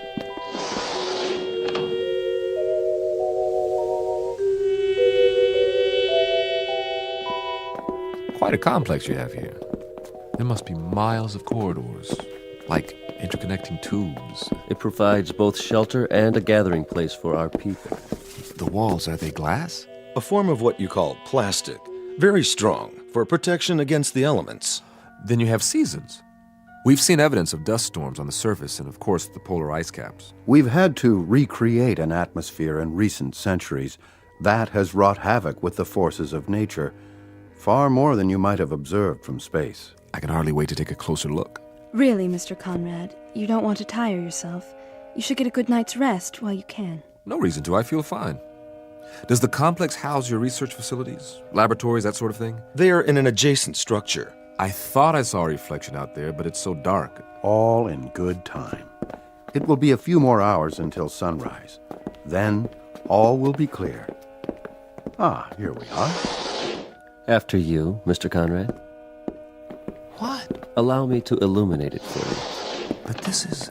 This is what, sir? Why, it's just like the entrance to my house back home. Is it? Yes, this is the foyer, and the living room would be down here. You like it? Do I? It's a perfect replica of my place in California. This is perfect. We did our best. I mean, in every detail. Furniture, the works, even the drapes. If I open them, I bet I'll see my old picture window. No point in opening them now. It's dark. Wait till morning. How did you build it so quickly? We sincerely hope this is the way you're used to living. You didn't miss a thing. The general outline came from your diagram, the rest from your mind. You think very clearly, Mr. Conrad. Very clearly indeed. Strong, clean impressions. Would you care to see the rest of the house? Would I ever?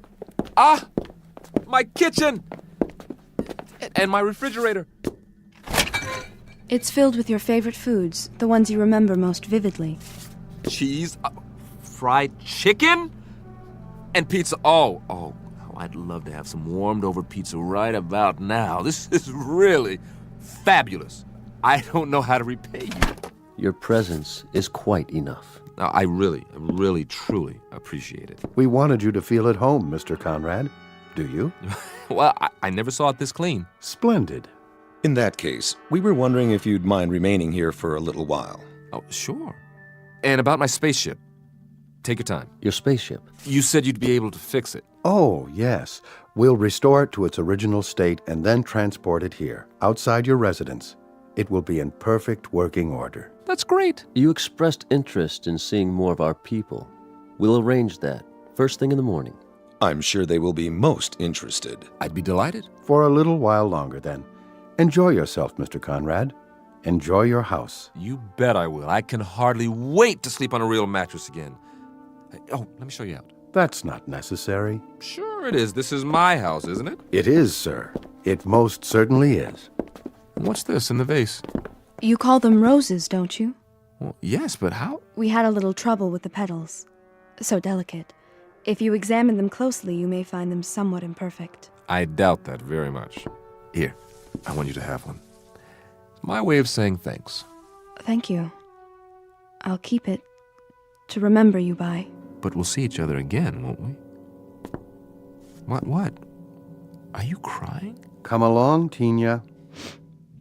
I'm very happy to have known you, Sam. Time to go. Sleep well, and wake refreshed.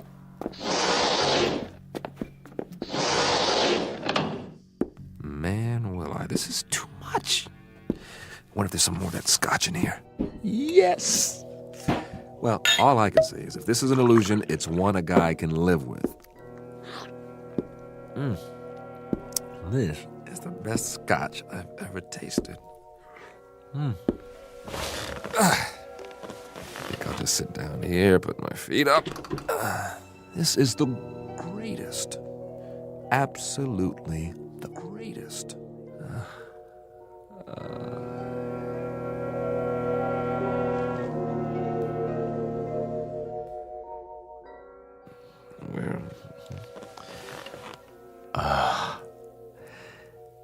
It wasn't a dream. I really am here, after all. Never even made it to bed. That's okay. Slept like a baby. Must be morning by now. Well, let's take a look out of my famous picture window and see what morning's like on Mars. Oh, you look at that.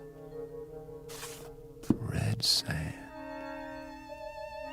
Red hills. Ooh, oh, wow. They made the window so it retracts automatically.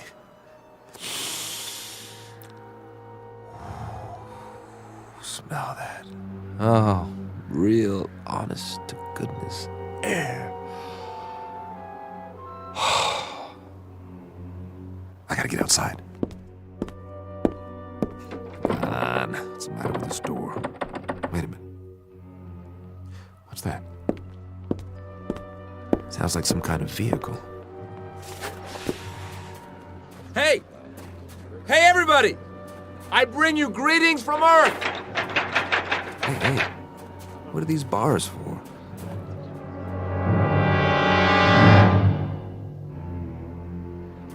Everyone, please exit through the rear of the tram. Over here!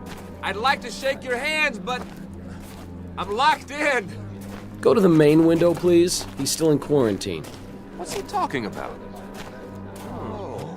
Why are you all looking at me like that? Please don't touch the bars. Hey, what's going on? Hey! This is our latest acquisition.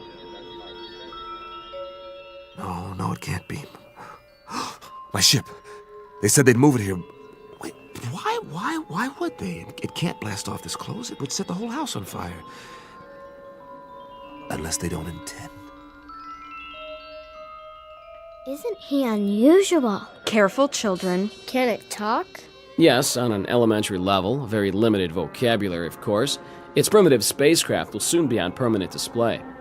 For now, you're free to observe the creature in its natural surroundings. I don't belong Note in the here. simple primal emotions. No! Let me out of here! You may take holograms if you like.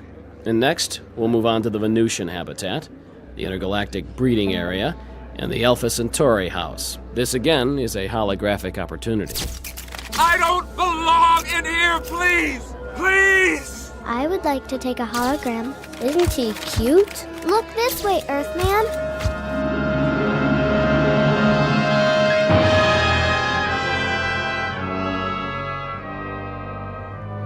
You were right, Marcus. You were right. People, they are the same. No matter where you go, they are always the same. It's a zoo. A zoo. A zoo! It's a zoo. Species of animal on public display. Physical characteristics similar to a human being. Head, trunk, arms, legs, hands, feet. Very tiny, undeveloped brain. Comes from a primitive planet known as Earth. Calls himself Samuel Conrad. And he will remain here in his specially constructed cage with running water and electricity and central heating for the rest of his natural life. Because Samuel Conrad finally discovered a flight plan that led him off course and into the Twilight Zone. More from the Twilight Zone after this. Hello, I'm Stacy Keach. I hope you're enjoying this edition of the Twilight Zone radio dramas. To learn more about this series, be sure to log on to our official website at twilightzoneradio.com. You'll find special discounts on our Twilight Zone audio collections, listings of our radio stations, links to other websites, and a photo gallery of our recording studio and some of our stars in action. Plus ways to contact us with questions or comments about the show. And for a limited time, when you log on to twilightzoneradio.com, you can send in for a free CD of the show. So be sure to visit us at twilightzoneradio.com.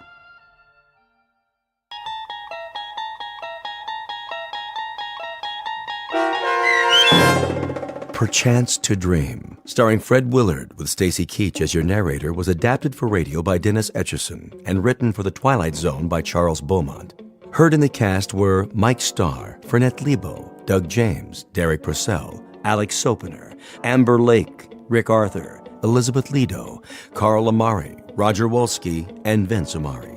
To learn more about the Twilight Zone radio dramas and to obtain audio cassettes and CDs of these programs, visit our website at twilightzoneradio.com.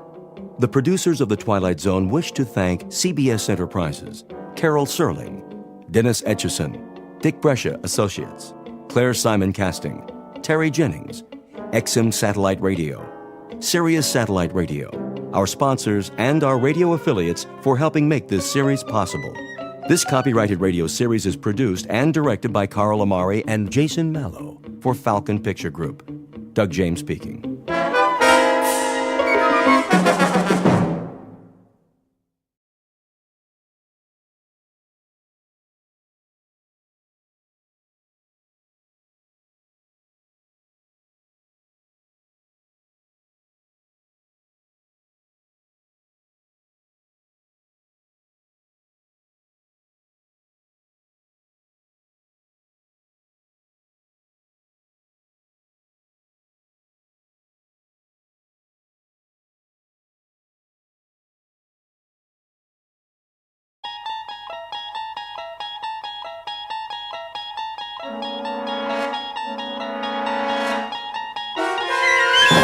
There is a fifth dimension beyond that which is known to man. It is a dimension as vast as space and as timeless as infinity. It is the middle ground between light and shadow, and it lies between the pit of man's fears and the summit of his knowledge. This is the dimension of imagination. It is an area which we call the Twilight Zone.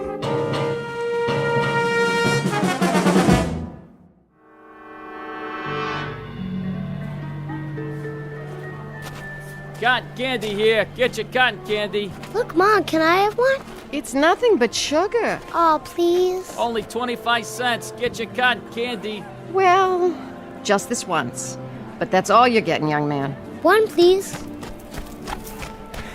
Excuse me. Can I ask you? Mom, that man got in front of me. I just want to ask. One cotton candy coming up. Please, I have to know. My son was first. Where's the exit? Do you mind? I'm trying to get out of here. One at a time. Which way? Hey, pal, you don't look so good. Why don't you take it easy? I can't take it easy. Somebody's after me. Move right in, folks. See the dancing girls, blondes, brunettes, any kind you want. Starring the beautiful Maya, Princess of Darkness. Quickly, where can I hide? Hey, easy, pal. You don't understand. She's been following me all night, everywhere I go. Can I have my cotton candy, please? Come along, Christopher. It's late. But, Mom... You've had enough sweets. You, over there. Come on over, mister. Show's about to start. Leave me alone! Come inside the tent. Always room for one more. How do I get out of here? Well, right over there, pal. See? Through the turnstile? Follow the crowd. Hey, watch where you're going. Let me through, please. That man just shoved me. Sorry, you've got to let me out. Hey, slow down there. One person at a time. Please, someone's after me. Get in line, like everybody else. All right. All right. There, that wasn't so hard, was it?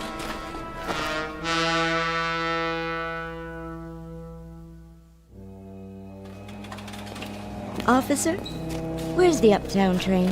That's the next platform. Keep it moving, folks. Where am I? What's that? I don't know where Where are you going? What? Oh, I have to see Dr. Jackson. Who? I have an appointment on the Upper East Side. You don't need the subway. You're there. But how? It's the other end of that platform, right up those stairs. Say, are you all right? I really don't know. What time is it? 11:45. Midnight? That's a good one. In the AM, pal. Where have you been all night? Why'd you go home and sleep it off? I can't. That's the one thing I can't do.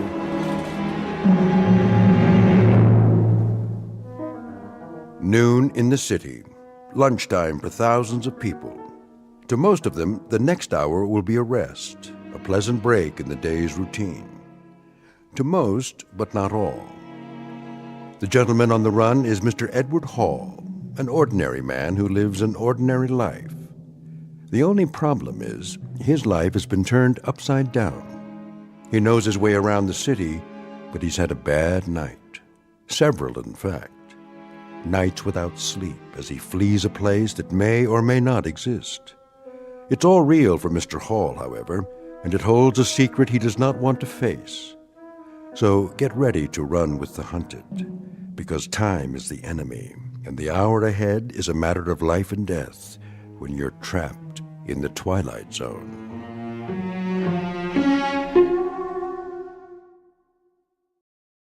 And now, The Twilight Zone and our story, Perchance to Dream, starring Fred Willard, with Stacy Keach as your narrator.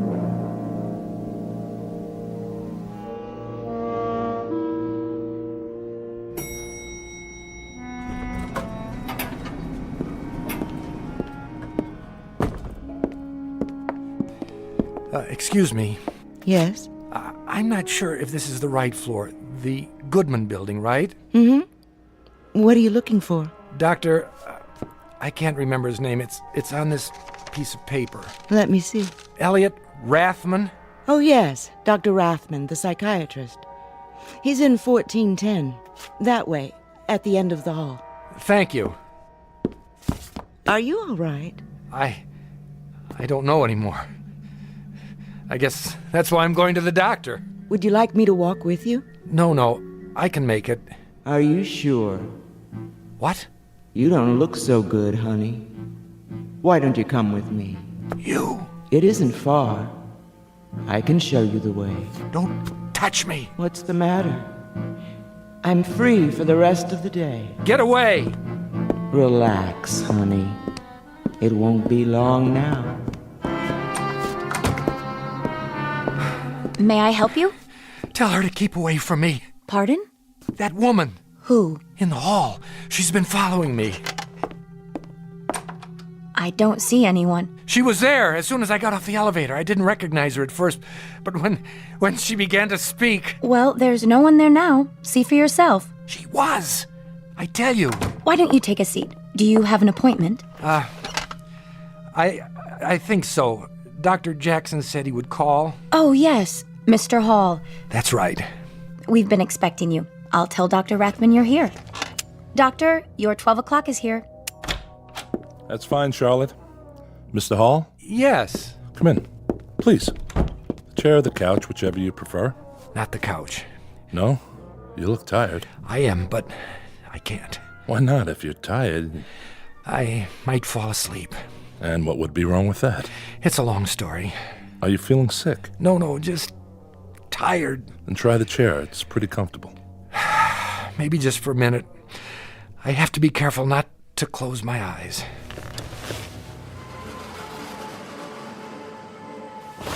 No. I thought you said you were tired. I am. I am the tiredest man in the world. You know how long I've been awake? 87 hours. Almost 4 days and nights. And you can't sleep? Can't. No, doctor, that isn't it. Mustn't. I mustn't go to sleep, because if I do, I'll never wake up. Really? Mind if I walk around, keep the circulation going? Stand on your head if you think it'll help. I don't have that much energy.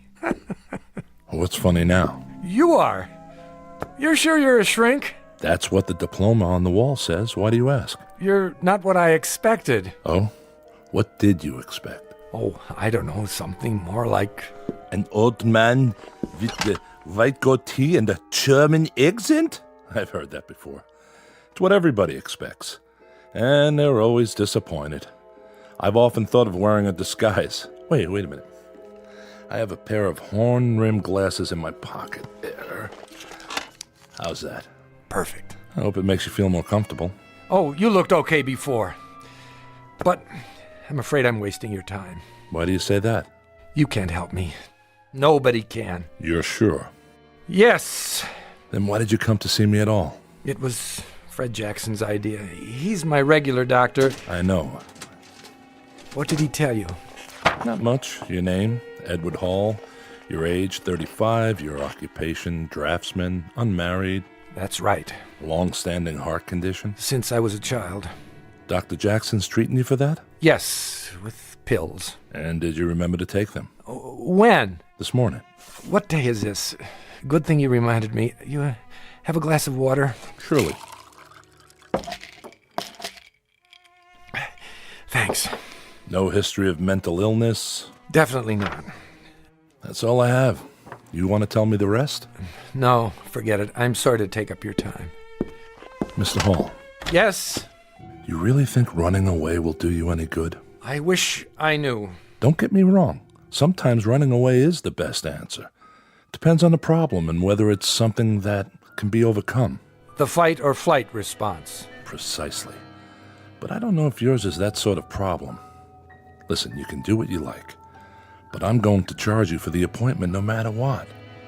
So why not get your money's worth? Promise you won't put me in a straitjacket. I can't promise anything.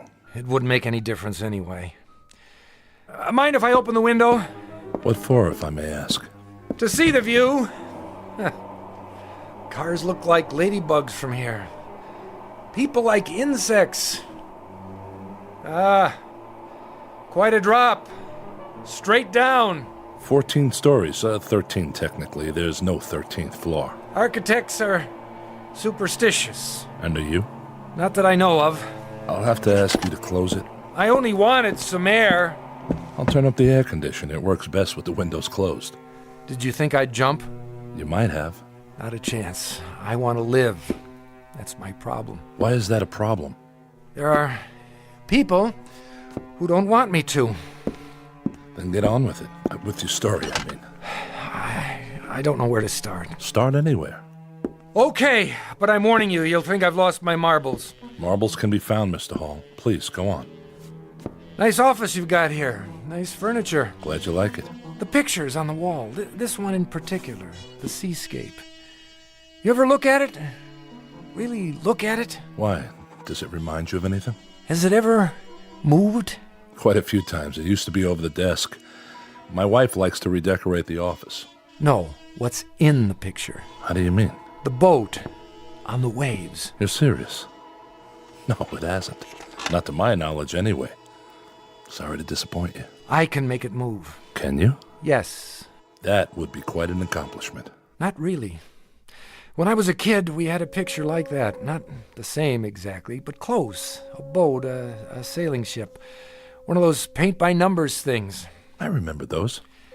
I think my mother painted it when I was a baby. She used to tell me to look at it. If I looked at it long enough, she said, it would move. I didn't believe her. But the idea fascinated me. One night I spent a whole hour just staring at that silly boat. And did it move? Yes. You were lying in bed waiting to fall asleep, but you couldn't. That's right. You understand there's nothing strange about that. A fixed image on your retinas. Eventually, your nervous system shifts the position slightly to remain alert, or seems to. In Gestalt psychology, we call it the figure ground effect. In plain words, it was an optical illusion. I know, except that after a while, I couldn't control it. Every time I looked at the boat, the sails filled and began to dip, moving over the bounding waves. I couldn't stop it. Imagination is strong in a growing boy. I realized that. I realized it even then. But the point is, I got just as scared as if it were really happening. Why would it scare you? Oh, I don't know. The movement, the change of scene, of being someplace else. Of being out of control? Could be. Even if you know it's not real? But that's just it. The mind is everything. If you think you have a headache, and there's no physical reason for it, you hurt just the same, don't you? Granted. Excuse me. I need some more of that water. Be my guest. Thank you. Dextroamphetamine? How did you know? I recognize the pill. Not one of Dr. Jackson's prescriptions. It's the only way I've been able to stay awake. How many grains a day? I don't know, 30, 35. I'll have to tell Dr. Jackson. Tell him! I don't have much longer anyway. Not if you keep taking those. You want to hear the rest or not? Yes, I do.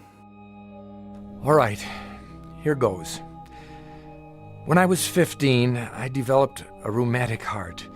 They said I'd never really get well, that I'd have to take it easy. No strenuous exercise, no long walks, no stairs, no shocks to the system. Shock produces excess adrenaline, they said. That was bad. Avoid any kind of shock. But they forgot about my imagination. Then 3 years ago, a woman was killed by a man who'd hidden in the back seat of her car. Maybe you read about it? I believe I did. Well, I started thinking about it. Maybe someone was hiding in the back seat of my car. Maybe I'd be driving over Laurel Canyon some night. I'd look in the rearview mirror, and I'd see somebody or something rising up out of the darkness behind me. I had to drive the canyon twice a day. The second time was always late at night. It's a tricky road. One slip and you're over the edge. One night, like every other night, I was headed for home. It was a dark stretch, only my headlights cutting into the blackness. Suddenly, I began to feel uncomfortable, as if I weren't alone in the car. It was ridiculous, but I couldn't shake the sensation. I kept thinking, there's somebody back there, directly behind my seat. If I look in the rearview mirror, I'll see his face, and then I'll see his hands reaching up. Here's the important thing, Doctor. I knew intellectually that I was alone, but I also knew that my imagination could make me see something if I thought about it long enough. And so don't ask me why, but I looked in the mirror. And there he was. I hit the brakes, lost control, and that was when I went off the road into the ravine and crashed.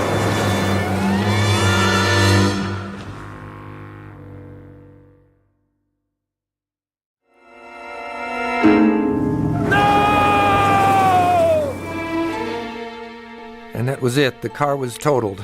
And you were okay? Not a scratch. Of course, there wasn't anyone else in the car. It was all in my mind, but what difference did that make? I crashed anyway. You were lucky to walk away from it. Yeah, I was lucky. The shock could have killed me, the old heart condition.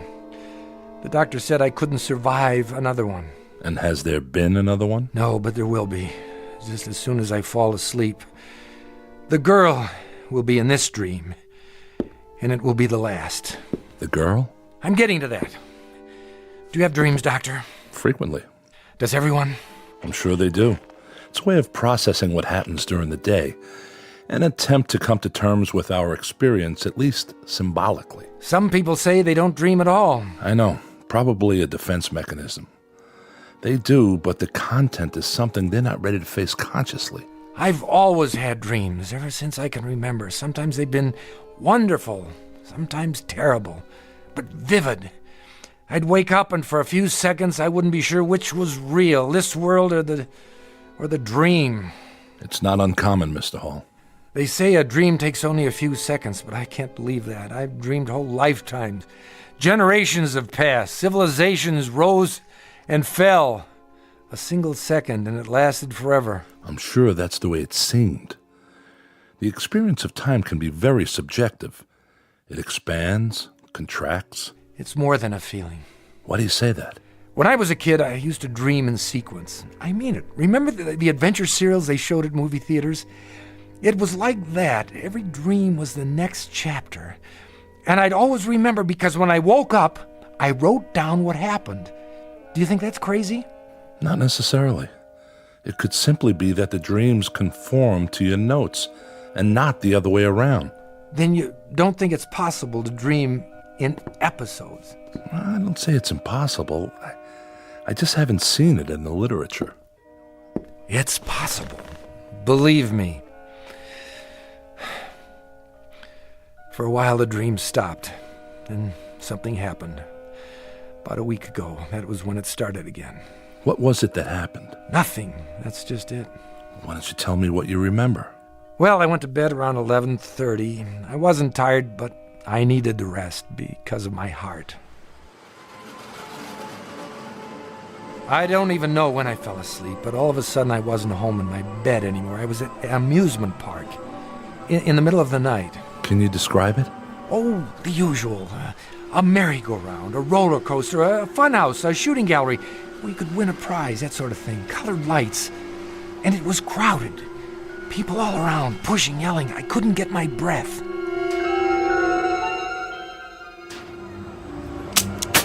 There you go, bullseye. Some shooting. You must have been in the service. Yeah, Marines. Sharpshooter. Well, take your pick. Stuffed animal, Cupid doll. I'll take the teddy bear for my girl. One teddy bear coming up. Ooh, Artie, thanks. It's so cute. Keep it by your bed to remember me by. Oh, I will. Hey, how about you, buddy? What? Over here, Mark. Step right up. My name's not Mark. Oh, yeah, sorry.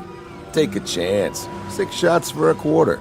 Hit the bullseye and you get a genuine imported Cupid doll. How about it? 25 cents. 1/4 of a dollar. How much? 25 little pennies. Go on. You look like a good shot. That was when I got it. The prices. I looked around, and it was the same amusement park I went to as a kid. In 26 years, nothing had changed. It was exactly as I remembered it. Ah, you missed it. Here, let me give you another rifle. This one shoots straight. No, thank you. Hurry, hurry, hurry. See the dancing girls. See Maya, the cat girl. Move in close. One more time and you've got it. Excuse me. That'll be 25 cents. I don't have any change. Hey, you owe me a quarter. Girls, girls, girls. The most exotic, the most exciting, the most sensational examples of feminine pulchritude this side of heaven. Move right up, folks. Last show of the night. See this roll of tickets? Well, the regular price is $1, but I'm going to put these away. If you're within the sound of my voice, the price is only 50 cents. That's right, half price for this show only. The pitchman was in shirt sleeves and a straw hat. A crowd had gathered at the platform. All men looking at 5 dancing girls in skimpy costumes. But the one they looked at the most was in the middle, wrapped in a black silk cape, the color of her hair.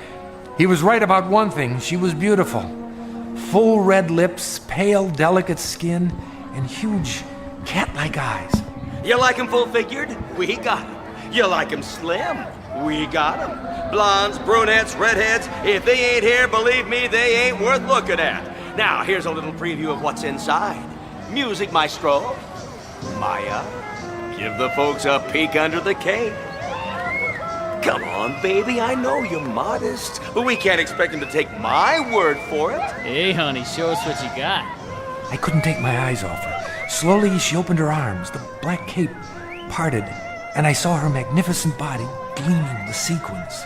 I give you Maya, the cat girl. What a figure. Ooh, man, I like. Hey, can I have the next dance?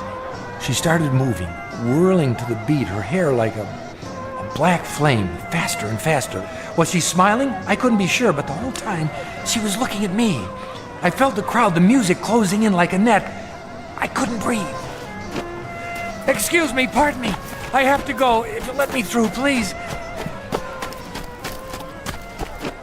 I didn't know who the girl was. I'd never seen her before, but as much as I was drawn to her, I knew I had to get away. Something about her eyes, something deep inside those dark cat's eyes. May I have a light? What? A light. For my cigarette. Oh, of course. Thank you. But you're Maya. I just saw you on the stage. Why did you do that? Why did I do what? Walk away. I felt like it. You didn't find me nice to look at?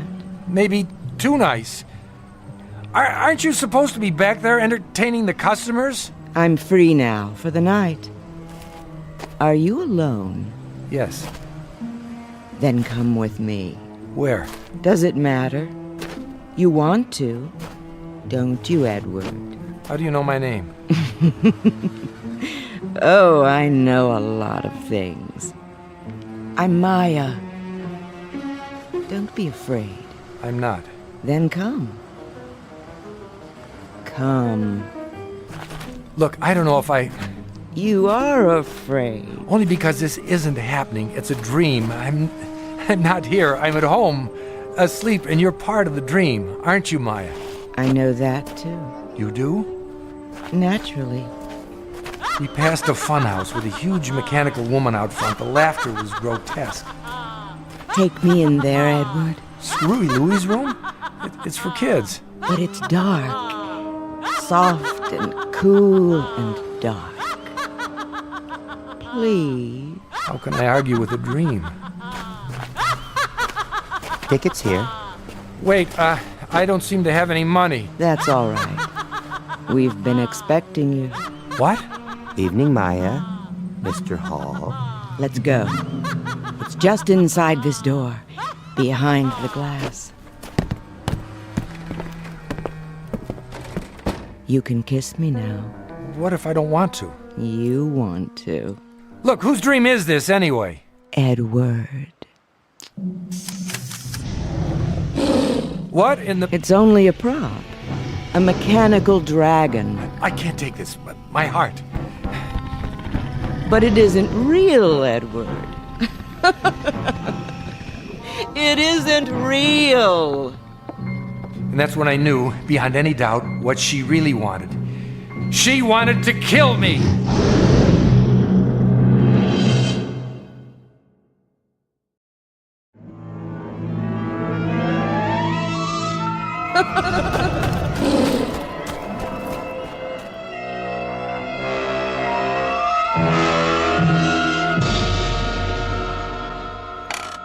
You woke up then? Yes, I'm glad to say. My heart was beating a mile a minute. I had to lie still for an hour, waiting for it to settle down. I went to my doctor in the morning. He said I'd almost had it. Do you know who the girl was? No idea. She looked familiar, but I know I'd never seen her before. You're sure she wanted to kill you? Yes. Why did you think so? Why? If you'd seen her eyes, heard her laugh. You said she was beautiful, that you desired her. Yes, but the way she followed me made me go with her. The funhouse frightened you? I'm not sure. I remember it from when I was a child, but it seemed different somehow, larger and darker on the inside with more glass. There were long passages with mirrors at the end, and you were never sure which way to turn. Wherever I looked, I saw her reflection. A beautiful, seductive reflection. Someone you wanted. No one forced you to talk to her, light her cigarette, follow her inside. You went along with her willingly, didn't you? I couldn't think clearly. It was as if I had no will of my own. Something was happening, and I was swept up in it. I don't suppose she reminds you of anyone now. Like Who? Someone you've seen since in your waking life. There was a woman in the hall when I got off the elevator. She spoke to me, and her voice began to change. For just a second, I thought she sounded like... Like Maya? Yes. That probably comes from sleep deprivation.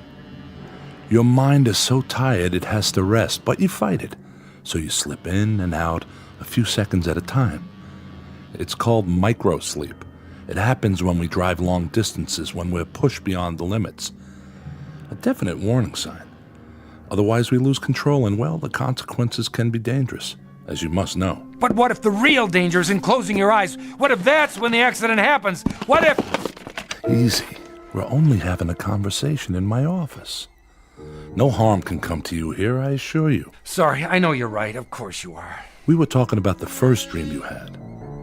What happened after that? Well, the next night, I put off going to sleep until 1 o'clock. That would make it hard to get up in the morning. But I didn't care. Turned out it didn't matter anyway.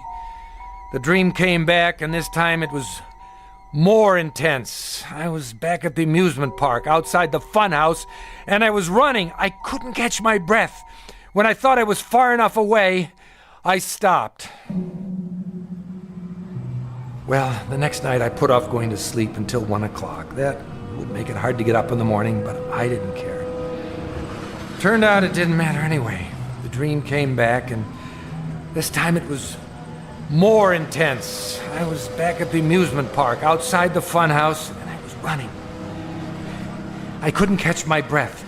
When I thought I was far enough away, I stopped. I was in front of a tent with a picture of tarot cards and a crystal ball painted on it. It was dark and no one was around, so I went inside looking for a place to rest. You are looking for me? Oh, sorry, I didn't know anyone was here. I am Madame Olga. No more fortunes, it's late. Come back tomorrow. Yes, yes, I'll do that. Wait. Something is wrong? No, I mean, I don't know. Come closer to the candle. Oh, so pale. And your eyes. You are running away. Well, actually... Sit. Give me your hand. If I could just stay here for a minute. Loosen your tie. There. Thank you, that's better. And the button at your throat. Open it. Now. Someone is after you. It doesn't make any sense. I don't even know her. Ah. But she knows you. I'm not sure. She seems to. You desire her? She's beautiful.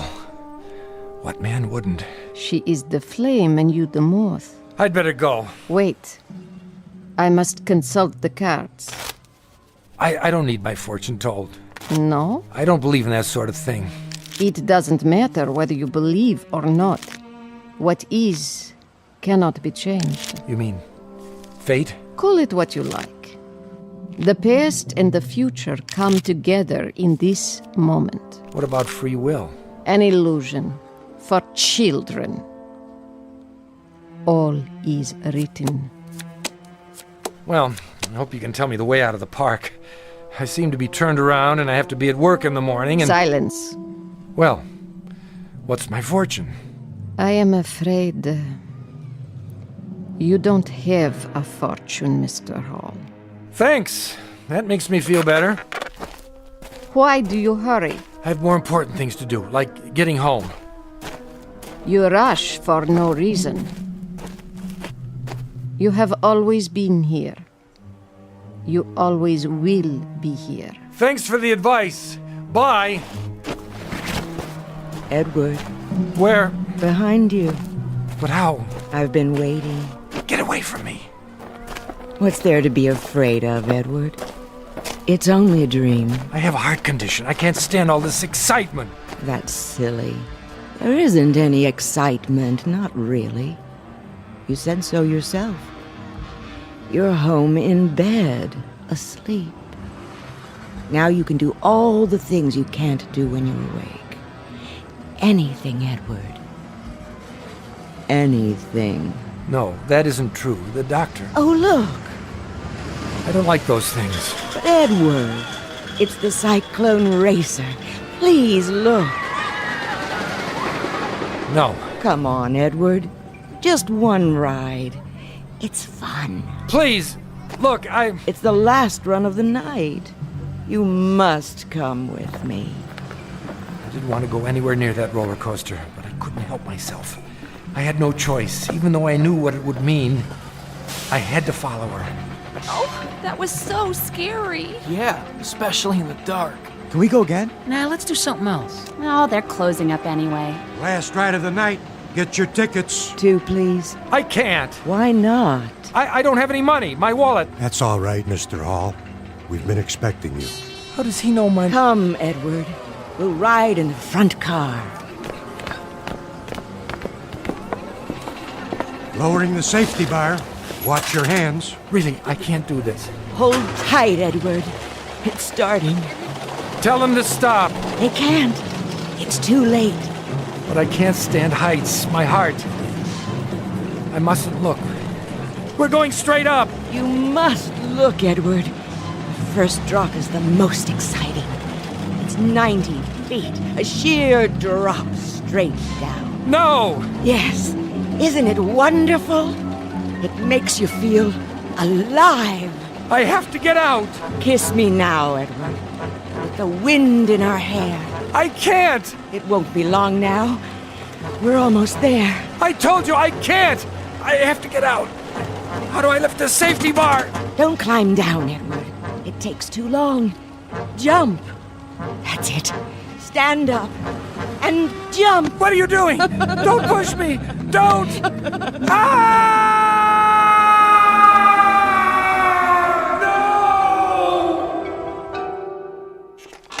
Is that it? That's it. If I go to sleep, I'll be back on the roller coaster for the next episode. It'll pick up where it left off. I'll force the safety bar, stand, Maya will reach out, push, and that'll be the end of me. On the other hand, if I stay awake much longer, the strain will be too much for my heart, and that'll be the end of me. Heads you win, tails I lose. Quite a choice, isn't it? Where are you going? Outside. Maybe if I get some air. I wouldn't advise it. What would you advise? A straitjacket? So long, Doc. You can't help me. I've wasted enough of your time. Leaving so soon, Edward? Maya. What's the matter, Mr. Hall? It's her. My receptionist? Sorry, her name doesn't happen to be Maya. Doesn't it? I can't take this anymore. I've had enough. Enough, do you hear me? What are you doing? Stand aside! No, don't. Don't! Yes!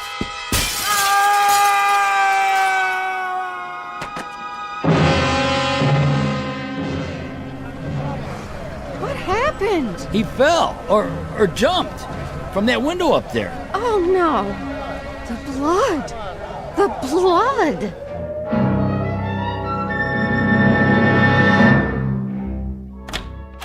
Dr. Rathman, I heard a scream. Is he all right? I'm afraid he's dead. You're right. There's no pulse. But he came in just a minute ago asking to see you. He walked into your office, closed the door. I know. It's funny. When he came in, I told him to sit down. He did.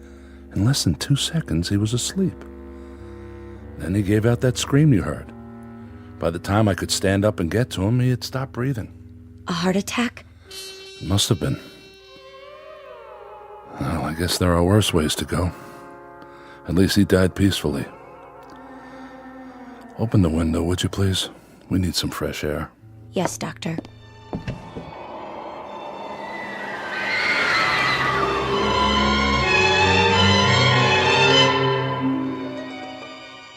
They say a dream takes no more than a second or so, and yet in that second a man can live a lifetime, suffer and die.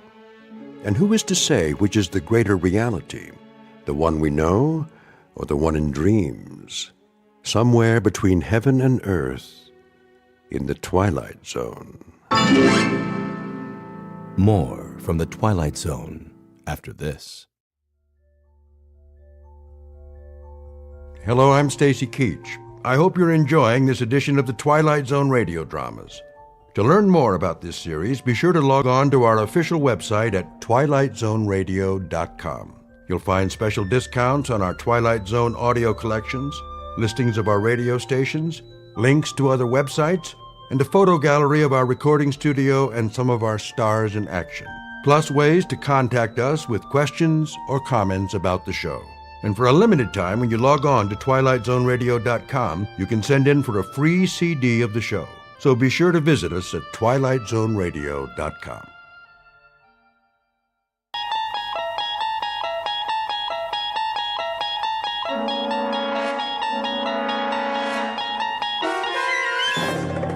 You unlock this door with the key of imagination. Beyond it is another dimension, a dimension of sound, a dimension of sight, a dimension of mind. You're moving into a land of both shadow and substance, of things and ideas. You've just crossed over into the Twilight Zone.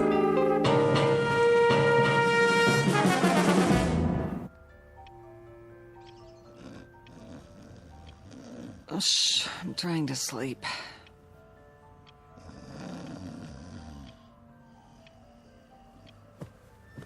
I said I'm sleeping. What? Oh, what time is it? Wilma. Ow. Wilma. Oh, leave me alone. What does the clock say? Huh? 9:17. It can't be. Oh, didn't you set the alarm? Wilma!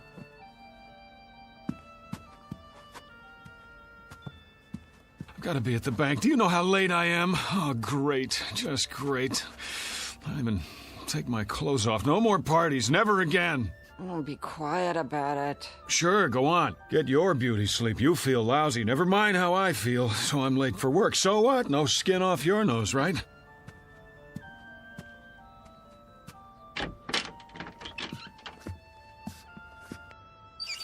Oh, yeah, I shouldn't have looked in the mirror. You know, I didn't want to go to that stupid party in the first place. It wasn't my idea. I wanted to stay home and read, but no, can't do that. Can't hurt old Petey's feelings, can we? Wouldn't be nice. So I go to work an hour late today, and you sack out till noon. That's fair, yeah, makes sense to me. Oh, my aching feet. Could have at least taken my shoes off, but that would have been too much to ask before you passed out.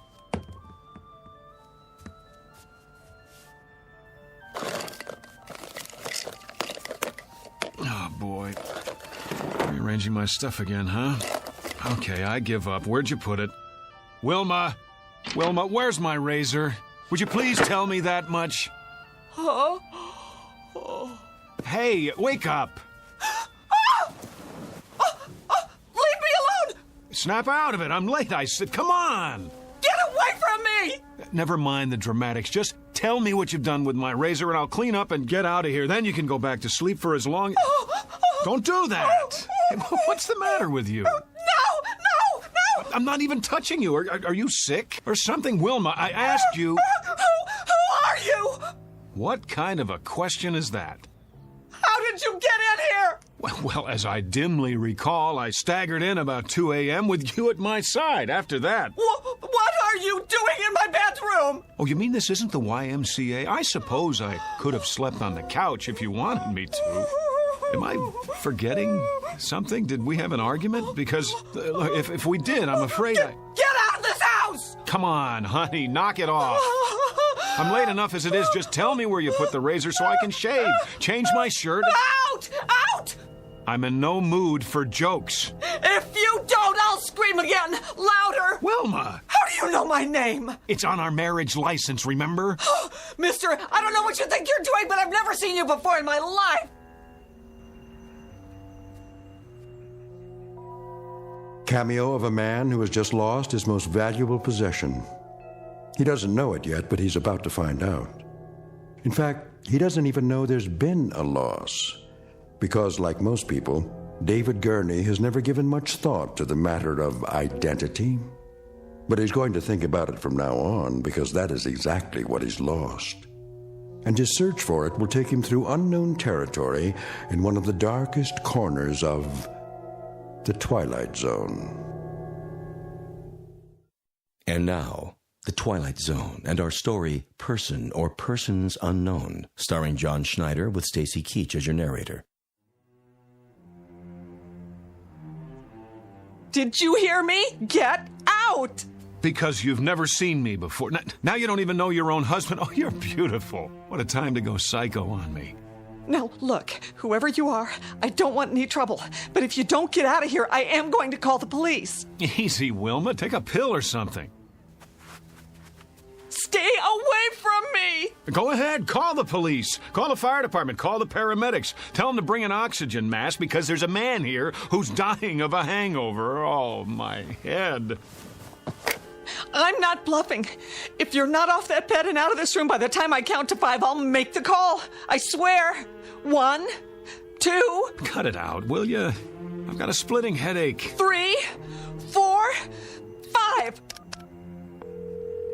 This isn't funny anymore. Give me the police. Hello, police? I'd like to report a guy who... Give me that. Have you gone crazy?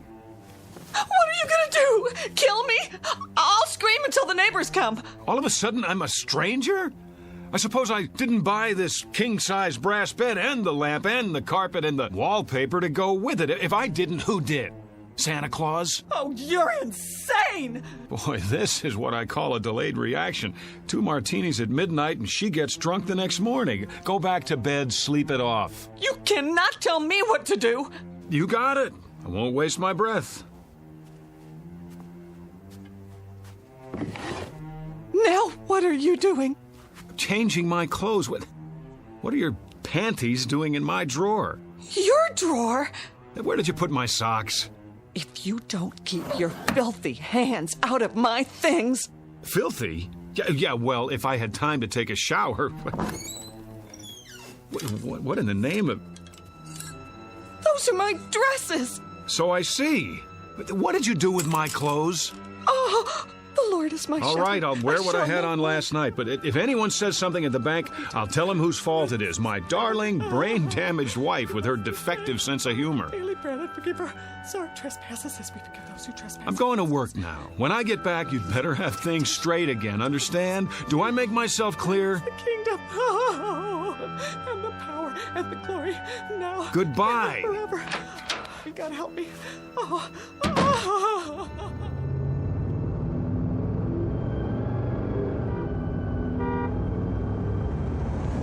Oh, great. No gas, which means I get to work even later. Mr. Miller's gonna love that.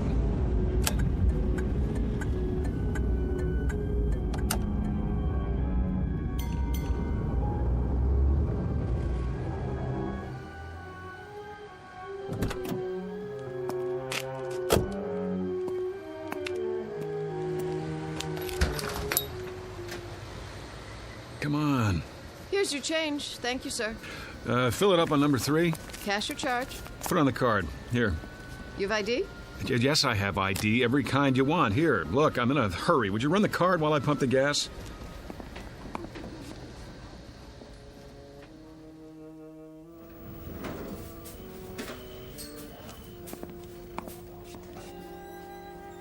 Morning, Jim. Morning, sir. Welcome to Federalist Savings and Loan. Boy, treat the customer like a king. New uniform? What's that, sir? Looking mighty spiffy. Hat's on crooked, though. It is. Keep up the good work. Don't let any bank robbers in. If you'll fill out a transaction slip. Who do I see about a loan? Morning, Julie. Fred. Bring back this loan application and I'll begin the procedure. Well, how long's it gonna take? Oh, no, not long. We can usually give you a decision in 72 hours. What in the... Well, see, I sort of need the money right away. I'll do my best, Mr. Klein. May I help you? George? I am Mr. Hurtubise, Assistant Vice President. Of course you are. Who's that? Sir? At the desk by the window. Why, that's Mr. Cooper, our Vice President. Well, would you mind telling me what Mr. Cooper is doing at my desk? Beg pardon? What is he, some trainee of all the... If you'll wait your turn, sir, Mr. Cooper's busy. Yeah, sure he is. What is this, George? April Fool's Day? I don't see why I have to fill this out. I already gave you all the information. I'm sorry, Mr. Klein, but without verifying your collateral, I'm afraid there's nothing we can do. You know how long I've had an account here? And you giving me the runaround?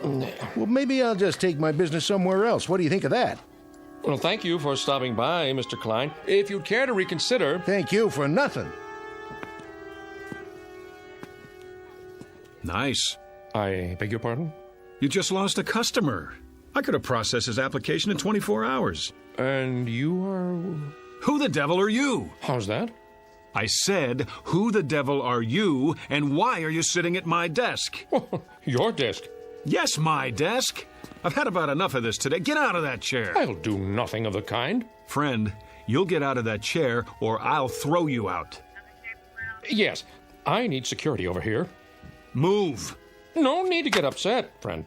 Oh, you don't think so? After the morning I've been through? Here, take this junk with you. Your pictures, your phony nameplate. I said take it!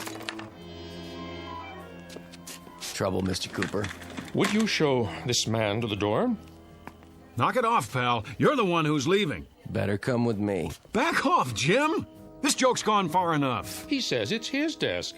Come on, sir. Let's settle this outside. There's nothing to be settled. I want my nameplate back and my pictures. What the hell did he do with them? Now, sir. Outside, I have to insist. Go ahead, insist. I'm not budging.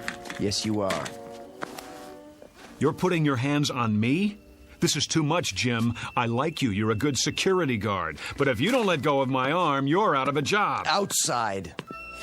I said, let go of my arm. There! Now you are fired. Put your hands up. Put your gun away and get back to work. What's the matter with you people? Has everyone gone crazy? Up, over your head. I advise you to do as he says. Mr. Cooper, call the police. I already have. Well done. What? Now walk 3 paces in front of me. All the way to the door. Don't make me use this. George, what's going on? Tell me, please. Outside with him. Let's go. Sorry, everyone. Minor disturbance. Don't be alarmed.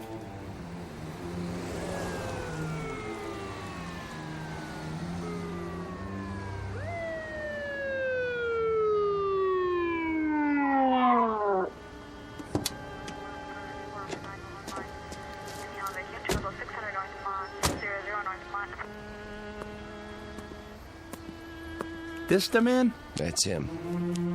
Hands behind your back. Oh, for God's sake. Hold still, fella. Ah, get in the car, nice and easy. Wilma, is that you? That the same guy? Yes. What's your name? Why don't you ask her? We did. She doesn't know. Doesn't know? After 11 years of marriage, she doesn't know. He's a complete stranger to me, officer. I can't tell you how frightened I was. Let's go. Wait, Mrs. Gurney, let me introduce myself. I'm David Gurney, your husband. Well, what's everybody staring at me for? That's who I am. Tell him, Jim. I've worked with this man for 4 years. Tell him. Never saw him before. He just walked in and started a ruckus. Slide in the back seat. Come on. Wait, you don't believe I'm David Gurney? I can prove it. Look in my wallet. Go ahead. Take it out of my back pocket. Then we'll see. No wallet? Sure there is. Check the other pocket. Nope. Nothing. But I had it. Oh, hold on. The gas station. I must have left it on the counter. Everything. Driver's license, credit cards. Watch your head.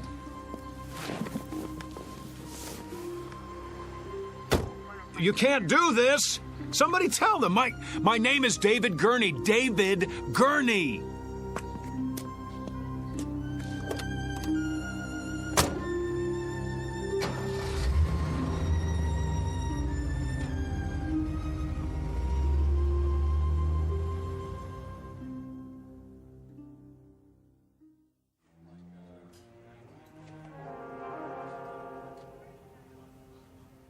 On your feet. Where's the doctor? Right here, my boy. Sorry to keep you waiting. Thank God. You don't know what it's like sitting here listening to those lunatics. Well, I think I do. If you'd like to come with me?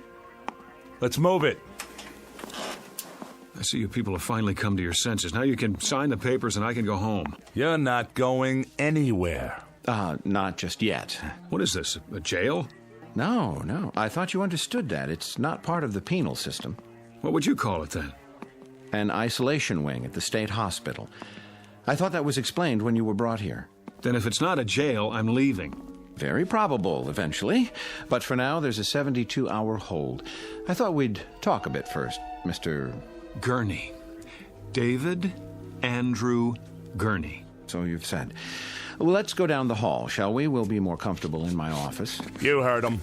You don't have to manhandle me. It's all right. He's not dangerous. If you say so. Please, follow me. Got a regular loony bin in here. Oh, let's say a few people who are confused. I think of it as a kind of hotel for the weary mind. Yeah, only they can't check out. Actually, most of them will be released. A few are violent, but you're not like those, are you? Well, I should hope not. Come in, Mr. I suppose I must call you Mr. X for now. I told the officers who I am. I've told everyone. Please have a seat. Where's the couch? I'm afraid you've seen too many movies. Of course, if the chair is not comfortable. It'll do. I just want to get this over with and go home. And where is that? I've been through this before. You still insist that you live in Miss Berenson's condominium and that you are her husband. Yet she's unmarried. We've checked. How do you account for that? I don't care what she says. I know who I am. No need to get upset. Everybody's telling me I'm not who I think I am. But what do you expect me to do? Relax? It must be a challenge to your belief system. But if I'm to help you, then you've got to come to terms with the facts. And what are the facts? Couldn't say just yet. The police are running your fingerprints, and then we'll have something to work with. But for now, this person you think you are, we know that he doesn't exist, except in your mind. Oh, we know that, do we? It seems that you've invented him, whether out of whole cloth or people you've known.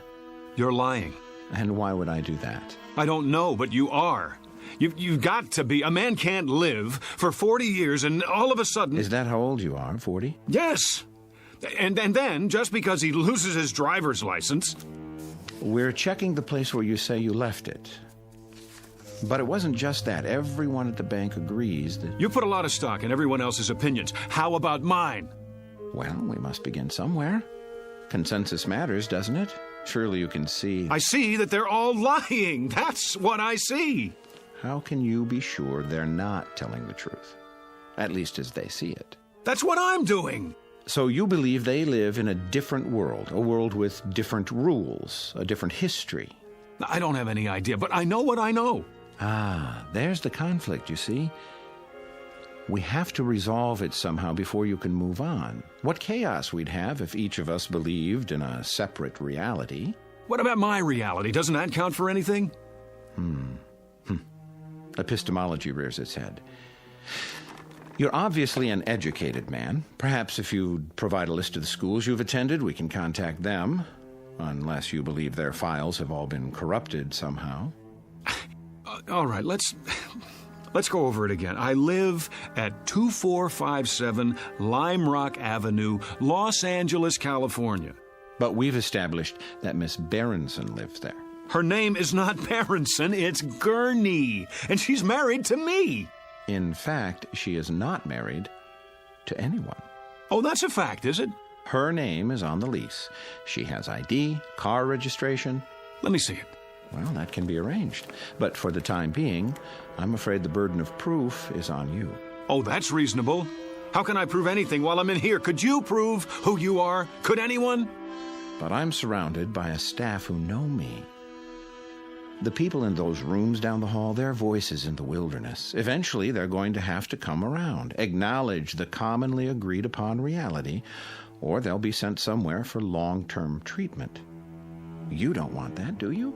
What choice do I have? There's always a choice. It's up to you.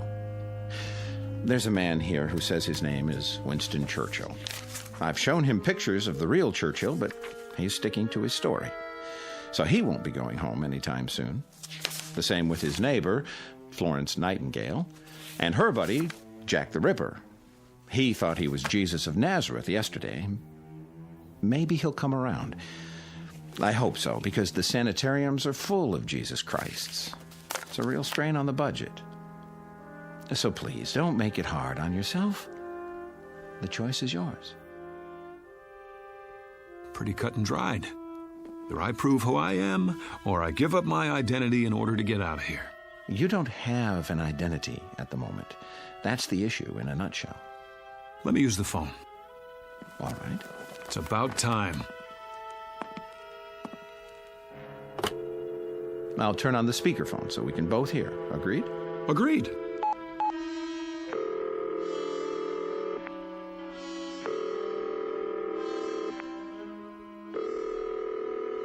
Front desk. This is Dr. Koslenko. Let me have an outside line, please.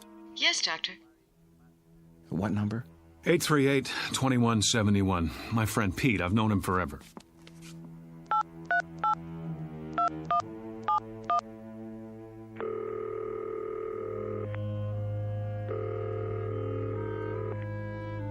Hello? Hello, Pete. Yeah? Who's this? It's Dave. Look, you don't know how glad I am to hear your voice. Listen. Dave who?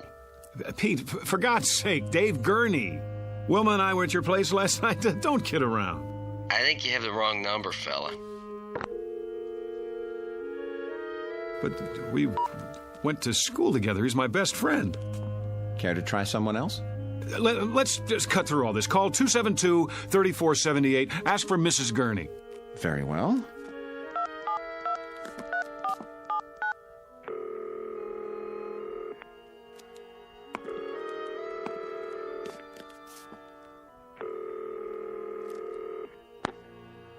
Yes? Who is it? I'd like to speak to Mrs. Gurney, please. This is Mrs. Gurney. Really? Hello, Mom. Hello? Oh, I'm so glad I got you. Hello? Who is this? Who's on the line? It's David. Mom, don't you recognize my voice? David, your son. You see here, whoever you are, I don't have a son. And I don't like practical jokes.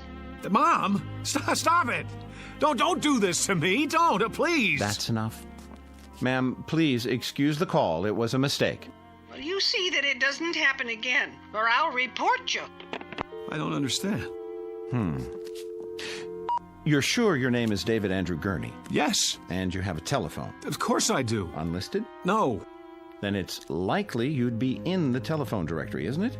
In fact, there's no doubt. What do you... Yes. Where's the phone book? Right here. You'll notice it's the current edition for your area. Go ahead, open it.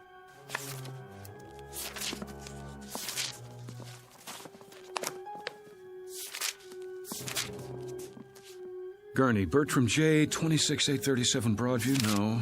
Elizabeth Y, 6578 Logan Street, Van Nuys. Well? It's not here.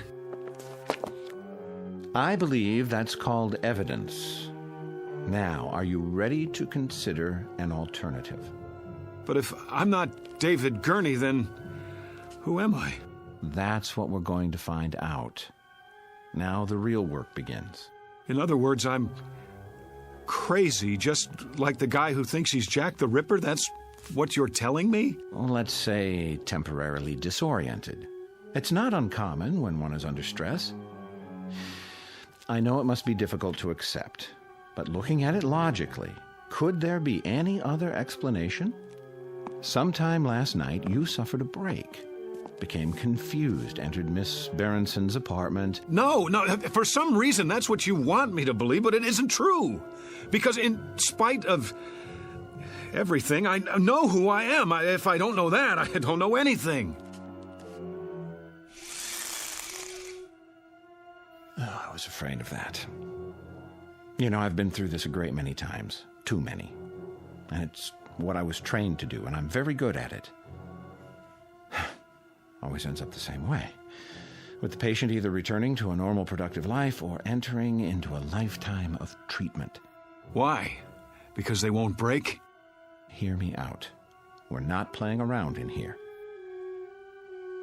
I can give you a prescription for drugs, set up a schedule of visits, but it's maintenance, that's all. The bottom line is it's up to you. If you behave that way, you become that sort of animal.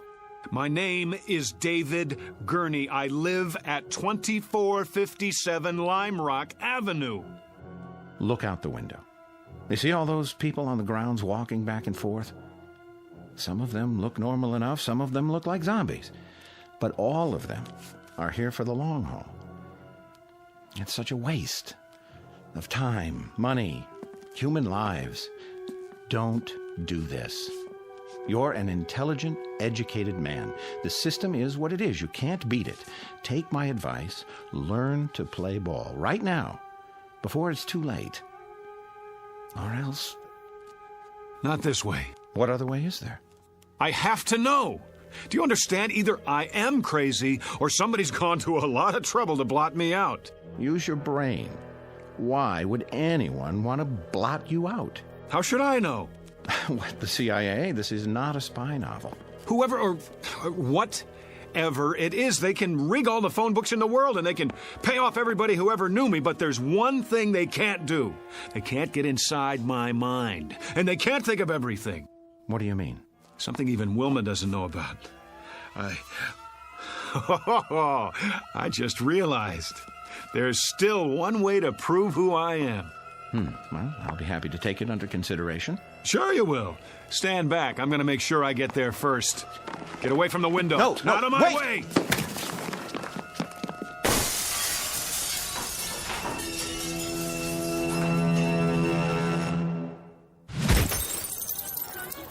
All right, everybody, line up. Rec period's over. Back inside. We better stop him. He's getting away. Oh, he's already outside. Get the keys to the gate. I don't have them. Man, oh man, look at him run. Sure is in a hurry. I couldn't have done that. Must not have taken his meds today. Call the cops. This is Braywood General. We have a patient over the wall. Put out an APB.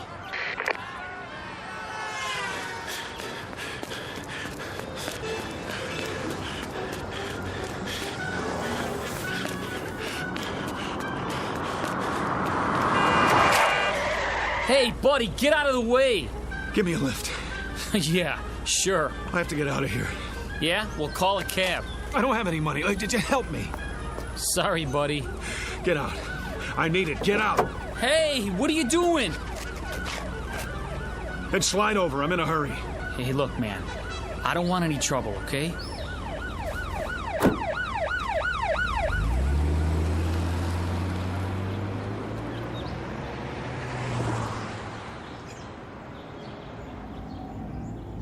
Just keep your mouth shut. I won't hurt you. Hey, who's after you? The cops? Huh? What'd you do? Nothing. That's just it. Nothing. And what are they chasing you for? Because I don't believe their lies. Oh, I get it. You're on the run, right? Is that it? Something like that. It's okay, man. I'll play ball. Just stay calm, okay? Turn right there. There's an alley. Oh, thanks, kid. Look, where do you want to go? Downtown L.A. You know how to get there from here? Sure, but don't take the freeway. Go the back streets. I'll show you.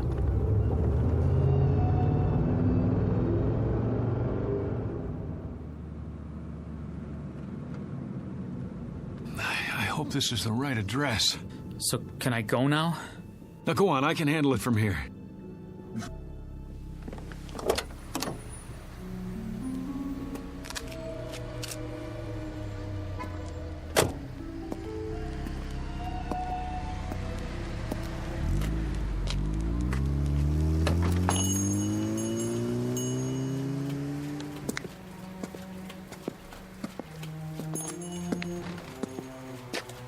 Can I help you?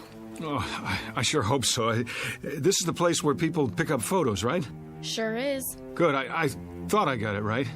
You have a receipt? What? The receipt for the photo. Did someone take your picture? That's right. And he told you to come here? It was in Griffith Park with my wife. We were walking past the merry-go-round. It was last Sunday. A man came by with one of those big cameras. Dave, that man just took our picture. Beautiful shot, too. What are you doing? Here you go, folks. I didn't say you could do that. Oh, there's no obligation. Take this ticket to Photos R Us. Address is right on it. If you like the picture, it won't cost you an arm and a leg. 8x10s, wallet size, 3x5. He gave you a ticket. Yeah, but I don't have it with me. Then I can't help you. We have hundreds of proof prints. That's what I need. Proof. Hold on. I can almost see the number in my mind. 670. Yeah. That's it. 6708777. I remember because of the 4 sevens. Maybe your wife's got the ticket. No, she's forgotten about it. I was going to surprise her. Sunday, that would be the 14th. I'll check the files. You found it? This must be the one. Hey, let me have it. Wait, was that 4 sevens at the end or 3? There's only one way to find out. Yes! Is that it? Yes! Yes, that's it! Oh, you don't know how important this is to me. You okay, mister? Oh, I am now. That'll be $4.75 for the enlargement if you want extra prints. Hey, mister, you have to pay first. You. Hello, Mr. X. What are you doing here? I might ask you the same question. We've been following you since the hospital. I wanted to see where you'd go. What is this? All right, hands behind your back. Wait! You have any knives or weapons in your pocket? I said hold on! It's all right, officers. I'll take responsibility. The guy owes me money. Oh? $4.75 to be exact, plus sales tax. And do you know what for? I'm sure you're going to tell me. Proof that I'm not crazy. Really? And what kind of proof might that be? I told you they couldn't think of everything. Well, I was right. I suppose you found a signature or some such? That wouldn't be enough, would it? I could have signed it at any time. Correct. Or if it's something else, I could have printed it up or bought it like a fake driver's license. I doubt that you've had time. What about a photograph, Doctor? A picture of me, hand in hand with the woman who says she never laid eyes on me before this morning. Is there some way to explain that? What do you have there? Go on, open the envelope, take it out and look at it, and then tell me what you think. Well? And what am I supposed to see? Me, with Wilma at Griffith Park last weekend. That should establish something. I don't understand. What's to understand? You need glasses? This is a photo of you in front of a carousel, alone. Let me see that. No, it was different a minute ago. A picture of 2 people, 2. You saw her. Tell them I showed you the picture. You didn't show me nothing, mister. Just looked at it yourself, then you tried to run off without paying. But I tell you, she was there. We were there, together. Come along now. We'll go back and talk this over. No, we were there together. Together. Together. Together. We were... Dave? Together, I tell you. Dave, honey, wake up. What? Oh, where am I? In bed, you were dreaming. Oh, Wilma, it seems so real. That's why they call them nightmares. You want me to get you something? No, that's all right. What time is it? 4 in the morning. Go back to sleep. You have to be at work in a few hours. Whew, I must have had the nightmare, the granddaddy of them all. That'll teach you to mix scotch and martinis. Well, no, that'll teach me. Sorry I didn't put you in your pajamas, but I was a little out of it myself. Forgive me? Oh, sure I do. Don't blame yourself. You're in a rare mood. You don't know how happy I am just to be here. I love you, too. Oh, you better check the alarm. I'm not sure if I set it. I can't see. Now turn on the lamp.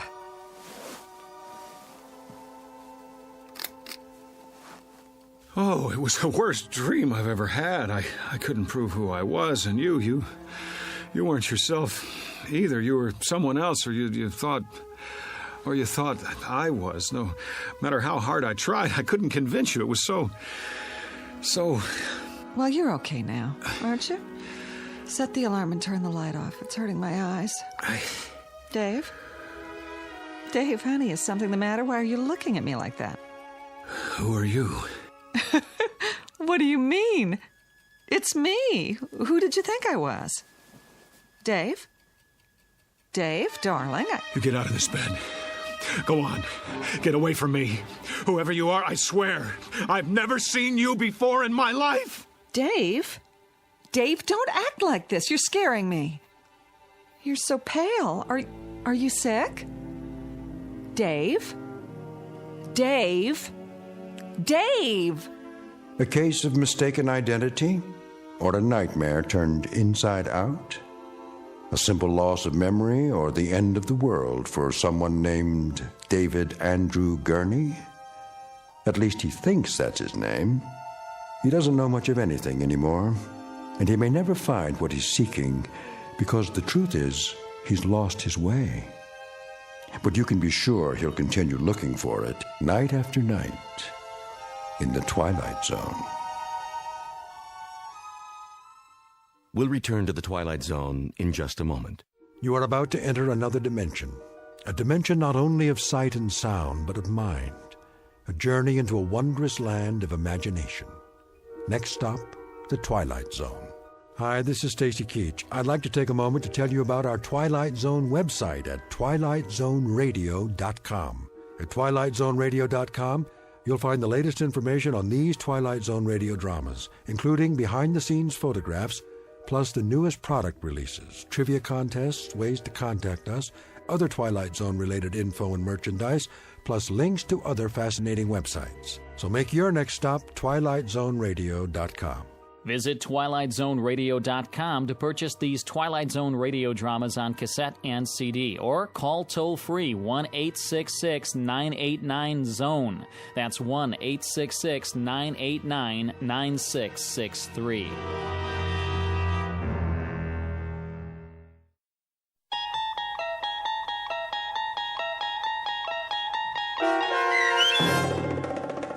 Person or Persons Unknown, starring John Schneider, with Stacy Keach as your narrator, was adapted for radio by Dennis Etchison and written for The Twilight Zone by Charles Beaumont. Heard in the cast were Meg Falcon, Tom McElroy, Roger Mueller, Richard Hensel, Roderick Peoples, Kurt Nabig, Carl Amari, Fernette Lebo, Doug James, Ann Whitney, and Jen Patterson. The producers of The Twilight Zone wish to thank CBS Enterprises and the Rod Serling Estate for making this series possible. This copyrighted radio series is produced and directed by Carl Amari for Falcon Picture Group. Sound design and custom Foley effects for The Twilight Zone by Cerny American Creatives Bob Benson, Craig Lee, Michael Slaybach, and Matt Sorrow. To learn more about the Twilight Zone radio dramas and to contact us, visit our official website at twilightzoneradio.com. Doug James speaking.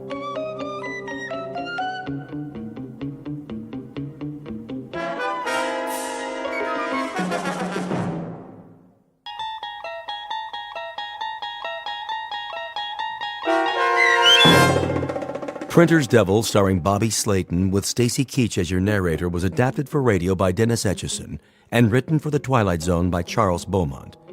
Heard in the cast were Mike Starr, Fernette Lebo, Doug James, Derek Purcell, Elizabeth Lido, Carl Amari, Roger Wolski, and Vince Amari. To learn more about the Twilight Zone radio dramas and to obtain audio cassettes and CDs of these programs, visit our website at twilightzoneradio.com. The producers of The Twilight Zone wish to thank CBS Enterprises, Carol Serling, Dennis Etchison, Dick Brescia Associates, Claire Simon Casting, Terry Jennings, XM Satellite Radio, Sirius Satellite Radio, our sponsors, and our radio affiliates for helping make this series possible. This copyrighted radio series is produced and directed by Carl Amari and Jason Mallow for Falcon Picture Group. Doug James speaking.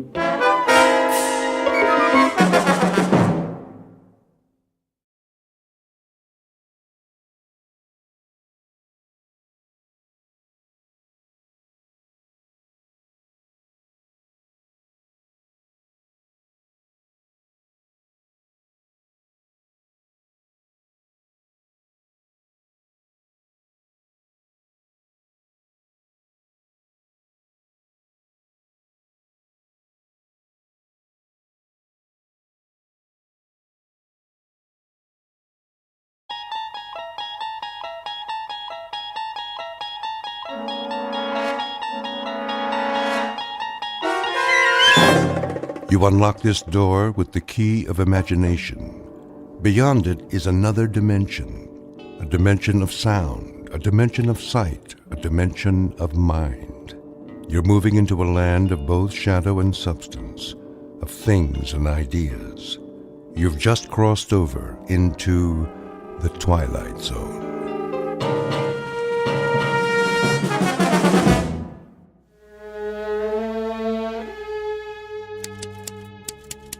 Oh, no, not now. What's wrong, boss? This old typewriter. I think it's got a broken key. It's not broken, only jammed. There. All better. Thanks. Think nothing of it. I'll be here all night trying to get this editorial written.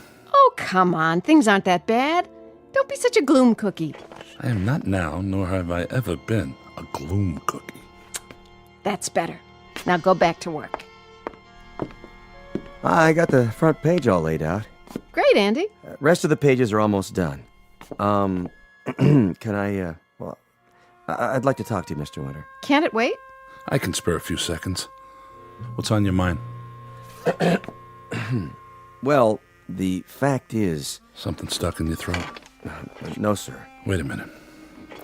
I've got some real medicine here. Come on. Take a swig.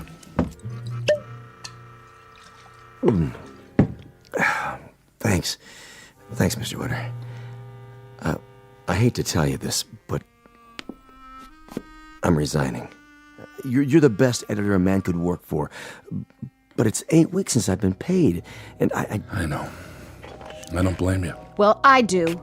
Andy Praskins, you ought to be ashamed of yourself. Jackie... The best editor a man could work for, and you repay him by quitting? I told you, I hate to do it. Then why? Because of a little setback? It ain't a little setback, and you know it, Miss Benson. And so does Mr. Winter. This paper was finished the second the Gazette came to town. How you gonna buck a syndicate like that? They can spend $1 million and still not feel it. They got a morning edition, a night edition. So I say, join them. You mean you're going to work for them? Starting tomorrow. And if you're smart... You... just get out of here. Andy, good luck. Thank you, sir. I still say, you're the best. That's gratitude for you. Jackie. Get mad. Do something. That was our linotype operator who just walked out. Honey, it won't do any good to get mad. Andy's right. We're finished. Don't tell me that, Doug, please. It was your dream. Well, now I'm awake. Miss Benson, I'm afraid you're fired too. We both are. What are you going to do? See you to the door.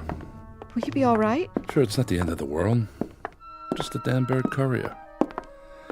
Take a look at tomorrow's headline. Mayor Stinson's daughter wins beauty contest. Pretty exciting, huh? Now look at the Gazette. Extra. Mayor and beauty contest fraud. Which one do you think's gonna sell?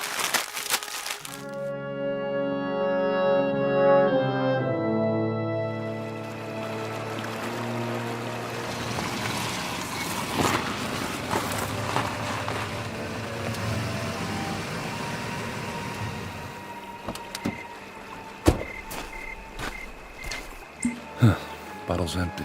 Oh, well. Young man. Yeah? Might I trouble you for a match? For my cigar? Oh, sure. I think I have some. This is a beautiful, beautiful evening, isn't it? The bridge, the river. Smell the pines in the air. A pity you have to leave it all. What do you mean?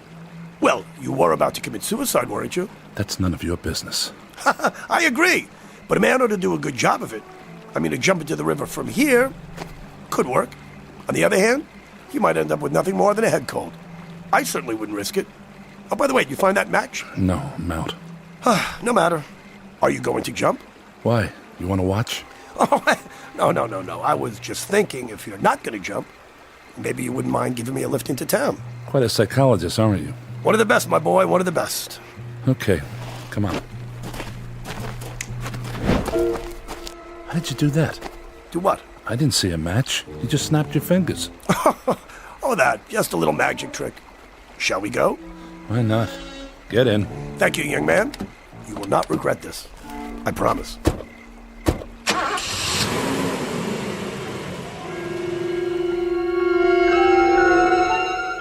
Take away a man's dream, fill him with whiskey and despair, and send him to a lonely bridge late at night. Let him stand there looking down at the black water and try to imagine the thoughts that come to mind. You can't. I can't. But there's someone who can, and he's seated next to Douglas Winter right now. Mr. Winter thinks his car is headed back to town, but he's wrong, because its real destination is the Twilight Zone.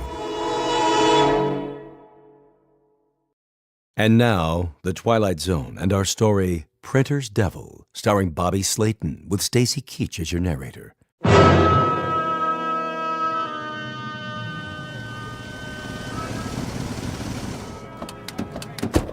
Here we are, beautiful downtown Danburg. Why, thank you. I appreciate the ride. Sure, and thank you. Half Moon Bar and Grill. Excuse me, young man? Yeah? I hope you're not going to drink alone. I was. Care to join me? I'd be delighted.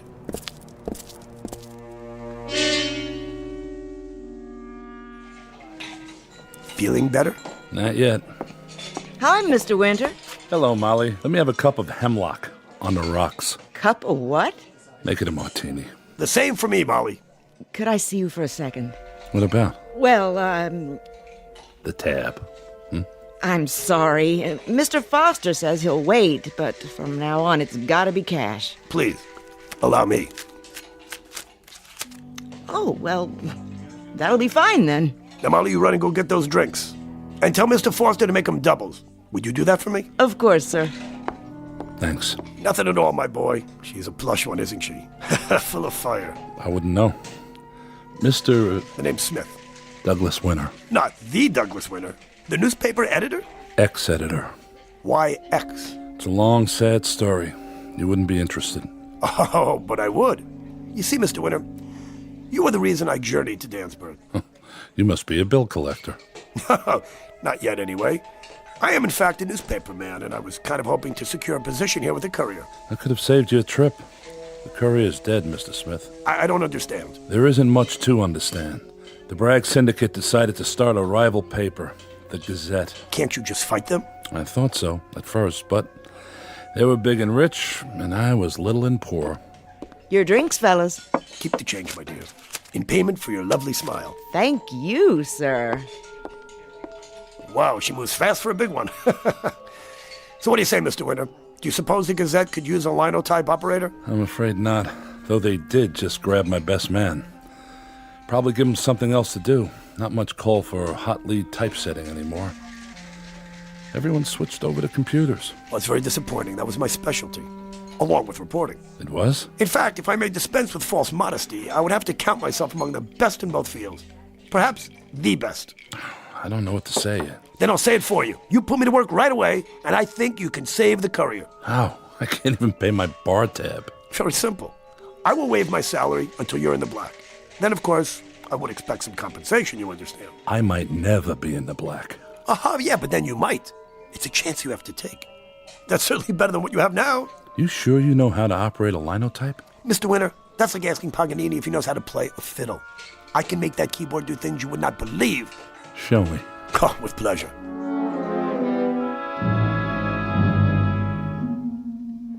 This little storefront is the Courier. And that office building over there with all the lights on, that's the Gazette. People buy a paper for its news, Mr. Winter, not its building. Except in Danburg. Why? Because there isn't any news here. There will be. Doug! Jackie, what are you doing here? I was worried. I've been calling your house since 8 o'clock and... I'd like you to meet Mr. Smith. Jackie Benson, my most valuable employee. Second most valuable, Mr. Winter. He says he's a linotype operator. You mean we're still in business? I don't know yet. Mr. Smith, let me see how long it takes you to set the lead story. Certainly. Here's the copy. The machine's in the next room. Who is he? I don't know.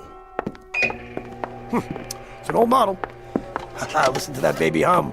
Would you be kind enough to hold my cigar for a moment? If you don't play Chopin's Polonaise, we're going to be disappointed. Oh, you won't be disappointed, I promise. This machine and I understand each other. Watch. Let's give it a spin, shall we? There. May I have my cigar back? What? Just put it right there in my mouth. Right. Let me see, I have to make a few modifications here, but on the whole, yeah, this machine's in fine condition. A little stiff, perhaps. Why'd you stop? I'm finished. That's impossible. See for yourself. Read the type. Mr. Smith, where did you say you worked? I didn't say. Is it important? Why would a man with your talent want to work for a hick paper like the Courier? Not talent, Mr. Winter. Genius. And geniuses can be unpredictable. Call it a challenge. What about you, Miss Benson? You don't look impressed. No. I'm amazed. I amaze myself sometimes, too, but this I must confess, this is not my true vocation. It isn't? Well, at heart, I'm a reporter. I've always been a reporter. You know how some people might have a green thumb? Well, you can say I have a green nose. Wherever there's news, this old nose smells it. I'm afraid it won't smell much in Danburg. Oh, who can say? So, well, am I hired? You would be, if I had a paper. But there's no use kidding myself. It belongs to half a dozen banks and finance companies, all ready to collect. How much would you need to pay him off? A lot. Plus 8 weeks of back wages to the staff, the delivery boys. And me? How much does it all come to? Roughly $22,861.23. Well, I think I can manage that amount. On a loan basis, you understand. Excuse us for a moment. Surely. What do you think? I don't know, Doug. What does he get out of it? What's his motive? Beats me. Well, then... Look, I'm going to give it a try. It's a chance to stay in business a while longer. And after all, what have I got to lose? Absolutely right. What have you got to lose?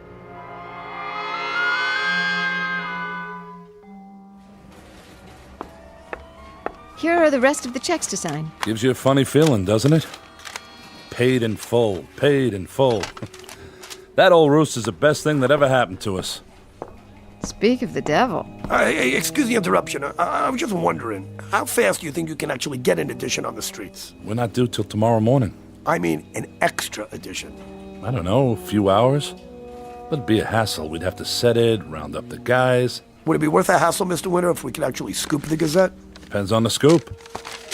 How's this? I ran off a proof. I hope you don't mind. Let's see. At 10:20 this morning, the First National Bank at the corner of Elm and Hester Streets was robbed of $50,000 by a gang of... Let me see that. 10:20? It's only half an hour ago. I told you I had a nose for news. I'll have to check it out. You doubt my veracity? It's standard operating procedure, Mr. Smith. You should know that.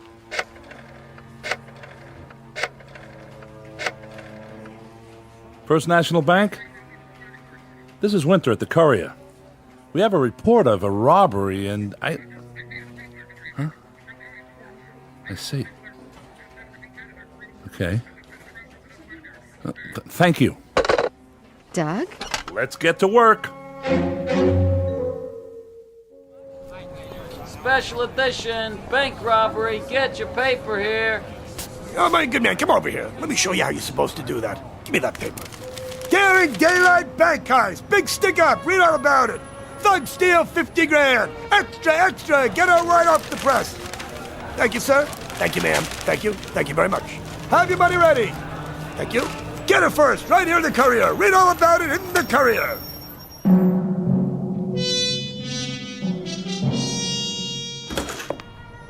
What a day. Don't you wish you could have seen Franklin's face? When did the Gazette finally come out? Not till 2:30. Well, the mood has certainly changed, hasn't it? Thanks to you. What have you got there? Oh, just a little story I thought you might be interested in for tomorrow's edition. High school principal exposed as bigamist?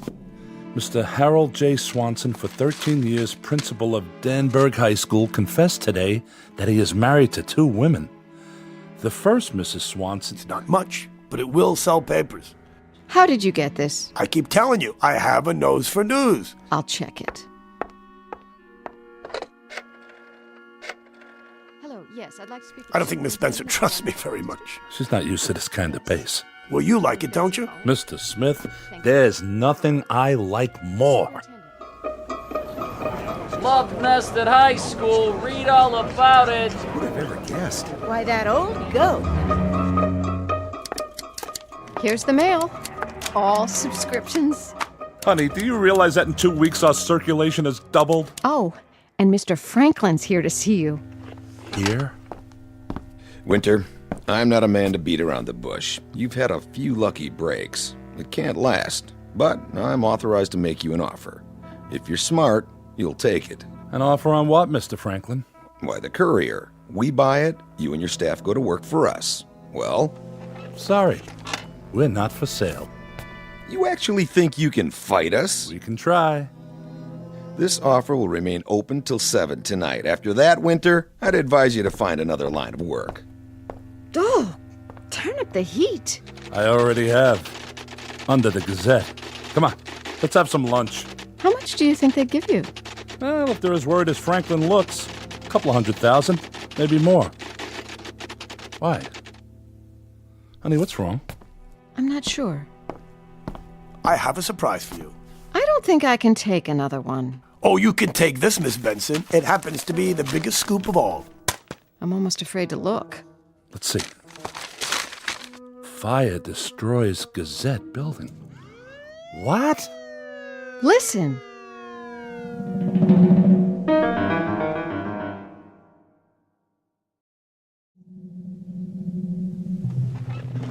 I don't blame you for being upset, but that's no reason to make accusations. Accusations? Facts! You started that fire, Winter, and you're going to pay. I'll see to that. Mr. Franklin. I've heard of some low tricks in the newspaper game, but this is the lowest. Mr. Franklin, I did not start that fire. How many times do I have to tell you? I don't care how many times you tell me. You had your papers on the street an hour after it happened, and that spells just one thing. You knew. I'll explain the situation one last time.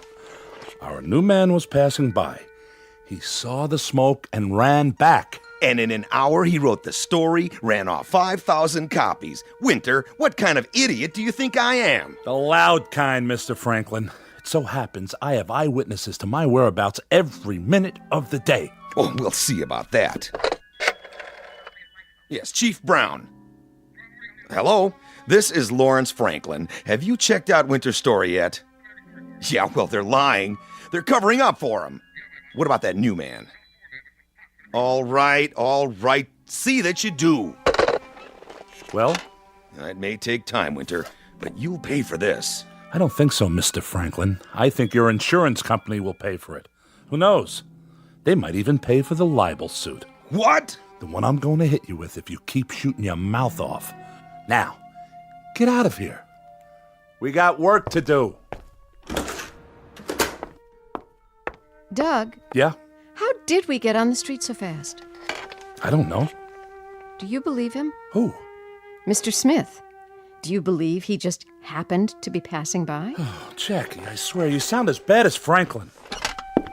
Where are you going? To talk to Mr. Smith. Hello, boss. What can I do for you? Answer a question. Did you start the Gazette fire? I? You. I'm afraid I don't understand. Why not? It's clear enough. Did you start the Gazette fire? It was started by a faulty electrical system. You sure of that? Mr. Winter, I never write up any item I'm not sure about. It's a matter of ethics. The men say you never left this room. They're busy. You can't expect them to notice every little thing. Well, I suppose not. And you can't expect me to get my work done with editors hanging over my shoulder, can you? Oh, by the way, Andy Praskin's called. The linotype operator I told you about. I think I'll hire him back and put you on full-time reporting. No, that won't work. That won't work. I've made certain modifications to the machine, and look, I just don't want anybody touching it. They'll mess it up. But you hire him back. Just give him another job. It's twice as much work for you. No, I don't mind. I've got this baby trained.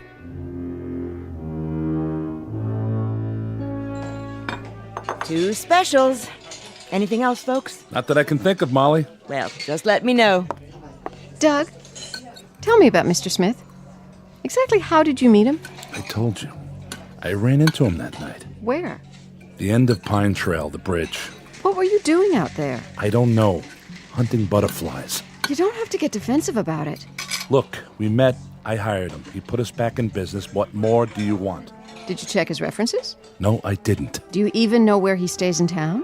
Why are you so worried about him anyway? Because I smell trouble. That's why. Trouble? 1,500 new subscriptions, a sellout every day, and you call that trouble? Don't you want the Curry to succeed? You know I do. Well, then stop griping. All my life I've dreamed of this, and I'm not going to let you spoil it. What's happening to you? Nothing! You've never yelled at me before. You've never acted like a nagging wife before. I'm not your wife, Doug. And I never will be at this rate. Well, that's okay by me. You can't stand that, can you? You can't stand a man once you know he can take care of himself. Once he's on his way to the top. Doug, please. I'm sorry. Tell Molly to start a new tab. Who are you? Ernie Pinzer. And you? Rich Miller. What are you doing here? Working the printing press. Who hired you? The old guy, Mr. Smith.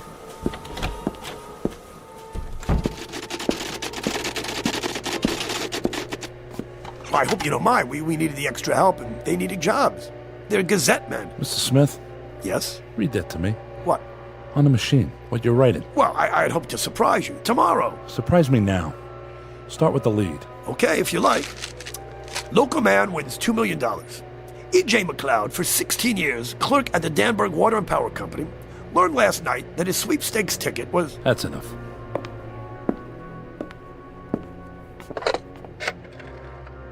Information, give me the number of E.J. McLeod, please. Yes, please, dial it through. Hello, Mr. McLeod? This is the courier. I'm sorry to disturb you, but have you heard any news on your sweepstakes ticket yet? I see. No, I haven't heard a thing either. I was just wondering. Thank you. Good night. Well, you made a mistake this time. McLeod doesn't know anything about it. I never said he knew. I said he won. What are you talking about? How can you win $2 million and not know it? By not bothering to check your mailbox for a telegram? You're bluffing. You know what the odds are of winning those... Courier, Winter here. Well, congratulations. That was McLeod. You see? No. The telegram was delivered. He only just now read it. I swear, if you sent it, if you're stringing that man along... Mr. Winter, would you sit down, please? I think it's time we had a little chat. Maybe it is.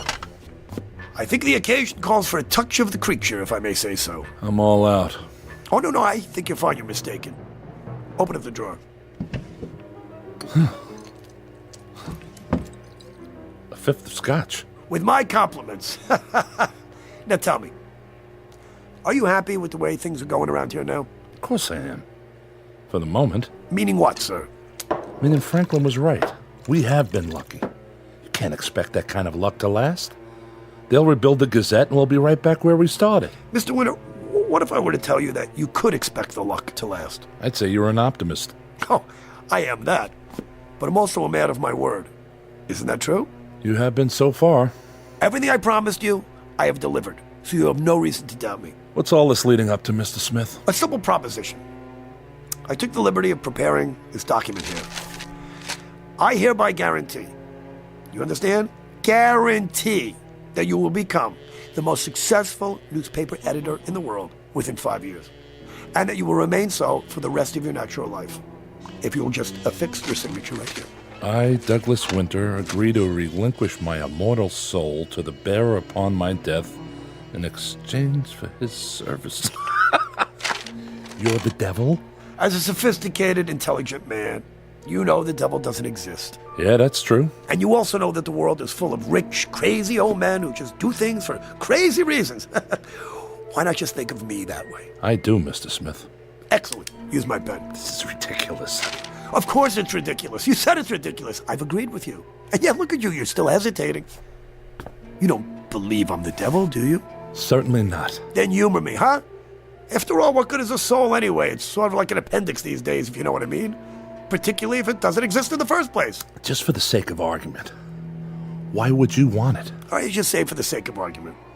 I might find a use for it. Let's say, I don't know, I'm a connoisseur and yours is a choice soul. Like wine. A very good year, so to speak. Why not just take it? If you're the devil, you can do anything. Not quite. I am bound to certain rules, and I do have my limitations. You're nuts. I agree. Let's drink to that. Oh, I forgot to add, by the way, that if you don't sign, which is okay, that your somewhat gloomy predictions of the courier's future will almost certainly come true. Then, of course, I'd be forced to resign, and you know what? Let's not even consider the possibility, okay? After all, you don't want to go back to that bridge again, do you? No. Then humor an old man. It would mean a lot to me, okay? If you don't, you'll be admitting fear and belief. And you're not afraid, are you? Not in the least. What then? Oh, boy, fancy that. Look at you. A grown-up man who believes in the devil. Oh, give me that stupid pen. Well done. Here. I hope that's the last I hear of this nonsense. I'm sure you do, Mr. Winter. I'm sure you do.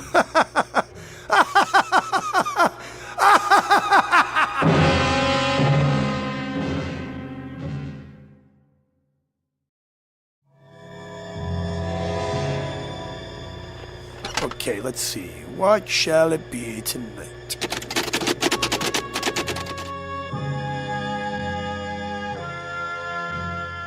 Doug?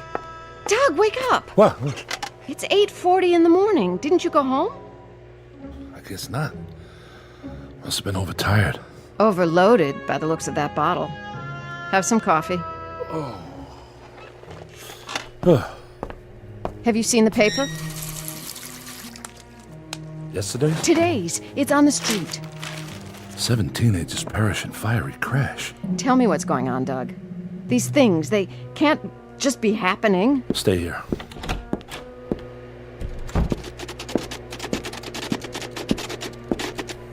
Good morning, boss. What do you know about this? I only know what I read in the papers. Has it happened yet? Why, of course. How else could... You know what I mean. Let's see. Oh, yes. An hour and a half ago. Oh, so awful.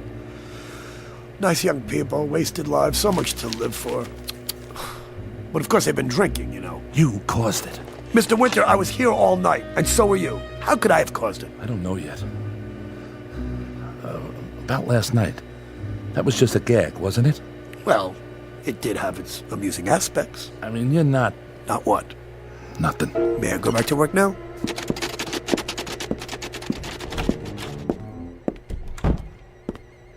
I'm terribly sorry. Thank you. It's true.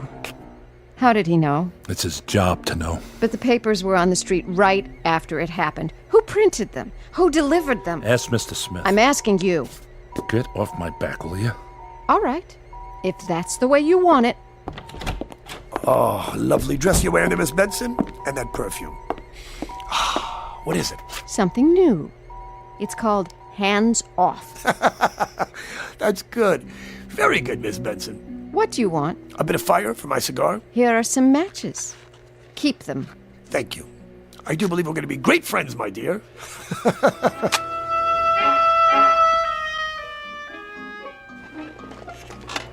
Okay, now then. What next? Let's see. Extra, read all about it. Mayor Stinson strangles his wife. Murder, extra.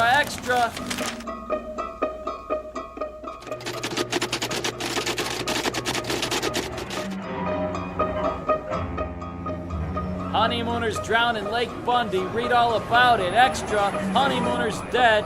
Read all about it. Honeymooners drowned in Lake Bundy. Extra.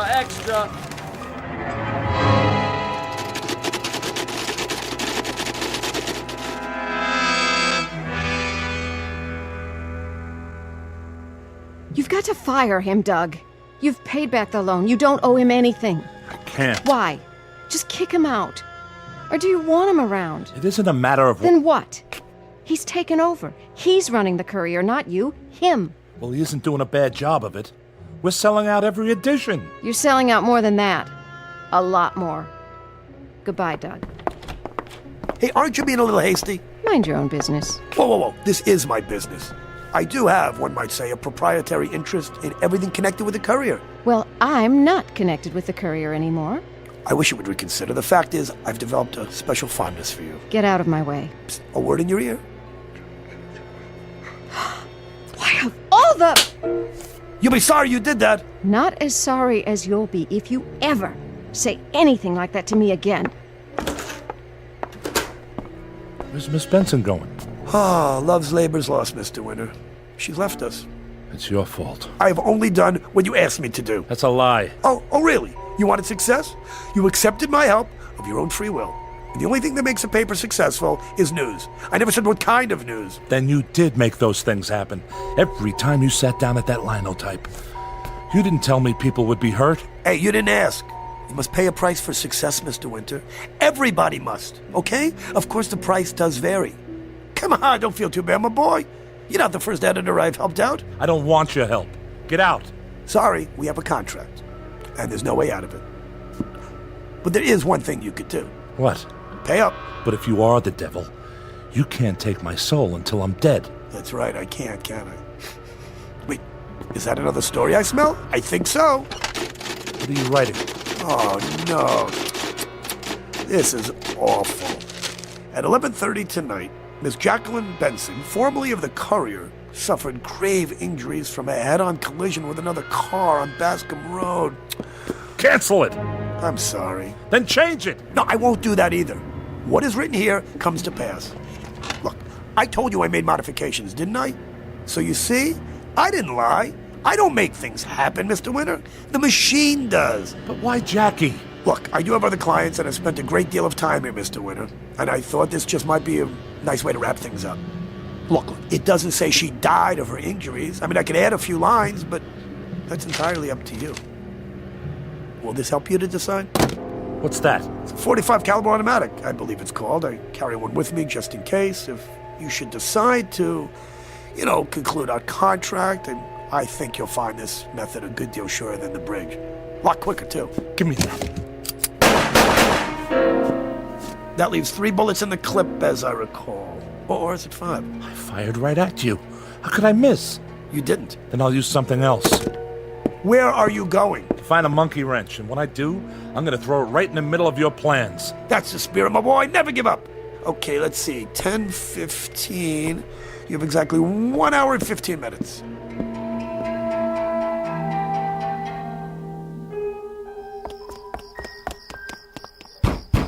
Jackie! Jackie! Hush! You want to wake everybody in the neighborhood? Where's Miss Benson? She ain't in. When did she leave? About 15 minutes ago. Did she say where she was going? That's no concern of mine. Miss Benson? Have you seen Doug? Well, isn't he at his desk? No. The truth is, Mr. Smith, I actually came here to talk to you. Oh, really? First, I want to apologize for slapping you. Second, I want to ask you to do something. And what might that be? I want to ask you to go away. You've done a great deal for the paper, but I love Doug. The way he's been acting since you got here, I hardly recognize him. And you hold me responsible? Please, Mr. Smith, just go. I'll agree to anything you want. Well, you can't expect me to make a decision like this on the spur of the moment. Hey, what do you say we take a little drive and talk about it in private?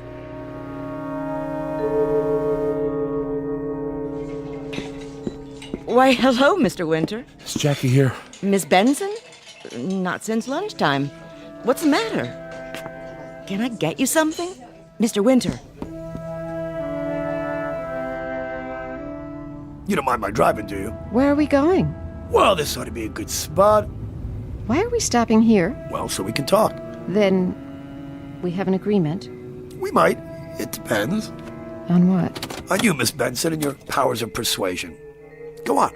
Persuade me. I can't. What? It's that cigar. Okay, well, let's take a walk. That is, if you would like to get acquainted. I do. Come on, don't be afraid. Take a little walk into the woods. Jackie? Mr. Smith? It's 11:10 already. He said it happens at 11:30. What am I going to do? Well, there's always this. One bullet is all I need. For myself. My hand doesn't shake too much. Wait. The linotype. Yes, that's it.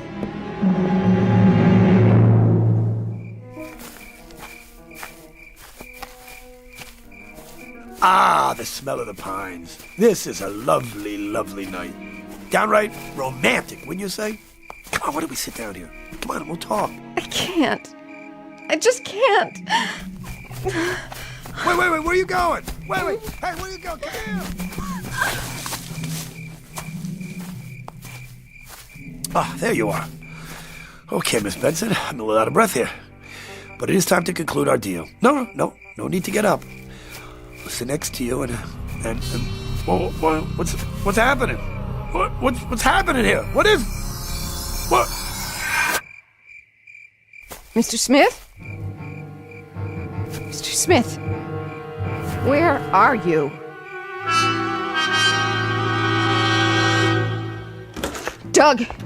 Jackie, where is he? I don't know. He just disappeared. Doug, what is this all about? If you don't tell me, I will go out of my mind. If I do tell you, you'll think I'm already out of mine. What's this? Something I wrote. Read it.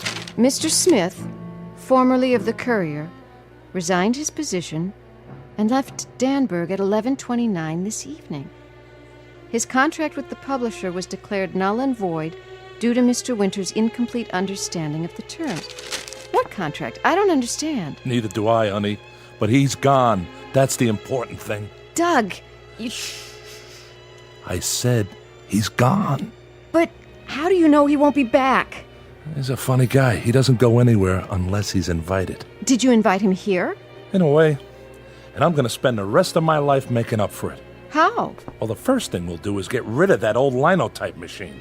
It's time we switched over to computers. Will you tell me what you're talking about? Maybe I will, someday. But for now, the Half Moon's still open. I'll tell him to cook up something special. How does an engagement dinner sound? Doug, are you all right? Never felt better in my life.